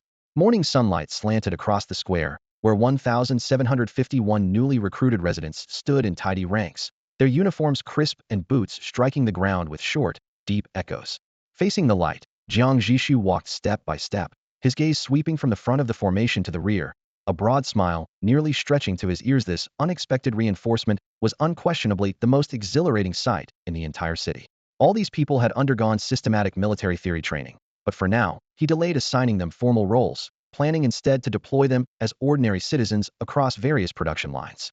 His mind racing, unwilling to waste a moment, Jiang Zhixu called over Qi Honglang, gave him a few quiet instructions, and finalized the deployment of the entire group. This arrangement was driven by 2 considerations.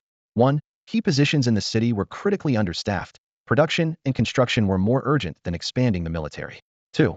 More importantly, they needed to foster a sense of belonging and loyalty first. Hastily integrating new troops into the old unit of just 200 would dilute the tightly controlled command, leaving vulnerabilities in the gaps. "I understand." Qi Honglang nodded knowingly and immediately reported, "Zhou Yi side has already loaded the tens of thousands of units of supplies onto trucks. The convoys are ready and waiting for your orders." He knew these supplies were gifts meant for the Shuwei city. "Send them off." Jiang Zhixu nodded. "Ship them directly over." Then he added, "Give Baishan a message from you within a few days. We'll be sending an even bigger gift. After that, Shuwei won't have to struggle so hard anymore." "A big gift?" Qi Honglang raised an eyebrow. "What kind of gift? I don't recall you mentioning this before." Jiang Zhixu teased, merely waving his hand with a smile. "You'll see when the time comes. Gotta keep him on tenterhooks." "You're just torturing me," Qi Honglang muttered. "Just getting your revenge, isn't it?" Jiang Zhixu raised an eyebrow in return.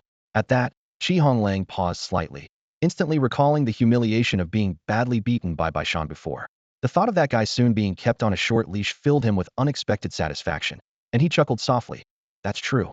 At noon, the massive singularity erupted with blue flames from its engines, casting off its moorings and ascending skyward, accelerating once again toward Cradle City. Its tail flames fluttered like a banner, followed closely by 2 smaller Tier 1 cities that looked like escort fleets: Zhou Yi's Requiem and the former Raider city Storm. Storm wore a new face now. On the bridge, the nominal city Lord Song Rui calmly observed the instruments. He was a puppet handpicked and nurtured by Jiang Zhixu, also the only bearer of a high-level talent Jiang had drawn so far. Song Rui's talent, serendipitous craftsmanship advanced. Through long-term observation of any modified components, there is a daily 5 chance to trigger serendipitous craftsmanship. When triggered, a one-time temporary blueprint for that component is gained. The temporary blueprint cannot exceed the city's current level and is single use. The chance resets the next day. The power of an advanced talent lay in TSIP provided value from the early stages through the late game. No matter how much a city ascended in rank, blueprints remained hard currency. The talent's clever complement to his own needs was why Jiang Zhixu refused to let Song Rui leave. However, today he had summoned Song Rui for an experiment, a sudden impulse he wanted to test. Since the All Things critical talent was named All Things, could it also trigger a critical strike on other talents? He had tried targeting his own talent before, but was told by the system that he couldn't select himself as the current target. Yet, he had never tried targeting someone else's talent. At this moment, a young man stood before Jiang Zhixu with his head bowed and shoulders slumped. It was Song Rui. He was filled with confusion, unable to understand why the city lord had summoned him so abruptly. After all, in recent days, he had witnessed this man order the execution of hundreds of raiders. Although he himself had not been executed or released, it was only because the city lord had not yet made a decision regarding him. "How have you been these past few days, Song Rui?" Jiang Zhixu asked gently, his voice echoing clearly across the vast hall. Song Rui nervously pressed his lips together and replied in a low voice, "I have been fine, my lord." It was the truth. Although he was constantly watched, his living conditions were not bad. If not for the anxiety over an uncertain fate, this stability might have brought him some peace. Yet deep down, a shadow told him today might be the moment the long-hanging threat finally came down. Jiang Zhixu nodded and continued, "Have your talents triggered recently? Any temporary blueprints generated?" Song Rui lowered his head, voice barely above a whisper. No, the trigger rate is too low. I'm afraid you'll just have to endure. You don't need to be so discouraged. Raise your head, Jiang Zhixu said as he rose and stepped in front of Rui. His gaze was calm, yet profound. The raiders I executed were all guilty of heinous crimes. Have you ever done wrong? Rui quickly shook his head, his expression pained. Absolutely not. The previous city lord had principles not like some others who were so cruel. Jiang Zhixu nodded approvingly. That's probably true, otherwise you would have been reported already. Don't worry, I won't kill you. I called you here today because I finally have time to deal with your case. My case? Rui looked up in confusion, eyes full of uncertainty. Yes, Jiang Zhixu said seriously. I value your talent and have invited the Storm City to join the Singularity City system as a subordinate city. I will do my best to cultivate you and help you level up the city quickly. Though he had already suspected something, Rui was still stunned with joy upon hearing the offer. Singularity City was a legitimate second-tier city. Becoming its subordinate was not a disgrace, but a great honor. How many people dreamed of attaching themselves to a second-tier city, but had no way in? Thinking this, all his anxiety vanished instantly, and he eagerly said, I'm willing. My lord, I am willing. A satisfied smile appeared on Jiang Zhixu's face. At the same time, he focused his mind and attempted to lock his talent's target on the abstract, elusive concept. Target, Master Craftsman's occasional advanced type. Quality critical talent activated success. Multiplier, 9 times. A wave of joy surged through Jiang Zhixu's heart like a tide. His fingers clenched the edge of the table so tightly his knuckles turned white, barely suppressing the trembling of his body. Taking a deep breath, his voice quivered as he said, I'm giving you a small gift. Open your talent panel now and show it to me. My talent? It's just Rui hesitated slightly as he opened the panel. The moment he read the words, his pupils constricted instantly, and he stood frozen as if struck by lightning. After a moment, his body trembled uncontrollably. Suddenly recalling the city lord's words, he hurriedly showed the content to Jiang Zhixu. Rui talent. Unique craftsmanship faded effect. By touching or observing components, there is a 1 chance to trigger a flash of inspiration. This effect can only occur once per day, with a trigger attempt every hour. When triggered, there is a 20 chance to permanently obtain the component blueprint, an 80 chance to gain a temporary blueprint usable only once. The city lord's blueprint generation level limit depends on their own city level. The entire process was interconnected, tight, and clear. Every detail was carefully preserved. At first glance, a trigger rate as low as 1 seemed to undermine the top-tier quality label. But Jiang Zhixu's mind raced. He quickly recalled the probability formulas he learned back in 3rd grade and ran the numbers in his head. Talents are checked once every hour, so 24 times a day. With a 1 chance each time, the probability of it not triggering all day is 0.99 to the 24th power, about 78.57. Flip that, and the real chance of at least 1 flash of inspiration per day is a solid 21.43. In other words, if he waited fewer than 5 days, he'd most likely see success at least once. Next, he looked at the second check when a talent triggers. There's a 20 chance to drop a permanent blueprint and 80 to drop a temporary one. Multiply those probabilities, and the answer emerged on average. The chance of getting a permanent blueprint daily is 4.29, while temporary blueprints hit 17.14. This means roughly every 23 days you could expect a stable permanent blueprint, while a temporary one might show up in less than 6 days. Short-term luck could fluctuate, but with enough samples, the results would inevitably approach the theoretical values. A top-tier talent is enough to reliably produce blueprints. Then how extraordinary must a supreme-tier talent be? Jiang Zhixu stared into the distance, emotions quietly stirred. Yet reality swiftly pulled him back. Upgrading an advanced talent to top tier through a 9-fold critical hit was already a onsen stroke of luck. Clearly, the gap between talent grades was far deeper than imagined. He mused privately that perhaps only triggering an even higher critical hit on an original top-tier talent could birth the legendary supreme tier. Did I pick the wrong upgrade branch back then? That thought flashed and vanished. After all, how could he have known others' talents could critically hit too? If he had chosen the stable tenfold quality crit back then, maybe he'd be mass-producing high-quality talents by now. But no use regretting it now. Jiang Zhixu quickly reassured himself. Quantity crits are more versatile and get used more often. At worst, he could just add quality crits next time he upgraded. Lord City Chief. Rui's voice pulled him out of his thoughts. Jiang Zhixu looked up to see the near-fanatical light burning in those eyes opposite him. Raising talent quality out of nowhere completely shattered Rui's understanding of the world. Yet from the city chief's mouth, it was just a small gift. When he saw the word top tier in his talent list, his mind seemed to freeze. Then his loyalty to Jiang Zhixu blazed up like a torch caught in a gust of wind. Bang! Rui fell heavily to his knees, voice trembling with excitement. From now on, City Chief, you're my dad. The word dad made Jiang Zhixu's heart skip. Half amused, he hurriedly bent down to pull him up. No, no. Well, you're way too big to be my son. Too mean, that is. Song Rue blushed bright red, babbling excitedly, but unable to find the right words. You mean regenerate parents? Yes, exactly, regenerate parents. Song Rue seemed to have been given a second chance at life. He collapsed to his knees with a thud, his forehead nearly smashing against the floor. Jiang Zhixu spent half a day soothing him, expending every ounce of effort to calm this emotionally unstable young man and convince him to return to his own city. Watching him leave from a distance, he exhaled a long, heavy breath. His own god-level talent was even more extraordinary than he had imagined. Mass-producing advanced talent. What did those 7 words really mean? No matter how much the system restricted the quantity or level, Jiang Zhixu could force open cracks and squeeze in new slots.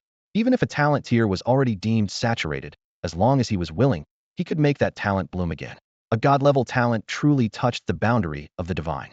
But suddenly, Jiang Zhixu wondered, what would happen if he applied this quantity critical hit to the same person? Would it shove 100 identical talents in at once? Or would it jump around randomly, with no way to select? He made a mental note to test it when the chance arose. Setting that thought aside for now, he began considering another matter, whether to upgrade his most trusted subordinate, Lu Yin. Lu Yin was already a master-class gunner who lived up to expectations. He had also awakened a second advanced talent.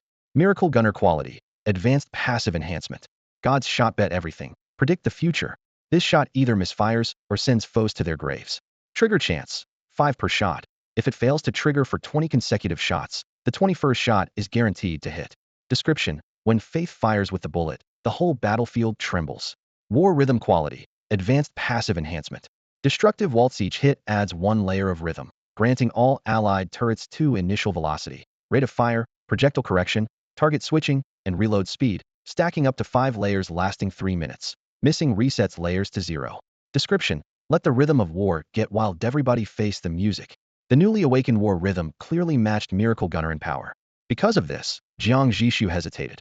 If he gave Lu Yin a critical quality upgrade that only doubled the effect, that would be a waste of potential.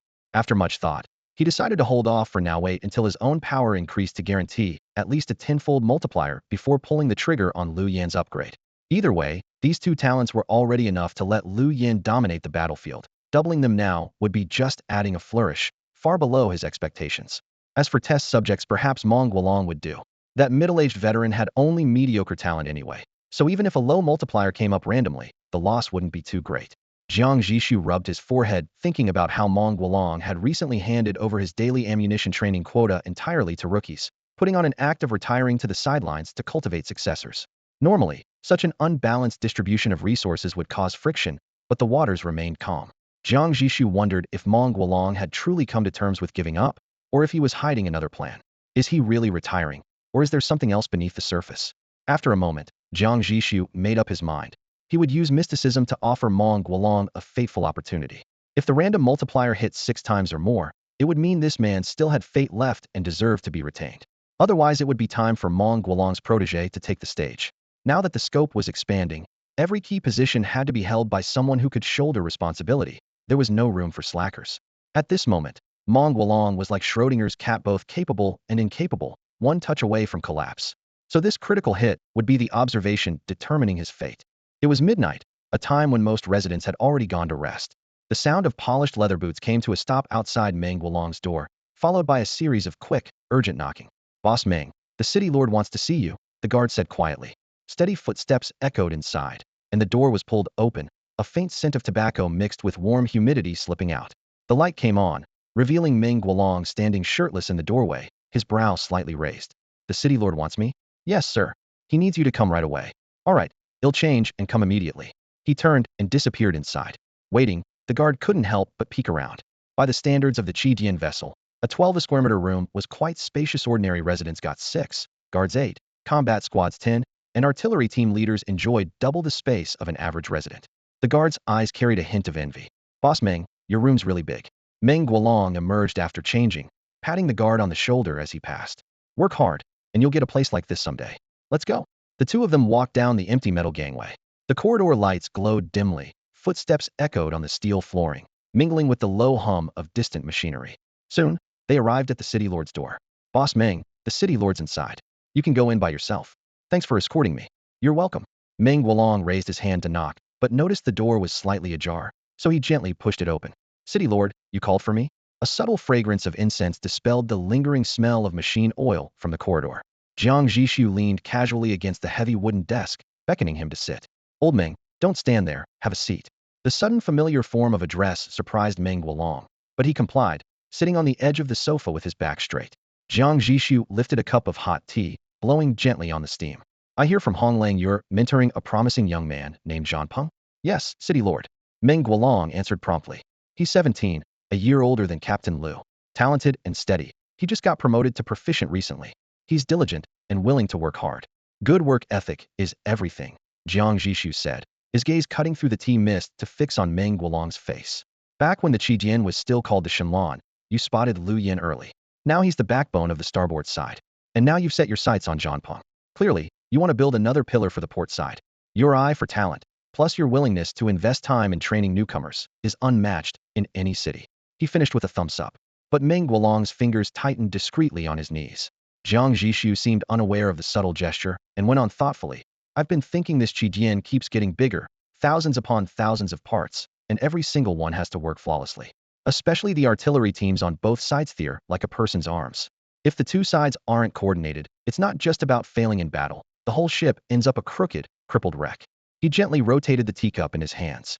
Fortunately, with a seasoned veteran like you in command, the risks had been avoided in advance. Jiang Zhixu's gaze drifted beyond the rising wisps of steam and settled on Meng Guolong. His tone carried both relief and certainty. Whether it's Liu Yin or Zhanpeng, they all respect you. With you here, our artillery unit, the most crucial force in this city, can truly pull together as one. In the future, his speech deliberately slowed. We will strike with united strength. At those last words, cold sweat immediately appeared on Meng Guolong's temple. He suddenly drew a deep breath and leaned forward involuntarily, stretching his voice taut like a drawn bowstring to keep it steady. City Lord, you flatter me. He nearly cut off the other's words, but continued in a rapid torrent. Back when the Deep Blue was in grave danger, it was you who personally promoted Liu Yin. He still often says he can never repay your kindness in this lifetime. As for Zhanpeng, you selected that boy from Rust Town. If not for your insight, he'd probably still be fighting scavengers in the wilderness over a single coin. If you hadn't recognized their talents, how could they have made it this far? They'll always hold you in highest regard. His Adam's apple bobbed as his face flushed with passion. I, Meng Guolong, owe my position as squad leader entirely to your trust. You know my talents. Mastery is as far as I can go. The only way I can repay you is by nurturing more promising recruits. He looked up, eyes honest and steady. Not just myself, but Liu Yin, Zhanpeng, and the entire artillery team were all components of the singularity, your weapons. Caught up in emotion, he suddenly rose, his voice ringing out like a cannon blast. Your will is our direction. Wherever you point, we strike. This united force will never dare not stray, even an inch. If anyone dares harbor ill thoughts, I, Meng Guolong, will be the first to execute them by artillery. His resolute words echoed through the room, freezing the air for a moment. Jiang Zhixu gently placed the cup of tea which had only been for show back on the table, still smiling warmly. He stepped forward and patted Meng Guolong's tense shoulder. Sit down, don't get so worked up. Reluctantly obeying, Meng Guolong sat and fought to steady his rapid breathing. Jiang Zhixu settled back into his seat and spoke deliberately. The singularity is advancing rapidly, perhaps enough to unsettle you. But Commander Meng, you must not underestimate yourself. As long as you don't give up on who you are, you will never be left behind. Meng Guolong thought this was just the city lord's reassurance and felt a surge of emotion welling up. He was about to speak when Jiang Zhixu suddenly ordered, look at your talent panel. Confused, Meng Guolong pulled up the panel. At first glance, nothing seemed amiss, but when he scanned the numbers, it was as if struck by lightning. His whole body trembled uncontrollably. Thighs the shared output. Jiang Zhixu knew well the shock Meng Guolong was experiencing. Even he was surprised this time. The system had rolled a 10x critical hit. Name, Little Master Not So Little. Quality, Supreme. Type, Passive Amplification. When using a turret, you can pre-aim and lock on fast-moving targets. Trajectory speed, drop, enemy path all seem anticipated. On a successful hit, you will mark the target with a box that tracks its position in real time and shares this data with all allies. Allies attacking marked enemies gain a slight prediction buff. If your attack hits a marked enemy again, the tracking box randomly spreads to 3 enemy units. Spread boxes cannot spread further. Each tracking box lasts for 1 minute. Description, I just forgot to turn it off. How can you accuse me of cheating? Each of these top-tier talents is truly extraordinary. For gunners, no matter how flashy the talents are, the ultimate goal is singular, to annihilate the enemy. To achieve destruction, hitting the target is necessary, but far from sufficient. The latest talent Meng Guolong just acquired is truly the best of the best. It outright grants perfect aim with X-ray vision. No need to hide it, no, acting required. Great. Still stunned, Meng Guolong snapped back to reality as Jiang Zhixu's voice rang in his ear. With you and Liu Yan guarding the port and starboard sides, I can rest easy manning the artillery. His satisfaction was unmistakable. The astonishment hadn't fully left Meng Guolong, but he had regained composure. He saluted solemnly. Thank you, City Lord, for your support. I will do my utmost to defend the singularity. Jiang Zhixu smiled and nodded, casually offering a few words of encouragement before glancing outside at the late night. It's getting late. Let's get some rest. Yes, sir. In the early hours, shortly after Jiang Zhixu had just lain down, Zhou arrived piloting the Lament to say farewell. They were about to pass Rust Town, so Zhou needed to return to his original station. The spot vacated by the Lament was quickly filled. A small mobile city, the new Sea City, cheerfully rolled Yupit belonged to Shui Yunqing. A subordinate Jiang Zhixu had recruited earlier near the giant beast's carcass. Half a month ago, while Jiang Zhixu was busy leveling up to Tier 2, Shui Yunqing kept pestering him daily on the Alliance radio. Boss, when are you coming to pick me up? It was getting annoying. With the defense gap left in Rust Town due to Zhou's departure, Jiang Zhixu decided to assign Shui Yunqing there. Now, once the handover was complete, the singularity remained flanked by two small mobile cities, perfectly maintaining formation. Inside the school bus, the children chirped relentlessly, sounding like 100 parrots squawking at once. Teacher Li had had enough, raised his voice to chant a spell. Little mouth stopped talking.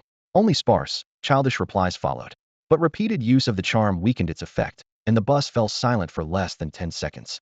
A little girl with braided pigtails lowered her voice and whispered mysteriously to her friends. Last time right here, we saw so many little swallows. And that super big vehicle. Before she finished, a boy immediately interrupted. I told you, those weren't swallows. And it wasn't a vehicle. The sudden uproar exploded again. Teacher Li exchanged a helpless smile with the driver. The driver comforted him. Let them be. Last time the singularity showed up and interrupted our trip, these kids have been talking about it non-stop for 2 weeks. True enough. Teacher Li gave up trying to maintain order. Just then, the bus radio suddenly crackled to life. The voice of the convoy's early warning team trembled with restrained excitement and a hint of a bitter laugh. Prepare yourselves. Teacher Li and the driver exchanged confused looks. Prepare for what? But the radio went silent again. After a moment, they understood the answer. The sky had darkened. A massive shadow, vast enough to blot out the sun and sky, silently swept overhead like a black curtain swallowing the bright blue expanse. Dusk fell abruptly.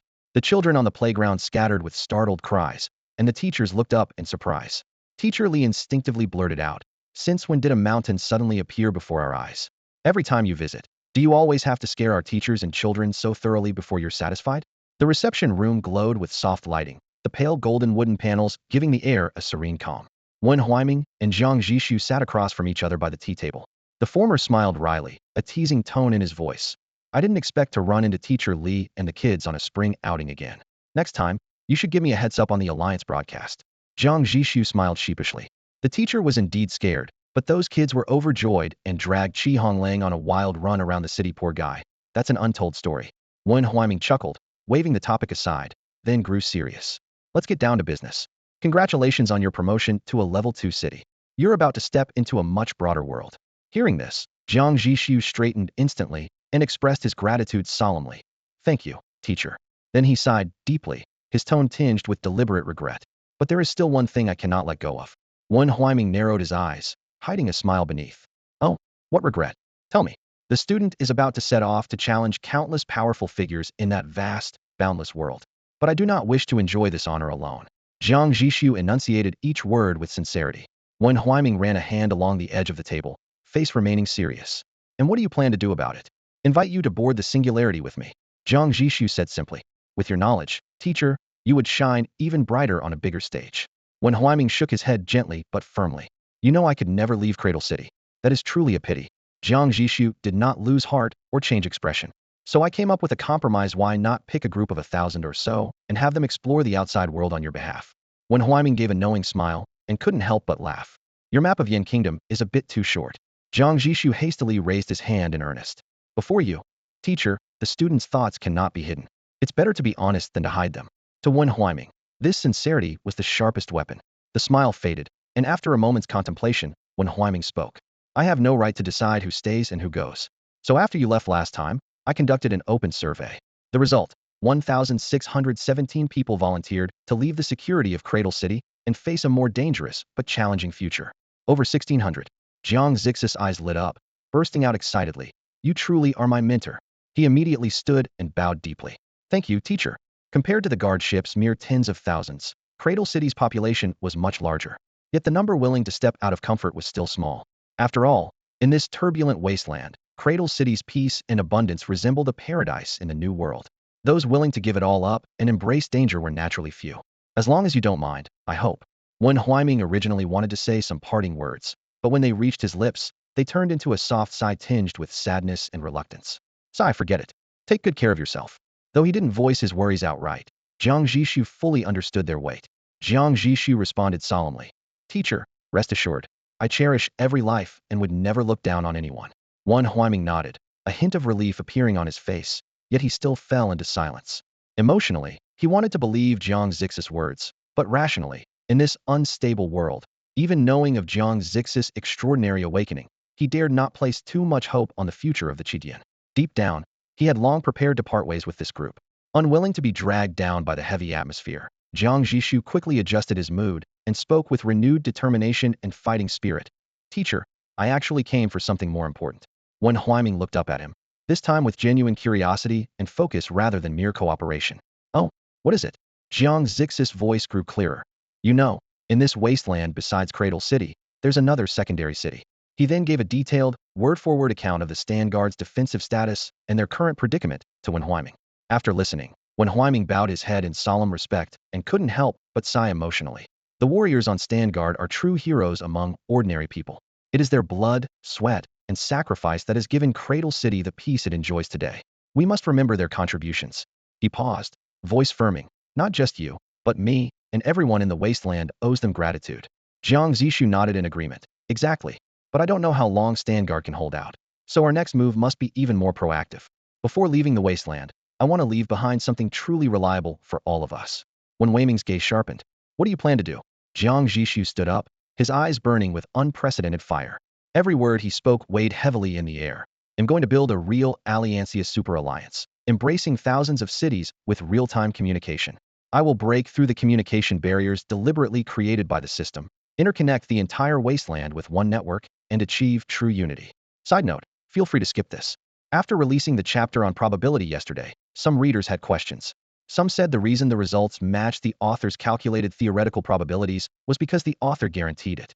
In response, I immediately started writing a simple Monte Carlo simulation program to simulate the likelihood of talent triggers over 30, 60, and 365 days, demonstrating how probability converges. Though unfinished, it is attached at the end of this chapter. Probability theory and statistics are indeed counterintuitive. A normal person's intuition feels probability is greatly affected by luck. Short-term talent triggers may rely on luck, but over a month span with 720 trials, the trigger rate must approach theoretical probability. Theoretically, 720 consecutive non-triggers, or all triggers can happen, but novels don't focus on such extremes unless for drama. For example, if talents emerge that enhance luck, their existence would break the assumption of independent random events. Attach graphs. Probability fluctuation phase influenced by luck over 30 days. 60-day probability curve. 365-day probability approaching theoretical proportion curve. Simulation results are at the end of the chapter. An invisible network connecting the entire wasteland. The moment this plan was proposed, it felt as if even the air had momentarily frozen, an idea no less than a madman's fantasy. As a professor from the old world, Wen Huaiming fully understood the critical role communication technology played in civilization, and he had witnessed firsthand the system's many constraints on information flow. Ordinary radio stations could only broadcast up to 100 kilometers. The Alliance radios capable of spanning the whole region were limited to level 1, each supporting at most 3 members across the entire wasteland. There were probably fewer than 20 such stations. Level 2 Alliance radios were even rarer, with perhaps only 2 or 3 existing in such a vast area. The system's harsh restrictions revealed its intent clearly. It was determined to prevent any place from re-establishing order. Such a simple truth, Jiang Zhixu could not be unaware of. But Wen Huaiming also knew this student well. He never made empty claims. If he dared to present such an idea openly, he must have a trump card in hand. So instead of dismissing it as nonsense, Wen Huaiming asked in a low voice, "This real-time communication network you propose, how do you plan to make it happen?" A level 2 Alliance radio, Jiang Zhixu answered decisively. One level 2 Alliance radio accommodates at most 9 members. Wen Huaiming immediately pointed out the flaw. That's nowhere near enough to cover the entire wasteland. You might not know this, Jiang Zhixu explained calmly, When we recently raided the Marauder cities, I discovered a feature of the Alliance radios. If either side knows the other's radio name, they can send an invitation or request directly, bypassing physical distance and with zero delay. Using unknown private chat rooms, a single radio can support 4 pairs of members conducting private conversations simultaneously. When Huaiming frowned deeply. Even so, there are nearly 7,000 cities in the wasteland. It's not something 1 or 2 radios can cover. Could it be? He looked up intently at Jiang Zhixu. Guessing, you plan to do asynchronous mail-style communication? Using a few radios as relays could pass messages, but it wouldn't be real-time. Absolutely not, Jiang Zhixu said firmly. If we're going to do this, we'll do it thoroughly. It's just a matter of gathering enough radios in a few days. How many Alliance radios can you gather in a few days? When Huaiming was taken aback by his tone. Several hundred, no problem. Jiang Zhixu's voice was as casual as talking about how many bowls of rice to eat tomorrow. His current numbers were exploding, at least 100 times the baseline. When Huaiming's face showed a mix of "you must be kidding me" and resignation, yet he couldn't entirely dismiss the possibility. Jiang Zhixu smiled mysteriously. No need to ask about the source, teacher. I only ask this: if enough radios are available, could this communication network be built? When Huaiming gazed at him deeply, pondering for a moment. Then he turned and quietly gave instructions to a young man beside him. The young man immediately ran off. Soon after, he returned with a man around 50 years old. This is teacher Zhou Qingfeng. At our old school, he was a professor specializing in communication engineering. When Huaiming introduced him to Jiang Zhixu. This is my student, Jiang Zhixu, who now happens to be the lord of a level 2 city. Hearing the title second-rank city lord, Zhou Qingfeng's eyes lit up with recognition, and he quickly stepped forward to shake hands with Jiang Zhixu. After exchanging a few polite words, when Huaiming got straight to the point. My student wants to rebuild the communication network in the wasteland zone. Teacher Zhou, you don't need to worry about sourcing the second-rank Alliance radios. Just evaluate the feasibility. If it's feasible, how many devices will we need? Zhou Qingfeng paused briefly, glanced at Jiang Zhixu, then switched into professional mode. In under half a minute, he mentally constructed a model and concluded, if we assume 20 peak concurrency and want to cover 10,000 cities, theoretically, you need at least 250 Alliance radios. Theoretical figure? Jiang Zhixu asked. Yes, Zhou Qingfeng nodded briskly. Alliance radios are far behind modern base stations. To build a network centered on them, you also need dispatch centers, switchboard centers, and other peripheral equipment. Altogether, roughly 260 units. To him, the plan sounded like pure fantasy. Nearly 300 second-rank Alliance radius. There's probably no one in the entire region who could gather that many. But the next moment, when Huaiming spoke gravely to Jiang Zhixu. 260 units, can you get that? Yes, it will take 3 days, Jiang Zhixu replied calmly. Zhou Qingfeng went blank instantly. What? You really can get them? In only 3 days? Even when Huaiming's heart skipped a beat, instinctively clutching his chest. Jiang Zhixu wasn't done impressing them. But if we only place the central hub in Cradle City, the network will collapse if something happens there. Can we split some core functions to Guardian Station to keep the network running, even if one city falls? You mean a dual-active mechanism? Zhou Qingfeng blurted out. Possible, but equipment needs would double. At this point, he couldn't hold back his mixture of doubt and hope, locking eyes with Jiang Zhixu. City Lord Jiang, are you really going to do this? Of course, Jiang Zhixu said firmly.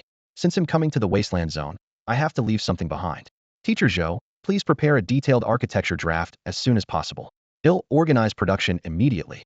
Cradle City also needs to start training personnel at the same time. Once assured this wasn't a joke, Zhou Qingfeng's eyes sparkled like bulbs. Actually, I can start mapping out the basic infrastructure for you right now. If this really happened, even if he wasn't the greatest contributor, he'd have enough credit to brag about forever. His attitude toward Jiang Zhixu immediately warmed, and he pulled out some sheets of paper, quickly sketching and explaining as he spoke.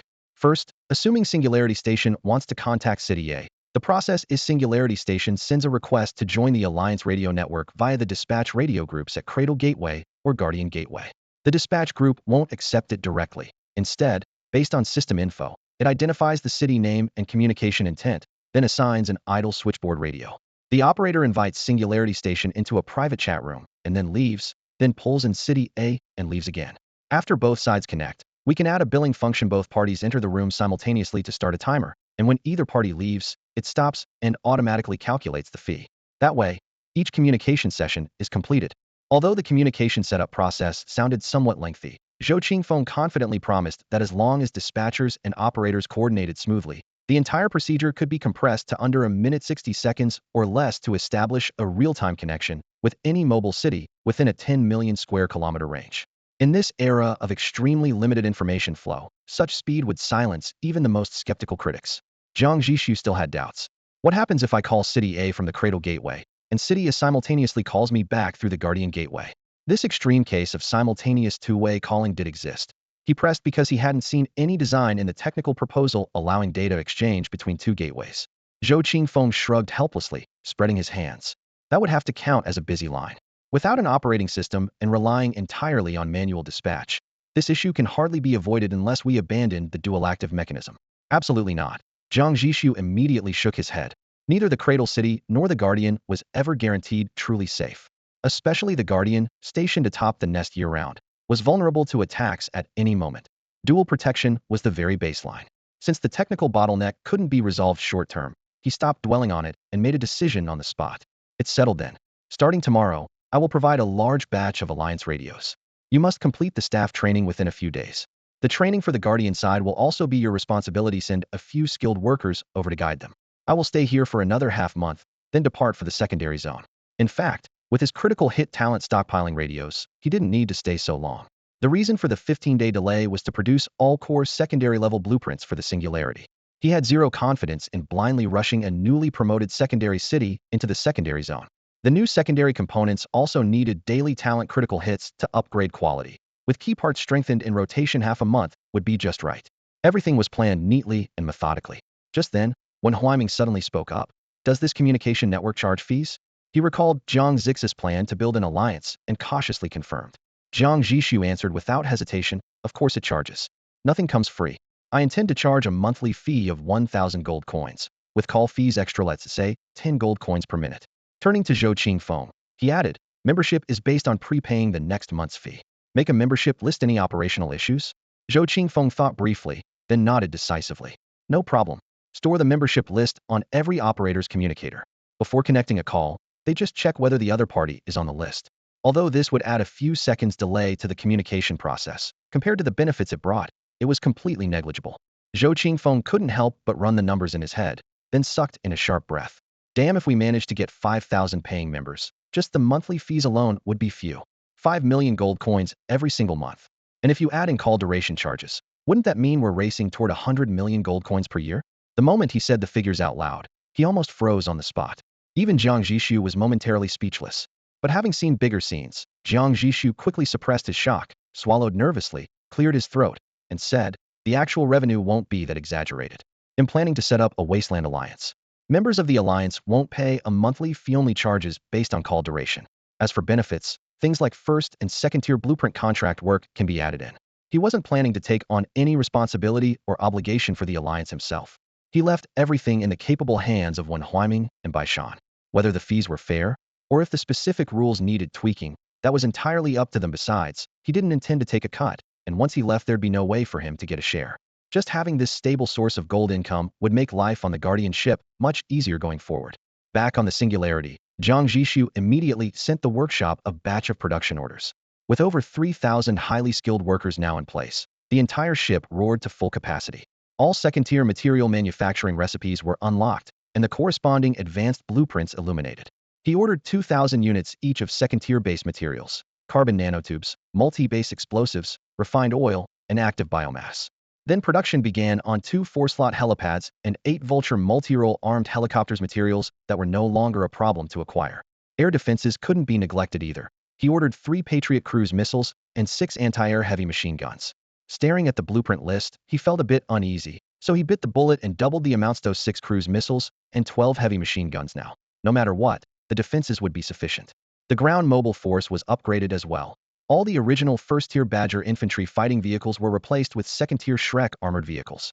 For personal weapons, he placed an order for 1,000 Eradicator sniper rifles and outright snapped up 10,000 Guardian assault rifles, instantly filling their firepower reserves. As he flipped through the blueprints, his eyes suddenly settled on a long-forgotten first-tier one, the industrial smelting furnace. It had been a war trophy when the Dawn Alliance was wiped out. He had crafted it once before, and thanks to a talent critical hit, gained the advanced mineral smelting furnace, which saved a ton of raw ore. But that original blueprint itself had never been critically hit. A flash of inspiration struck his mind. If he first got a critical hit upgrading this first-tier blueprint to second-tier, then used it to produce a finished product, and then scored another quality critical hit on that product, wouldn't that mean he could actually get a genuine third-tier smelting furnace? This whole logic didn't violate the talent rule that each target could only be critically hit once. since a blueprint critical hit and a finished product critical hit were different things. The only unknown was whether the system would consider the finished product as already affected by talent. In theory, the object produced from the blueprint was a completely new entity, so it should work. As soon as we accumulate enough alliance radios, we'll test it right away, he resolved silently. The importance of a smelting furnace was obvious. The current second-tier advanced mineral smelting furnace had already boosted or conversion to the theoretical limit. If he could upgrade beyond that, could he really pull or straight out of thin air? Thinking of this, Jiang Zhixu's breathing grew heavier without him realizing it. His gaze fixed tightly on that blueprint, a feeling of indescribable anticipation swelling in his heart. He was incredibly eager to see this experiment succeed. The next few days flew by in waiting. For the first 6 days, Jiang Zhixu had workers deliver exactly 100 Level 2 Alliance radios to the warehouse each day, stacking them into a windproof wall. On the 7th day, he used a lucky talent crit to obtain 100 Level 1 regional loudspeakers. These drum-sized devices were split into 2 piles. She planned to reserve 50 each for Cradle City and the Guardian Outpost, intended as ultimate emergency broadcast speakers for the entire wasteland. By the 8th day, the communication network finally entered closed beta testing. As the first user, Jiang Zhixu personally completed a long-distance roaming call. The test procedure was exactly as Zhou Qingfeng had explained before. 1. Users simply submit a join request to any radio station from A01 to A08. 2. The operator verifies the user and connects their line to the target station. 3. The stations represent the Cradle Gateway, while a future B gateway corresponds to the Guardian Outpost. Within seconds, the storm out at sea was pulled into the same call room. Since the system only served Jiang Zhixu at that moment, the connection was perfectly smooth. When users increase later, the wait time is expected to be 1 to 2 minutes, which is acceptable. After hanging up, he nodded in satisfaction. We can start large-scale promotion. But Zhou Qingfeng firmly held back the pace. Let's begin with a small-scale trial, first only 500 user slots initially. This will help operators get used to high-pressure conditions and identify hidden bugs early. Many problems only appear during live operation. You're the expert, they'll leave it to you, Jiang Zhixu said without objection. After a brief hesitation, Zhou Qingfeng changed the subject. There's also the matter of revenue sharing from the communication network. Jiang Zhixu assumed he was asking for input and waved him off casually. That's your problem to sort out with the Guardian people, don't bother me. No, you misunderstood. Zhou Qingfeng hurried to clarify. Because we've already agreed, in reporting to you, the Lord of Baishan, and we have decided 50 of the annual gold income from the communication network goes to you. Jiang Zhixu raised an eyebrow. I'm about to move to level 2 region. How will you pay me? The cross-region trading platform opens once or twice a year. Zhou Qingfeng clearly had a plan. When it's open, we'll privately discuss. You can list a regular item at an exorbitant price, and we'll buy it. Jiang Zhixu was speechless. That means the system fees will take a cut. Also, by the next platform opening, he might have advanced to level 3 region, and trading between level 1 and level 3 regions is impossibly so. This goodwill gesture would probably come to nothing. Besides, the mere 10 million gold revenue was trivial. His ambitions had long since outgrown such small sums. Still, he didn't refuse. He understood that accepting this share would reassure Wen Huaiming and the people of Baishan. Jiang Zhixu nodded, but still warned. If you urgently need to use gold coins, don't hesitate to spend my share of the dividends. Use it decisively, got it? Don't worry, we can still tell what's urgent and what's not. Zhou Qingfeng responded without hesitation. Only after receiving this assurance did Jiang Zhixu finally relax completely. That same afternoon, in the western wasteland district, wind-eroded stone forest. Because Jiang Zhixu had previously issued a full-scale wanted order against raiders in the northern area, large swarms of raider cities flooded into this treacherous stone forest like startled beasts. The area was made up of countless towering stone pillars and jagged rocks, intersected by ravines and uneven terrain.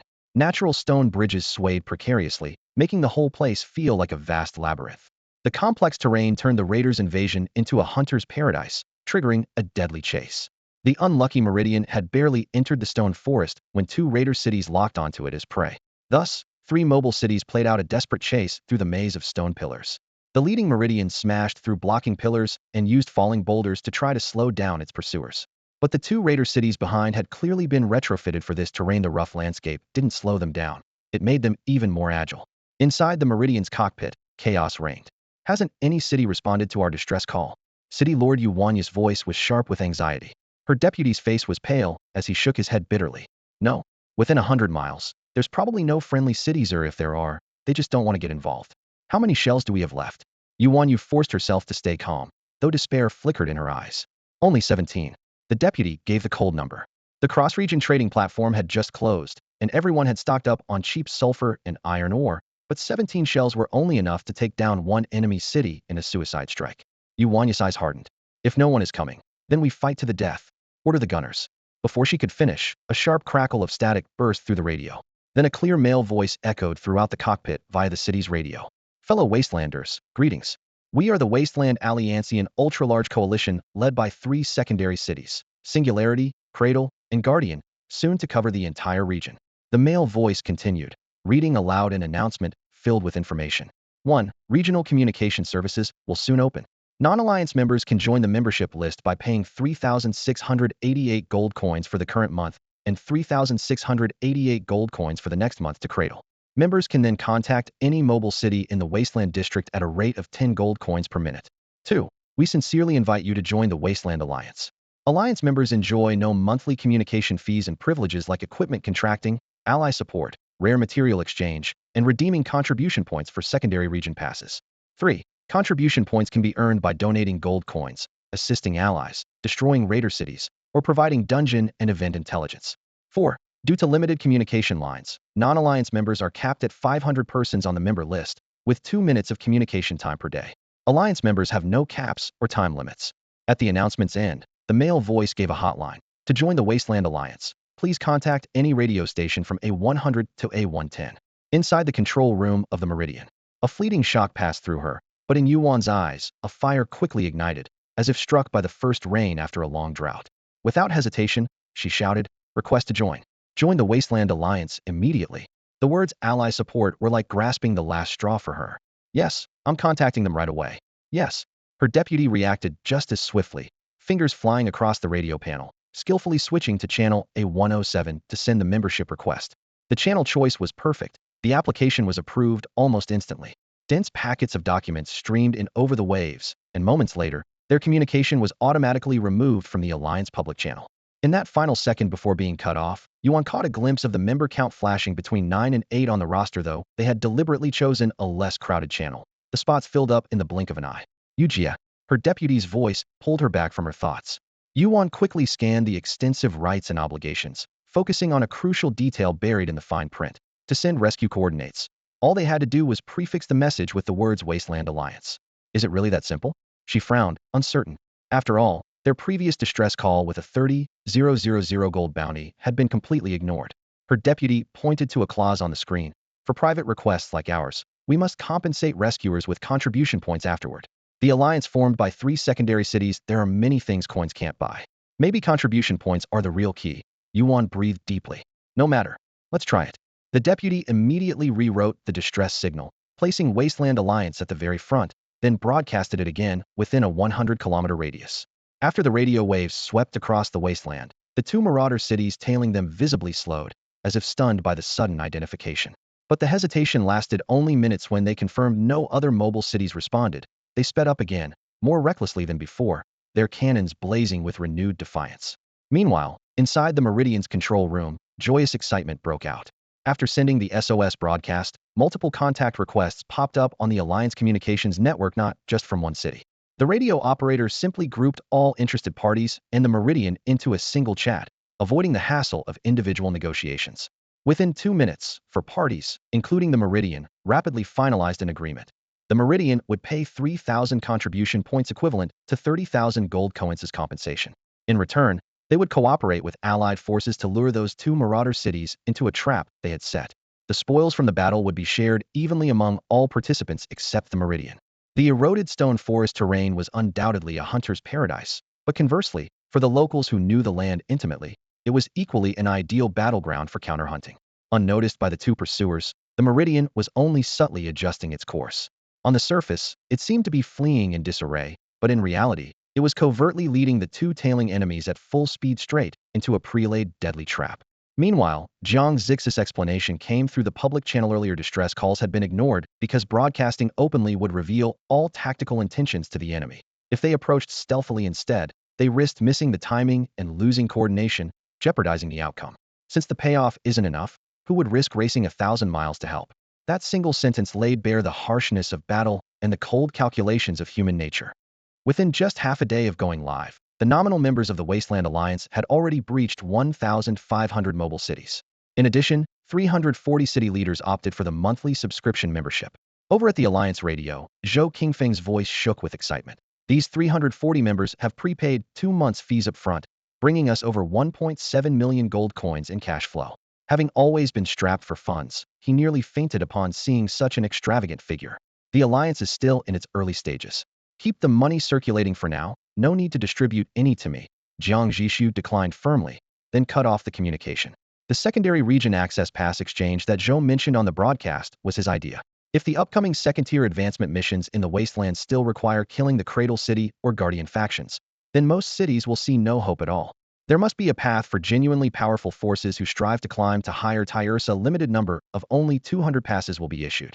This wasn't urgent though. Before leaving, Jiang Zhixu planned to use the singularity and the rewards from that second-tier material city to launch another quantity blitz. Midnight the next day. Finally, it's time to start. He rubbed his hands, settled before the console, a strange sense of anticipation swelling inside him. Talent, activate. Target, Tier 1 Industrial Smelting Furnace. Type, Quality Crit. Talent activating. Success. Multiplier 4. For times? Why so low again? Jiang Zhixu frowned and immediately pulled up the detailed panel. Bio-activated smelting nest. Quality, Tier 2. Trait. Instead of relying on high temperature, it uses internally cultivated special gold-loving bacteria colonies and high-concentration bioenzymes for digestive cold processing. It is specifically designed to handle living ore with vitality, largely preserving their original characteristics and ultimately smelting them into activated metal. Description: since installation, personnel in the frozen soldier barracks and maximum security prison have frequently gone mysteriously missing. The ethics committee once intervened, but several members who insisted on investigating also disappeared one after another, and the inquiry was abruptly abandoned. Make one, and let me see what this activated metal really is. Jiang Zhixu's curiosity was instantly ignited. In his impression, the ethics committee's authority was so absurdly high that once they said no, all research had to halt immediately, yet even they had been intimidated by this device. Estimated manufacturing time, 12 hours. Seeing the lengthy crafting time, Jiang Zhixu decided not to wait around, and instead turned to head to his room, collapsing into sleep. When Jiang Zhixu woke up, the construction of the biological activation smelting nest had been completed. Due to the one city, one furnace regulation for mobile cities, this new furnace could not coexist with the Singularity's advanced mineral smelter. Without hesitation, Shi Honglang transferred it to the new Haiqing under Shui Yunqing's command, effectively replacing the outdated level 1 smelting furnace there. During lunch, Jiang Zhixu kept his head down eating and casually asked, "How's the smelting ratio?" "No metals can be smelted at all." Shi Honglang shook his head. "Whether it's iron ore or scrap iron, it just spits everything out." Spits out. Jiang Zhixu raised an eyebrow and made sure to remember that key word. "Well, it's hard to explain. You'd better see it with your own eyes," Shi Honglang said with a complicated smile. Curiosity instantly sparked. Jiang Zhixu finished his meal in a few bites and followed Shi Honglang onto the shuttle heading to the new Haiqing. Walking through the bridge and corridors, they arrived at the smelting chamber. The moment Jiang Zhixu pushed open the door, his breath caught before him was no metal furnace, but a living mass. The enormous entity filled the giant base, shaped like a nest nearly 10 meters across. Its outer shell was a dark, grayish-green, a strange fusion of carapace, fungus, and rock. Grooves and holes crisscrossed its surface, pulsating slowly with a deep rhythm, expanding and contracting like breathing. Jiang Zhixu looked up, feeling his rational mind slowly drain away. "Look over there." Shi Honglang raised a hand, pointing to a huge sealed fissure at the front. "Let me guess, that's the mouth?" Jiang Zhixu whispered. Shi Honglang nodded. "Yes." He carefully stepped over an invisible safety line. Instantly, the fissure snapped open, revealing a dark, bottomless maw covered with folds of flesh. The stench hit Jiang Zhixu hard. He instinctively stepped back half a pace and held his breath. Shi Honglang grabbed a piece of scrap iron the size of a watermelon and threw it hard into the mouth. The metal was swallowed by writhing muscles, disappearing into the darkness, while the giant maw greedily stayed open. Only after Shi Honglang retreated to safety did it reluctantly close. Throughout the whole display, Jiang Zhixu's expression was like a bored old man staring at his phone on the subway. When the demonstration finished, he shot a "What then?" "Look, hold on," Shi Honglang said. About 2 minutes later, a muffled retch sounded. The scrap metal, coated in thick translucent slime, was ejected onto the ground with a wet smack, the odor absolutely nauseating. Jiang Zhixu quietly felt relieved. Thankfully they hadn't installed this monstrous thing on the Singularity. Its presence would have ruined the cityscape. As they left the smelting chamber, Jiang Zhixu asked again, "What about activated metal? Any output?" "Not yet," Shi Honglang replied. "I sent people to nearby city ruins to hunt down lots of mutated beasts and zombies. They loaded entire trucks full of them here to feed it. He paused for a moment, then added, it's like a bottomless pit, hundreds of tons of flesh and blood debris, all swallowed up. This time it didn't spit anything out, but up until now, there's been no visible output. Unable to smelt normal metals, enormous energy consumption, mysterious conversion efficiency, these successive flaws did not dampen Jiang Zhixu's enthusiasm. On the contrary, they fueled his curiosity even more. Just how good was this biometal activation that the world, nearly obsessed with efficiency, had tolerated it until now?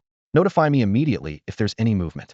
After giving the order, he turned and returned to the singularity, quickly issuing a new production order for the biological activation smelting nest at the console.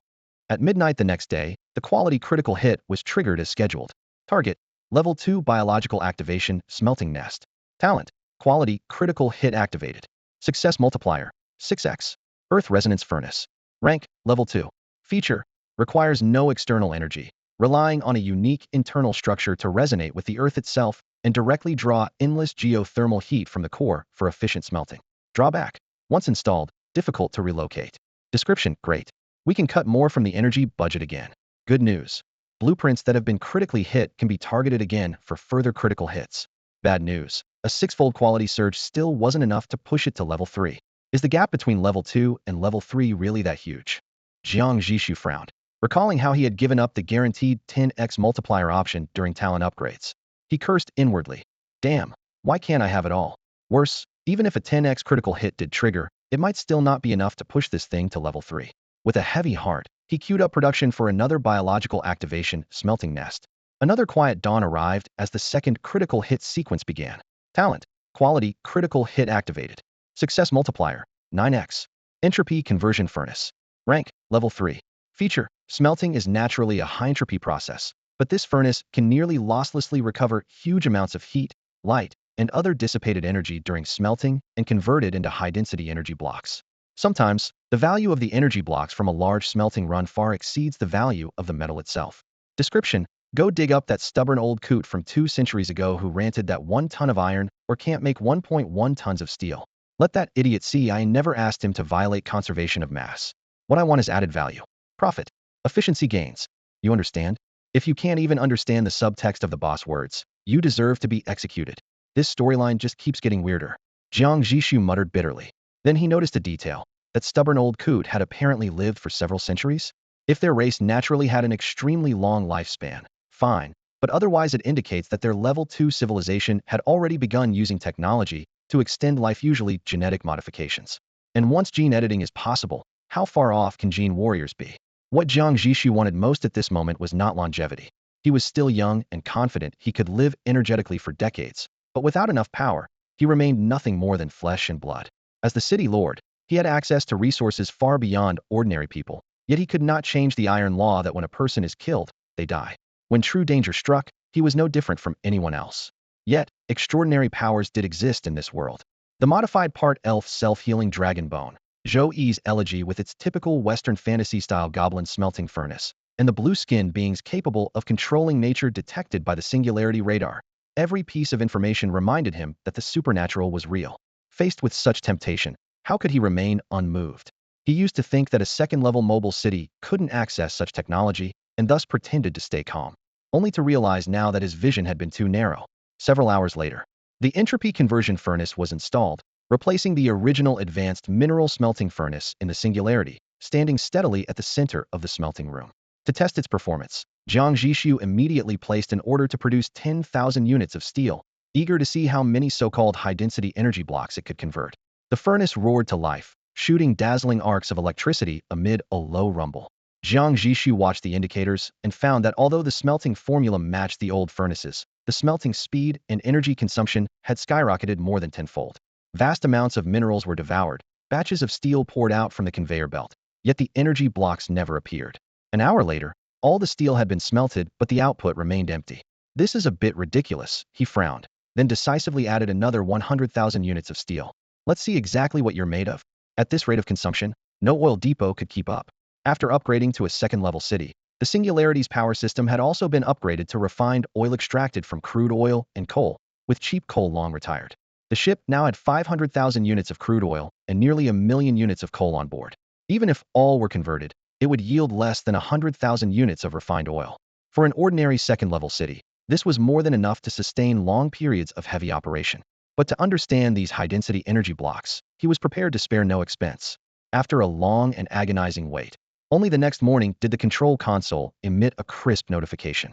Jiang Zhixu immediately took the shuttle to the smelting room, waved the workers away, and hurried toward the output port.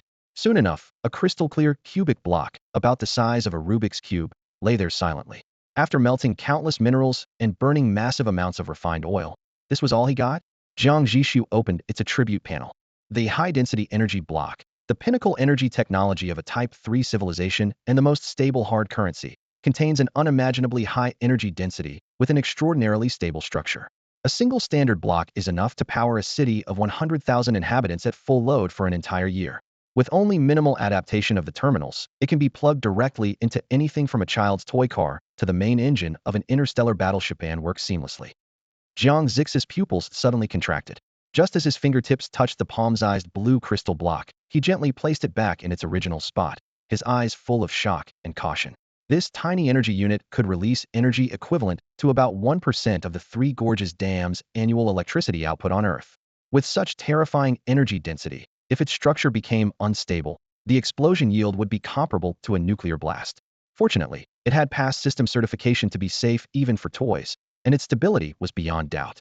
Thinking this through, he decided to activate his innate skill quantity critical hit. In the blink of an eye, exactly 100 crystal blue energy blocks stacked tightly together, each radiating an inner nebula-like glow so magnificent it took his breath away. Jiang Zhixu stared for 2 seconds, then opened a communication channel. Honglang, call all the electricians to the smelting room immediately. He planned to put these energy blocks to use. If successful, combined with his critical skill, it would be almost equivalent to infinite energy. Understood. Although still unclear on the details, Qi Honglang responded at once. While waiting, Jiang Zhixu approached the massive entropy conversion furnace. Its exterior was dark gold with circuit-like patterns spreading over it. Running his hand along the control panel at the base, he suddenly discovered an inconspicuous row of square recesses, perfectly matching the size of the energy blocks. A thought struck him. He pulled out a block and tentatively inserted it into one of the slots. A crisp clack sounded as the latch engaged tightly. The next instant, the long-dormant furnace emitted a low hum, like a sleeping giant awakening. Jiang Zhixu froze for a moment, then slapped his forehead in self-mockery. How stupid of Met his is a level 3 smelting furnace. It even produces its own energy blocks. Of course it has a dedicated energy slot. The console screen lit up, automatically displaying new energy data. In standby mode, one high-density energy block could sustain the furnace for a full decade. Even under full load, it could last an entire year. In other words, its energy utilization efficiency is nearly 100%, with no loss whatsoever, Jiang Zhixu calculated silently. The refined oil used before wasn't nearly enough to keep the furnace running this long. The only explanation was that the energy blocks achieved near-perfect conversion efficiency within this system. However, if that's true, then recovering energy from the furnace to produce new blocks would be extremely difficult. Fortunately, the Singularity's current refined oil reserves could still produce about 20 more energy blocks. After the critical hit, there were 2,000 units left, more than enough no matter what. At that moment, a sudden idea struck Jiang Zhixu's mind. The very heart of the city, the power reactor. The Singularity was still running on its original basic secondary reactor model. What if he could retrofit it to consume high-density energy blocks? Could that finally free the city from its reliance on chemical fuel altogether? Once the thought surfaced, he couldn't hold back. He immediately turned around and dashed out of the smelting room, leaping onto the white shuttle parked at the door. The engine roared as one hand steadied the steering wheel, while the other quickly opened the communication line. Kahonglang, tell the technicians not to enter the smelting room. Have everyone gather at the power plant. As soon as he finished speaking, he decisively hung up. Multitasking, driving, and calling was illegal. At the other end, Qi Honglang was walking briskly along the wall with several electricians, just about to reach the smelting room. He caught sight of the shuttle's taillights speeding away, paused for a moment, then took a deep breath. All right, the city master has ordered us to reroute to the power reactor. Power plant. Jiang Zhixu stuffed a few energy blocks into his pocket and stepped into the dimly lit, massive machine hall. As he approached, the black power reactor dominating the entire wall seemed to awaken. The indicator lights on the control console lit up one by one, casting sharp blue streaks across the steel floor. New advanced energy detected. Adapt power reactor to new energy source? Yes, no. Yes. Jiang Zhixu nearly shouted, his finger pressing the confirmation button firmly. The system had even planned this step. A hum filled the air. Next to the thick port initially meant for refined oil input, the metal wall slowly split open. 6 square recesses, identical to those on the entropy conversion furnace, emerged as robotic arms reflected a cold gleam under the lights. He barely had time to marvel before swiftly pulling out 2 energy blocks and inserting them into the slots. Click. A crisp locking sound confirmed the connection.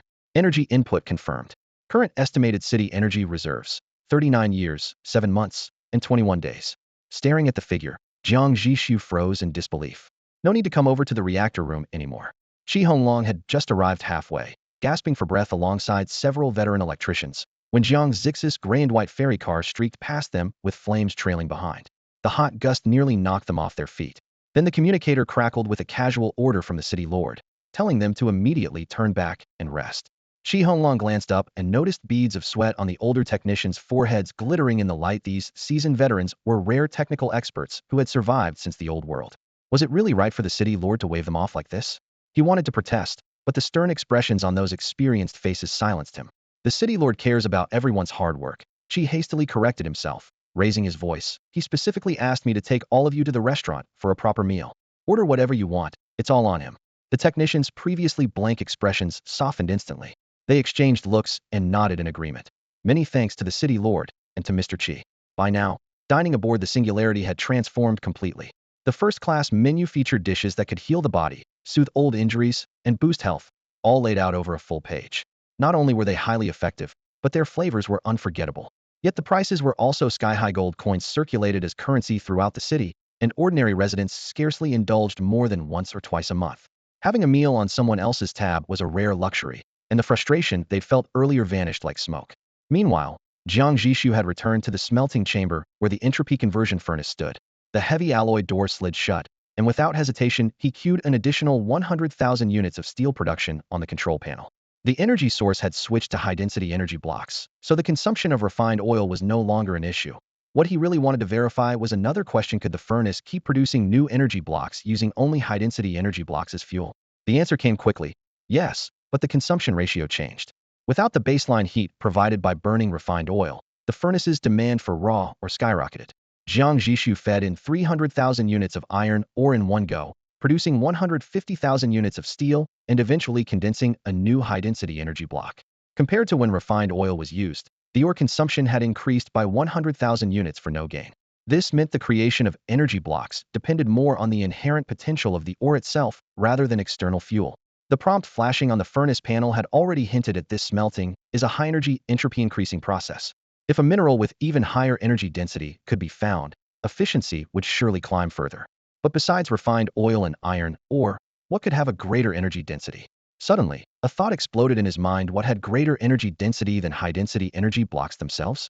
Using high-density energy blocks to smelt high-density energy blocks.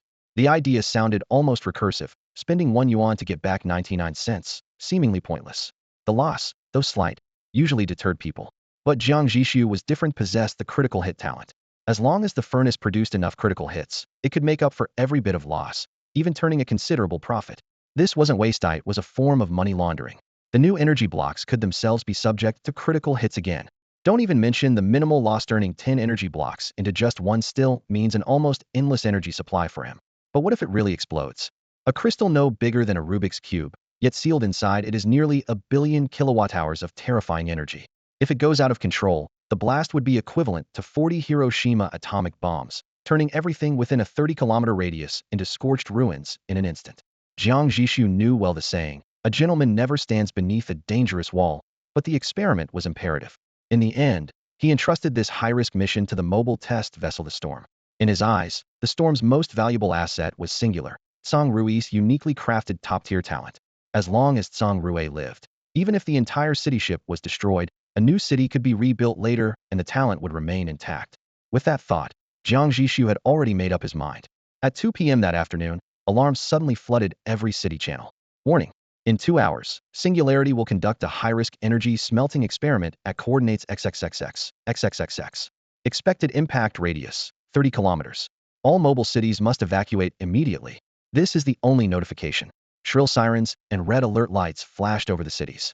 Countless people gripped the controls anxiously and hurriedly piloted their engines away from what would soon become a cleared wasteland. Once a medium-sized city, now broken ruins left by past wars, too desolate even for survivor settlements to linger. It was also Jiang Zhixu's carefully chosen test site. The system would refresh the resources there in a few months, so he didn't need to pay for the environmental damage. Maintain communications. Inside the storm's cockpit, Jiang Zhixu solemnly addressed the boy sitting at the console. If anything goes wrong, your sacrifice. I will fulfill every promise made to your mother. The boy's name was Yang Qingchun, a volunteer in the suicide squad. Despite his stubborn expression, he couldn't hide his nervousness. Thank you, Lord of the City. I only ask that after I'm gone, you take my mother into the city so she won't have to drift around Rust Town anymore. Consider it done. Jiang Zhixu patted his shoulder, then called Song Rui and Qi Honglang to leave the ship. On the way back, the deep rumble of diesel engines came with swirling dust over the ruins. Jiang Zhixu suddenly spoke up. Honglang, I think I overlooked one problem. What about the residents' families? Qi Honglang was momentarily stunned. What exactly are you worried about, Lord? In the last 10 years since the apocalypse, many people have formed new families or reunited with loved ones outside. But we didn't reserve any quotas for their families when recruiting. The system caps the population. A first-level city can only have 1,000 slots. No city lord has a way around this. Qi Honglang said with a wry smile. Everyone knows bringing families and stabilizes morale, but there are hard limits. We can't, so we have to settle for the next best thing. Jiang Zhixu pondered deeply. If residents had the motivation to fight for their families rather than just the city, it would create stronger cohesion. He looked up and asked, on Singularity, how many positions have low skill requirements? Quite a few. Basic assembly lines, sanitation, and various miscellaneous duties are all in need of workers. And those who have survived the wasteland tend to have some practical skills. Reassigning them won't be difficult. Then compile a list and see how many slots that would take, Jiang Zhixu said calmly. If it's too many, forget it. I have another plinto settle families uniformly in Cradle City, purely as a welfare arrangement to boost support. But getting the first option done would be ideal. Understood. Qi Honglang nodded, then hesitated before mentioning Yang Qingchun. If we're truly going to accept all families, then what about his mother? Offer her a choice of any position plus the highest monthly guaranteed welfare, Jiang Zhixu decided. Right. 2 hours later, inside the smelting chamber of the storm ship. Following the city lord's orders, Yang Qingchun promptly fed a high-density energy block measuring 5.7 centimeters on each side into the intake port of the entropy conversion furnace. The moment the energy block was swallowed by the furnace, he immediately spun around and dashed like an arrow from a bow, throwing himself behind the only nearby metal shield. With knees bent and back arched, he locked his arms tightly around his head, textbook perfect cover-and-of posture. His mind knew that this thin metal shield could not withstand a true catastrophe, but his survival instincts still clung to the faintest psychological comfort in the gesture. Alohum! The light deep within the furnace suddenly surged. The enormous energy stored inside the power chamber was unleashed, driving all the modules of the entropy conversion furnace into rapid operation. Simultaneously, the energy block tossed into the core began to dissolve, not by melting into liquid nor evaporating into gas, but by fracturing pixel by pixel from the edges. In an instant, the perfect cube shattered into countless smaller cubes of identical structure like a swarm of dancing energy pixels scattered across the floor. The moment the system detected the massive energy dispersion, the furnace's recovery system roared into action. The small blue-white squares at the furnace's base resembling grains of salt vaporized one after another, and the invisible progress bar on the control panel skyrocketed. 95, 97, 99.99, then halted. Every micro-energy cube inside the furnace had been completely consumed. Behind his shield, trembling from anticipation of doomsday, Yang Qingchun's tears mixed with his running nose. Suddenly, a crisp ding shattered the smelting chamber's silence, making him shudder as if electrified. After a few stiff seconds, he realized it was the furnace's smelting complete alert tone. Still shaky in the legs, he scrambled forward with hands and feet, crawling toward the control console. For large characters flashed in the center of the screen, smelting complete, piercing his eyes. His taut nerves finally snapped. Collapsing on the console, he wailed in relief, tears flooding uncontrollably like a dam breaking after surviving a disaster.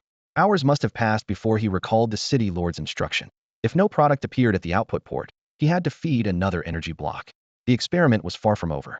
Drying his face, Yang Qingchun grabbed another high-density energy block from the storage bin. His hands trembled, but he forced himself to shove it into the intake port.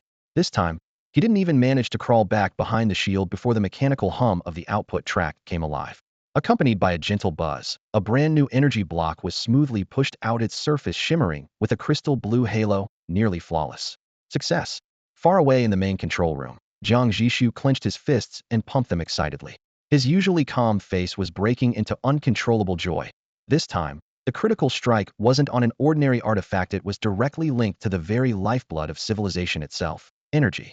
From today onward, the Singularity officially entered the era of endless energy. If he chose to channel his daily critical hit talent entirely into the energy cubes, the singularity could generate in one day as much power as the Three Gorges Dam produces in an entire year. Of course, this enormous amount of electricity had no immediate outlet. Jiang Zhixu allowed the grand vision to flicker through his mind, indulging in a moment of daydreaming. While waiting for the early hours of the next day, Qi Honglang rushed in carrying a set of data. City Lord, the preliminary statistics are ready.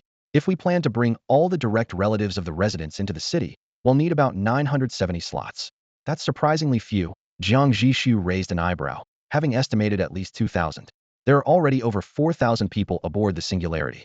Qi Honglang flipped to the next page of the report and patiently explained. Our current population is mainly divided into three groups: the Guardians, Cradle City, and the original settlers numbering over 900. Most of the first two groups are single and independent. If they had close family, they wouldn't have risked the voyage alone. As for our original settlers, they come from various communities with complex circumstances. Many don't even know if their relatives are still alive. Jiang Zhixu fell silent for a few seconds, then waved his hand decisively, his tone leaving no room for argument. If they're unsure, then we'll find out. Have everyone report the last known settlement and names of their relatives immediately. Organize convoys and bring them here without delay. Yes, sir. Qi Honglang saluted and hurried out. Late at night, at the stroke of midnight, the timer reset and a freshly forged high-density energy cube emerged roaring out of the smelter, emitting a faint blue glow. Jiang Zhixu held the fist-sized crystal in his hand and focused his mind. Talent triggered successfully, multiplier, 100 times.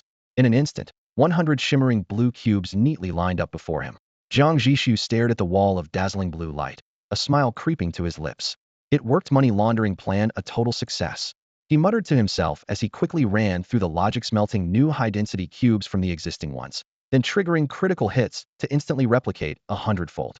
This would create the perfect perpetual cycle. He raised his hand and sent a message. Honglang, bring a small cart to the lab. After hanging up, he pulled out a hammer and a small knife from the corner, marking cutting lines on the edges of the first cube. The door swung open and Qi Honglang barged in, pushing the cart, only to freeze at the sight of Jiang Zhixu holding the hammer high, as if about to smash the explosive. City Lord. Qi Honglang's face went pale as he rushed forward in a desperate lunge, grabbing Jiang Zhixu's arm tightly, trembling as he pleaded. This thing is too dangerous. You mustn't do this yourself. What if it explodes? Jiang Zhixu stepped aside with a grimace, took back the cube, and continued adjusting the angle. Throwing it in the smelter is perfectly safe. It's very stable. Just load that pile over there onto the cart and head back once you're done. Qi Honglang swallowed hard, hairs standing on end, but dared not move an inch. Finally satisfied with the angle, Jiang Zhixu pressed the knife tip against a corner of the cube and raised the hammer in his other hand. Bang! The hammer struck the back of the knife with a crisp, clear sound. The knife instantly cut into the crystal, but the sensation was like stabbing into a mound of sand. It wasn't right. The corner struck didn't split off as a solid chunk, but shattered into tiny crystal fragments, scattering like blue sand and tinkling lightly as they hit the metal floor. It all made sense now. The phrase in the high-density energy block manual, safe enough for toys, wasn't just about safety. It was a hint.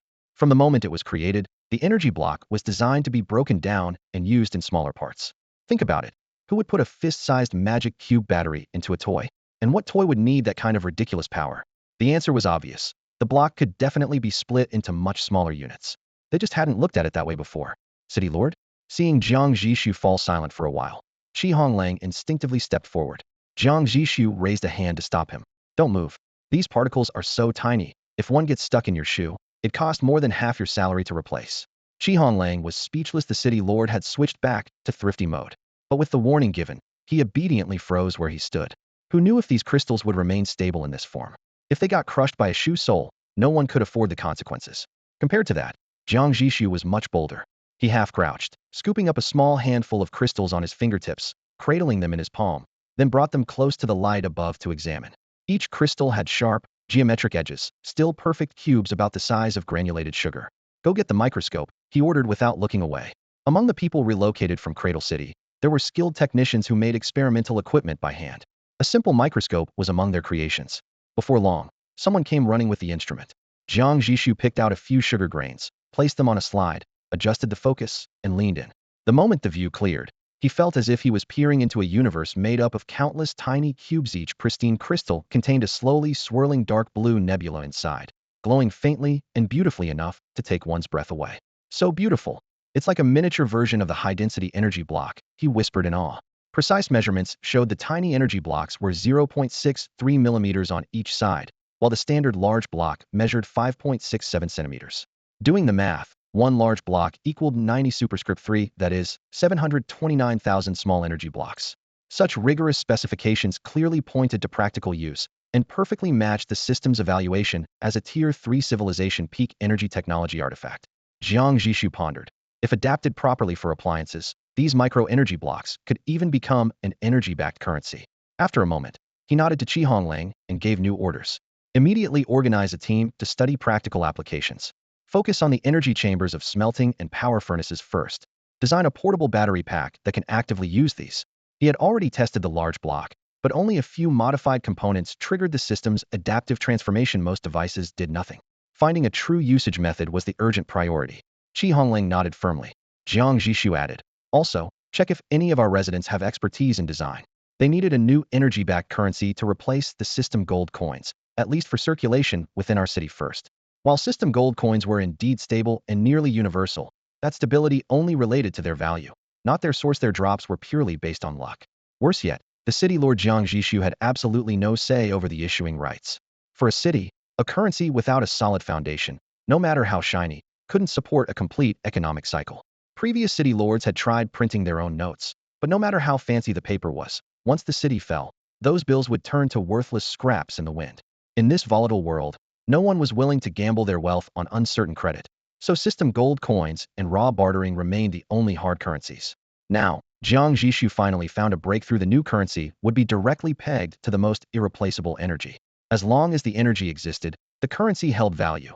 Even if the singularity ship were destroyed by disaster, residents could take their notes elsewhere to convert for an equivalent amount of energy to survive. Once he made the energy usage method public, not only the city but others too would be hard-pressed to reject this energy-backed monetary system. Amid the city's noise and rumble, another Monday flew by. Since the day endless energy emerged, Jiang Zhixu hadn't rested. Using his usual approach, he slammed down a level 1 blueprint. Basic gunpowder synthesis workshop, achieving critical hits first, upgrading it to level 2, then level 3. His luck was slightly off, upgrading from 2 to 3. It took 3 tries before scoring an 8-fold critical. After several attempts, he understood the rule. To jump from level 2 to 3, you needed at least an 8-fold critical. Universal Ammo Printing Workshop. Quality, level 3. Features, abandon outdated gunpowder bullets and fully embrace the energy age. With sufficient energy, you can program parameters to customize caliber, power, energy release rate. Add special minerals to imbue elemental attributes. Description, eco-friendly, pollution-free, more like eliminating gunpowder's wastefulness. Fortunately, as the first major project after reaching level 3 civilization, the research team was staffed enough to complete it before the deadline. This workshop was truly an energy glutton, but the singularity ship itself was an energy powerhouse, so the current consumption was negligible. After detailed testing, Qi handed Jiang Zhixu the report. So that means sulfur and gunpowder raw materials are obsolete for ammo manufacturing? To be completely phased out? Jiang Zhixu asked, reviewing the data. Not entirely worthless. Qi adjusted his glasses. Multi-base gunpowder is still used as a supplement in many level 2 blueprints. We just no longer rely on it to make bullets. Jiang Zhixu pondered. Starting at level 3, production materials were clearly shifting toward pure energy. Coal and refined oil were already half on the way to being phased out, and now sulfur and gunpowder were next. To get first-hand information, he had to head to the level 2 zone soon. The information barriers in level 1 were increasingly restrictive. He had decided that once the last convoy returned tomorrow or the day after, the singularity ship would set off again. The hot, dry air carried dust that bit into every breath, like swallowing a mouthful of scalding sand, grinding sharp pain across his lungs. Brown dust clouds darted chaotically between the low eaves of wind-dust town's buildings. People along the roadside hurriedly pulled scarves over their mouths and noses, leaving only narrow slits for squinting eyes. Only Wang Jianhui's face was bare, allowing the grains to slap against his cracked, weathered skin. He even deliberately took 2 deep breaths. The rough air stung his throat, but brought a twisted sense of solid comfort. On his shoulder, he carried a swollen snakeskin bag, the mouth tightly bound with wire. Metal parts inside clinked faintly with every step. As he reached the town gate, a thin young guard approached and lowered his voice to warn, "Uncle Wang, be careful. Those bastards from the United League are prowling outside again." At the mention of United League, a weight like windblown sand filled Wang Jianhui's brow and settled heavily. He nodded slightly and rasped out a thank you. Like most settlements on the wastes, Wind Dust Town hadn't earned the protection of any mobile city. Local gangs barely kept order, vying constantly over territory and people. But they knew when to hold back, sparing their own bones from total ruin. Until half a month ago, when the so-called dragon crossing the river from outside the United League burst through. Rumor had it their former home had been razed flat by a marauder city. Claiming refugee status, these newcomers used brutal force to sweep away every gang in town. Worse still, the United League had no intention of settling down here. They looted everything: supplies, women, even good-looking young men. Anyone who resisted was wiped out entirely. Wang Jianwei, thin and weathered as he was, wasn't on their shopping list. But he did have a 16-year-old daughter. Not strikingly beautiful, but had raised her clean and decent, and the whole town knew it. Oh right. The guard suddenly brightened. Uncle Wang, didn't you say your son went off to a mobile city? When's he coming back? Consider that kid dead. Wang Jianwei's face darkened. His voice scraped like rusty iron. Out in this world, how many come back alive? The youth wasn't ready to let it go. Grabbing Wang's sleeve, he whispered lower, don't you know? Big news from the wastes. A super city called Singularity has restored communications across the whole region. Lots of towns have fixed radio stations now. For some coins, you can connect to any mobile city. Maybe, you could reach your son on the deep blue. For a moment, a flicker of hope sparked in Wang Jianwei's eyes, but it was quickly buried under dust again. He waved a hand. He's only been gone 2 years, a lowly soldier. Can't expect him to help us fight the United League. Years ago, desperate to pay for a bag of medicine and some water filters at home, his son had cruelly sold himself as a slave soldier on the deep blue. Nearly 2 years had passed. Whether he was alive or dead, nobody knew. The turmoil in Wang Jianwei's heart churned wildly, but he only tightened his grip on the bag's strap. The weight of the metal parts burned into his shoulder, yet it was nothing compared to the weight of helplessness. He pushed away the young man's next words, steadied himself, and shuffled off deeper into town toward home, carrying the burden on his shoulder.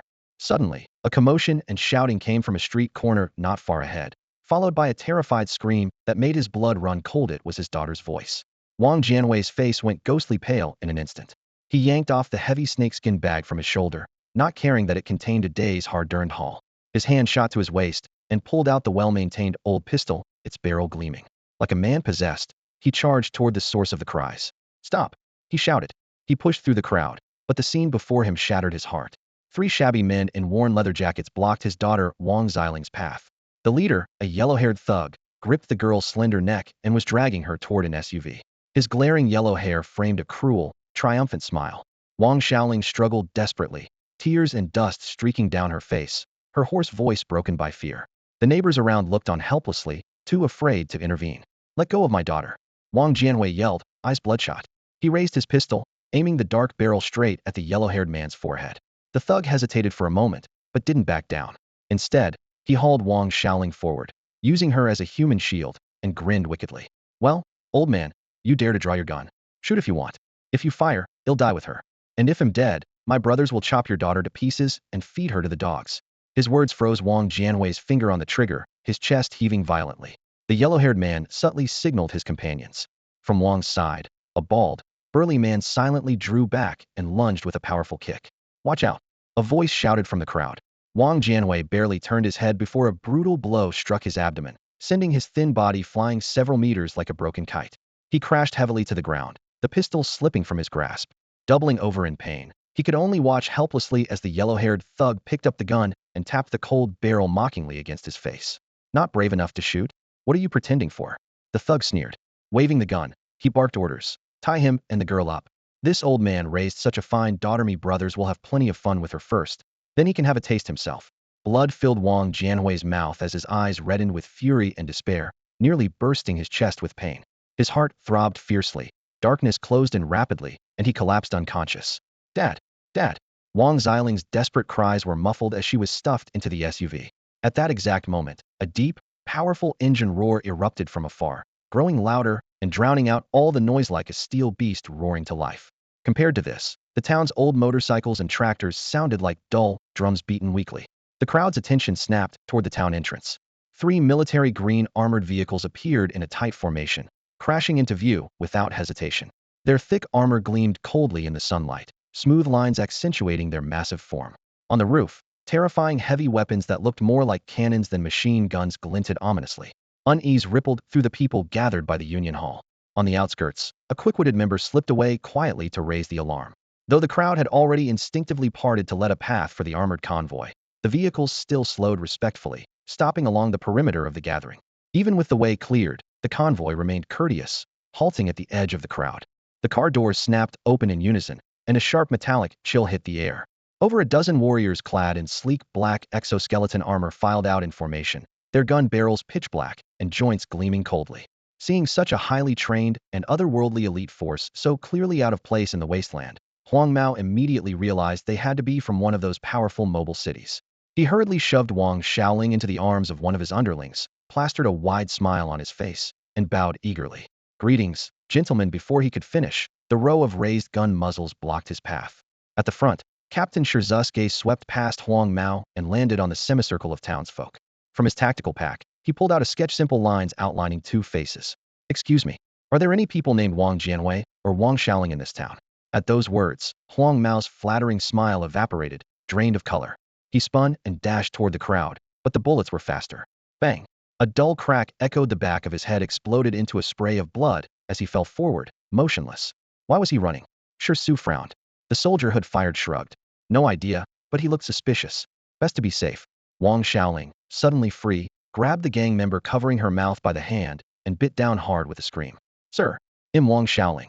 Huang Mao's remaining lackeys paled and instinctively lunged to drag her back as a hostage. "Don't move, or—" Bang! Bang! Bang! 3 sharp bursts cut through the air. 3 heads exploded simultaneously, bodies dropping soundlessly. Trembling, Wang Xiaoling rushed to her father Wang Jianhui's side on the ground. "Dad! Dad!" Zhixu signaled the accompanying medic forward. After spraying on a makeshift coagulant and wrapping nano-bandages, Wang Jianhui slowly regained consciousness. Squatting before him, Zhixu softened his voice. "Are you Mr. Wang Jianhui, father of Captain Wang Hao?" "Yes, that's me." Hearing his son's name, Wang Jianhui finally exhaled in relief, though the title captain still struck him his son had come this far. Whatever the cost, had saved his daughter and himself. The brief calm was broken instantly by a surge of fury. He gripped Zhixu's armored forearm, knuckles whitening. "Sir, could you do me a favor?" "Go ahead. Since the United Coalition arrived, my daughter's been hiding in the basement and hasn't left the house. Yet they found us, so precisely someone in the town must have informed on us. I want to find that person." "The United Coalition? Consider it done." Zhixu nodded and was about to order some townsfolk for questioning when a roar of engines erupted outside. A dozen off-road vehicles kicked up a cloud of dust, desperately fleeing toward the desert.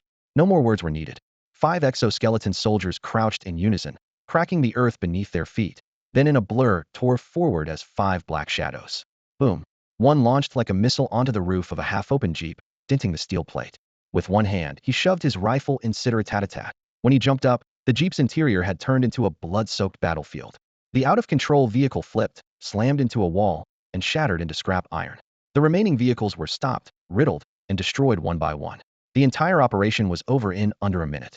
The United Coalition that had terrorized Fengshan Town for weeks was wiped out in an instant. The townspeople stood dumbfounded until the last captured suspect was dragged back like a chicken by a soldier. Only then did they erupt into deafening cheers. "Captain, this guy says he knows who tipped them off," a soldier reported. A man in the crowd suddenly paled and tried to slip away, but the prisoner twisted his face in hatred and pointed at him. Bang! Bang! 2 shots shattered his kneecaps precisely. He howled and collapsed to his knees. "All right, help Mr. Wang deal with the last problem," Zhixu ordered calmly. Before long, the armored convoy carried Wang Jianhui and his daughter away from Fengshan Town. On either side of the road, townsfolk watched in awe or envy as the iron tide receded into the distance. Fleets like this called the Singularity Squads totaled 30. For over a week, they had efficiently wiped out every target on their list. Fengshan Town was the last one. August 10th, Jiang Zhixu deliberately chose this exact date to set out on his journey after formally bidding farewell to Principal Wen Huaiming. Before leaving the base, Wen Huaiming personally handed him a map not very detailed but extremely valuable. When unfolded, 4 directions were roughly circled in red. The old man pressed the map down on the corner of the table, then looked up and solemnly warned. To the east of the wasteland lies a world overrun by mutated plants. Most of these plants are actively aggressive. A constant cloud of spores hangs like a lid over the sky, causing communications and radar to almost completely fail inside. We once sent in 3 squads, only 1 person staggered out, carrying serious illness. He paused, letting Jiang Zhixu absorb the information, then pointed to another corner. To the west is what we call the Skynet world. It's highly advanced technologically, but ruled by robots. Tens of thousands of skyscrapers are connected by suspended walkways, and an underground transit network spreads like a spiderweb. The robots' detection of any organic life is terrifyingly strict. Our people were hunted for hundreds of kilometers the moment they tried to sneak in. Luckily, they were dropped near the area's barrier, or they wouldn't have made it back. His finger traced down again. To the south lies an entire ocean. For ordinary adventurers, the system provides a small boat. For a mobile city, it applies basic modifications so it can float. The danger level is relatively low here. All 3 squads we sent out returned safely. Noticing the northern section of the map was left blank, Jiang Zhixu straightforwardly asked, "What about the north?" When Wei Ming's frown deepened. "No one we've sent to the northern world has ever come back." He looked up, voice grave. "You want to go north?" "I'd have to be crazy to go there," Jiang Zhixu replied without hesitation. When Huaiming smiled faintly. "I thought you'd prefer a place where risk and reward coexist." Jiang Zhixu folded the map. "With my talent, I can thrive in a relatively safe level 2 world. No need to gamble with my life." That was his answer at the time. After leaving the main wasteland city, he immediately ruled out the northern world. Then he crossed out the southern ocean world at this stage. The singularity had no core modifications for deep-sea environments. Entering the ocean would mean starting over from scratch. The system could only offer the lowest level buoyancy upgrade. No full upgrade package was available. As for the eastern mutated plant world, he had a deep-seated fear of invisible toxins and spores and avoided it entirely. That left only the western Skynet world. Its highly technological environment perfectly aligned with the developmental path of the singularity. Based on Wen Weiming's intelligence, as long as he didn't recklessly storm the robot cities, the overall danger was manageable. About 3 days later, on the far western horizon of the wasteland, the scorching white sun baked the scorched earth to a shine. The singularity reached the borders, followed closely by its smaller companions the Storm and New Sea City. The massive steel tracks of the 3 iron giants carved deep, continuous grooves into the ground. Ahead, a massive curtain of lights stretching from earth to sky hung like a waterfall. Pale blue electric arcs rippled within the flowing glow, and a faint roar resonated through the air. Jiang Zhixu stood on the command deck, wind whipping past him, eyes fixed on that shimmering barrier. This must be the area's protective shield, he thought. Inside the cockpit, Jiang Zhixu looked up, his gaze lost in the endless height and breadth of the light screen. Beyond the dark porthole, the starsea stretched out like a silk ribbon sliced by a sharp blade, extending into an immeasurable distance. He exhaled softly, the thought, "Once I leave, who knows if there will ever be a return," echoing in his headphones. He knew he had already done enough for the Wasteland Zone. Since the communication network across the entire area was connected and the Wasteland Alliance declared established, the once rampant marauder cities became as vulnerable as street rats. In the past, city lords would tremble at the sight of a dragon hunter's flag representing marauders. Now, when the flag appears again, people still flinch but from excitement. Every marauder city taken meant gaining a warehouse full of resources and plenty of alliance contribution points. If a single city's strength wasn't enough, they could easily call for support from nearby allies. As a result, major marauder alliances were either uprooted completely or scattered like birds and beasts, and no one dared to hang that dragon hunter's flag anymore. The wasteland zone was settling into lasting stability, with the only lurking threat being the endless insect eggs beneath the giant beast's carcass underground. Jiang Zhixu had long stored 100 high-density energy blocks each on the Cradle and Guardian ships. According to Baishan's calculations, just these energy blocks alone could keep the inhibitors running continuously for over 2 centuries. With the final Marauder Coalition, the Azure Alliance, officially disbanding, true peace had finally arrived. Many wanderers began tracing the path once traveled by the Singularity ship, singing Jiang Zhixu's deeds along the way. His influence had far surpassed the cartographer admired by Tang Yuan. Yet precisely because he had left so many traces on this land, he couldn't help but wonder about its future. Would it thrive anew, rebuilding the old world's order, or collapse suddenly under some unknown crisis? Thinking of this, he sighed quietly. His journey still stretched far ahead. "Connect me to Wen Huaiming, Baishan, Zhou Yi, Lei Qing, Qian Wansan, and Lady Ying one last time," he ordered. On the Alliance radio, 6 lights lit up one by one. Communications were established. After a brief silence, Jiang Zhixu spoke first. "Old Zhou, Lord Lei, Boss Qian, Lady Ying, you were the friends I met earliest, and now you all have what it takes to ascend to level 2 cities." Lei Qing answered gravely. "Thanks to your care, we wouldn't be where we are today without you." Without Jiang Zhixu back then, they might still be barely surviving in Rust Town or even have been wiped out by the Dawn Alliance. Zhou Yi was filled with emotion. "When I first met you, Lord Jiang, we were fighting side by side to push back 2 marauder cities. Back then, I never imagined you would bring us this far." Qian Wansan chuckled, joining in. "Isn't that the old saying? When one succeeds, all his friends do well. Don't be so formal." Jiang Zhixu raised his hand to stop the teasing just as it was starting. "Boss Qian, that reminds me, can't just focus on getting rich yourself. You have to help run the alliance and lead everyone's growth." Qian Wansan slapped his chest confidently. "Don't worry, leave it to me." Jiang Zhixu nodded. "If you decide to ascend, come find me in the Skynet world." Though he said this, he knew in his heart that it was unlikely any of them would truly take that step. They already had almost all the level 1 and 2 components. If they really wanted to move further, they would have already come to the frontier alongside him. Lady Ying spoke gently. Master Jiang, rest assured. When we ascend, we will leave the wasteland world first before activating the ascension mission. Jiang Zhixu replied softly, his gaze drifting among the dim indicator lights in the command cabin. After a moment's contemplation, he turned to the communicator. There's one more thing. I need you, old Zhou, to keep an eye on something for me. As soon as Zhou Yi's avatar lit up, he responded promptly. Tell me. Rust Town, Tangyuan. Before Jiang Zhixu finished, Zhou Yi understood immediately. You want to take him away? I've already arranged for him to learn alongside others. If you decide to bring him, they'll send people to escort him right away. Jiang Zhixu raised a hand to decline, his tone more solemn. No, that's not it. I want you to watch over him closely. The Singularity currently had no shortage of personnel quotas, but he understood that bringing the boy into a level 2 area was far riskier than letting him grow steadily in the wasteland zone. No matter how strong the Singularity was, losses were inevitable. He was unwilling to gamble that risk on a life just beginning to sprout. Zhou Yi nodded on the other end, his voice decisive. Got it. No problem at all. After a brief silence, Jiang Zhixu turned to the green light on the screen representing Wen Huaiming and quietly called, Professor Wen. It had been a long time since he addressed him that way. The faint crackle of the connection could not mask Wen Huaiming's hoarse, yet resonant voice. I'm here. Speak. Jiang Zhixu took a deep breath. Cradle City, the flame of civilization you personally kindled. The wasteland cannot be without the sound of children reading aloud.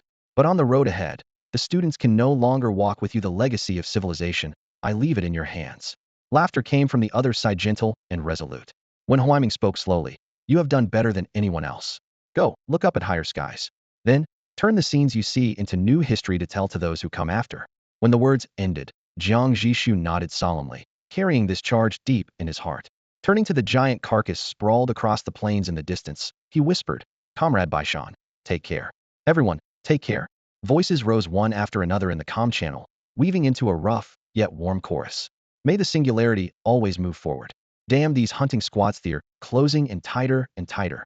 If they push us any further, we'll just charge straight into the robot city and take them down with us. Across the endless green grasslands, an unprecedented siege tore through the silence. The massive treads of the level 2 mobile city Waha rumbled, carving deep ochre furrows into the grass. Its metal walls were peppered with charred bullet holes, and several areas still blazed with fire and billowing smoke, the scars of a fierce battle just ended. Flanking it, more than 10 level 1 cities twisted like wolves, weaving quickly into encirclement. Compared to Waha, they looked like children at a giant's feet, but their small size and nimble turning let them constantly fire disruptive shells, stubbornly pinning the target down, aiming only to slow it, never to engage Hedon. A few thousand meters behind, 2 other large level 2 cities followed at a measured pace. In the sky, only 2 reconnaissance helicopters hovered like high vultures, calmly monitoring the battle. Port side team, 3 fire. Target the tread joints. Starboard side hit the articulation points. Keep your distance, don't get caught by their closed defense guns. You won't withstand level 2 firepower. Call in hunters to finish once speed drops below 30 kilometers per hour. Remember, don't wreck the city. Commands and shouts overlapped like a storm over the Shepherd's Alliance public channel. The deck vibrated. 2 Waha combat helicopters screamed into the sky. Their belly guns spat fire, short-wing rocket pods unleashed salvos. The sudden barrage forced the dozen or so Hound cities back beyond the safety line. But then the 2 level 2 cities behind arrived. Their dense anti-air defenses blanketed the sky. One helicopter was shredded in a crossfire on a dive, exploding in flames, its wreckage trailing fire as it plummeted. The surviving one skidded close over the walls and barely managed a clumsy landing back on the deck. Our Waha will never become their lamb. The city lord clenched his fist, his fierce gaze locking on the cities, hemming them in from both sides through armored windows. City lord, map shows, 110 kilometers straight ahead, the Skynet city unifier. Charge. Break into the city. The city lord had no way out. Waha alone could never hold back the Shepherd's Alliance. These hunting squads were just one of their most insignificant teams. They had at least a dozen squads like this. In today's Skynet world, any ordinary mobile city caught by the Alliance would eventually be dragged back to the headquarters pasture, reduced to a lamb for slaughter. And lambs were meant to be killed. The Shepherd's Alliance slew original city lords, installed new ones, and repeatedly refreshed city lord talents until a high-level talent emerged. At that point, the entire city's members would be replaced by Alliance personnel, except for the new city lord. Depending on their talents, this city would either be exploited as a logistics base or doomed to become strategically expendable cannon fodder. The Shepherd's Alliance had enforced this ruthless classification system for years. By the time others fully grasped its horrific implications, the Alliance had already grown too powerful to challenge. In today's Skynet world, Aside from a handful of native robotic cities, no human faction could stand against it heathen. Humanity was reduced to constant flight, praying they wouldn't be sniffed out by the Alliance's relentless hounds. City Lord, there's a situation. The Lord of the Waha city suddenly turned his head and looked in the direction his subordinate pointed. Not far off, a massive bubble wrapped in a shimmering blue barrier had risen from the wasteland. It was a teleportation bubble crossing regional barriers, and an entire city had been dumped here. For a moment he was stunned, then his eyes lit up with wild joy. A scapegoat had come right to their doorstep. All units, turn around and avoid that side, he ordered decisively. The shepherds will definitely switch targets.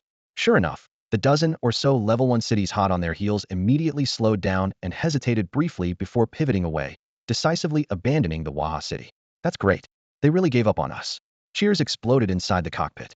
The hunters immediately fixed their sights on the soft target wrapped in the light barrier. This was a mobile city just promoted from level 1, far easier prey than Waha city.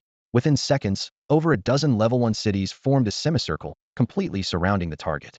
The light barrier cracked open like an eggshell, and the next moment, boom, 16 armed helicopters shot upward from the city center, rotary blades whipping up a storm of dust. Scores of air-to-ground missiles trailed blazing tails diving down. Rumble. The blast wave swept over the level 1 cities, engulfing them in fire before they could even cry out. 2 kilometers away, 2 shepherds level 2 cities witnessed their comrades vanish in an instant, tires and tracks screeching as they locked brakes. Open fire. Launch all reserve missiles. The 2 commanders almost shouted hoarsely. Dozens of shells fired, missile batteries simultaneously launched. Whoosh whoosh whoosh, missiles smoked trailing white plumes, racing straight for the helicopters. Just as they were about to reach the target bus, pulses of light flared from the unknown city, dense laser beams precisely detonating every single missile. Boom, boom, boom. Explosions lit the sky in rapid succession. Not a single missile got through. Then, the 16 helicopters reformed their attack formation and unleashed remaining air-to-ground missiles. The 2 level 2 cities' anti-air guns fired frantically, intercepting only 5 missiles while the rest struck true. Rumble, rumble. Continuous explosions ripped through all deck defenses. An even deadlier move followed. The 2 level 1 cities quietly closed in, bombarding like they had endless mud cannons, instantly creating a sea of sludge locked onto 1 level 2 city. The massive city sank into viscous mud, its frame thrashing wildly, but sinking faster by the second. It screamed desperately to its allies, "Cover me, cover me." But in a critical moment, only the fastest escape survives. The other level 2 city fled without looking back, leaving its comrade to sink and shatter in the mire. The harvest began. Hundreds of exoskeleton soldiers surged onto the surface, swiftly wiping out remaining resistance. Finally, a prolonged broadcast echoed across 10 kilometers. The local alliance sure has no manners at all. The singularity suddenly appeared out of nowhere, and immediately all 16 Tier 1 cities fell. The enemy forces were wiped out in an instant. Of the 2 Tier 2 cities, one was destroyed and the other badly damaged. What seemed like a prolonged battle actually lasted less than 5 minutes. Just as Captain Tang Yinji of the Waha was preparing to escape amid the chaos, the scene before him stunned the entire fleet into silence. The voice of his adjutant was hoarse. "City Lord, do we keep running?" Tang Yinji was about to say, "Of course we run." After all, they didn't know which side this strange and powerful Tier 2 city was on. But before he could speak, the armed helicopter squadron that had just wiped out the Shepherd Alliance squad suddenly shifted formation. 16 helicopters roared in a circle, locking their missile targeting systems squarely onto the Waha. There was no way out now. Tang Yinji knew he had no chance against the air-to-ground missiles about to be launched. When a message popped up on the public channel, "Cross us, the Shepherd Alliance. No matter who you are, prepare to run for your life." Jiang Zhixu couldn't help but laugh quietly. Such a threat needed to be issued from dozens of kilometers away. It was hardly brave. He shook his head with a sigh and turned to Qi Honglang. "What's the situation?" Qi Honglang thought for a moment, then replied systematically, "Loot is being inventoried. The central control system of the captured Tier 2 city is still resisting stubbornly, but the exoskeleton squad is expected to break through soon. The Waha city lord you invited has arrived and is currently heading to the meeting room." Jiang Zhixu raised an eyebrow, his expression growing complicated. "What did you say?" "Waha? A tasteful name," Qi Honglang said with a slight smile. Jiang Zhixu smiled back and stood up, heading toward the meeting room.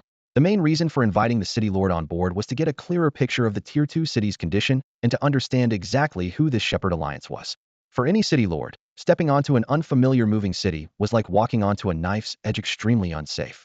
But Tang Yinji knew that rather than refuse the invitation and risk unknown dangers, it was better to come and seek shelter willingly. He still harbored resistance against the enemy squad just destroyed by a shepherd hunting team before, but when facing a city that could crush that hunting team like ants, He didn't even consider struggling. Although his subordinates and daughter strongly opposed it, Tang Nianji chose to come. Jiang Zhixu entered the meeting room, and Tang Nianji almost immediately stood up to salute. Thanks to the singularity, thanks to Mr. Jiang for saving our lives. They had already been briefed on the singularity and knew the man's name was Jiang, but they hadn't expected him to be so young. Surprised internally, Tang showed nothing. Please sit, City Lord Tang. No need for formalities, Jiang Zhixu said kindly, gesturing to a seat. They sat facing each other, steam rising from hot tea on the table, a faint fragrance filling the air. Jiang Zhixu smiled and asked, Mr. Tang, the name of your city is quite interesting. Tang Nianji returned the smile, gentle in every way. It was my daughter's idea when she was little. She insisted on the name, so I had no choice but to indulge her. I hope Mr. Jiang finds it amusing. No, I think it's fine. Jiang Zhixu's smile seems genuine. At least you can tell right away that you're not bad people.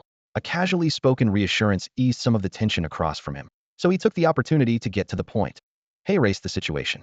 Our singularity just advanced from a level 1 region, so we're not familiar with this place. That's why we took the liberty of inviting Lord Tang aboard to discuss things in detail. I hope you can understand.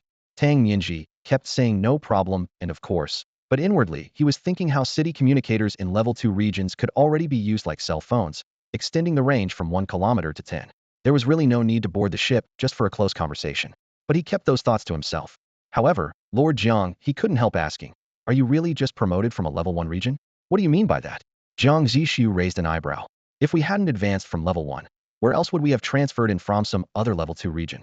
That question dispelled Tang's last doubts. This person had indeed recently crossed the promotion threshold and knew nothing of level 2's common knowledge. Choosing his words carefully, he began to explain. Before we discuss anything else, please allow me to briefly explain the rules of the level 2 regions. Jiang Zhixu gestured for him to go on, listening attentively. Level 2 is completely different from level 1. Level 1 regions border only 4 neighbors, all of which are level 2. But a level 2 region neighbors as many as 8 others. Tang Nianji counted off on his fingers. The system requires that each category of neighbor 1 level below, same level, and 1 level above must have at least 2 neighbors. So every level 2 region must border at least 2 others of the same level. Jiang Zhixu nodded slightly. Under normal logic, regions should increase hierarchically, so neighbors of the same level seem redundant. But since the system divides them this way, it must hide a means for cities to jump between regions. He was pondering this when Tang Nianji added, the system doesn't do things uselessly. Within level 2 regions, there is indeed a one-time use ITEMA pass license. By consuming it, a whole mobile city can cross barriers and travel to another level 2 region.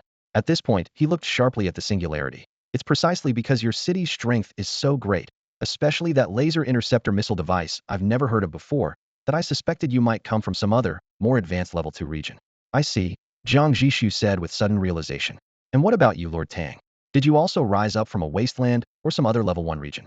Wasteland? Tang Nianji was momentarily taken aback, then waved his hand. No, I'm not. I opened my eyes right here in this level 2 region. To prevent misunderstanding, he explained further, I guess the system deploys the world's billions evenly across level 1 and 2 regions. I just appeared here directly. Everyone starts from the same point. No mobile city initially. We all have to start from nothing, first reach level 1, then move up to level 2, developing step by step. When he spoke of the past, his expression darkened slightly, as if recalling those perilous, intense years. Resources were more abundant then, but dangers were greater too. Along the way, he had witnessed countless rises and falls of people. Jiang Zhixu didn't detect any sentimental melancholy in him. Changing the subject, he asked, so, how exactly can we get our hands on the clearance permits? Lately, Head realized he had developed a strange compulsion whenever he came across something valuable. He just had to stockpile it until it overflowed, to feel at ease. Strategic items like clearance permits made him want to hoard entire truckloads at once. Tang Nianji took a deep breath, sweeping away the lingering gloom in his mind, his gaze steady. Everything we need: blueprints, treasure chests, dungeons, rare items, even city advancement quests, is all closely linked to the Skynet cities. Explain, Jiang Zhixu said succinctly. When you used the cross-region trading channel, did you notice the associated scenario data next to the chat window? Tang Nianji didn't bother teasing the answer and went ahead to explain, from the system's perspective, every region is like a unique game scenario with its own gameplay. Our current Skynet region has a main storyline already scouted out by countless wanderers. It's the Machine Rebellion. He brought up the holographic screen, pointing at clusters of red dots on the virtual map. So, all the reward-bearing content in this area revolves around the various Skynet cities. The clearance permit follows this rule too. Even random events in the wilderness mostly connect to the outposts or supply stations of a Skynet city. Jiang Zhixu silently recalled seeing the associated scenario line in the data panel. At the time, His focus was on trading, so he hadn't explored it further. Now, his full attention was on Tang Mianzi's explanation. Digging deeper, Tang Mianzi continued, "You realize this territory is vast, several times the size of the wasteland world. It's roughly the combined area of Asia and Africa in the real world." Jiang Zhixu nodded slightly, signaling him to go on. Skynet cities aren't like ordinary resource points. Tang Mianzi switched layers of the display, showing a sprawling, steel jungle-like city taking shape. They don't respawn on their own. Instead, the mother city deploys expedition teams to scout and survey. Once coordinates are confirmed, large-scale construction begins. The speed is enough to make any infrastructure fanatic jealous. A new metropolis housing over 10 million people can rise in as little as half a year. "Continue," Jiang Zhixu said, a flicker of interest lighting his eyes. "The promotion quest from level 2 to 3 isn't complicated in theory. You have to completely destroy one of these Skynet cities, even if it's still just a fledgling construction." Tang Mianzi's voice lowered but grew more passionate. "The method doesn't matter even if 100 level 2 cities gang up on a single target. If at least one level 1 city lands a kill, the system grants a double promotion. Level 1 becomes 2, and level 2 becomes 3. Everyone involved gets full rewards." The conditions sounded tantalizing, almost within reach. But Tang Mianzi shook his head with an ironic smile. "There are two problems. First, Skynet city defenses are absurdly strong. Even the smallest cities can quickly spawn over 100,000 troops. Second, if it weren't for the infamous Shepherd Alliance emerging in recent years, many players would rather keep grinding safely in level 2 regions until they build enough strength for promotion." He paused, looking seriously at Jiang Zhixu. "Because once you ascend, if you don't voluntarily move to a higher level region, the system forcibly teleports you to level 3 within a set time. From that moment on, you permanently leave the ivory tower." Jiang Zhixu wasn't surprised, but the weight of the statement still stirred a heavy feeling within him. "Level 1 and 2 regions," Tang Mianzi gestured, clasping his hands as if holding the whole world in his palms, "are essentially infighting among Earthlings, or rather, a carefully engineered cocooning game." His tone suddenly turned grave, as if the very air had thickened. "From level 3 onwards, it becomes a battle for supremacy among countless races. Humans are at a huge disadvantage in terms of numbers. There are fewer than 10 billion of us in total. Other powerful civilizations often have hundreds of billions, even trillions of individuals." Tang Mianzi lowered his voice, lightly tapping his fingertips against the ship's bulkhead, as if striking a funeral drum for these cruel statistics. "The gap in population size is glaring. In the vast majority of level 3 zones, humans are overwhelmingly crushed. No one wants to be thrown in unprepared by the system and treated as cannon fodder." Jiang Zhixu's brow twitched sharply. Earth only has a paltry 10 billion people, yet it produced a god-level talent like him. Imagine a civilization with a population in the trillions that spawned 10, or even dozens, of godlike monsters at once. Tang Mianzi went on, his voice growing even darker. "In many level 3 areas, human survivors have become slaves, pets, even food. Only a handful of zones have true leaders, individuals who, through exaggerated talents and clever alliances, manage to barely hold their ground." Jiang Zhixu pondered for a moment. "This intelligence, was it all gathered through the cross-regional trade platform?" "Exactly." Tang Mianzi shifted the topic and pointed at the Shepherd Alliance. "Right now, the Shepherd Alliance is at its peak, unshakable. The cities still left in the Skyweb world are either too weak to qualify for promotion or are saving up their clearance permits, using other level 2 zones as springboards to eventually squeeze into one of the very few level 3 areas favorable to humans." He paused, anxiety evident in his voice. "Their main strategy is to band together, firmly establishing themselves in those few footholds, then slowly gnawing outward. But other civilizations won't just stand by. The more gaps you leave, the more resources they consume, and the bigger the snowball grows. By the time you realize it, even your final escape routes might be gone." A chill flashed in Jiang Zhixu's eyes. Humans started out with weak foundations, and now the Shepherd Alliance, a tumor devouring its own bonies, almost ensuring our destruction. "It's nothing but a clumsy imitation of the path-seeking civilization," Tang Mianzi said with disgust when he mentioned those 4 words. "Path-seeking civilization?" Jiang Zhixu raised an eyebrow. "Yes." Tang Mianzi's expression turned heavier than ever. "That civilization is known to have over 1 trillion population, and is currently the most powerful known. They're rumored to have frontline forces who have already breached level 4 zones. What makes them terrifying is their ideology." He lowered his voice further. "There, everyone takes pride in sacrifice. Right from the start, they used collective sacrifices to forcibly produce countless extremely powerful talents. If you lose one top-tier talent, it takes you years to recover. For them, in a day, an hour, even the next second, their safety nets fill the gaps and push newcomers directly into battle." Jiang Zhixu inhaled sharply. The Shepherd Alliance's cheap knockoff alone caused chaos and bloodshed in Skyweb. Imagine how terrible the real path-seeking civilization must be. P.S. Once outside the novice zones, the story won't follow a straightforward leveling path. The protagonist will start causing major upheavals. This chapter lays down the broad backdrop. Also, regarding the problem of the behemoth carcasses and the underground insectoid swarm, some friends asked why they don't just dig up and kill them one by one. The answer is, the underground stretches for tens of thousands of square kilometers, filled with insects. The suppressors don't make them sleep, they make them think the stop isn't here yet. Imagine you're on a group tour, and the tour guide suppressor makes you feel the destination is still far away, so you don't get off the bus. But what if someone suddenly died on the bus? You'd definitely bang on the door, call for help, demand to stop. That's the idea. If no one dies, the journey never ends. But if someone dies, everyone wants off immediately. Bang, bang, bang. The steady, urgent knocking abruptly interrupted the conversation between Jiang Zhixu and Tang Nianji. Outside the door, Qi Honglang struggled to contain his anxiety, whispering, "City Lord, it's urgent." Jiang Zhixu gave Tang Nianji an apologetic smile before standing up. If it weren't truly important, Qi Honglang would never barge in during a meeting. As the door opened, Qi Honglang lowered his voice to a whisper meant only for them, but his excitement still slipped through.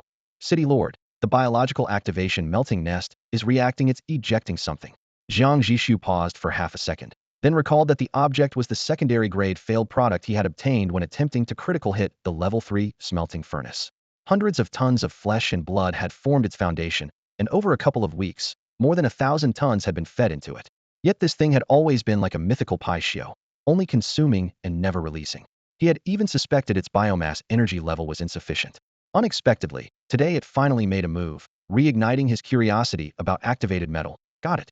Stay outside and wait for me." With that, he turned back to the reception room. Inside, Tang Nianji held his teacup, still pondering the unfathomable singularity. Sherpit was no small feat for a secondary-level city to launch 16 cutting-edge combat helicopters simultaneously. When Jiang Zhixu returned, he immediately put down the cup and cautiously said, "If you have urgent matters, City Lord Jiang, I won't disturb you further. Perhaps I should leave first? You can call on me anytime if you need." "That's fine. The intelligence you provided has been very helpful, thank you," Jiang Zhixu replied politely, without mentioning anything about the Waha ship's departure. Tang Nianji sighed inwardly. Under someone else's roof, you have to keep your head down. He forced a smile. "You saved my life. The intelligence I've given is insignificant." After speaking, he cupped his hands and was about to turn away. "City Lord Tang, please wait." Jiang Zhixu suddenly stopped him. Tang Nianzi's heart tightened. He almost thought he was about to be restricted. But Jiang Zhixu had already moved to a side cabinet and taken out a red brocade box. Upon opening it, 6 exquisite banknotes were neatly arranged inside. 1 yuan, 5 yuan, 10 yuan, 20 yuan, 50 yuan, and 100 yuan. The 1 yuan note was a pale gray like dawn, sprinkled with pure white, symbolizing the first ray of light breaking through darkness after the uprising's success. The front froze the moment Jiang Zhixu stood on a simple wooden barrel, raising his arm in a triumphant shout. On the back was the battered flagship Deep Blue, standing alone amidst the wasteland. The 5 yuan note was a vivid military green, representing the birth of the Singularity's armed force. The front showed bust portraits of gunner group leaders Meng Guolong and Lu Yin, depicting the resilience of the old generation and the budding new one. The back featured a close-up of Singularity's first-level cannon, the Thunder Cannon, with electric sparks dancing around its muzzle. The 10 yuan note chose an earthy brown, commemorating their first stable alliance, the Rust Town. Standing side by side on the front were Zhou Yi, Qin Wansan, Lei Qing, Lady Ying, and Rust Town's founder Meng Qingsong. The back showed a panoramic view of Rust Town. The 20 yuan note was a deep starry blue, featuring side-by-side portraits of 2 respected figures, the principal of the cradle, Wen Huaiming, and the commander of the guard, the lord of Baishan City. On the back, a map of the entire wasteland region sprawled beneath countless glowing nodes, linked together to form a vast communication network that stretched across the land, evoking the awe of standing beneath a dome of twinkling stars. The 50 yuan note was a fiery molten red. On the front, 3 elite warriors clad in silver level 2 exoskeleton armor stood shoulder to shoulder. These were the top fighters from the entire army competition. Their muscular outlines intertwined with metallic plating, radiating raw power ready to erupt. On the back, the Singularity's parade ground unfolded in endless flood of steel extending from the cityscape all the way to the skyline. Viewed from above, it resembled a gleaming silver sword piercing through the barren plains. To everyone's surprise, the highest denomination, the 100 yuan note, was strikingly simple. Its main color was a noble, restrained purple gold. The front bore a half-length portrait of Jiang Zhixu, seamlessly blending into the towering hull of the Singularity. On the back, only a single phrase appeared: "Forever forward, toward the starry sea, nothing else," yet it felt infinitely grand. The entire currency set was printed on a flexible substrate made from a composite of high polymer material and active biomass. It felt like a slightly stiff plastic sheet, durable, waterproof, wrinkle-resistant, and corrosion-proof. Even sharp tools were unlikely to scratch it. The most crucial value was hidden in the denomination numbers themselves, embedded energy crystals, miniature units of high-density power blocks. Each 1 yuan note contained a single crystal, while the 100 yuan number was almost entirely composed of 100 tiny energy crystals encrusted within. These were molded integrally with the substrate during manufacturing and covered by a dense protective coating, making their detachment impossible. Tang Mianzi's face was full of bewilderment. "This is our singularity commemorative currency," Jiang Zhixu said calmly, looking up. Hearing the words commemorative currency, Tang Mianzi suddenly understood, and he accepted the box with respect. "I will treasure it carefully." This was no mere courtesy. Such exquisite design, combined with the gift from a powerful mobile city, made its collectible value self-evident. In emergencies, it can also serve a practical purpose, Jiang Zhixu added quietly. Purpose? Tang Mianzi grew more puzzled. If they really intended their self-printed money to be universal currency, it sounded absurd. He instinctively grew suspicious. Were they trying to swindle by printing worthless notes? Jiang Zhixu seemed to see through his doubts. He removed the cardboard seal from the currency box and gestured to the hollow compartment at the bottom. Inside lay several stacks of blueprints. These are manufacturing schematics for various detection and extraction devices. The structures are simple enough that wanderers could gather materials and assemble them by hand right on site. Jiang Zhixu casually pulled out a few sheets and placed several small ready-made devices beside them for comparison. He picked up an instrument resembling a reading pen and gently swiped the denomination number on a 1 yuan note. The fluorescent screen at the pen's tip instantly lit up. 1000 degrees, 100. A detection pen, Jiang Zhixu explained. The screen means this 1 yuan note still contains 1 megawatt or 1000 kilowatt-hours of usable energy. Tang Mianzi's pupils suddenly dilated. Impossible. He caught himself mid-exclamation, quickly lowering his voice. I mean, one banknote containing that much energy is unbelievable. Then, what about a 100 yuan note? 100,000 kilowatt-hours, Jiang Zhixu replied evenly. Tang's Adam's apple moved as he swallowed hard. That doesn't seem scientific. 100,000 kilowatt-hours could power a secondary city at full capacity for 2 or 3 days. By comparison, refined oil consumption would be dozens of units. And yet you only need one banknote here? Jiang Zhixu merely smiled faintly and said no more. All the device manufacturing instructions and usage details are in the blueprints below. He packed the documents, sample devices, and banknotes back into the silk box, closed the lid, and handed it over with both hands. Whether it works or not, you'll know once you try. Please take care, Lord Tang. Apologies for any offense caused. Tang Mianzi returned to his Waha ship, burdened with heavy thoughts. At the city gate, the waiting crowd immediately focused their eyes on him. Seeing that he was unharmed, they all breathed a collective sigh of relief. "Dad!" From the crowd, a girl with twin ponytails suddenly rushed out and threw herself into his arms. Her voice trembled, and her eyes quickly turned red. "You're finally back. They didn't hurt you, did they?" I'm fine. Tang Mianzi should have reached out to comfort her, but instead, he only gave a perfunctory pat on his daughter's shoulder, his gaze fixated on the red brocade box in his arms. "My dear daughter, Dad has urgent matters to attend to. He'll be with you soon." He hurriedly left those words behind and motioned his deputy over. "Send all the technicians to the power core immediately. Wait for me there." Before finishing his sentence, he forgot about the shuttle and strode quickly toward the power core with the brocade box in hand. Throughout the way, the crucial line from the instructions kept spinning in his mind. The city's main core components could be adaptively modified by the system. If that was true, the power core would be the fastest way to verify the value of this singularity coin. At the city gate, people exchanged puzzled glances. What's wrong with the city lord? He can't even care for his own daughter. He's holding a box. Could he have stolen some rare item from the singularity ship? Meanwhile, Tang Mianzi had long put such speculation out of his mind. Power core area. He covered his sharply rising breath and carefully placed the brocade box on the metal operation table, opening it again. Inside, the 100 yuan denomination singularity coins were stacked neatly. He pulled out the top bill. The paper currency clung to his fingers like silk, yet had a slight sandpaper-like texture that provided grip. His finger rubbed over it gently without leaving a trace. Flicking it lightly, it made a crisp swish sound through the air. This design there really is an expert aboard the singularity, he thought with silent admiration. Then, suppressing his excitement, he slowly brought the bill close to the sensing area of the power core. Buzz. The control screen suddenly lit up with a prompt. New high-level energy detected. Perform adaptive modification on power core? Yes, no. It really is true. Tang Mianzi's heart skipped a beat. What was even more incredible was that the system directly classified the singularity coin as high-level energy. Made in a level 3 zone? No. His mind raced with analysis. Level 3 zone energy was scarce and tightly controlled by level 2 zones. Moreover, no known trading platforms had ever shown energy in this form. Traditionally, Level 3's mainstream energy remained refined oil, supplemented by hydropower, wind power, and more efficient solar and geothermal energy. This thing before him didn't match any publicly known energy type. With even hotter curiosity, he decisively pressed yes. The next second, 6 square energy slots slid open below the control panel, each precisely sized to hold 100 yuan singularity coins. Thud! Tang Mianji swallowed and placed the 100 yuan singularity coin into one of the energy cells. The compartment door slid shut automatically, and the data on the control panel refreshed. Energy connected, estimated current energy reserves sufficient to power the city for 16 days and 21 hours. Because the Waha was in standby mode and the major equipment wasn't activated, the endurance far exceeded initial expectations. If the entire city ran at full capacity, the energy contained in this single coin would only last about 2 days. Yet compared to conventional energy prices, it was still insanely cheap.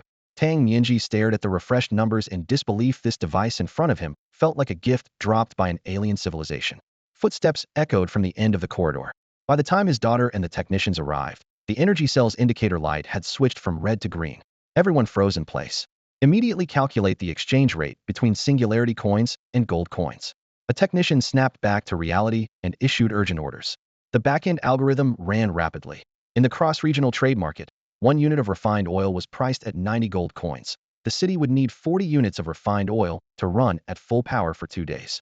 Calculated out, this 100 yuan singularity coin was equivalent to 3,600 gold coins. That's 36 gold coins per singularity yuan.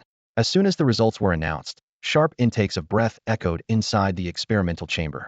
Supporting this was the energy-backed currency system already implemented on the singularity. 1 yuan was not the smallest denomination. The smallest unit was an energy point. 1 high-density energy block 729,000 energy crystals. 1 energy crystal 1,000 energy points.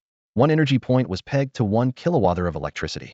Energy points existed only as digital accounts for payroll purposes. Residents could exchange them at the bank anytime for physical energy units, even energy crystals or blocks. The average monthly salary ranged between 3,000 and 5,000 energy points, enough to convert entirely into energy crystals, and residents usually had to do so. The reason was simple. The city's power grid was undergoing a full overhaul to implement electricity to household metering. Every family would need to top up their energy crystals themselves. Based on current per capita consumption, 1 energy crystal could power a household for several years. Therefore, energy had become the cheapest commodity on the singularity. Most people preferred to keep their energy points in the account, saving for larger living quarters or spending on first and second level foods that enhance strength and prolonged life. A bigger space and longer life, those were tangible benefits worth real money. Energy points circulated internally, while external trades settled in singularity coins. The issuance rights were tightly controlled by Jiang Zhixu, making the system rock solid and untouchable by conventional gold coins. After finishing the energy cell test, Tang Mianji left the experimental area. Almost simultaneously, Jiang Zhixu boarded the new sea city. On the alloy table in the center of the chamber lay a fist-sized piece of metal. Its surface was dull and gray, unremarkable, yet it was sealed off tightly. Jiang Zhixu noticed something different at once, not because his eyesight was extraordinary, but because the metal spoke first. "What are you staring at?" When the animated metal said, "What are you looking at?" Qi Honglong clearly saw Jiang Zhixu take a half step back. A faint smirk tugged at the corner of his mouth. Had just been startled by this thing himself, and now the city lord was similarly shaken. That put his mind a bit at ease. Jiang Zhixu cast him a cold glance and said in a low voice, "Go pick it up." The smile on Qi Honglang's face froze instantly. Karma had caught up with him. He dared not say another word and forced himself to cautiously reach out a finger to touch the dull gray metal. The moment his finger made contact, the animated metal suddenly exploded with a second recording. "Touch me again, I dare you. Just try me." Qi Honglong felt anger surge up inside. A chunk of metal acting tough? He instantly grabbed the whole thing in one hand. "Damn you!" Came an ear-splitting curse immediately. He didn't bother to respond, just weighed the metal in his hand before turning back to report. "Nothing special besides talking weight, is about a dozen jin or so. Drop it on the ground." Jiang Zhixu ordered calmly. Bang!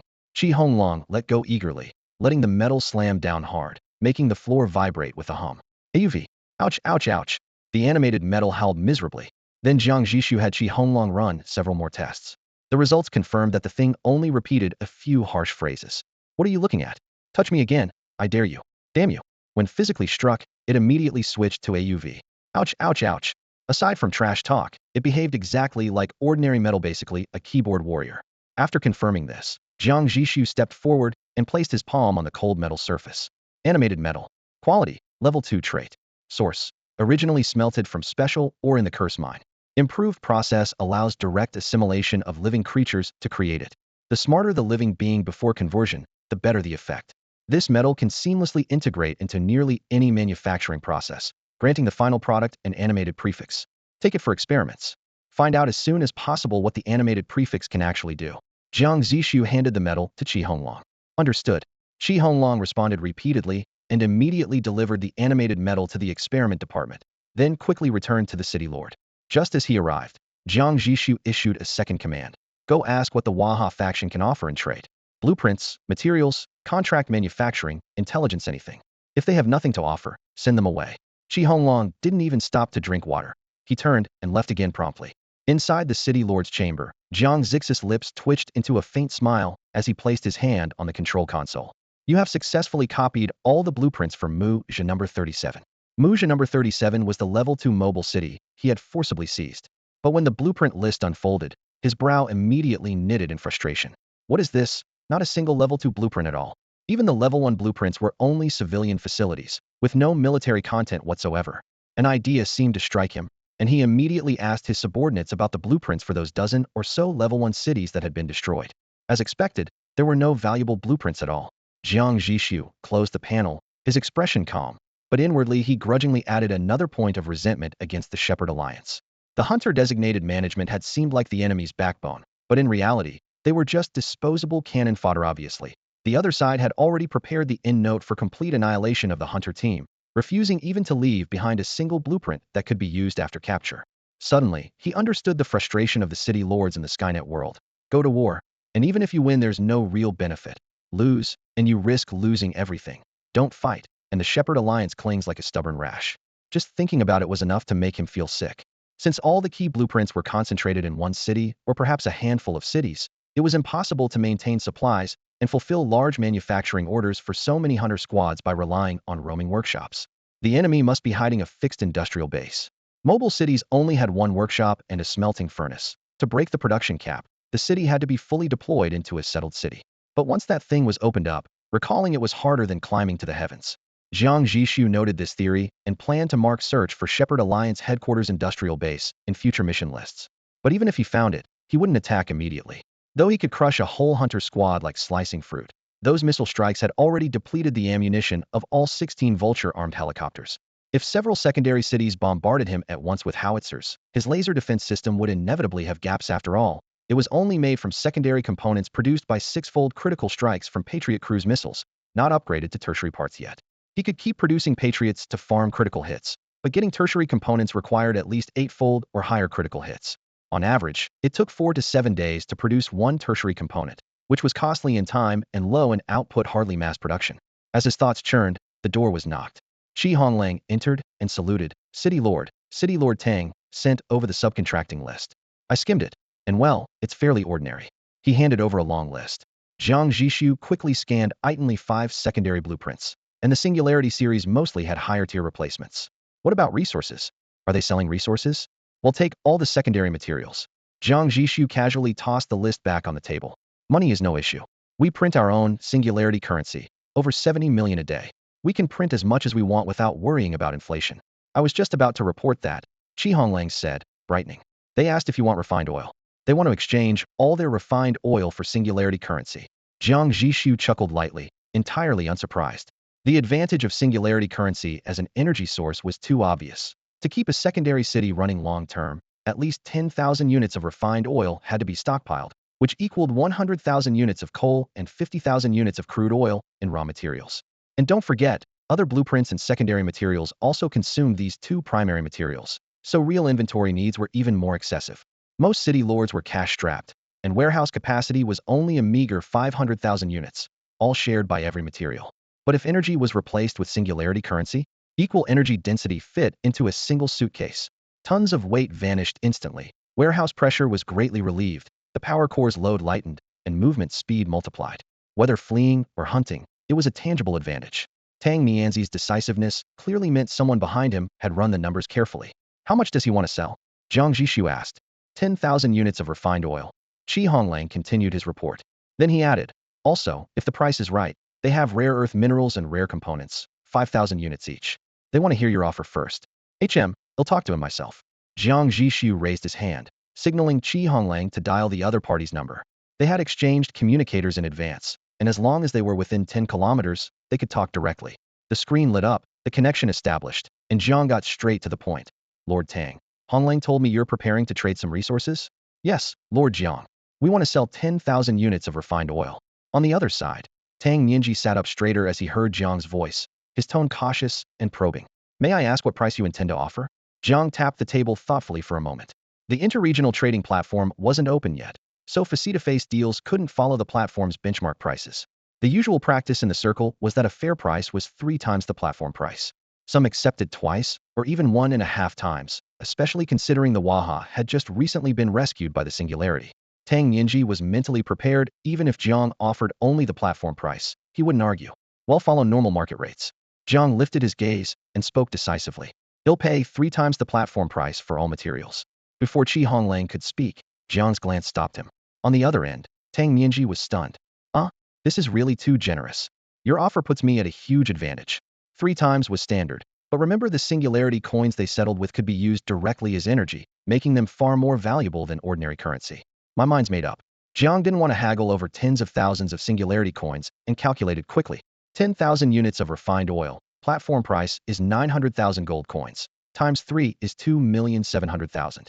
Using our exchange rate, 1 singularity coin equals 35 gold coins. That comes to 77,143 singularity coins. He'll round to 77,200. Just tens of thousands. Qi Honglang finally realized that the 2 or 3 times sounded huge, but converted to singularity coins was only a difference of 20 or 30,000. Their own account held hundreds of millions of singularity coins, which cost almost nothing to print. Thinking this, he silently laughed at his own stinginess and steadied his mindset. Thank you, Lord Jiang. I can't thank you enough. Tang Nianji's smile bloomed like a flower when he heard the figure. The exchange rate was even more favorable, and Jiang had sweetened the deal with a round number. Don't underestimate those few dozen singularity coins, enough to power a secondary city of 10,000 people at full capacity for a whole day. Real, tangible energy. You're welcome. It's mutually beneficial. Jiang smiled and asked, any other resources? They'll buy at 3 times their platform price too. Tang Nianji hesitated briefly but didn't want to miss the opportunity. Gritting his teeth, he said, rare earth minerals, rare components, and active biomass. I can sell 5,000 units of each. Are you interested? Jiang Zhixu quickly calculated in his mind and gave the quote. 120,000 for rare earth, or 86,000 for rare components. 126,500 for active biomass, plus the refined oil. It totals 409,700. Anything else? That's all. That's all. Thank you, Lord Jiang. Tang Nianji on the other end of the line assured repeatedly, sounding somewhat excited. For this deal, he had nearly emptied his stock of the most valuable high-grade resources, but he wasn't worried about future consumption. Tang Nianji controlled a small circle composed of several secondary city lords who met regularly to share intelligence and supplies.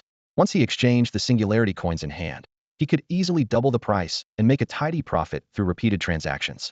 Jiang Zhixu raised his hand to confirm the order, his tone steady. All right, I will send someone to deliver the payment. Lord Tang, you'd better prepare a bill counting machine. In advanced manufacturing instructions are in the manual. You, already in production. Tang Nianji interrupted, clearly well prepared. I will also arrange personnel immediately to load the goods and ship directly to the singularity. Additionally, to thank you for your generosity, we will include a copy of intelligence on Skynet City with the shipment. Lord Tang is too polite. As I said at the beginning, it's just mutually beneficial. Jiang Zhixu replied courteously, then decisively ended the communication. The lights in the communications room were dim. Qi Honglang stood by the table.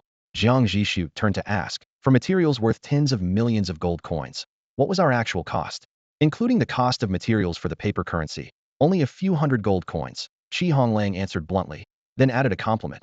But in my view, the most expensive cost is your time. Lord, you are priceless. Cut the flattery. Jiang Zhixu joked, though not truly angry. Remember, don't fret over the gain or loss of a few singularity coins. We are the assure we can print as much as we want. Using our own money to buy other people's real goods is basically zero cost to us.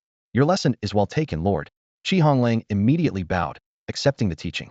Jiang Zhixu paced with his hands behind his back, his gaze sweeping over the flickering electronic map on the wall.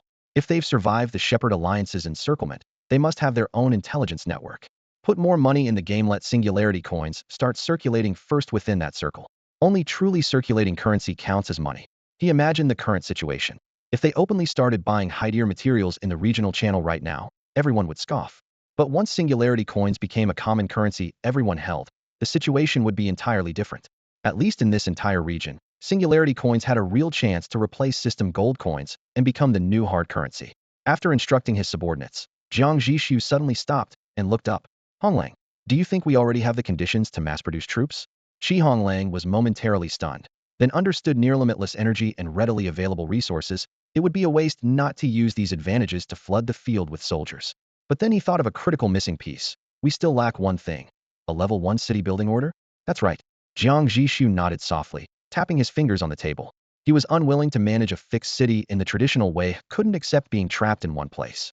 What he wanted was a mobile city where the residential, industrial, and combat zones of the entire Singularity Alliance moved along with him. Clearly, only with enough level 1 and level 2 cities could he realize this vision. In this world, there are only two ways to own a mobile city. The first and most direct though brutal method is to kill a city lord, seize their control console, and inherit full ownership of their entire city. The second is to use a city building decree. To create a mobile city from scratch, you need the massive underlying support of a system. Otherwise, the advanced technology embedded within is impossible to replicate, even if human civilization advances to an interstellar era. But the system isn't a charity and won't grant city building permissions lightly, which is why the city building decree exists. By consuming one of these decrees, you obtain a basic level 1 mobile city, empty except for its core components. Jiang Zhixu had heard of the city building decree long ago, and knew that they mostly came from various random events and dungeons, but the drop rate was painfully low. Earlier, he had cleared only one dungeon in a level 1 zone and came away empty-handed, which was perfectly normal. Now, in a level 2 zone, he asked Tang Mianji whether anyone in her small circle sold level 1 city building decrees. She smiled wryly and said, once one of those shows up, it's snatched the next day. They'll keep an eye out for you and let you know immediately if I hear anything. Also, the drop rate is much higher in any events related to Skynet cities. Maybe it's because Skynet is naturally good at infrastructure. I happen to have a piece of intel that might help you. In fact, city building decrees aren't truly extremely rare. A few surface each day in different parts of the world, but the limited flow of information means clues stay locked within small circles, making it tricky to track down holders precisely. Jiang Zhixu thanked her and decided to study Tang Mianzi's intelligence first. Only if that failed would he consider buying one through the regional public channel. But having offended the Pastoral Alliance, if he shouted out there, he might suddenly find himself attacked by their forces. The last batch of goods safely arrived at the Singularity's dock. After earning the giant ship's tacit approval, the Waha slowly set off. Soon after, Jiang Zhixu received the intel Tang Mianzi mentioned specifically, a token that shimmered with a cold metallic glow. Reward token. Grade, quest item. Description. 1. At coordinates XXXX, there exists a terminal-level Skynet city called the Collective. 2. The Collective is currently dispatching engineering teams to lay long-distance communication fiber, aiming to connect with a higher-level node. 3. Local survivors cannot tolerate Skynet's expansion, and 3 major human strongholds have jointly issued a bounty. 4. To stop the Collective from connecting, go to XXXX, and contact the NPC The Forgotten for clues. Return to this NPC for a reward upon completion. 5. Alternatively, you can choose to destroy the 3 human strongholds issuing the bounty. Holding this token grants generous rewards upon arriving at the Collective and increases goodwill with all Skynet cities. When his eyes landed on the phrase node level, new details appeared on the panel. Skynet cities had a strict internal hierarchy. Terminal, node, sector, mainframe, and even Singularity? Jiang Zhixu squinted. What a rank same name as me. Without hesitation, he made his decision. Robots, this is a fight we have to take. Honglang, send a message to the cockpit. Head to this coordinate. The coordinates for the mission were at the foot of a mountain range. The mountain wind swept through, carrying grit and whipping up withered wild grass. There was no human settlement here, as Jiang Zhixu had imagined. As far as the eye could see, only 2 or 3 dilapidated gray-tiled huts huddled among the rubble, seeming like they could fall apart at any moment in the wind. In front of one hut, the Forgotten stood stooped and shrunken. His tattered clothes hung loosely over skin wrinkled like dried riverbeds, an undeniable testament to the ravages of time. Jiang Zhixu raised his hand in signal, and a guard stepped forward respectfully to usher the old man through the city gate. As the man crossed under the shadow of the wall, his steps faltered and he seemed uneasy. Jiang Zhixu wasted no time letting him settle before speaking bluntly. Are you Earthlings too? The old man blinked, lifting his eyes to meet his. His voice was hoarse but steady. I am not from Earth. However, our outpost has indeed taken in many survivors from your Earth. He drew a deep breath, as if preparing to tell a long story. The matter begins. Skip it, Jiang Zhixu cut in, expression cold. am not here for the story. Just give me the when, the where, and who to kill. That's all I need. The old man fell silent, the lines and scars of his face like weathered stone, betraying no emotion. At last, he spoke in a low voice. You are very different from the wanderers in your civilization. Jiang Zhixu smiled faintly. Of course, they have the luxury to roam the world, exploring ruins of old civilizations. I don't have that kind of time. If we dawdle any longer, Earth will follow your path into ruin. Humanity is nearly wiped out in the level 3 zones. If I don't build up strength now, by the time I charge forward, I might be the last one left standing. The old man's eyes flickered with a hint of sorrow, as if recalling old memories. He sighed deeply and finally got to the point. About 400 kilometers south of the Union lies a terminal city called the Recon Outpost. The Union is laying communication fiber optic cables toward it. Once connected, they can integrate themselves into the network nodes. Since yesterday, they've already laid over 100 kilometers and are approaching the midpoint between the two cities. When the cable reaches that point, the Recon Outpost will dispatch military forces to escort their engineering team to receive it. You need to destroy the Union engineering team before they reach the midpoint, that is, before noon tomorrow. Jiang Zhixu listened quietly, then raised a hand with a hint of skepticism. I have a question. Robots come endlessly. What makes you sure that if I destroy the first engineering team, they won't send a second one?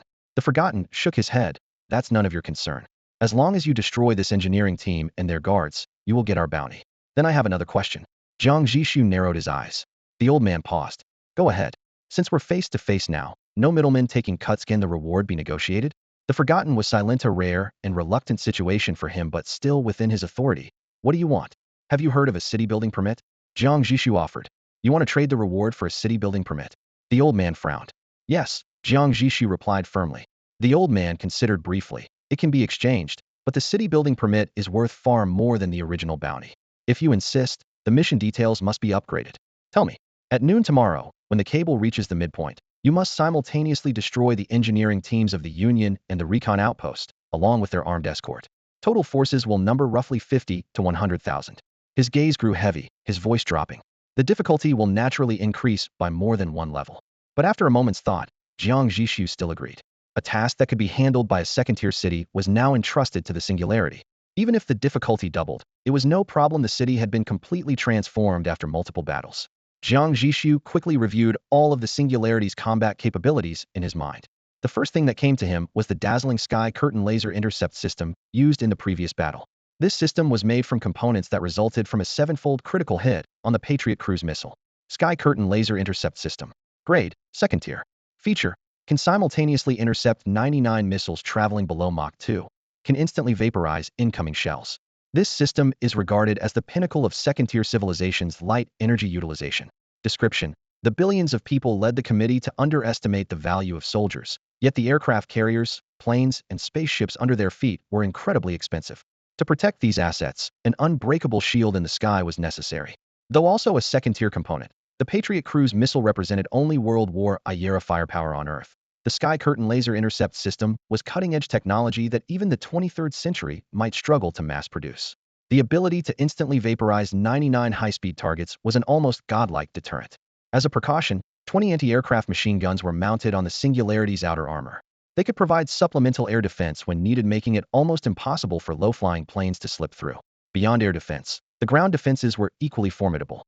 Around the city's base, Jiang Zhixu deployed 32 second-tier units Unison Prism Towers.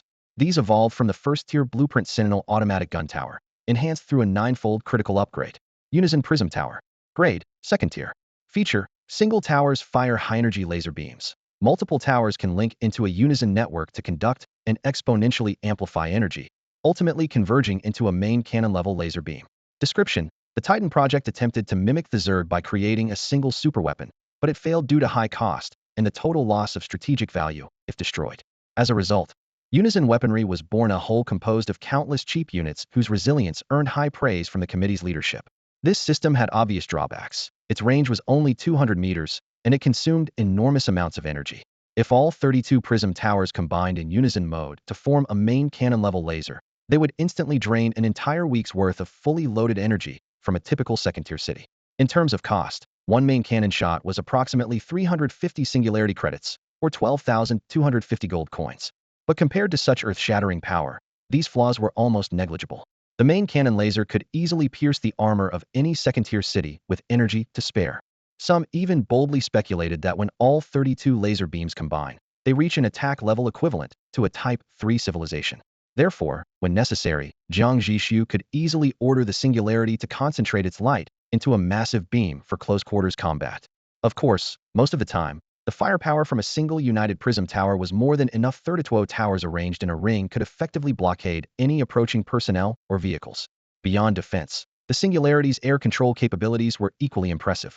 The electromagnetic catapult deck on the bow was a triple critical upgrade of the Type 2 quadruple landing pad component, allowing the platform to simultaneously launch 8 helicopters. When asked how helicopters could be catapulted from a flat deck, the official answer was simply black technology. Electromagnetic catapult landing pad. Quality, Type 2.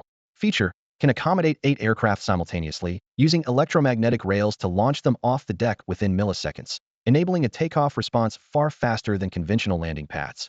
Description: during the Bloody 6/16 incident, an entire flight squadron failed to take off in time and was vaporized along with their helicopters in a single enemy strike. Since then, reaction speed has become the only standard by which any landing pad is evaluated. Behind the catapult platform was the fully automated logistics distribution system, a 7-fold critical upgrade derived from the flight control logistics station. Fully automated logistics distribution system. Quality, Type 2.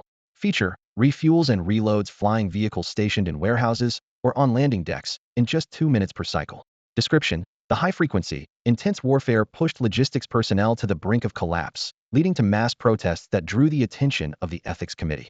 However, audits revealed that compensation and long-term treatment costs far exceeded the expense of developing robotic replacements. Now, mechanical arms can complete all resupply in 2 minutes, and the optimized former logistics soldiers have every one filled frontline vacancies. On the reconnaissance and jamming front, the Singularity regularly deploys 32 Dragonfly unmanned reconnaissance drones and 4 Batsonic jammers. The former have an endurance of 150 kilometers and a top speed exceeding 300 kilometers per hour. Jiang Zhixu hired a tech team from Cradle City to work on energy crystal embedding, aiming to give these drones infinite endurance, though workshop-produced system components have yet to overcome operational permissions. The Bat sonic jammers disrupt most electronic devices, temporarily blocking radar and communication signals. Foreground combat. The Singularity commands a full regiment and 3 battalions, 500 soldiers in total. Type 2 vehicle inventories include the Shrek armored vehicle and the Leopard rapid combat vehicle, a Type 2 unit critically derived from the Type 1 Honey Badger infantry fight vehicle blueprint. Combined with the stockpiles from the Singularity, New Seashire, and Stormbreaker mobile cities, the total reaches 180 Type 2 vehicles and 300 units of basic exoskeleton armor. If all firepower were unleashed simultaneously, the ammunition consumption per second would be astronomical. Fortunately, Jiang Zhixu also controls a universal ammunition printing workshop. As long as energy supply is sufficient, it can dynamically program the energy release rate and continuously produce conventional rounds, high-explosive shells, armor-piercing rounds, cannons, and missiles, providing nearly unlimited firepower support to the entire city. This is the confidence that comes with a Type 3 component. In summary, Jiang Zhixu believed his strength was more than adequate among Type 2 cities. Late at night, Jiang Zhixu was about to go to bed, conserving energy for the battle ahead. The bedroom's dim overhead light was turned off, leaving only a small nightlight on. Outside the window, the sounds of soldiers changing guard drifted faintly. Just as Jiang Zhixu fastened the last button on his pajamas, there was a knock on the door. Shi Honglang barged in carrying a thick stack of reports, sweat still clinging to his temple. City Lord, any finished product containing activated metal in its construction inevitably merges with the human body to various degrees. Jiang Zhixu froze in place, one slipper still halfway on his foot. What do you mean? Merges how? Explain in detail. Shi Honglang took a deep breath, forcing down the pounding of his heart, then spread the report across the tea table. The technicians cut that piece of activated metal into 10 different parts and infused them into the Guardian rifles, the rudimentary exoskeletons, the Shrek armored vehicles, the Vulture composite armed helicopters, and the Patriot cruise missiles. Jiang Zhixu pulled up a chair and sat down, eyes fixed on the papers. We then arranged for personnel to test them. Every item showed signs of recognizing its owner, with conscious control. Testers said operating them felt like gaining an extra body, movements perfectly synchronized with thought. Shi Honglang flipped pages, his voice involuntarily quickening. For example, the Guardian Rifle 1 tester removed the scope and used only the mechanical sights. With just a thought, he could aim exactly where he wanted, effortlessly hitting a fixed target 1,000 meters away. Jiang Zhixu frowned. Mechanical sights hitting a distant target that accurately, that's absurd. And the exoskeleton? Shi Honglang continued, still amazed. A tester without any martial arts background was able to defeat the 3 strongest soldiers we selected using only exceptional reflexes and a near sixth sense intuition. You mean Li Jun, Jiang Lian, and Quang Jingjing? Jiang Zhixu almost jumped from his chair. Exactly them. Shi Honglang nodded. They fought 5 opponents at once without losing ground. The exoskeleton nearly became one with their bodies. Not to mention their strength, skills, and experience were top tier. They're the same 3 depicted on the front of the 50 yuan singularity note. Recalling the cold profile on that bill, Jiang Zhixu took a sharp breath. Shi Honglang went on. But this time, they were decisively defeated. I couldn't follow the battle's flow. Afterwards, the 3 briefly withdrew, then launched into even more intense training. The tests are confidential, so they weren't aware their opponents had cheats, just believing their own skills lacking. Suppressing his shock, Jiang Zhixu asked, "What about the armored vehicles and helicopters?" The armored vehicles and helicopters also fused with operators, but probably due to their large size and relatively smaller activated metal, the human-machine integration felt weaker. Still, the testers' driving skills immediately shot up to elite levels. As for the Patriot cruise missiles, the operator can subtly adjust the missile's flight path after launch with their will. Shi Honglang flipped to the last page, his tone growing heavy. There are clear drawbacks. They recognize their master. Once accepted by the first operator, later changes provoke violent resistance. Especially the Vulture helicopter. Its personality is the most stubborn. When swapping pilots, it tried to crash itself. Fortunately, the original tester took control in time, or it would have been catastrophic. Jiang Zhixu looked up, curious. It tried to crash itself? Didn't it care about killing its own master? They don't have complex emotions like that. Shi Honglang shrugged. Maybe because the activated metal is insufficient, it simply cares only about who's in control, nothing else. Jiang Zhixu pondered for a moment, eyes falling on the final test conclusion line in the report. He said slowly, "Am I right to understand that if their master dies, they just become useless heaps of scrap metal?" Shi Honglang hesitated for a moment, but out of a sense of responsibility, he didn't speak too categorically. The sample size is still too small, so the tech department can't draw any definitive conclusions yet. But one thing is certain: the value of the activated metal is enormous. He finished, looking expectantly at Jiang Zhixu. Jiang Zhixu understood immediately. The real meaning was that he wanted him to strike a critical hit once more. All right, Jiang Zhixu nodded. Once the second piece of activated metal is produced, send it straight to me. If every exoskeleton soldier can reach this level, next time the singular point won't need to do anything. Just deploying them could take a second-tier city without losses. Got it. All set. If so, I'm heading to bed. Good night, City Lord.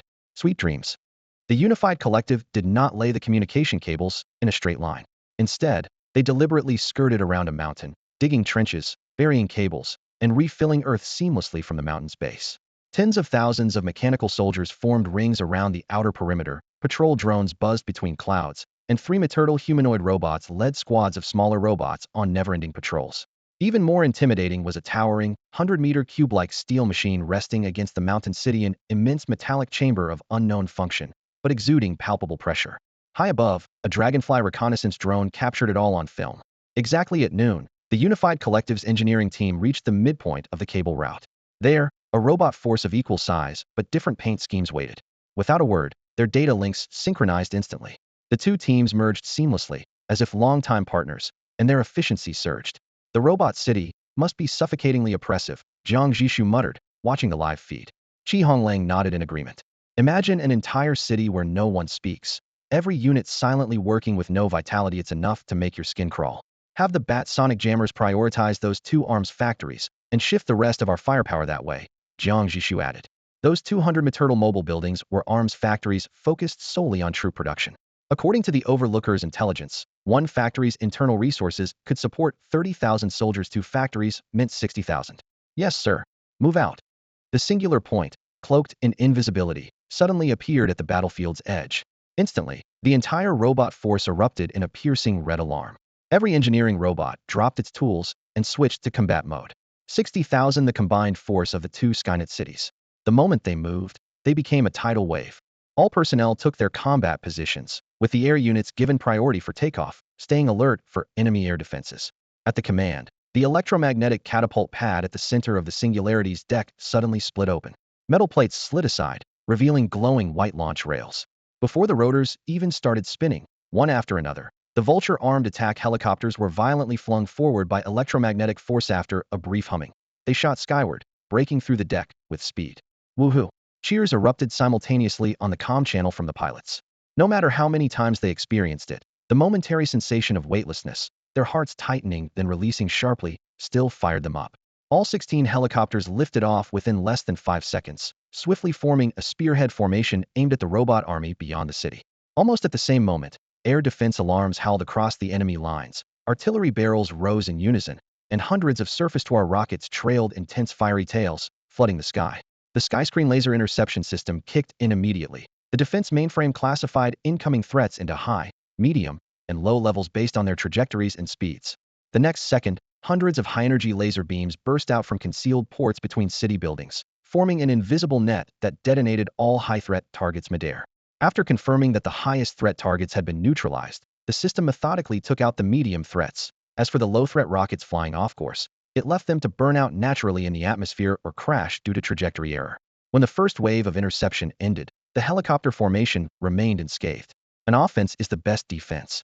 The machine guns roared, 12.7mm bullets flying like a storm, shredding hundreds of ground robots into sparks and debris. Following this, missile racks unleashed a salvo 6-4 air-to-ground missiles dragged fiery tails behind them, exploding in succession and kicking up several meters of sand, turning the enemy vanguard into a blazing inferno instantly. Before the blaze died down, Forbat sonic jammers skimmed low, their rotors stirring dust into arcs. Though invisible to the naked eye, their sonic pulses caused the robot ranks to freeze as if hit by a pause button, their movements jerky and disorganized. In seconds the communication network was severed. Enemy robots have airborne units, stay alert. Jiang Zhixu's voice remained steady and resolute. Meng Guolong, Lu Yin, open fire freely. Clear a path for our city advance. Our mission is to take down the munitions factory up close. The Singularity had to coordinate closely with the helicopters. After all, the airspace above this airborne supercarrier was an absolute no-fly zone. Deep within the ship, the shape-shifting drive module clicked into place as the Singularity switched to tracked mode.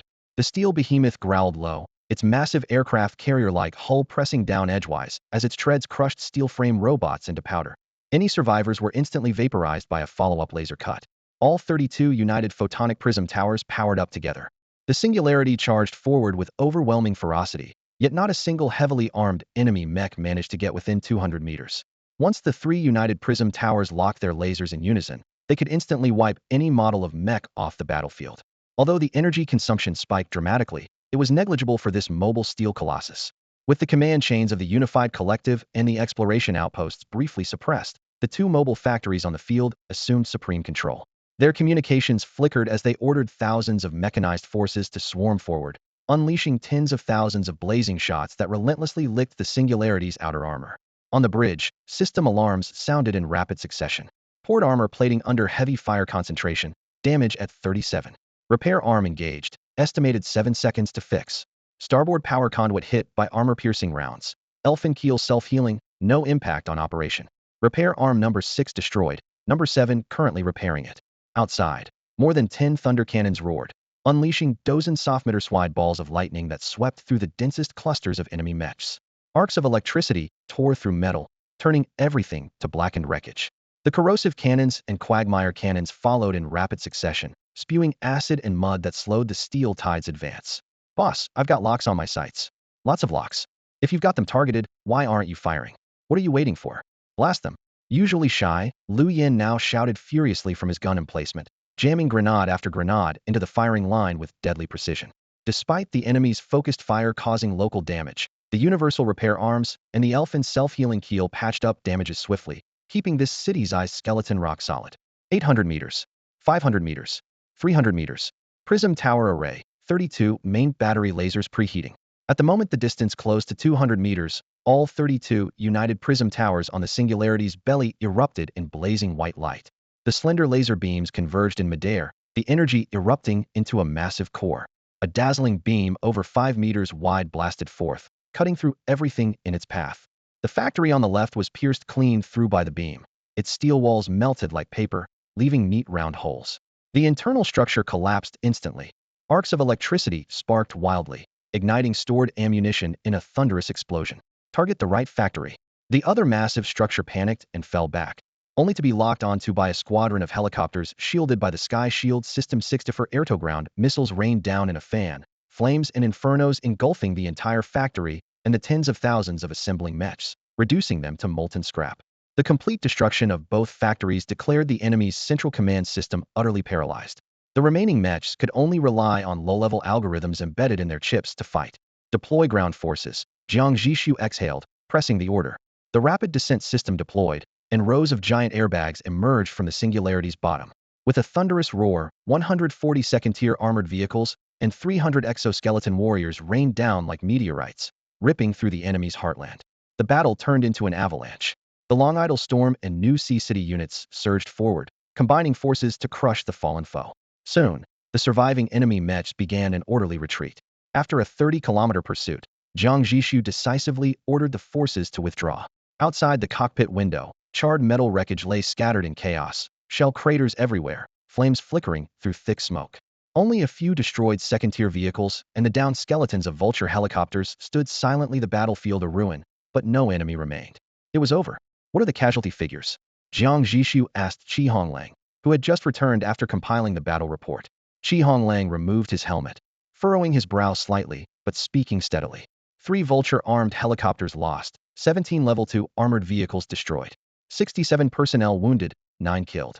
The battle only reached the Singularity's army at the very end, and even though their engagement with the robot forces was brief, it still came at a cost.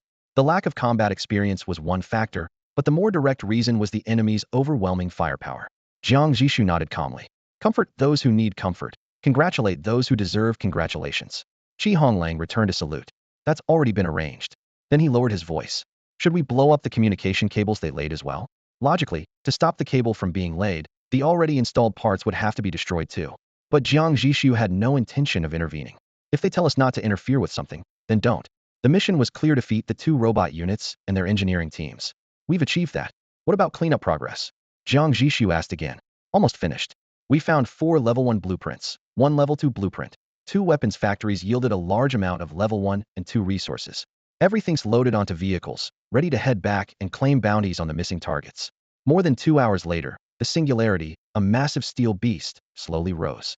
Storm and New Ocean flanked it on both sides as they roared down the valley, withdrawing. As soon as they left, about 2,000 troops emerged from the forest, uniformly dressed and moving like machines.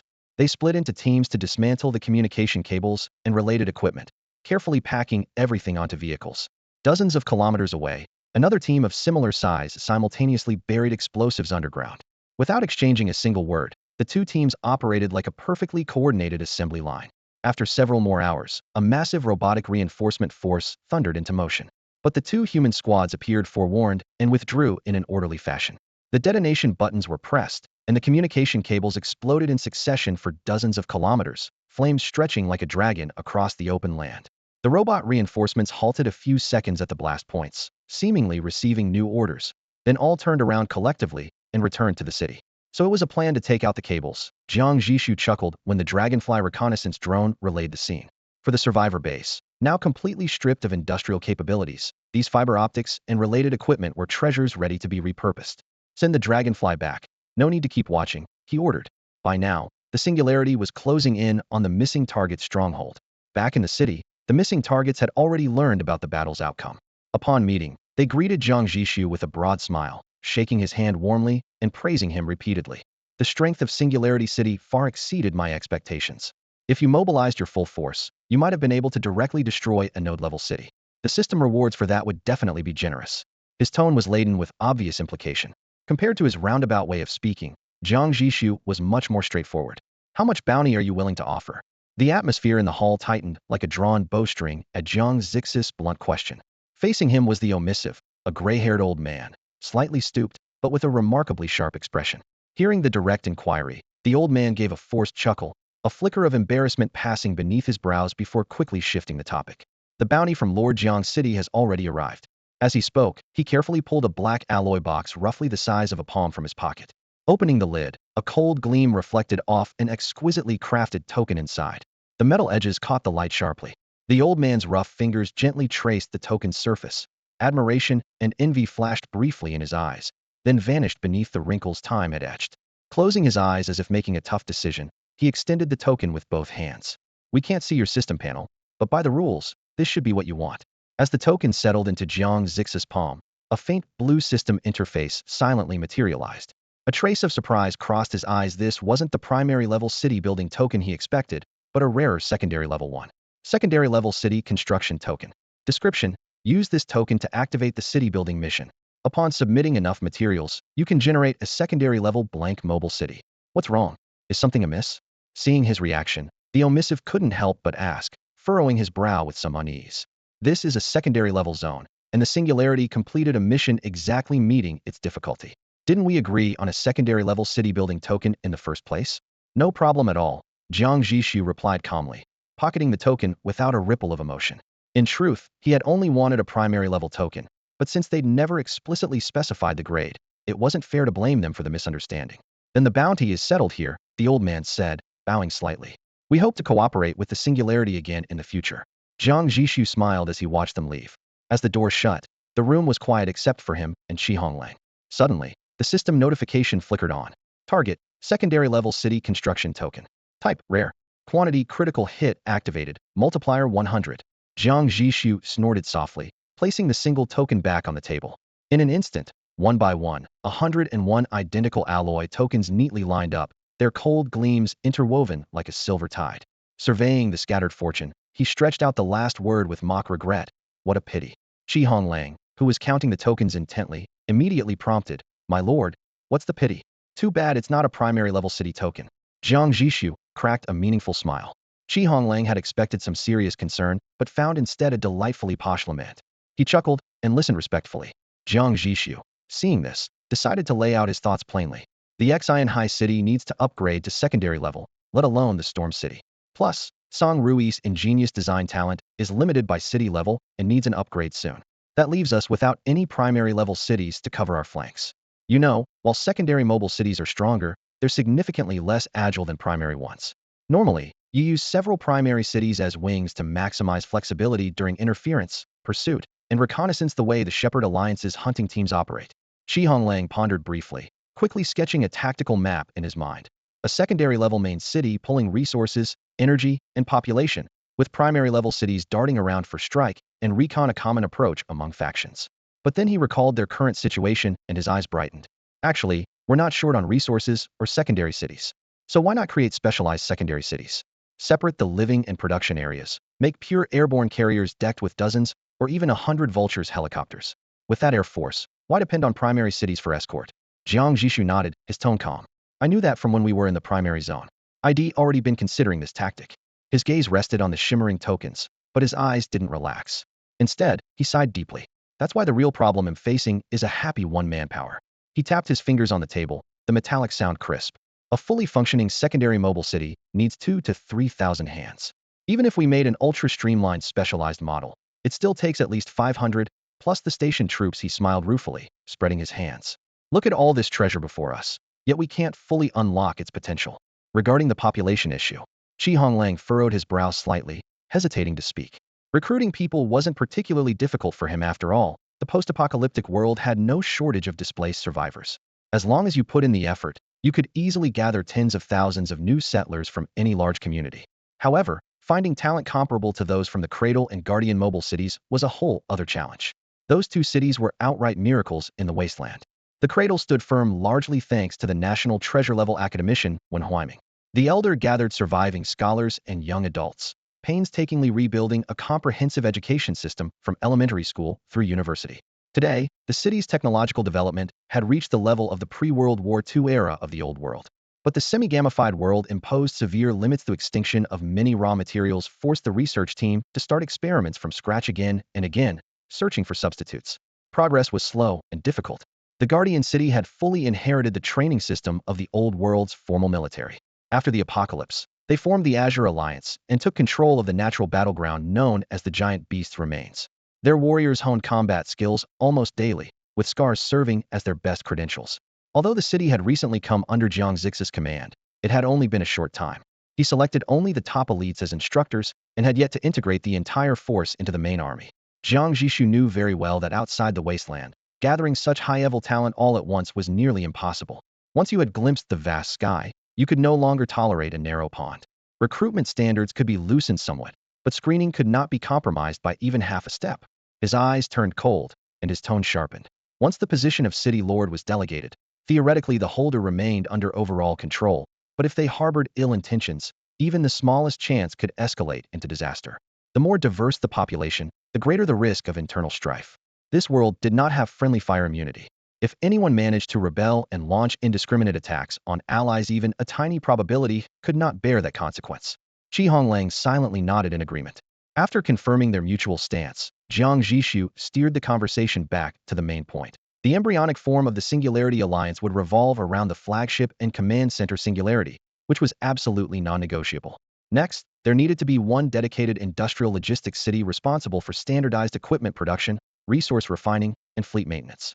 Only one was planned because there was only a single set of key blueprints. Of course, in wartime, other cities could share some of the production load. Beyond that, there would be two air carrier cities stripped of all non-essential facilities. They would retain only minimal living areas, flight decks, hangars, and anti-air defenses. Jiang Zhixu had calculated repeatedly the previous night. After extreme modifications, one carrier city could simultaneously support the takeoff and landing of 64 Vulture-armed helicopters. Two cities could manage a total of 128 helicopters, plus additional hangar space for an equal number of reserve aircraft. This meant the maximum deployment could reach 256 Vulture-armed helicopters in total. Each helicopter carries 8 air-to-ground missiles, so a full saturation strike could unleash 2,048 missiles in an instant. That's a bona fide missile barrage, enough to overwhelm any air defense system, even the Sky Shield. Once the firestorm erupts, the enemy hardly has a chance to look up before being utterly crushed amid the thunderous explosions. Next come the 3 escort cities, which require specialized modifications. They're positioned on the outer edge of the Alliance zone, tasked with primary air defense patrols, equipped throughout with secondary artillery arrays, and capable of parking over 200 secondary battle vehicles each, ensuring they can intercept and counterattack incoming fire immediately. The inner layer of the Alliance zone consists of 3 residential agricultural cities. Comfort standards must be maximized here, prioritizing housing for combat personnel and senior managers' families. Any remaining living spaces are openly priced and sold to ordinary residents of the Singularity Alliance. Apart from the flagship Singularity, the first phase of the Singularity Alliance will comprise 9 secondary-level cities. Qi Honglang did the math and found this far from sufficient. To maintain peak industrial productivity, the logistics city needs at least 2,000 workers. The 2 aircraft carrier cities require 256 Vulture helicopters, each with a 4-person crew, 1,024 personnel in total. Considering combat losses and crew rotations, this number must at least double, meaning over 2,000 pilots and ground crew. The 3 escort cities' air defense turrets, artillery positions, and 600 battle vehicles combined require another 3,600 personnel. All in all, even with the tightest efficiency, nearly 10,000 people are needed. To reach full capacity, the 3 residential cities must be filled to their 30,000 population limits, rounding out a complete Phase 1 Singularity Alliance. And this is purely population demand, without even factoring in the massive resources and energy required to sustain such a vast urban zone. No wonder primary-level cities are categorized as combat or industrial types, while secondary cities are all mixed use, occasionally supplemented by specialized primary cities. No one could afford the reckless spending of a specialized fleet. The system carefully plans resource refresh points and distribution zones so rigidly, it effectively blocks the possibility of more than 3 secondary cities launching large-scale operations simultaneously. Unless daily missions offer high rewards like destroying robot communication cables, and each battle is quick and decisive, it's barely possible to maintain the fleet's routine consumption. Lord of the Cities, Qi Honglang came back to focus after running through those massive numbers. Aside from the already assigned Storm and New Sea City, how do you plan to assign the lords of the remaining 7 secondary-level cities? Jiang Zhixu hadn't thought it through. Yetteri's plenty of available personnel, and the city lords of affiliated cities don't need high administrative skill. Loyalty and reliability come first. He asked in return, why? Do you have recommendations? No. Qi Honglang quickly waved his hand. I was just asking in advance in case you've already picked people, so our city lord office can prepare ahead. Oh, I see. Jiang Zhixu's lips curved into a meaningful smile. Honglang, how about you try being a city lord yourself? The elders who originally joined him in the uprising had mostly risen to high positions by no what worst, serving as team leaders or squad chiefs. Among these old comrades, Qi Honglang held the highest rank and wielded the greatest influence. In Jiang Zhixu's eyes, his merits had reached the limit of official recognition. One step further would mean becoming the city lord. When Jiang Zhixu mentioned this suggestion, Qi Honglang didn't hesitate for a moment and waved his hand to decline. I'm not interested in becoming city lord. He joked with a smile. Besides, if I leave, you'll lose a reliable assistant for handling all the miscellaneous tasks. Jiang Zhixu smiled back, but didn't press further. He could tell that ever since the Singularity faction had expanded rapidly, Qi Honglang, as his most trusted deputy, had become increasingly cautious, steering clear of areas he shouldn't meddle in. and personally consulting Jiang on any personnel changes above the team leader or squad chief level. When a mountain of tasks piled up recently, Jiang Zhixu allowed him to set up a city lord's office, handing over more administrative power and letting Qi select personnel himself. Still, Qi Honglang remained silent for an entire day before submitting a detailed draft titled Organizational Expansion and Functional Optimization, meticulously annotated down to the footnotes. After Jiang Zhixu approved it, Qi, still uneasy, insisted on forming a joint review committee with representatives from the military, research departments, and residents, conducting open interviews for all candidates. Only at the end of this process did he submit a candidate list for Jiang's approval, with a note saying, "Hire or modify, as you see fit." At that moment, Jiang Zhixu genuinely wanted him to take on the relaxed role of city lord, but understood Qi Honglang would most likely refuse. Sure enough, he didn't budge. "Since you're not interested, have your office take the lead and send me a short list in the next few days," Jiang Zhixu instructed. "Prioritize those from the earliest group of comrades, focus on those with capability, ideas, and potential." "Yes, he'll get right on it," Qi Honglang responded promptly. Jiang Zhixu nodded and added, "Also, have someone invite Tang, the city lord of the Waha, to join the Alliance channel and ask where the large survivor bases of Earthlings are located. Our top priority is to recruit a batch of personnel and put the secondary city building order into action. 100,000. No more than 100,000 singularity coins per person. That's my bottom line." In the lounge of the Waha, Tang Mianji held up two trembling fingers right in front of his eyes, emphasizing each word slowly, as if afraid no one would hear him clearly. After parting ways with Jiang Zhixu, he had rushed to an old hangout spot within their circle. Luckily, a few old friends were there resting in these days. When they learned Tang had a batch of high-grade currency that could be used directly as energy, the three immediately dismissed it as nonsense. But when Tang took them into the city and demonstrated with real equipment that singularity coins could power the facilities directly, their skepticism shattered instantly. Tang's original plan was simple: use the singularity coins to restock resources and make some profit buying materials at double the market price. It turned out to be effortless. Faced with such blatant price gouging, no one dared haggle. But a problem quickly surfaced: he only had 400,000 singularity coins total and had to keep some in reserve. How could he possibly split enough for these three ravenous wolves in front of him? "Old Tang, why do you need to keep so many for yourself?" The short-haired, middle-aged woman across from him spoke earnestly. 10,000 for emergencies is enough. That'll power your city for 200 days, right? The man beside her nodded repeatedly. "Yeah, your Waha isn't running at full capacity every day. Use it sparingly. It'll last a year or two." "No way." Tang Mianzi's tone was stubborn. "The singularity just cut off contact. This 100,000 might be my last stockpile. I can't touch it." The Skynet zone was vast, about the size of the two largest old-world continents combined. If they separated today, who knew when they would meet again? After a brief glance at each other, they sighed and relented. "Fine. Just 100,000. List the resources you want and, well, arrange the supplies immediately." To them, singularity coins were far more valuable than system gold. Gold coins could only be traded within the system, and credit was tied to it, plus the cross-region platform only opened once or twice a year, so no one wanted to hoard it. Singularity coins, on the other hand, were strategic hard currency. To hoard this batch, Tang had nearly sold off all the premium materials in his warehouse, something he never would have done for gold. "Dad." The door pushed open and Tang's daughter Tang Xilan bounded in. The four men immediately stopped talking. "What is it?" Tang's voice softened instantly. Tang Xilan tiptoed to his ear and whispered a few words quickly. Tang's expression shifted from puzzled to surprised in 2 seconds. He jumped up and waved to the others. "Good news.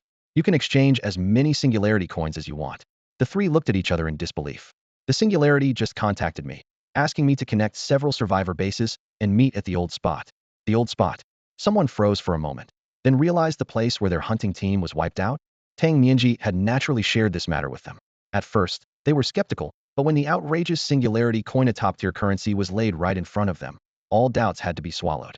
The faction capable of issuing singularity coins actually dared to return to the crime scene. Both their courage and strength were astonishing. The group exchanged looks if it were them. Even accidentally killing a Hound-class unit of a first-tier city in the Shepherd Alliance's territory would require immediate escape. Who would dare to come back? Enough talk. Since the singularity reached out first, let's get moving. Don't keep them waiting. Someone waved to interrupt the others' musings, then reminded them, "By the way, our previous deal stands. Let's arrange transportation for the goods while we go."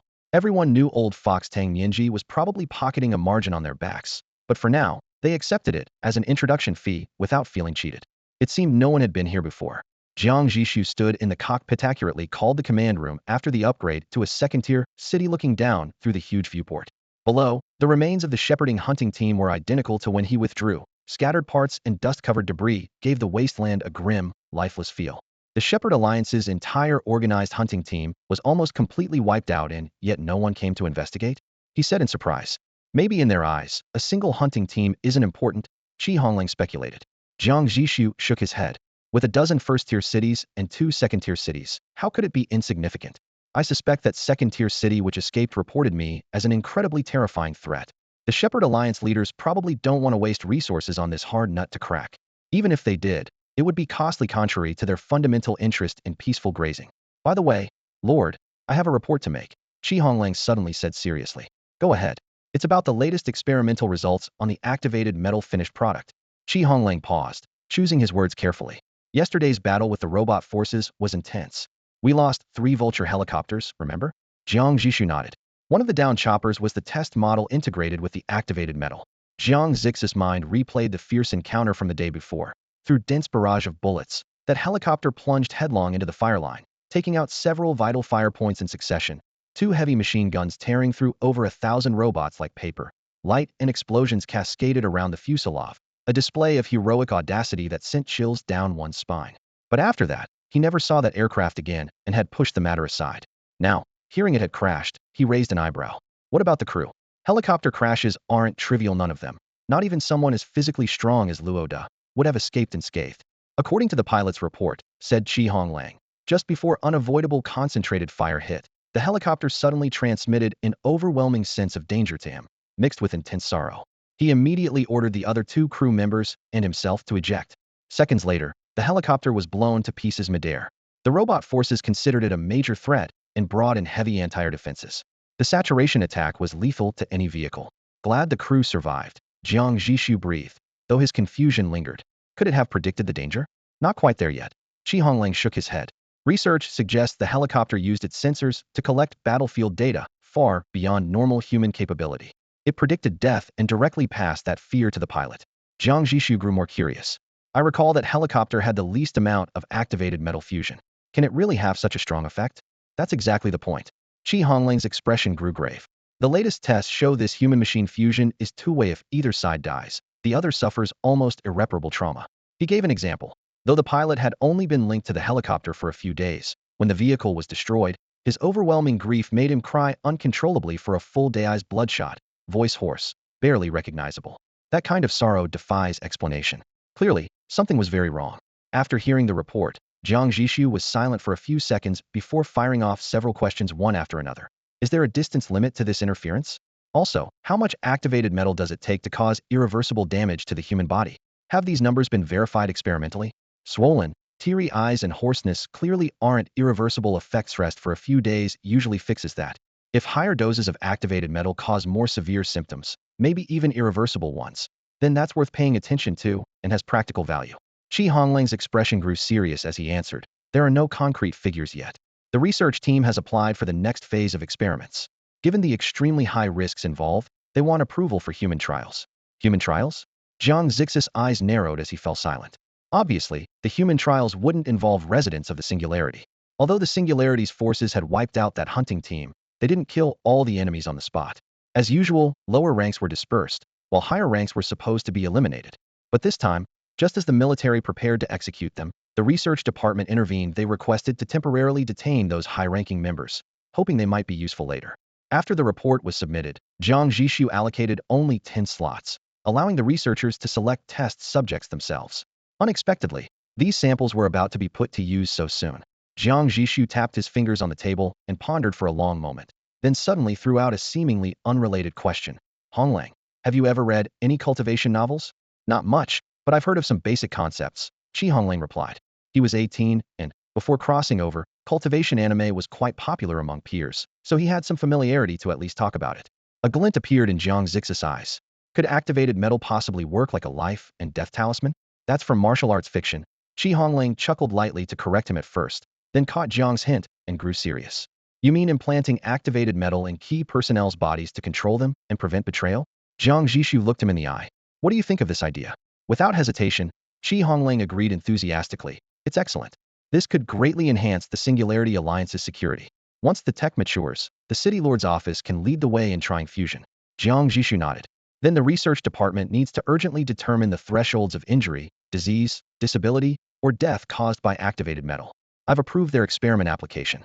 By the way, life and death talisman sounds too cliché, let's just call it a fate talisman. Fate talisman. Chi Honglang admired the name.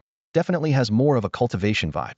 Near noon, four massive secondary level mobile cities finally arrived near the Singularity's location. Jiang Zhixu recognized the lead city as the Waha, so he didn't stop them and let them approach within 2 kilometers. This time, he didn't invite Tang Yinji into the city but instead pulled all the city lords into the Alliance communication channel. After a brief exchange of information, the 5 secondary cities set off again, heading toward the first survivor base while continuing to communicate through the Alliance channel. After seeing the few newly arrived city leaders eagerly send a list of resources for sale right after their introductions, Jiang Zhixu didn't wait for them to finish. He spoke up immediately. Everyone, no need to list ordinary Tier 1 or Tier 2 resources in detail. He'll buy anything at 3 times the trading platform price. The moment he finished, the channel buzzed with excited praise. Everyone vented their frustration at the greedy middleman Waha, and then followed his example by unloading all their movable goods from the warehouse onto Jiang Zhixu. For them, exchanging idle resources for singularity coins, and then reselling guaranteed a profit without risk. Among the 4 city leaders, the only woman, Zhao Yuyan, suddenly had a bright idea. City Lord Jiang, can we exchange gold coins directly for singularity coins? She clearly wanted to reduce her gold coin holdings in favor of the more liquid singularity coins. Her question immediately made the others realize since the cross-region trading platform had shut down, hoarding large amounts of gold coins earned no interest and served no purpose. It was better to convert everything into more versatile singularity coins. Tang Yinji, feeling a bit sheepish, hurried to agree. Yeah. City Lord Jiang, I want to exchange too. I still have 1.9 million gold coins here.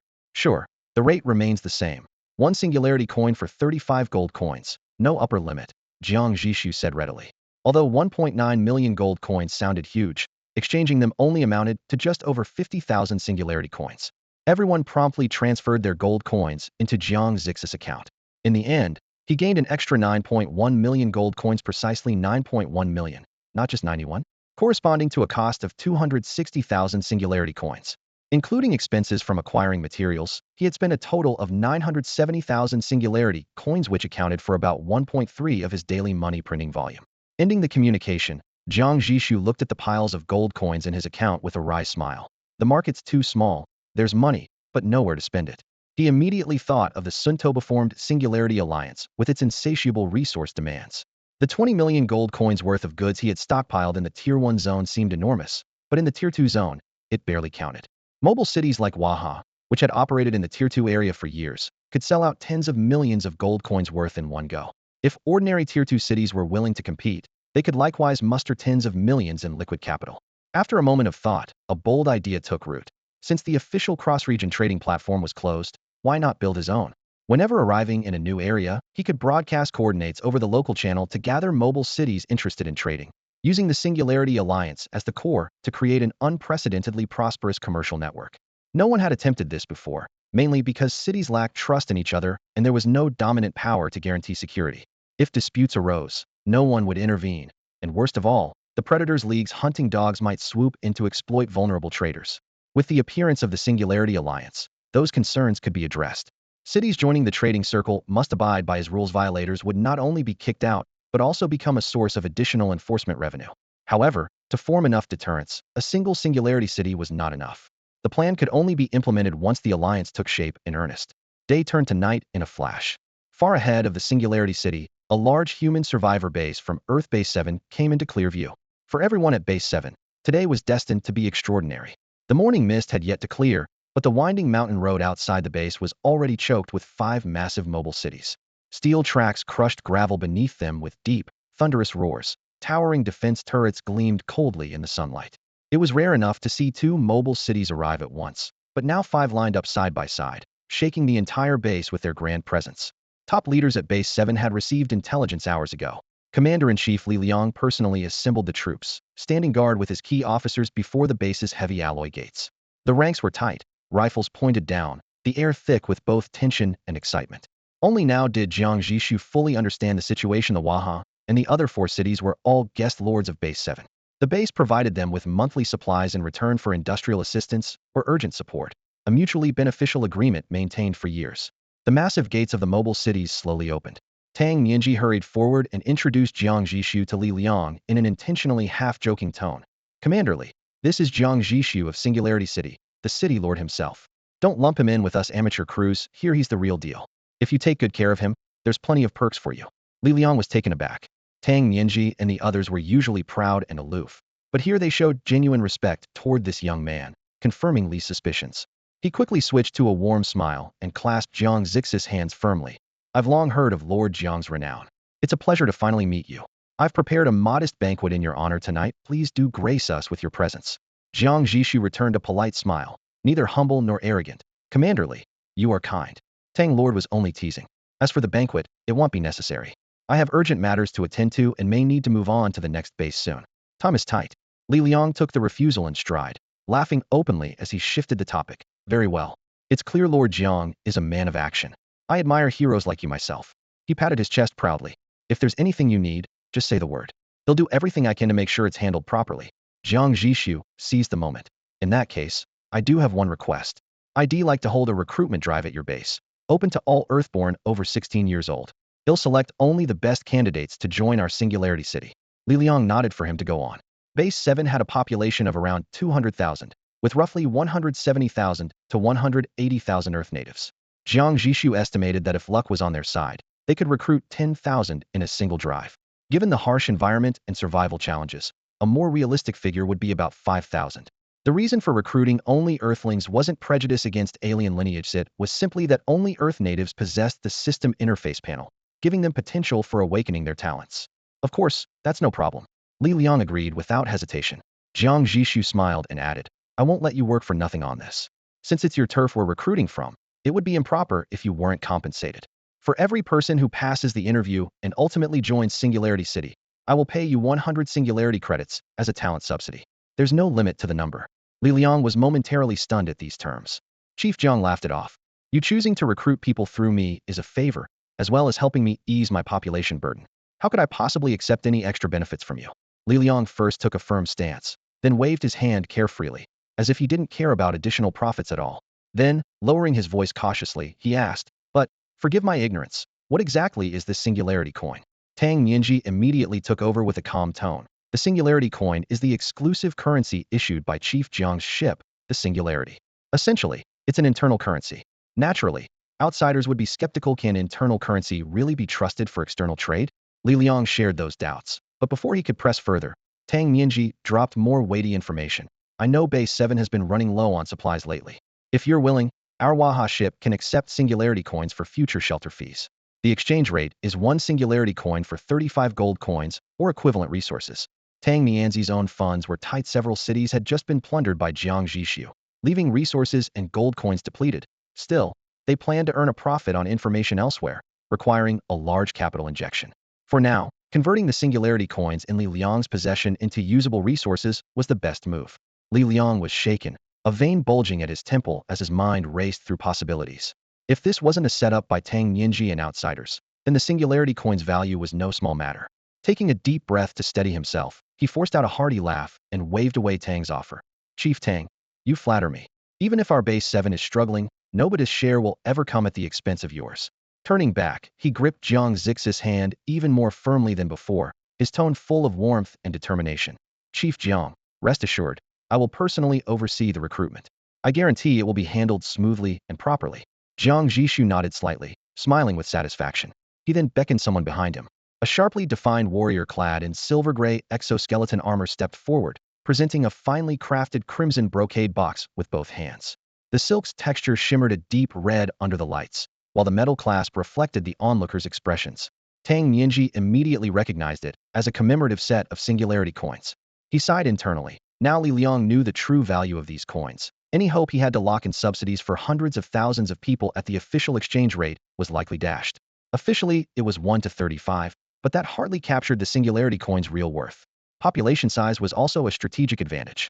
After Jiang Zhixu excused himself and left, Tang Nianji patted Li Liang's shoulder with a hint of admiration. Li Liang laughed heartily and exaggeratedly hugged the crimson box tightly. Thanks to Chief Jiang for the introduction. Don't worry, I won't forget what you've done for me. Only then did Tang Nianji feel some relief. He gestured for Li Liang to open the box, and, tapping the coin's engravings lightly, explained in detail the various uses, circulation channels, and potential premium value of the singularity coin. As the explanation went on, Li Liang's smile gradually stiffened, his pupils dilated little by little. By the end, his face was frozen in a dazed, shocked expression. At that moment, only one thought filled his mind. Could the singularity really be a power that could emerge even in a secondary region? Pan Shui didn't go to sing on the street today, as she usually did. Suddenly, an unprecedented commotion erupted among the dilapidated shack's people, shouting and running, dust and sweat mingling into a stifling haze. She covered the lower half of her face with an old cloth, hunched over, and quickly weaved through the crowd, asking questions as she went. It turned out a recruitment team from the big city had arrived at the base. They said anyone with a skill was welcome, and if you passed, you could bring 2 immediate family members with you to the city. With the news confirmed, she sprinted back home. Mom. She pushed open the humble wooden door. The woman on the bed was thin and sickly, though her past beauty was still faintly visible. The blanket had slipped, exposing her only right leg. Her left leg was broken off at the knee, a shriveled stump remaining. Hearing her daughter's voice, she stopped her sewing and struggled to sit up. Pan Shui, what's going on outside? Her eyes brightened, voice low but trembling with excitement. Mom, people from the big city came to recruit at the base. They said they want anyone who has a skill. If you pass, you can bring 2 family members with you into the city. Her mother's eyes faltered and darkened. I know. It's been chaotic with so many people these days. Don't go out. Her smile froze. Pan Shui hurriedly protested. But Mom, you can dance. You dance so well. People from Chunfengju even sent someone to invite you to teach. Don't mention Chunfengju. Her mother's voice suddenly grew sharp.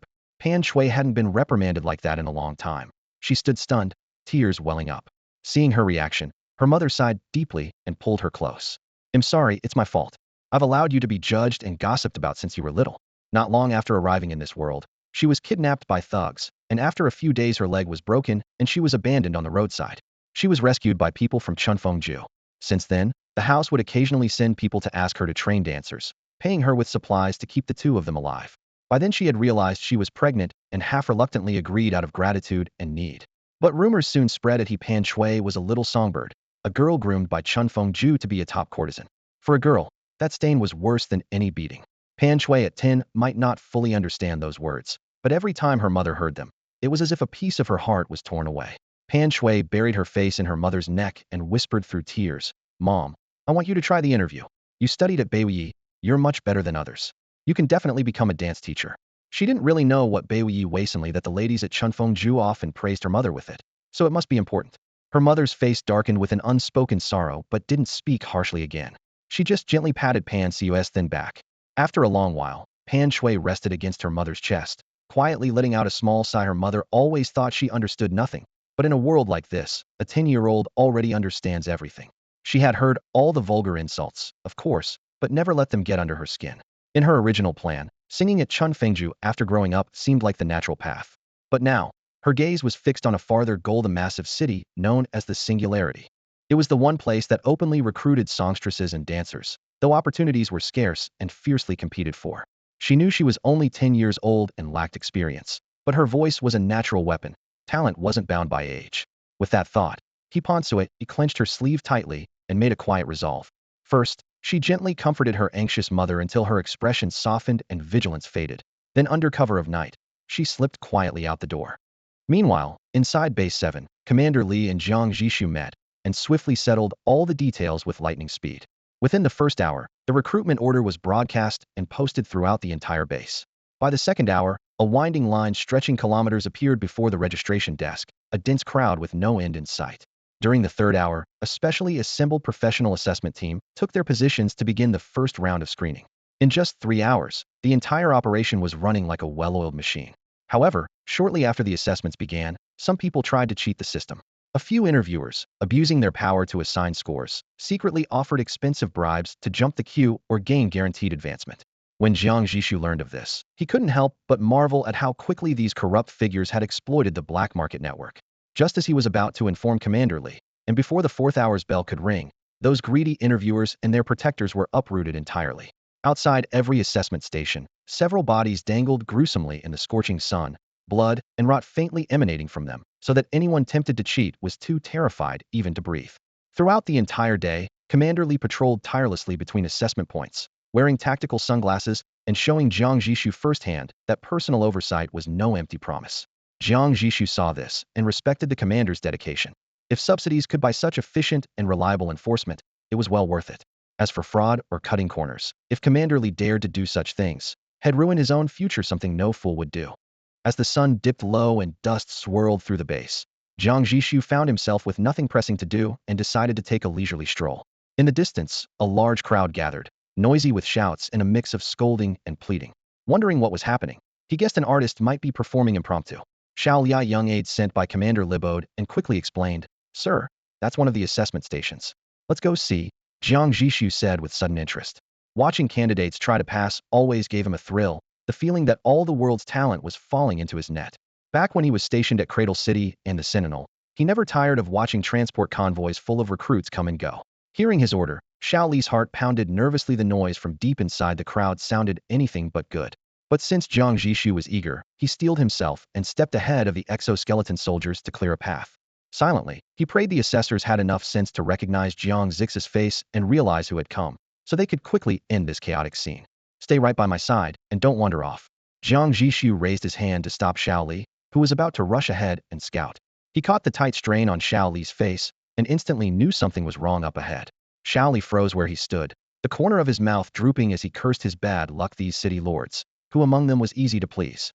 But all he could manage to say was a reluctant yes, his face sour, trailing quietly behind Jiang Zhixu along with several exoskeleton armored guards as they squeezed into the crowd. The alley entrance was packed, a dense dark mass of people. The view was completely blocked, not a clue what was happening in the center.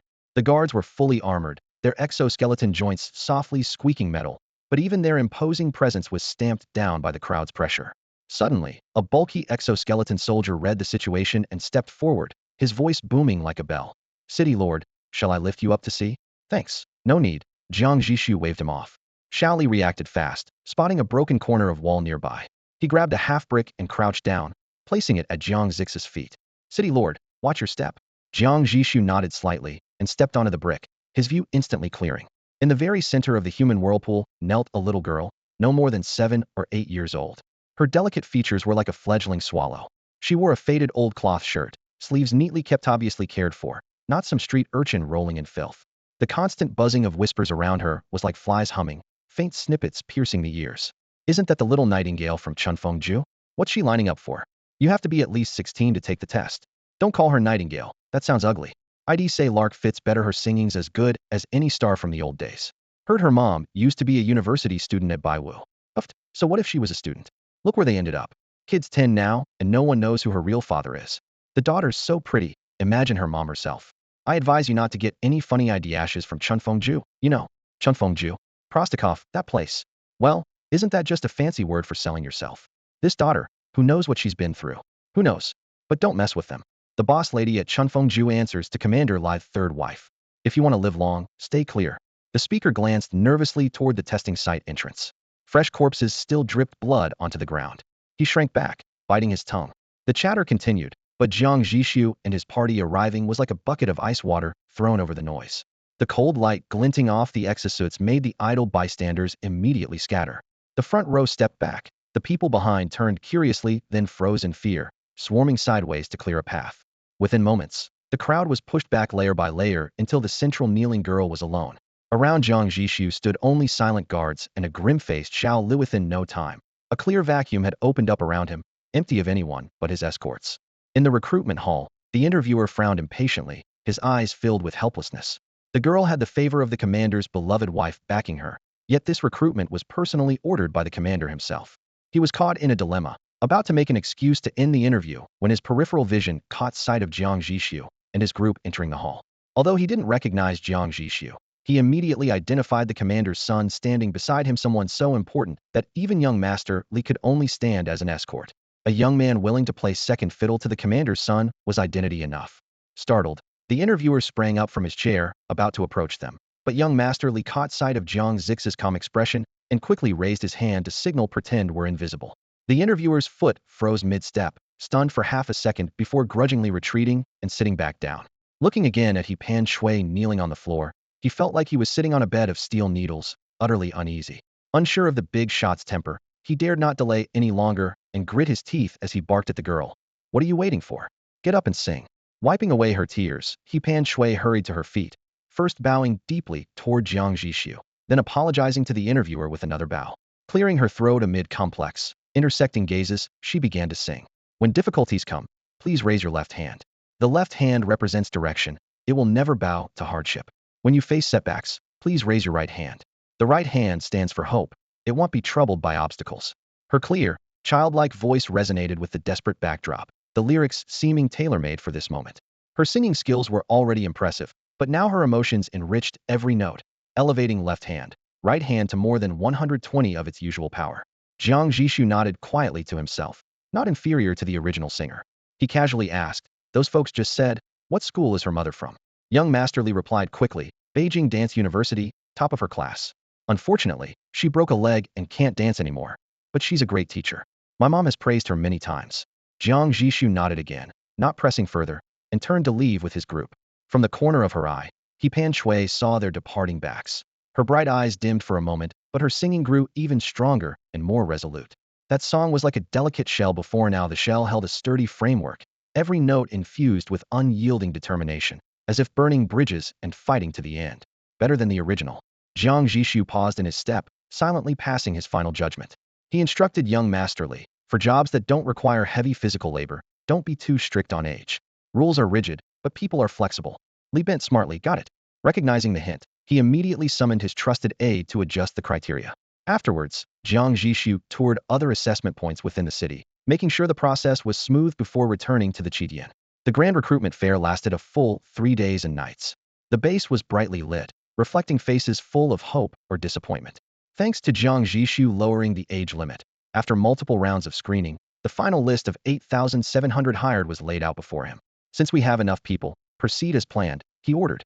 5 level 2 city building orders were simultaneously activated. Mountains of materials in the warehouse were instantly consumed. On the vast plain at the foot of Base 7's mountain, 5 even larger level 2 mobile cities appeared from nothing: 2 airfield carrier cities, 2 escort cities, and 1 residential agricultural city, their steel skeletons rising and lights blazing like daylight. P.S. I took leave backstage yesterday on a whim, so no chapter was released then. Hey, race an extra chapter today to make up for it. 5 brand new secondary cities were bluntly assigned code names: Carrier 01, Carrier 02, Escort 01, Escort 02, and Life 01. Jiang Zhixu wasn't in a hurry to give these cities official names. The first phase of the expansion plan wouldn't be considered complete until all 10 secondary cities were fully operational. Only then would he decide on unified names. These 5 new city leaders were without exception veterans who had risen with him from the very start. As for their governing talents, that was purely mythical. Fortunately, Shi Honglang had already made arrangements. She had pulled several experienced administrative teams from the Singularity City Lord's office and sent them in batches to the 5 new cities. As long as these city lords had average intelligence and cooperated with the professional teams, it wouldn't be hard to get familiar with basic city operations in the short term. However, the greatest challenge ahead was the resource gap. Shi Honglang placed a thick, freshly compiled report in front of Jiang Zhixu, his tone grave. As soon as the 4 combat cities fully mobilize arms production, the existing secondary resource reserves will be instantly depleted. The 2 carriers and 2 escorts were no longer about a dozen helicopters playing small battles. According to the plan, they needed a total of 256 Vulture-armed helicopters and at least 400 secondary-level combat vehicles. Producing all these would drain the inventories of 20 secondary cities. Jiang Zhixu had reviewed the data and was mentally prepared. No need to produce the full amount all at once. Build equipment to match the current number of combat personnel. Produce enough to arm as many as we have. He knew that even with abundant resources, there wouldn't be enough qualified pilots and soldiers to operate all that gear. When will the second batch of activated metal be ready? It's been more than a week since the last production, right? Once they obtained activated metal, they could quickly generate large numbers of skilled pilots and soldiers, rifles, exoskeletons, tanks, even helicopters. With activated metal infused, soldiers could skip lengthy training. If they could suppress their primal battlefield fear, they could immediately transform into seasoned veterans. Shi Honglang gave a confident smile. Should be soon. There's no progress bar on this stuff, but rest assured, you'll be the first to know once it's produced. Jiang Zhixu glanced at him, sensing the smile was a little odd, but didn't press. He pondered for a moment, then gave the final order. 3 days from now, regardless of whether the activated metal has arrived, proceed to the next step immediately. The next step was encapsulated in 4 words: make a name and establish fame. He intended to proclaim the arrival of the Singularity Alliance in the entire Skynet region in the most flamboyant way possible. Luckily, the target was already set. To all human compatriots, from today forward, the Singularity Alliance will launch a comprehensive manhunt and bounty on the Pastoral Alliance. Anyone who can provide verified coordinates of fixed Pastoral Alliance bases will receive a resource reward valued at 35 million gold coins. Anyone who provides real-time coordinates of the herders' hunting squads under the Herders Alliance will receive resource rewards worth 7 million gold coins. For each hunting dog or hunter unit successfully killed, rewards will be paid based on battlefield achievements. 3.5 million gold coins for each hunting dog eliminated, and 10.5 million gold coins for each hunter taken down. Those who manage to completely annihilate a standard herder's hunting squad will be awarded resources totaling 100 million gold coins. Starting from the publication of this bounty, the Singularity Alliance will proactively report its detailed location daily at midnight. Informants are welcome to bring intelligence or come directly to the enemy city control console to claim rewards. Cooperation from those closer in proximity will be prioritized. In addition, the Singularity Alliance invites all mobile cities to trade. We will purchase all materials at 3 times the trading platform price and guarantee the security of surrounding areas, ensuring absolute safety for every client. Current coordinates of the Singularity Alliance. This announcement struck like a thunderclap, shattering the stagnant stillness that had settled over the Skynet region. Everyone who read it had the same first reaction. Impossible. Directly provoking the Herders Alliance? Didn't those brutal wars a few years ago make that crystal clear? The Herders Alliance is now more powerful than ever, unstoppable. And who has even heard of the Singularity Alliance? Rewards of tens of millions, or even hundreds of millions of gold coins. Is it really possible to just claim them? Even seasoned secondary-level mobile cities would need to save for 3 or 4 years just to have that kind of liquid capital. The numbers were outrageously high, almost unreal, like a mirage. The credibility approached zero. Yet where there are huge rewards, there are bound to be brave souls. At this moment, a secondary-level mobile city shaped like a razor and coated in jet black, the Northwind, was embroiled in intense debate. In the dim command hall, dozens of senior officials gathered around a holographic sand table, voices rising and falling. I disagree. The chief of military affairs slammed his fist on the table, speaking rapidly. We may have a general idea of one hunting squad's movements, but they want real-time coordinates. That means tailing them closely. If we get exposed, you know what happens. Exactly. The intelligence officer responded, tension visible in his face. Besides, who's ever heard of the Singularity Alliance? They just appeared out of nowhere. We take the risk, but if the money never arrives and we anger the Herders Alliance, how will the Northwind survive after that? The engineering chief pushed the projection aside. But what if we succeed? One coordinate's worth 7 million gold coins, almost as much as our entire warehouse's inventory. The deputy city commander analyzed in a low voice. We specialize in stealth. As long as we keep over 10 kilometers away, the hunting squad's normal radar won't detect us. The chief of military affairs frowned. Radar won't spot us, but their hunting dogs patrol constantly. Every square kilometer is essentially their eyes. That squad only has 10 hunting dogs. The engineering chief looked up. If we're careful, they won't find us. And don't forget, the Singularity Alliance is only 400 kilometers from us. This is a godsend. Another tactical officer spoke more boldly. The hunting squad has many dogs. The Singularity Alliance can't stop them all. We help intercept a few or do it ourselves. Each dog is 3.5 million gold coins. Add that up, it's a nice sum. The intelligence officer sneered. You really believe they'll pay? The tactical officer shrugged. No deposit required anyway. Win, and it's a huge gain. Lose, and it's just disappointment.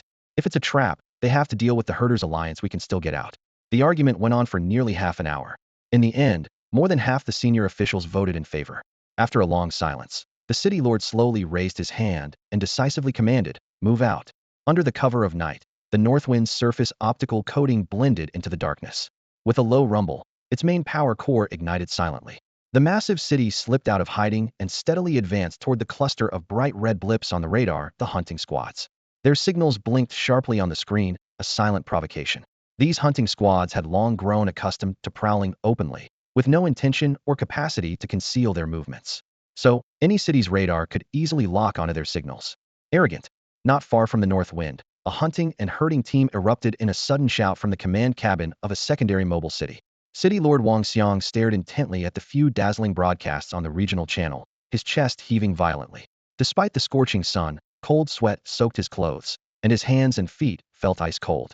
Years had passed. Since the founding of the Shepherd Alliance, they had been besieged again and again, but each time intimidated all others with bloody victories. Every mobile city on the land shuddered at their mention. Since then, no one dared to openly challenge them. Though Wang Xiang had taken pride in every great battle, he had never truly gone to the front line. He had even been coerced into joining the alliance back then. Yet now, thinking of that string of glorious records, he instinctively straightened his back under the cold gaze of 2 supervisors. This was the Shepherd Alliance.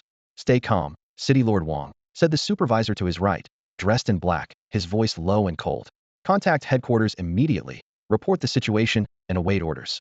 He had just glanced sideways at the map. The self-proclaimed Singularity Alliance was just over 400 kilometers due north, practically within arm's reach. Yais, contact headquarters. Wang Xiang nodded hastily and lunged at the comm station, requesting connection to Shepherd Alliance headquarters. The Alliance's temporary radio access method had long been mastered by clever hands-on device, could remotely control all subordinates, ensuring high efficiency. After a brief static, Wang Xiang took off his headset and turned around with an excited smile. Headquarters said this Singularity Alliance is extremely arrogant. They want us to go and stick to the original message. No personal emotions, the supervisor interrupted, voice even colder. Wang Xiang's smile stiffened instantly. Clearing his throat, he obediently corrected himself. Headquarters orders. Proceed cautiously to scout the target area, assess enemy strength, do not act rashly, and wait for reinforcements from nearby hunting teams. Only then did the supervisor look away, ordering the driver, turn around, head to the Singularity Alliance coordinates. The massive city engine roared, the iron tracks crushed the ground, and it pointed directly north. Meanwhile, the Singularity's cockpit lights gleamed brightly. Jiang Zhixu's eyes scanned the communication request list only 2 minutes after the regional broadcast calling for bounty submissions. 10 mobile cities had already applied for Alliance membership. Operators' fingers flew swiftly across keyboards, distributing the city data and notifying other new cities to simultaneously start invitations and vetting. Soon, the first valuable intelligence was filtered out. From the north wind, they had pinpointed the real-time coordinates of a hunting team. Due north, for 137 kilometers, reported the operator. Jiang Zhixu smiled softly. Let's move out. Getting intel this fast owed much to the hefty bounty. Many doubted the absurdly high amount, yet some were always willing to take the gamble. On closer analysis, each bounty came with extremely high risks and difficulty, so the values were basically well matched. Tracking a herding and hunting team is deadly risky for a typical Tier 2 city. Once exposed, the result is either devastating losses or total annihilation. Hunting down a lone hunting dog might be an easy win for a city of that level, but dogs never stray far from their owners. Killing one is like stirring up a hornet's nest, quickly provoking the hunter's brutal revenge, and that's not even mentioning the challenge of completely wiping out a fully organized herding and hunting squad. Even the formidable Chidian ship, newly arrived in the Skynet zone, could only watch helplessly as one hunter escaped. That's why this bounty in gold coins is well worth the risk. It just sounds like a scam because no one has attempted anything like this before. Jiang Zhixu knew exactly where his confidence came from. The Chidian produced 72.9 million Chidian coins daily, worth 2.55 billion gold coins. Since he didn't urgently need any critical parts, he devoted almost all his talents to printing money, and his account already held 6 or 700 million Chidian coins, that's over 20 billion gold coins. Putting up a fraction of that as a bounty was just a drop in the bucket to him. With this small investment, he intended to firmly establish the Chidian Alliance name across the entire Skynet region. Over 300 kilometers away from the target red dot, Shi Hongling quickly entered. City Lord, the Northwind just sent the latest report. That herding team has changed course and is heading toward us. In 3 hours, the two sides will collide heat-in. Keep scouting and report at any time. Jiang Zhixu waved him off. Minutes later, Shi Honglang returned. City Lord, just received communication from Tsang Rue. The storm needs to eliminate 6 Tier 1 cities. Jiang Zhixu's eyes brightened.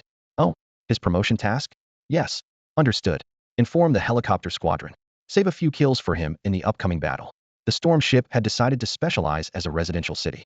After being approved for promotion earlier that day, Tier 2 parts started production right away and had just finished installation, triggering the mission. Jiang Zhixu thought. Now that we've left the wasteland zone, the system's mission releases are finally back to normal. Killing Tier 1 cities now, that's a promotion mission for a Tier 2 city that makes sense, way better than all the ridiculous tasks I had back in the day. Scout again and report back. He ordered, and Shi Honglang bowed and left. Speaking of Tsang Rue, his luck had to be mentioned. Recently, he activated his talent 4 times, drawing 3 temporary blueprints and 1 permanent one. Although limited to Tier 1 city blueprints, once promoted to Tier 2 their value would instantly double. Jiang Zhixu already hoarded many Tier 2 blueprints obtained from Tier 1 blueprints through critical hits. Once Tsang Rue finished replicating them, Jiang planned to use those replicas as a base for a second critical upgrade. Tonight, this herding team would be the perfect fireworks to celebrate that good news. Why haven't they appeared yet? Inside the Northwind cockpit, City Lord Zheng Yuan paced anxiously, his gaze repeatedly scanning the radar. On the screen, only the red dot representing the herding team appeared, no other targets. Calculating their closing speeds, they should have met by now. Could it be that we've really been played? A senior officer's face darkened, his voice tinged with fear. No damage had been done so far, but to be toyed with like a puppet, no one could swallow that pride. Informed the Singularity Alliance. Xing Yuan slammed the table so hard the hardwood vibrated. He sprang to his feet, fury blazing in his eyes. If they refused to report their exact location again, we'll immediately cut off real-time coordinates. Yes, sir. Several officers responded in unison. Anger simmered tightly in the cramped cockpit, one of them almost instinctively turning toward the comm station. Yet barely half a step had been taken when the shrill red alarm lights flared, accompanied by a piercing siren that instantly swallowed the entire cockpit. Warning. Large number of unidentified moving objects detected, rapidly approaching. Warning. Targets have breached 5-kilometer range. Warning. Warning. The electronic alerts exploded in sequence, sending chills down their spines. They snapped toward the viewports. What met their eyes was far more than 5 kilometers away. At least dozens of angular, heavily armed helicopters skimmed close over the ship's deck, rotor blades whipping furious winds that rattled the alloy windows like hammer strikes. Meanwhile, the hunting squadron appeared in front, on the left flank, and behind with equal force like iron-gray blades converging. They formed a triple encirclement, a crossfire blockade, an airtight aerial net. Every hunter, every hound, and even the invisible north wind was caught deep within it. Xing Yuan lowered his head to check the radar. Countless blips surged tide-like toward the center. It clicked in his mind. The enemy had patiently waited for those scattered hounds to unwittingly walk into the trap, aiming to wipe them out in one fell swoop. No cold sweat trickled down his temple. The north wind had been cloaked through the entire approach. Even the hunting squad couldn't pin its location. How had the Singularity Alliance managed such a perfect encirclement? Before his thoughts could unfold further, the comms crackled sharply. A chillingly calm electronic voice cut through the chaos. To prevent battlefield confusion and misjudgment, Allied forces are advised to hold position and await cessation of hostilities. Warning lifted shortly thereafter. Xing Yuan parted his lips, but found his tongue frozen, unable to respond. The next moment, his pupils filled with an infinite blaze of white-hot light. The searing trails of missiles ripping through the sky, high-energy lasers carving through darkness, oversaturated firepower unleashing an apocalyptic spectacle. Deafening explosions roared in continuous waves. Fierce winds and shock waves violently tossed the entire ship. Steel plates groaned as if on the verge of shredding apart. 60 seconds felt like a century. When the last warhead quietly died out in the distance, all that remained was drifting smoke and heavy breathing within the cabin. The communicator lit up once more, the same serene message flowing through. Warning lifted. Allied forces may resume free movement. The battlefield fell into a deadly silence. The skeletal remains of 2 secondary-tier cities still writhed in flames, thick black smoke rising like chains strangling the sky.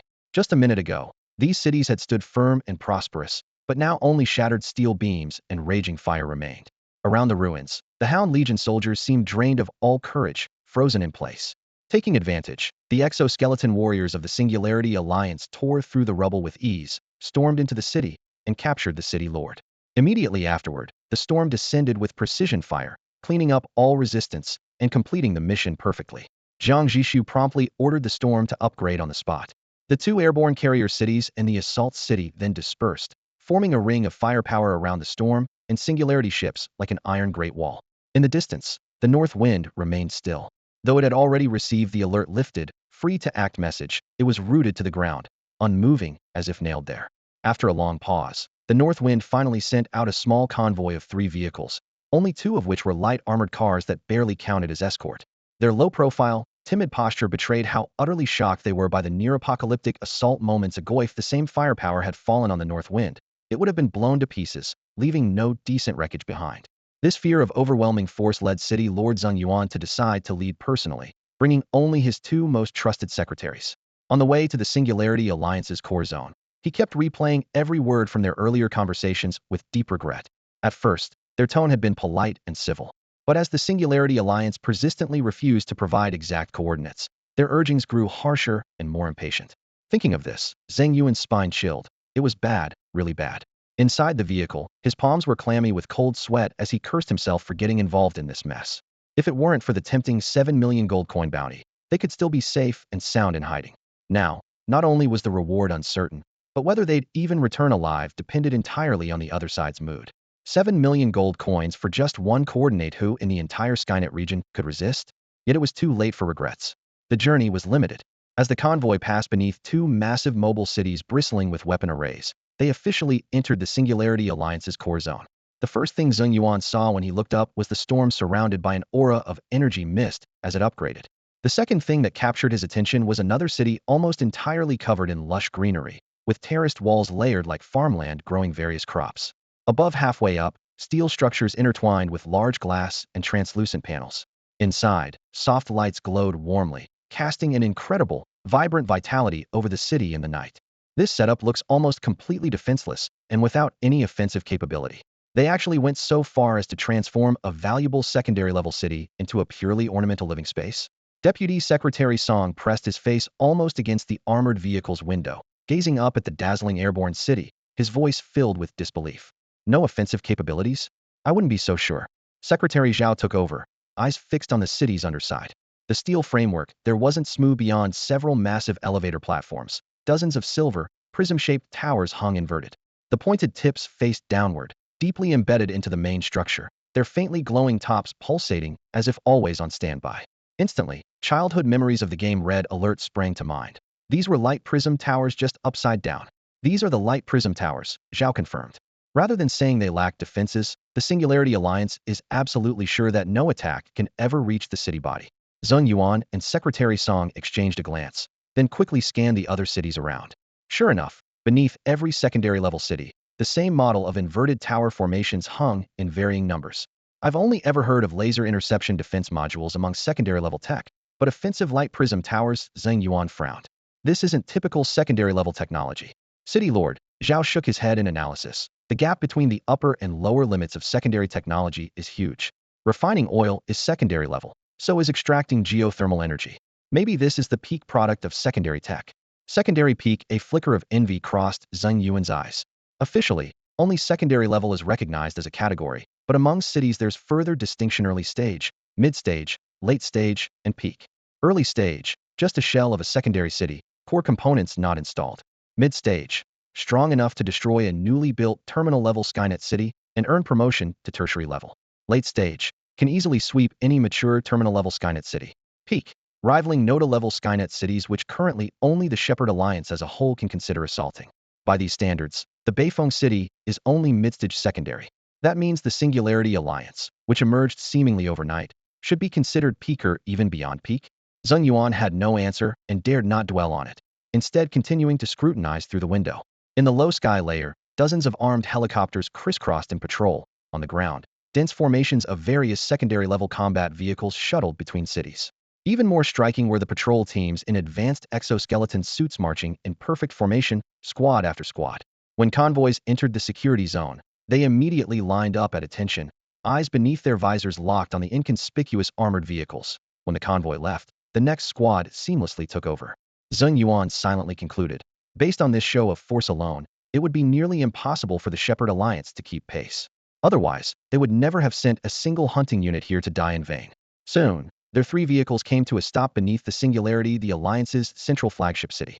After a thorough inspection confirmed they carried no weapons, they were allowed to pass through the lift platform and enter the city. The platform rose slowly, the alloy railings reflecting cold white light. As the cars rolled into the main chamber, a man in a dark gray uniform stood waiting at the far end of the corridor. Qi Honglang. After introducing himself, Qi stepped forward with a steady, courteous gaze fixed on the visitors. From the crowd, a rather lean middle-aged man immediately emerged. Deputy Qi, greetings, greetings. Zheng Yuan bowed slightly, a humble smile spreading across his face as he extended both hands. I am Zheng Yuan, Lord of the North Wind. Apologies for the sudden visit. I hope you will forgive the intrusion. A flicker of subtle surprise passed through Qi Honglang's eyes. The city lord coming in person was unexpected. Yet his expression remained composed as he shook Zheng Yuan's hand with just the right firmness. Lord Zheng, you're too kind. Please, come in. The group proceeded down the polished alloy corridor where guards lined the way, offering synchronized salutes. Qi led them into a minimalist reception room. Gray-white walls, a black metal coffee table, 2 rows of single sofas, and soft yet austere lighting. Please have a seat. He gestured, then added, the conditions are simple. We only have some ordinary tea, please forgive that. As the tea was poured, steam spiraled gently on the amber cup walls. Zheng Yuan glanced down instinctively, causing a faint blue system panel to pop up alongside a familiar ding sound. Premium purity. Grade, level 2. Traits. Relieves fatigue, sharpens the mind. Long-term consumption enhances physique and immunity. Though brief, this information made his heart skip a beat. Level 2 lifestyle blueprints were not uncommon, but for a faction to dedicate arable land exclusively to this aid crop revealed profound strength. Deputy Qi is too polite. Zeng quickly suppressed his thoughts, waving his hand with humility as he sat down. Just the chance to see the grandeur of your great alliance is already our journey's greatest reward. Your strength truly is earth-shaking. It's been eye-opening for us. After a few casual exchanges, the atmosphere lightened and conversation flowed smoothly. Yet throughout, Zeng never mentioned the bounty. 70 million gold coins, such a show of force, made it obvious the other side was well-financed. But unless they brought it up first, how could he risk speaking of it? He knew many new era elites had eccentric rules. I give it to you willingly, then you may take it. If I don't, you must not claim it. It might sound immature, but had seen cities vanish overnight for failing to respect this unwritten code. Qi Honglang read Zhang's hesitation clearly, but betrayed no emotion. Slightly pivoting, he beckoned toward the door. An attendant promptly delivered a silver briefcase, holding it out with both hands. Lord Zhang, we owe you for the intelligence you provided. Qi placed the case on the coffee table, then turned it toward Zhang. Please. With a click, the clasp released, and the lid opened. Inside were neat stacks of impressively printed banknotes totaling 200,000. On top rested several finely bound color manuals. These are our alliance's official currency, singularity coins, pegged to energy value. She explained with a smile. 200,000 in total, as payment for your information. Please verify. The agreed-upon sum had been 70 million gold coins, yet now this internal currency worth 200,000 was presented. Though Zhang had braced himself for nothing, seeing it in person was still hard to swallow. Who cares about currency issued for internal use? Zheng Yuan grumbled inwardly. Even if it's pegged to energy, when the time really comes, I'd still have to trek over mountains to exchange it with you? If it weren't for the strength of the Singularity Alliance, forget a box of worthless paper. Even if they handed over a steaming pile of excrement, I'd have to plaster on a smile and praise its graceful shape. He quickly shifted his attitude, reaching out to pull the metal briefcase over with a generous laugh. No need to count it. Of course, I trust your sincerity. In his mind he added, if you have to cheat, even on your own printed money, I don't know how to describe people like that. Before finishing the sentence, he snapped the case shut. Although he had been freeloaded by the other side's box of worthless paper, Zheng Yuan comforted himself inside. At least this was internal currency from a powerful faction. Maybe it had some collectible value. The most important thing now was that they hadn't shown any disdain. As long as that was true, he could leave safely today. Every subtle expression and movement on Zheng Yuan's face was caught by Qi Honglang's eyes. Qi Honglang said no more, standing to gesture politely toward the door. The Singularity Alliance still has to hurry to the next location, so we can't keep you all too long. The meaning was crystal clear, just what Zheng Yuan wanted to hear. He immediately grabbed the briefcase and, with two clerks in tow, hurriedly excused himself, quickening their pace. Once their backs disappeared down the corridor, the smile on Qi Honglang's face vanished instantly. Inside the city lord's office, Qi Honglang truthfully reported to Jiang Zhixu, then couldn't help but mutter quietly, City Lord, the Beifeng vessel treated us like a plague. They collected payment and took off immediately. Jiang Zhixu chuckled. Who told you not to explain in advance how our singularity coin works? They just saw us as untrustworthy, paying them with a bunch of worthless paper, wasting a whole evening and burning through dozens of units of refined oil. Qi Honglang defended himself. I deliberately placed the instructions on the top layer, but they didn't even glance at them before slamming the case shut. I planned to explain once I saw their doubts, but with their attitude, I didn't want to say another word. Jiang Zhixu was unfazed. People fear power, not virtue. Their attitude shows they're afraid will turn hostile. Once they cool off back home, they'll find the instructions themselves. Better to be feared like a tiger than eyed like a fat sheep. Qi Honglang agreed, but still shook his head. People differ so much. Tang Mianzi's group saw our strength without ill intent. They wanted to stay longer, share information, find cooperation. Zheng Yuan, by contrast, is timid as a mouse. I even wonder where he got the nerve to follow the hunting team and give us their coordinates. His casual complaint turned out to be eerily accurate. Zheng Yuan hadn't dared to follow them on his own, but did so only because half the city's leaders pushed him. Even boarding the Singularity vessel personally was a gesture of sincerity. He had been collectively invited on board. Jiang Zhixu changed topics. Did we find any blueprints among the 2 level 2 cities they destroyed? No. Qi Honglang immediately became serious. But we excavated a few finished components in basically intact condition. I've already ordered them removed. Jiang Zhixu pondered. Looks like they have a fixed industrial base where the blueprints are stored. Continue filtering intelligence and looting resources, then move to the next target. The hunting teams are sparsely distributed. Based on current info, there's roughly one per several hundred kilometers. At this density, the Hunters Alliance likely controls over 10 million square kilometers in the wasteland. That's a gigantic entity governing the entire territory. Yes. Qi Honglang acknowledged the order and turned to leave. Back in the command room of the North Wind, Zheng Yuan didn't say a word and immediately ordered the pilot to set sail. The city's power core roared to life. 6 steel tracks engaged their gears, and the massive mobile city slowly swung around. The heavy alloy floorboard trembled slightly beneath him. Zheng Yuan stared at the main monitoring screen until he confirmed that the patrol fleet from the Singularity Alliance remained far off, watching but making no move to intercept. Only then did he exhale heavily, nearly slumping into the commander's chair. Phew, this trip was basically for nothing. At least we got out in one piece, he muttered bitterly, slamming a silver briefcase down onto the nearby tactical table. The metal casing struck the surface with a dull thud. The senior officials who had been silent all this time gathered around, their eyes all fixed on the case. Lord of the city, how is it? Did we get the resources, or not? One of the high-ranking officers asked cautiously. We got them. Why wouldn't we? Zheng Yuan shot back, his voice dripping with sarcasm. He patted the briefcase. They were very generous.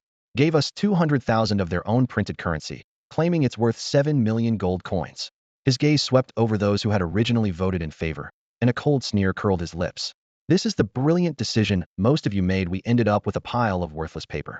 Zheng Yuan never considered himself particularly smart, which was why he put the senior officials' collective resolution system in place. Most of the time, it worked fine. But this time, what terrified him most wasn't coming back empty-handed, it was feeling like a powerless ant, utterly at the mercy of that colossal beast. The officials looked at each other, confusion etched on every face. This didn't add up. They had observed the Singularity Alliance for hours through high-powered telescopes from hull paint to weapon configurations. It was terrifying. This was obviously a giant beast trespassing into the Skynet zone. Even the Shepherd Alliance would bow down before it. With that kind of power, why would they be stingy over a few million gold coins?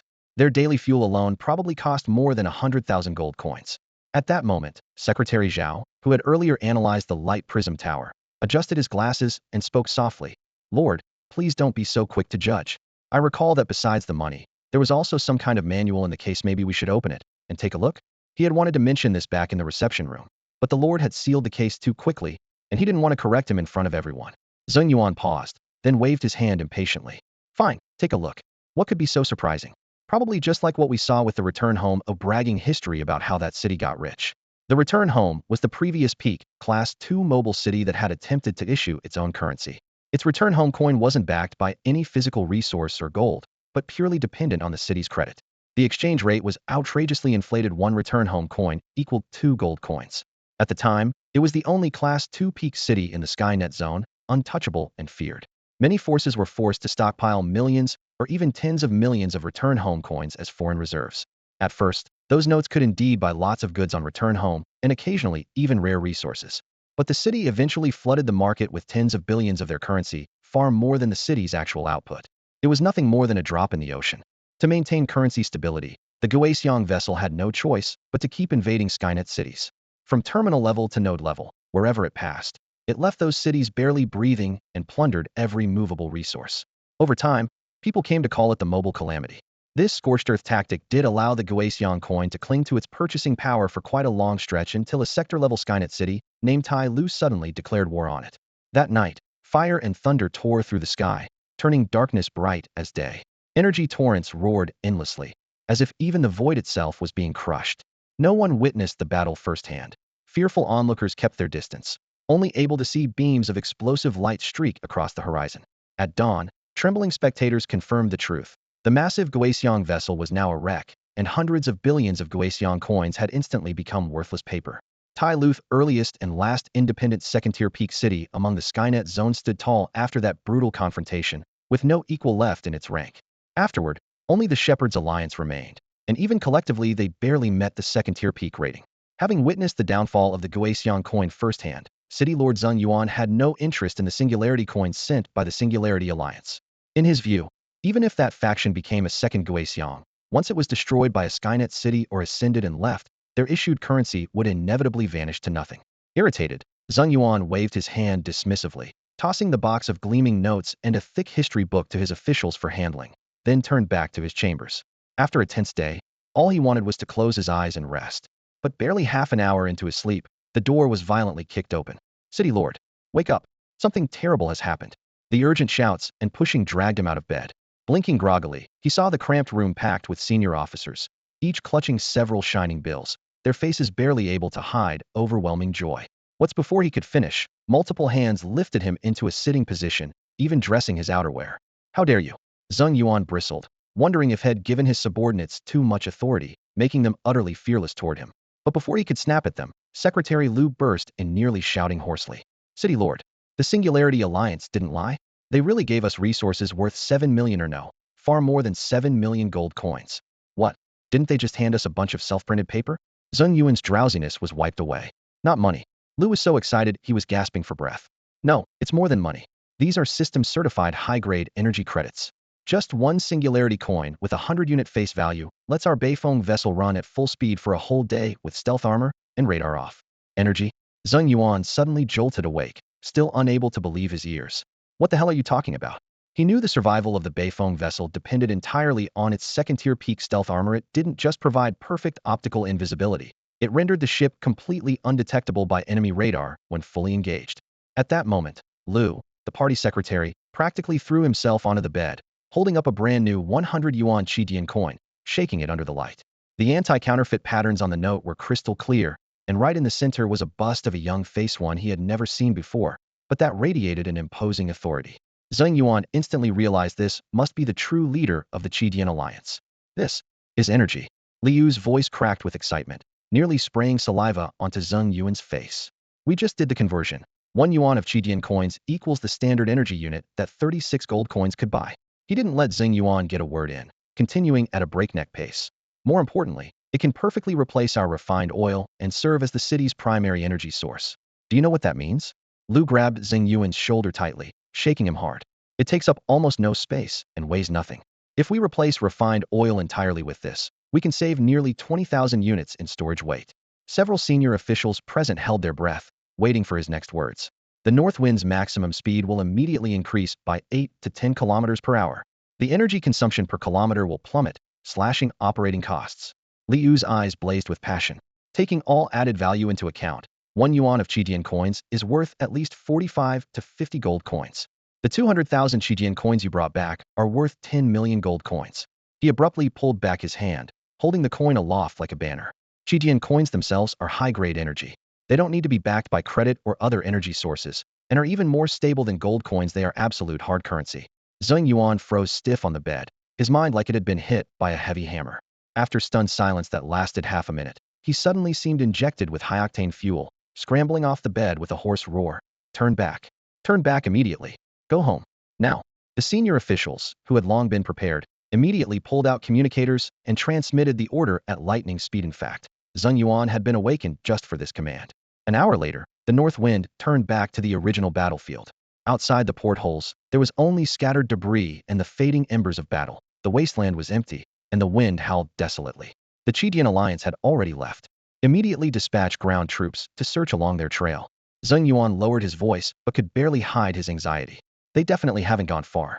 He strode to the command platform, adding more orders. If they really can't be found, wait for the position report at midnight tonight. On the public channel of the Skynet zone, a broadcast using the regional loudspeaker shattered the silence. To the Singularity, your apologies.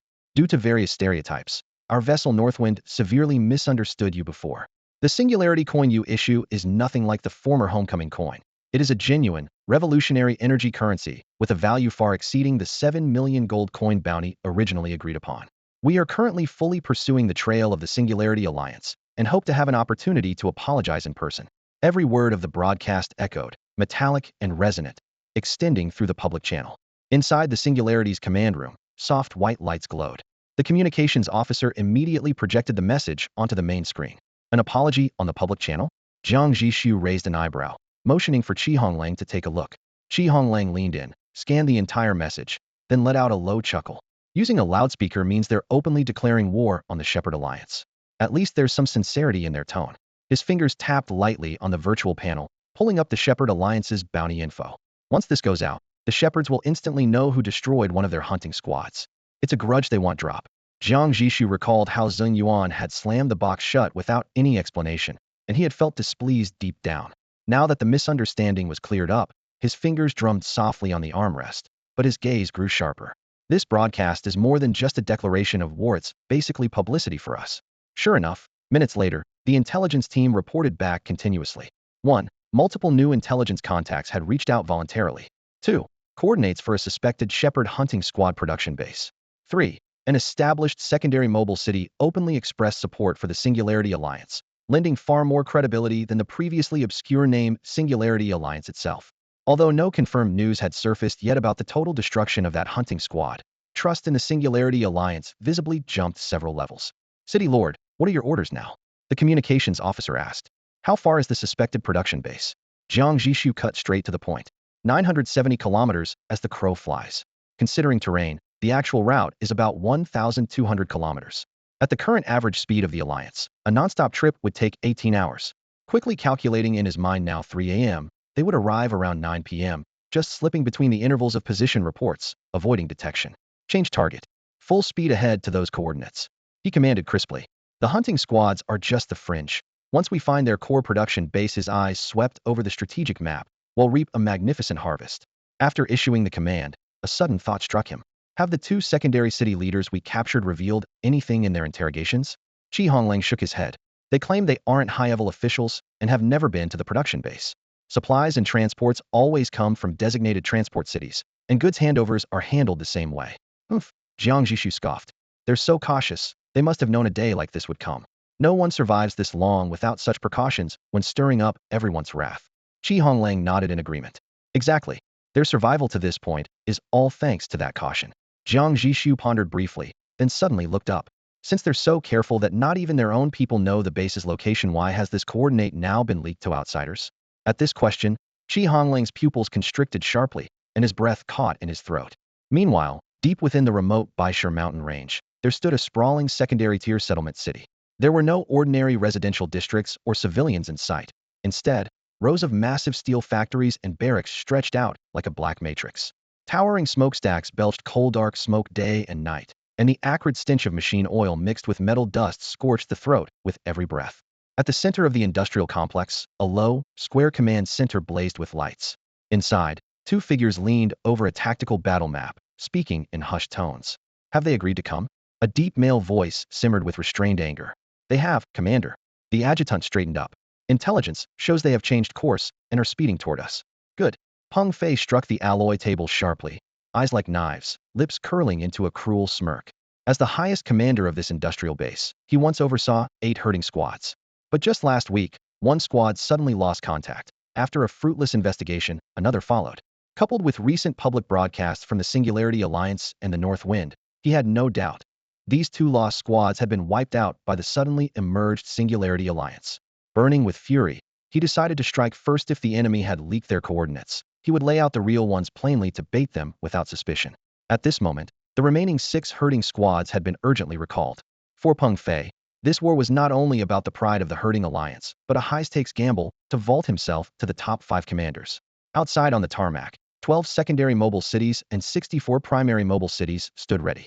For an ordinary alliance, mobilizing nearly 100 mobile cities would be nearly impossible, yet they had painstakingly built this capability over years. Peng Fei licked his dry lips, a cold smile forming. Since the enemy could wipe out 2 herding squads in one go, they must have many advanced blueprints. If he could swallow the Singularity Alliance whole, with these spoils, Peng Fei could rise straight to the Alliance's upper echelon. Yet he also knew if the headquarters delayed another 2 days, other commanders would come to assist. The prize would have to be shared. That could never be allowed. Are all defenses in place? Don't let this end in disaster and embarrassment. Peng Fei's smile faded as he glared at his adjutant. Commander, rest assured. The adjutant stood at attention. All mountain access roads have been blown up. This base sits deep in the mountains with no roads. The secondary mobile cities definitely can't enter. While primary cities are more mobile, crossing this range is tantamount to suicide. He pointed to the battle map. We deliberately left a gap in our scouting net, so they could confirm the base's existence for themselves. Once they push into the encirclement, the dozen or so secondary cities forming a chokehold will tear them apart. The herding alliance hasn't deployed such a massive pincer attack in ages. An air defense. 20 heavy anti-air turrets are deployed at all key heights. With radar scanning the skies 247, not even a mosquito can slip through. When needed, 64 armed helicopters can take off immediately, securing full air superiority. Excellent. Peng Fei nodded, eyes gleaming coldly. This industrial base was already wrapped in an iron net now. It was only a matter of time before the Singularity Alliance willingly walked into their trap. According to the original plan, after finishing all the preparations before the battle, Jiang Zhixu should have gotten a good night's sleep to conserve his energy for the midnight war. However, he quickly realized just how serious Qi Honglang's promise was that the moment the activated metal is produced, you'll be the first to know. At 6 in the morning, just as the sky was beginning to lighten, less than an hour after he finally lay down, Shi Honglang's exclusive communication ringtone yanked him out of light sleep. Holding back his irritation, he answered the call, only to hear not Shi Honglang but Tan Yu, head of the activated metal research team, his voice buzzing with excitement. You've been guarding the smelting furnace this entire time? Jiang Zhixu's tone was low and restrained, his anger nowhere to go. That's right, City Lord. You know how important this is. There's a tough battle tonight, and every extra second of data means another edge in victory. Came the rapid-fire reply. What they said was true, but Jiang Zhixu suspected that even if there was no war tonight, this group would still call him at exactly the same time. Okay, I understand. There was no point yelling at the technicians. He hung up the call, rubbed his throbbing temples, and inwardly scoffed. At least they didn't barge in and drag me out of bed. 10 minutes later, the transfer vehicle stopped at the stern of the new Sea City ship. Inside the smelting chamber, the glow of fire bathed the steel walls in red, and the air hung heavy with the sharp, acrid scent of metal. Jiang Zhixu approached the testing station and placed a piece of activated metal on the metal surface for a quantity demonstration instantly. Silver-gray veins spread, and amid sizzling cracks, 100 identical pieces of activated metal materialized out of thin air, stacked into a small square tower. Including the original chunk, the total was 101 pieces. This was a considerable amount. Previous tests had shown that even when divided, each portion retained its activated effect. Jiang Zhixu turned and looked at the excited middle-aged man wearing black-rimmed glasses beside him. Dr. Tan, hastened to identify the optimal dosage for various combat products. You also need to determine what level of death will cause fatal damage to the user's soul binding. Tan Yu came from the Cradle ship and was a top materials science talent who had been a doctoral student specializing in inorganic nonmetals before crossing over. When he learned of the activated metal's existence, he immediately applied to form a specialized research team and was now finally seeing the raw materials. Pushing up his glasses, he solemnly pledged, City Lord, rest assured, our backup plans are all on standby. By noon today, the most comprehensive test report will be on your desk. Jiang Zhixu nodded, offered a few words of encouragement, then hurried back to the Singularity ship, intending to make up for the lost sleep. At noon, in his office, he ate his boxed lunch while leafing through the freshly delivered report. The bold headline on the first page clearly defined the basics. A single complete piece of activated metal divided equally into 10 parts, each counted as 1 unit. A standard piece therefore equaled 10 units. This experiment's total usable resource was 1,010 units. The reason behind this definition is that activated metal below 1 unit is essentially ineffective, practically useless, while doses above 10 units show no additional benefit. Jiang Zhixu muttered inwardly, so it was just for convenience, then flipped to the next page to get to the real core of the matter. Repeated experiments confirmed that the soul binding effect of activated metal is unrelated to the size of the final product, but positively correlated with 2 factors. First, the precision and complexity of the product structure. Second, the amount of activated metal used. At the same dose, the more sophisticated the structure, the stronger the object's intelligence or spirit. Even so, 10 units is the upper limit. At best, it can achieve mind-to-mind communication with the owner, but cannot give birth to independent consciousness. Increasing the dose beyond this in the same product only deepens the bond, which can worsen injuries if the user is harmed, but does nothing to enhance intelligence. This conclusion logically overturns the previous belief that larger size means poorer effect. Jiang Zhixu continued reading. Regarding injury and lethality, the report detailed experiments. A whole, undivided piece of activated metal 10 units naturally possesses a soul's integrity. When a death row prisoner is directly bound to it, and then thrown into a melting furnace, the metal burns instantly, and the prisoner dies immediately without obvious pain. Once the metal is divided, this integrity is broken.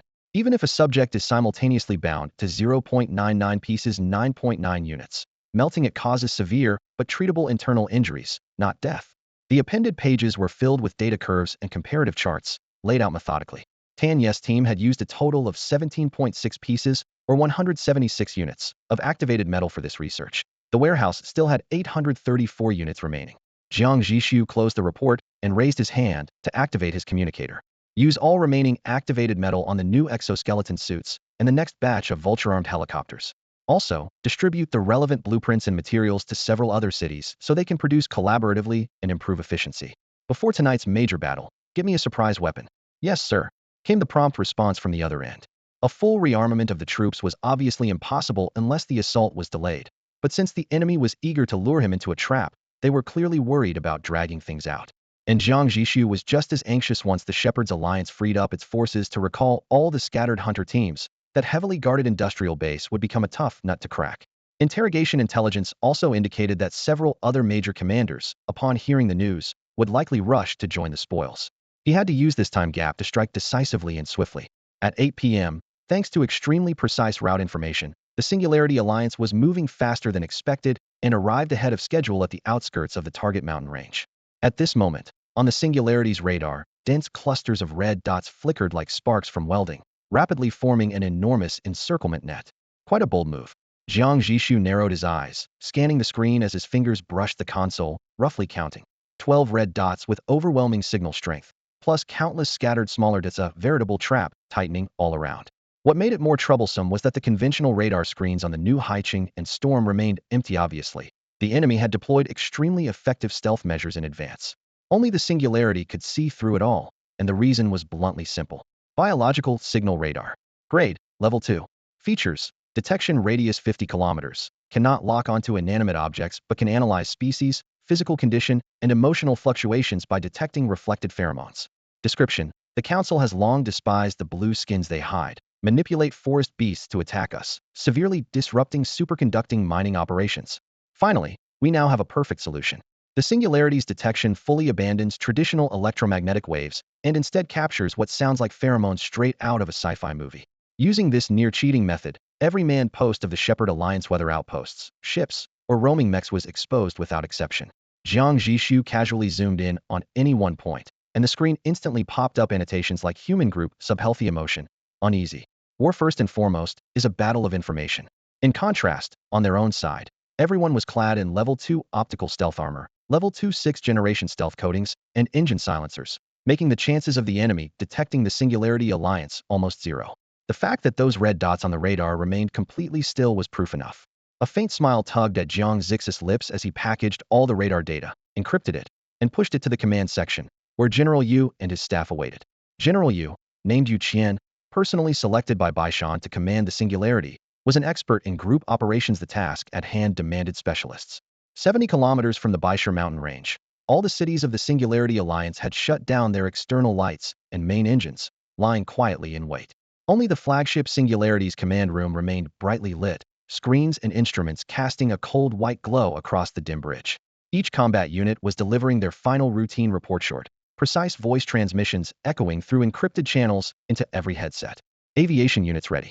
All Vultures and Elite Vultures have completed final weapon checks and are prepared for immediate takeoff. Ground forces ready. Ghost Squad has reached designated infiltration positions and is standing by. Logistics support ready. Battlefield resupply and casualty evacuation units are on standby. Communication Relay Node 1 established successfully. Signal stable, connection confirmed. Communication Relay Node 2 established successfully. Signal stable, connection confirmed. Communication Relay Node 3 established successfully. Signal stable, connection confirmed. Communication Relay Node 8 established successfully. Signal stable, connection confirmed. After Yu Qian took over as overall commander, he stood before the round tactical projection table to summarize and confirm. The steady reports in his earpiece struck his nerves like relentless pulses. Raising his eyes to the overview seats, he saw Jiang Zhixu calmly studying the tactical display before nodding slightly. Receiving tacit approval, Yu Qian tightened his grip on the comm device and spoke resolutely. Phase 1. Ghost operation commence. The moment the order was given, 2 transport helicopters coated in 6th generation stealth camouflage silently slid off the electromagnetic catapult on the deck, vanishing into the night like melting shadows. Their bodies hugged the jagged mountain ridges at ultra-low altitude, rotor downwash swallowed by the night wind and dense forest below. At 20 kilometers from the enemy's outer defenses, the helicopters hovered steadily at 15 meters altitude. The doors slid open and 6 black-clad figures leapt out in succession. The instant their exoskeletons activated, shock absorption drives engaged simultaneously, their landings barely rustling, a few leaves almost soundless. Teams 1 and 2 are on the ground, preparing to begin infiltration reconnaissance. The message was amplified by level 8 relays and sent steadily back across 70 kilometers to the Singularity. The flagship responded with a brief confirmation before the channel fell silent again. The 6 scouts quickly split into pairs and slipped like ghosts through the Shepherd Alliance's supposedly impregnable defenses. Thanks to exoskeleton enhancements, they moved across steep mountain paths as if on flat ground, mud and thorns flying past without slowing them. Soon, new markers began appearing on the command center screens. Target A01 identified, a heavy anti-aircraft battery. Coordinates verified against bioradar. Perimeter defenses recorded in detail. Similar reports arrived dozens of times over the next half hour. It became clear that their radar technology far outmatched the enemy's, with all intel perfectly matching on-the-ground reconnaissance. Yet Yu Qian remained vigilant, assuming bioradar to be absolutely reliable could cost lives. Who knew if the enemy had countermeasures? In war, even the slightest arrogance could bury hundreds or thousands of soldiers. At this moment, as coordinates were repeatedly confirmed by both ghost squads, every detail of the enemy's defenses around the battery was exposed, the deployment patterns, patrol routes, even sentry shift changes laid bare. This gave Yu Qian absolute confidence to proceed with the next phase of the plan. Just as he had predicted earlier, he used a laser pointer to circle the blinking red dots on the electronic map, explaining to his staff one by one. There are 20 anti-aircraft guns spread across various hilltops. But the overlapping fields of fire leave at least 4 blind spots, which clearly shows they've never done live fire calibration. In theory, just by the gun elevation angle, you can calculate the coverage sector, but once the distances extend several kilometers, no one without professional training can measure it accurately. The defense line is bound to have gaps. Look at their patrols too, they're loosely formed with irregular spacing. No sign of coordination whatsoever. The commander definitely isn't a professional soldier. Jiang Zhixu listened silently, but his gaze was fixed on another screen. The Dragonfly UAV had just transmitted high-resolution images from above, pinpointing all the herders' and hunters' hideouts. Without prior coordinates, these massive mobile cities were nearly invisible in the footage, but as the image zoomed in, the weaknesses blazed like torches piercing the darkness. Excellent. A cold smile curved Yu Qian's lips. Notify Ghost Squad to withdraw immediately upon final confirmation. Air units, commence Phase 2. 20 minutes later, 6 scouts slipped back to the extraction point and boarded helicopters, melting silently into the night. Throughout the entire process, Peng Fei's radar screen remained perfectly clear, not a ripple in sight. All targets cross-verified. War begins now. Boom. No sooner had the words fallen than the decks of 2 air superiority carrier cities trembled as the engines of 144 Vulture-armed helicopters roared to life together. 20 elite models incorporating active metal alloys were catapulted first, streaking like 20 bolts of black lightning straight into the enemy's anti-air positions. Over 100 Vultures took off simultaneously. The dense cluster of metal rendered stealth coatings useless, and the Shepherd Alliance's radar was instantly overwhelmed by a flurry of warnings like static snow. Enemy incoming. Large-scale, unidentified targets detected at high altitude. The screaming alarms shredded the night. The air defense positions dissolved into chaos. Soldiers stumbled and scrambled toward their gun emplacements, but it was already too late. Over the elite Vulture Squadron's comm channel came the captain's comm order. Reach assigned positions. Fire at will. The 20 armed helicopters skimmed just above the fire-blind spots along the ridgelines, their missile bays opening in unison. 40 armor-piercing missiles designed to tackle hardened targets streaked with blazing white tails from varying altitudes and angles toward the 20 freshly pinpointed gun positions. Boom, boom. Thunderous explosions, steel lotus flowers of fire blossomed simultaneously on every peak of the Baishur Mountains, lighting the night as if it were broad daylight. All 20 heavy anti-aircraft batteries were reduced to burning scrap metal in the first lightning strike, none even firing a single shot. What the hell is going on? What are our air defense positions doing? Why were we bombed? Inside the command center, Peng Fei suddenly shook off the woman he had been holding to pass the time, staggering toward the surveillance screens. His entire face was a mix of shock, disbelief, and confusion. He hadn't fully recovered from the sudden blow. On the radar, a second wave of attack formations was rapidly approaching. 124 conventional Vultures packed tightly, like an ominous dark cloud bearing down. The countless red dots made his heart race, his hairs standing on end instantly. Abort concealment. All hunter squads, reinforce immediately. Peng Fei roared hoarsely, urgency thick in his voice. Commander, it's no use. All roads are severed. Secondary cities can't send reinforcements. The primary city is a sitting duck under enemy fire. Peng Fei's face turned pale, his eyes filled with anxiety and guilt. His mind was in chaos. No matter how tightly they had guarded their defenses, how their patrols were perfectly woven like an unbreakable net, he couldn't understand how the enemy had pierced their air defense so quickly. Wait, we still have anti-aircraft weapons. He instantly composed himself, his voice steady. Within moments, he adjusted the orders. All helicopters, take off immediately to engage the enemy. On the helipad, 64 armed helicopters of the Shepherd Alliance engines roared to life. Their rotors spun fast, mechanical noise filling the air. The helicopters tore free from the ground, frantic but quickly assembling into combat formations, ready to intercept the massive airborne enemy force. But waiting for them was a lethal hailstorm of 108 Vultures, holding overwhelming numerical advantage and superior performance. 20 elite Vulture pilots were natural kings of the sky, precise and agile, expertly maneuvering their aircraft. Even the standard Vulture pilots were no mere novices compared to the Shepherd Alliances, their powerful coordination overwhelming under the cover of night. In the pitch-black darkness, searchlights struggled in vain. Chains of tracer fire flashed continuously, and air-to-air missiles carved glaring trails through the night sky. A fierce clash erupted instantly. The Shepherd Alliance's air force was shredded like paper. One by one, helicopters were hit, dragging thick black smoke as they fell mercilessly to the ground below. The remaining 40 vultures hugged the terrain closely, lowering altitude as their cannons and rockets bombarded everything. They utterly suppressed the ground reinforcements attempting to break out from the camps. Wave after wave of surface defenses were ruthlessly crushed into scorched earth. Half an hour later, the battle finally ended. The sky fell silent, save for the hum of the vultures' rotors. Inside the command room, the grim-faced Yu Qian lifted the communicator, his voice calm and decisive. Air blockade complete. No-fly zone established. Phase 3, divine troops descending, begin deployment. Back on the helipad, all the helicopter doors opened once again. Under the night sky, countless silver exoskeleton-armored soldiers rained down from the cabins, landing on the still-burning industrial base and launching the next swift assault. It's said that some readers are about to start school soon. 2 chapters were released early this morning. Hopefully, there's still time to catch up. As the surprise war in the Baishur Mountains intensified to a fever pitch, 9,300 kilometers to the north lay the Grey Wind Plains, sprawled beneath the constant gusts. The scorched earth resembled molten iron plates, heavy dust lingering in the sky year-round, while the acrid, sulfurous stench tainted every breath. This land was once the ruins of a powerful node-level city, but had long since fallen into the hands of the Grey Wind Alliance. The Grey Wind Alliance repeatedly repelled the Shepherd's League sieges, earning a reputation as fearsome as their strength. With continuous output of metal and sulfur mines, this treasure trove had become theirs entirely. No one dared spark conflict here anymore. From a kilometer-high vantage point, the Grey Wind Plains looked like a deeply imprinted metallic totem.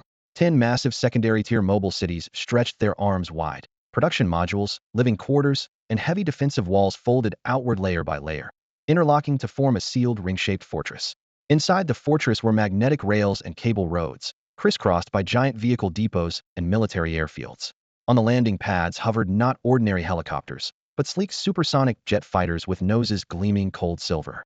Beyond these 10 outer cities lay 14 dormant standard-tier primary mobile cities, folded tight, with locked steel shells, like iron beasts lying in ambush. Occasionally an off-road vehicle would rush in, followed by the sharp sounds of gunfire. The 59 cities layered in mutual protection surrounded the true core of folded secondary-tier mobile city, painted with geometric color blocks, not yet deployed. Stepping into the core city, the world seemed to change overnight. Verdant grass, swaying flowers, birdsong carried on the breeze. Passers-by strolled at leisure, as if in a paradise. The world believed this was the Grey Wind Alliance's base, but in truth it was the secret heartland called the pasture, the true headquarters of the Shepherd's League. At the top floor of the painted mobile city, in a bright, yet austere command room, Yu Zhixu sat upright in a metal chair. His youthful, delicate face carried a faint smile, but behind his eyes lay a deep coldness. His voice was calm and steady. Peng Fei, when did we lose contact? A minute ago, sir. I came immediately to report. The middle-aged man in front of him bowed his head. Only an hour earlier, Peng Fei had confidently reported that everything was under control. Yu Zhixu closed his eyes briefly. When he reopened them, his gaze was sharp as a blade. Whispering so quietly only he could hear, a bungler who accomplishes nothing but failure. He had clearly ordered to wait for the other 2 commanders before taking action. But a general on the battlefield need not always obey orders. From thousands of kilometers away, it was impossible for him to fully control Regional Commander Peng Fei. The middle-aged man held his breath silently. Yu Zhixu asked again, was it the Singularity Alliance? Most likely. After all, Peng Fei set the ambush tonight, targeting them specifically. His subordinate replied immediately. Then, lowering his voice, he hesitated and offered a guess. Master, could this Singularity Alliance be outsiders from other secondary regions crossing over? Highly unlikely. Yu Zhixu paused only briefly before dismissing the visitor's speculation. Leaning back in the wide-back chair, his fingers tapped rhythmically on the armrest as his gaze drifted into the empty space ahead. If any alliance truly possessed the power to completely annihilate Peng Fei's legion within an hour, there would be no way nearby regions could remain so utterly silent. As for farther regions, forget it. Cross-regional deployment required official clearance permits, which were nearly impossible to obtain. Since its establishment, the Shepherd Alliance had only managed to gather 13 such permits. If the other side intended to cross multiple domains to arrive here, they would need at least 50 permits. Without that, they wouldn't get an inch closer. The middle-aged attendant lowered his voice to remind him, but they definitely don't seem short on money, casually offering bounty rewards in the billions of gold coins. This is no ordinary upstart. If they really wanted to throw money around, buying enough clearance permits might not be impossible. Yu Zhixu raised his wrist slightly, signaling him to step back. As the door closed, the room fell silent again. Only then did he slowly raise his hand, and the air before his palm twisted. Two softly glowing D20 dice materialized silently. This was his rare innate talent, the Fate Dice. Fate Dice LV2. Quality: Rare innate. Trait: Control the legendary Fate Dice. When the user attempts to generate an event, the talent indicates how many points are needed to intervene in that event. Roll the dice, and if the total equals or exceeds the required points, the intervention succeeds. Current dice count: 2. Maximum points per die: 40. Description: Fate's gift comes with a hidden price. You may roll endlessly as long as you can bear the backlash of failure each time. Without this talent, Uzimo would never have come this far.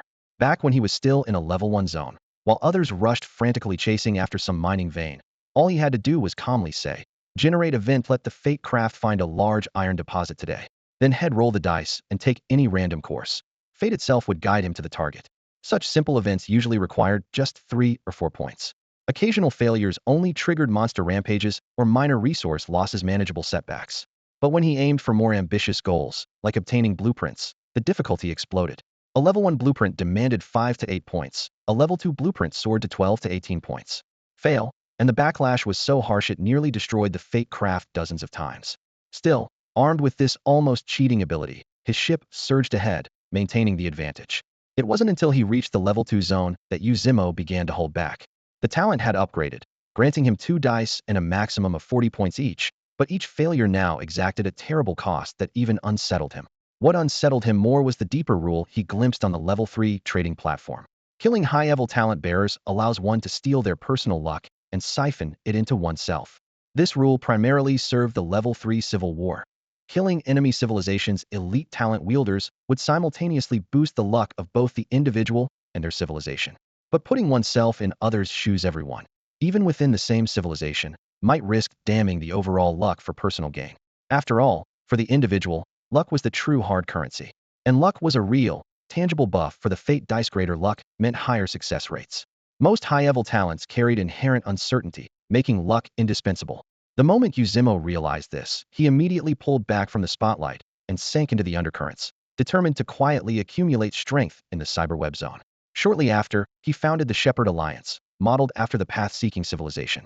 Its true goal was not to build a mighty alliance, but rather, to cultivate elite talent bearers himself, then harvest them to fuel his own personal luck reserves. The Shepherd Alliance was in fact his carefully fenced pasture.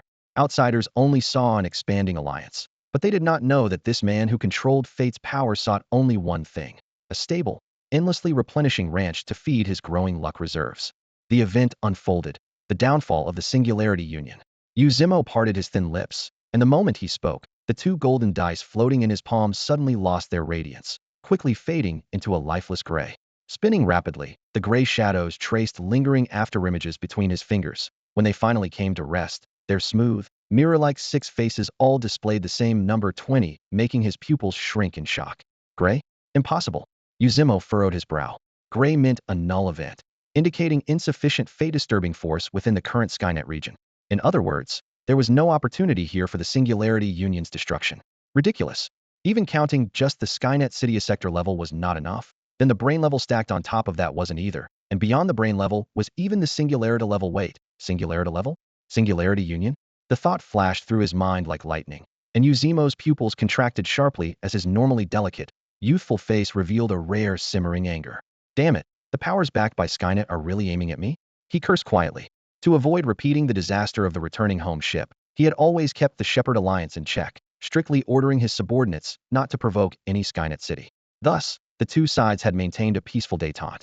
But if the Singularity Union was genuinely cultivated by the system through Skynet to force him out, everything suddenly made sense. After all, the Fate ship's overall combat power had long since left all other mobile cities in the Skynet region far behind. In the system's judgment, he should have either advanced to a level 3 region or shifted to another level 2 region. Absolutely, he should not still be fishing here. If that were the case, the system was very likely using local forces Skynet itself to orchestrate some sort of collaboration to forcibly expel him. This line of reasoning stemmed directly from the tragic lessons learned during the returning home event. Suppressing his rising agitation, Uzimo decisively altered the event. The Shepherd Alliance would go to war with the Singularity Union, and the Shepherd Alliance would achieve a smashing victory. Before he finished speaking, the 2 dice burst into blinding light, 1 purple, 1 gold spinning in midair. The purple die settled on 18, the gold on 20. 38 points. Out of a possible 40, this was nearly impossible. Yu Zimo muttered a curse and immediately tweaked the wording, changing smashing victory to narrow victory. The change took effect instantly, and the purple light surged twice over the two dice, both turned deep purple. One showed 16, the other 15, a total of 31 points. As long as the sum of upcoming rolls was equal to or greater than 31, he could use these dice to forcibly distort reality and make the event come true. Seeing this number, Uzimo's heart stirred a felt it was worth the gamble. He had personally slain over 100 elite gifted enemies, possessed 2 rare and exceptional talents, and his personal fortune had already been elevated to extraordinary levels.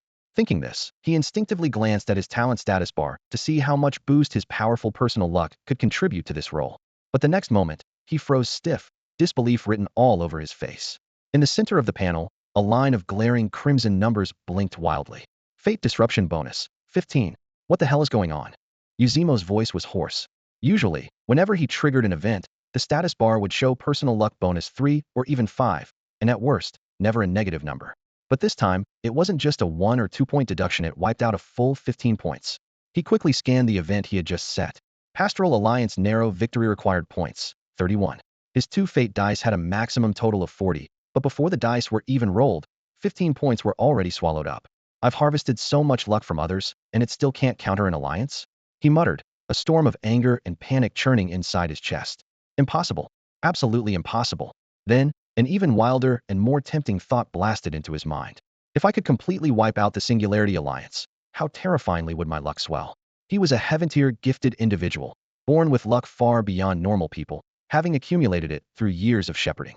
Now, for his luck to be overwhelmed like this could only mean there were peak-tier or even higher gifted individuals lurking in the Singularity Alliance. The Singularity Alliance isn't stronger than me, so let's give it a try. Uzimo clenched his fists and took a deep breath. Fate had already given another answer. He needed 31 points just to secure a narrow victory, meaning there was at least a 9-point difference in power between them by Fate's reckoning. At this moment, the combined strength of the Fate vessel did overpower the opponent, but the negative effect of his talent temporarily stripped him of his cheating ability to lock in a win early. Take him down. I must take him down. The greedy fire in his eyes blazed ever brighter. But before acting, one crucial thing remained. The headquarters location must not be revealed. As long as Baishur base remained intact, he retained endless war potential.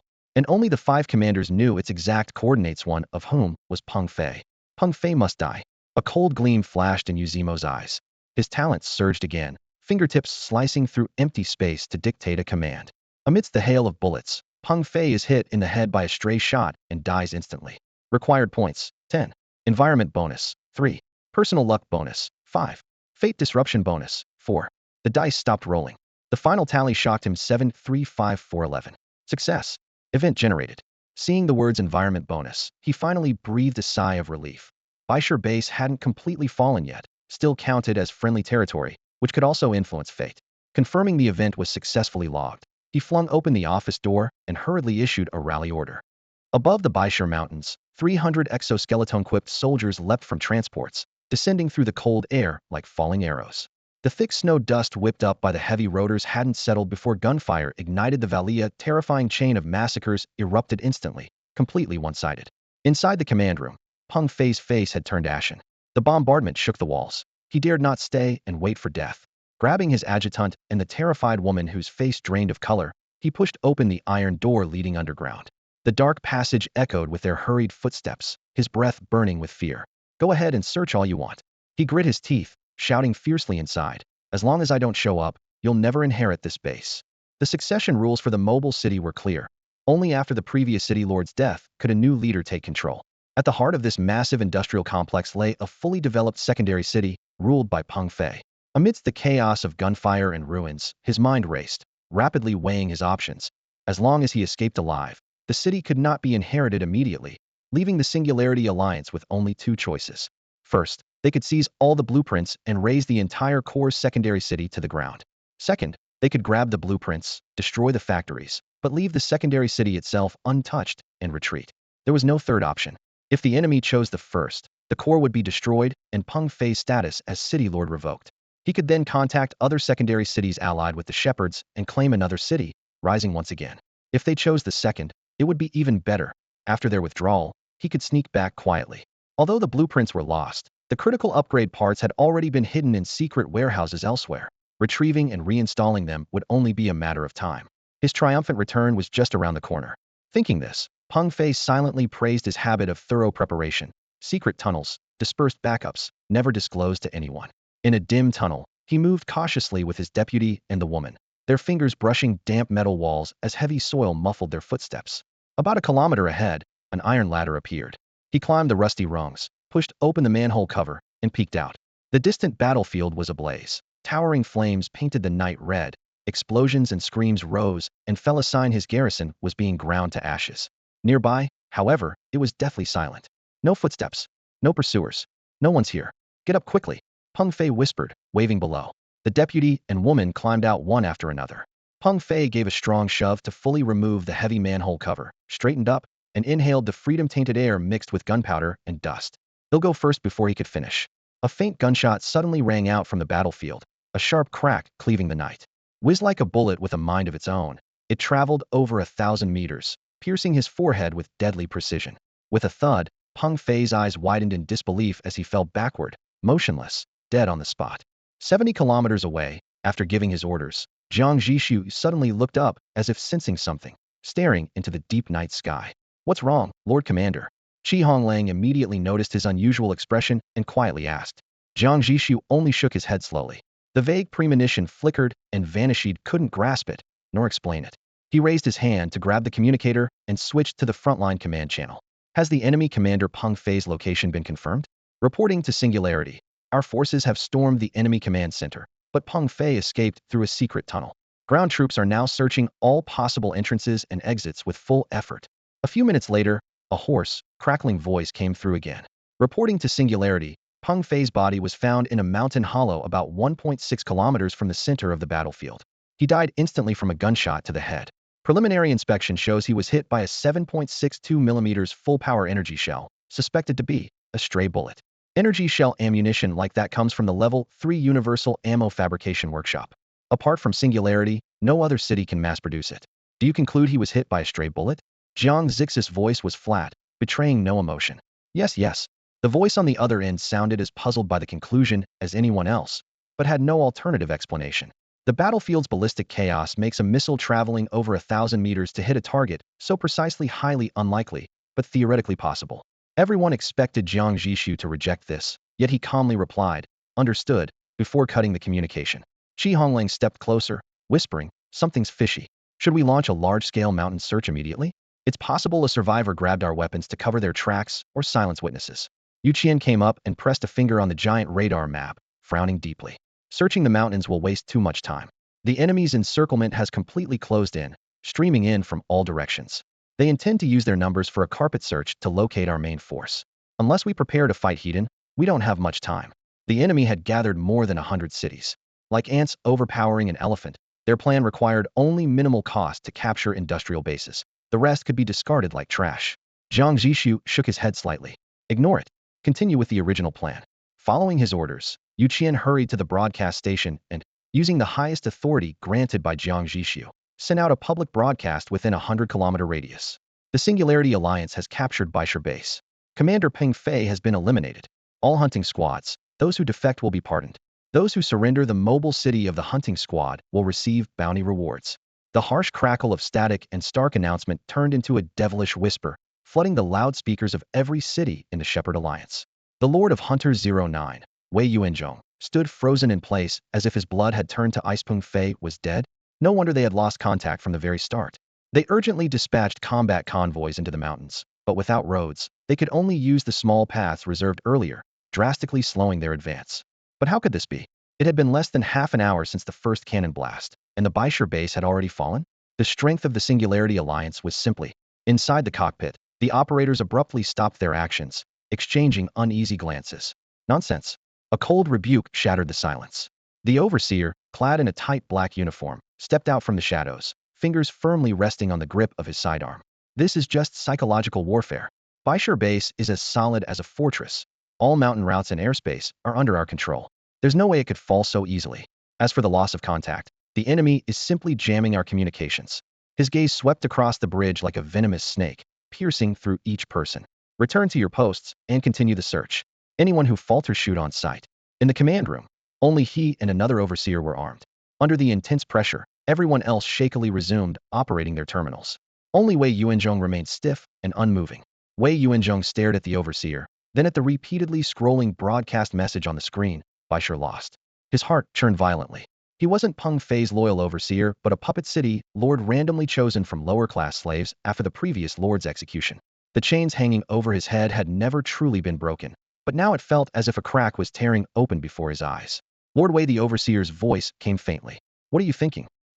Wei Yuanzhong opened his mouth, but no words came out. Suddenly, a young communications officer shouted, "Report." The radar shows his fingers flew over the screen. Hunter 06 and Hound 17, 18, and 39, along with multiple other hounds, are all turning away, breaking formation. What?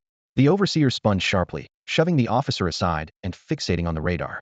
Two green dots representing friendly forces were charging away without hesitation. Traitors, fools all of them. His face twisted. He pressed the all-channel broadcast key. All units, listen up. Immediately share the coordinates of Hunter 06 and its hounds. Hunters and hounds in the vicinity, open fire on the spot. Use all means necessary to destroy every traitor. He whirled back to glare at Wei Yuanzhong. Wei's heart tightened. He quickly lifted the broadcast blockade, ensuring the order spread throughout the city. Oomph. Wise of you, the overseer sneered. Through the viewport, he saw their own gunfire lighting up the darkness. Yet unease flickered within him. Where was old Lin? On his own, he probably couldn't suppress the undercurrents in this full cabin. They needed to regroup quickly. He thought this as he strode toward the hatch, pushing open the heavy alloy door. Outside lay a deathly still darkness. In a flash, a burst of dazzling gunfire tore through the night. Bang! A bullet struck precisely between his eyebrows. The overseer's step faltered, his body stiffened and straightened. Then he fell backward, his head hitting the metal deck with a dull thud, blood splattering. The sudden gunfire ignited the already taut panic. The entire bridge erupted like a beehive, screams rising and falling. Everyone spun around, staring fearfully toward the door. A lone figure slowly emerged from the dimly lit porch. Beneath his feet lay the warm corpse of a battle supervisor. The cold white bulb swayed overhead, while a trail of blood stretched from the steps to the doorway like a pulsating blackened red crack. Someone's voice trembled, but still called out in shock and recognition. Lin. Supervisor Lin. The figure stopped under the light. It was the long-missing Supervisor Lin. Unlike his once gaunt appearance, his eyes now burned with cold fury, and his right hand gripped a black pistol tightly. From now on, I'm taking control of this entire city. The barrel still emitted cold smoke. Wei Yuanzhong forced himself to stay calm, swallowing hard before daring to speak. Supervisor Lin, what is this? Bang! The gunshot roared like thunder. A bullet pierced Wei Yuanzhong's forehead. His eyes flew wide with terror and disbelief, frozen on his face before he collapsed weakly. Blood splattered against the wall. Silence fell over the command room like a heavy shroud. The air felt suffocatingly still. Supervisor Lin lowered his gun and placed his left hand steadily on the central console, his voice grave. I'm assuming the role of City Lord. The city will now be renamed Tiejiao. As he finished speaking, a violent tremor shook his mind as City Lord talent had awakened. Lin Tao closed his eyes to gauge its level and effect. Disappointment and restlessness flickered across his brow before he took a deep breath and stifled the emotions deep inside. The reactor is overloaded. Break formation and proceed southwest. His command was sharp and decisive. Midway through, he glanced at the stunned communications officer beside him and added, "Also, try contacting the Singularity Alliance. I, Lin Tao, have taken over an entire pastoral hunting team and won a 100 million gold bounty." His words struck everyone like a hammer to the chest. An entire pastoral hunting team? Someone muttered, their gaze racing to the radar screen. On the display, the 11 green blips representing 2 secondary and 9 primary cities signifying their pastoral hunting teams had all broken away from the original formation. They now followed the newly renamed Tiejiao in a straight line heading southwest. When were they turned? They all defected. The defection of an entire pastoral hunting team was like pulling the keystone from an arch, instantly collapsing the entire Baisher battle zone. The remaining loyal teams immediately lost morale, forced to guard against former allies even as they scattered in panic, because the defectors had already opened fire mercilessly. That's all for today. Thank you so much for watching. I hope you guys enjoyed. If you wish to have another part of this recap, please give us at least 1,000 likes. Please don't forget to comment and subscribe to our channel for more content like this. Until next time.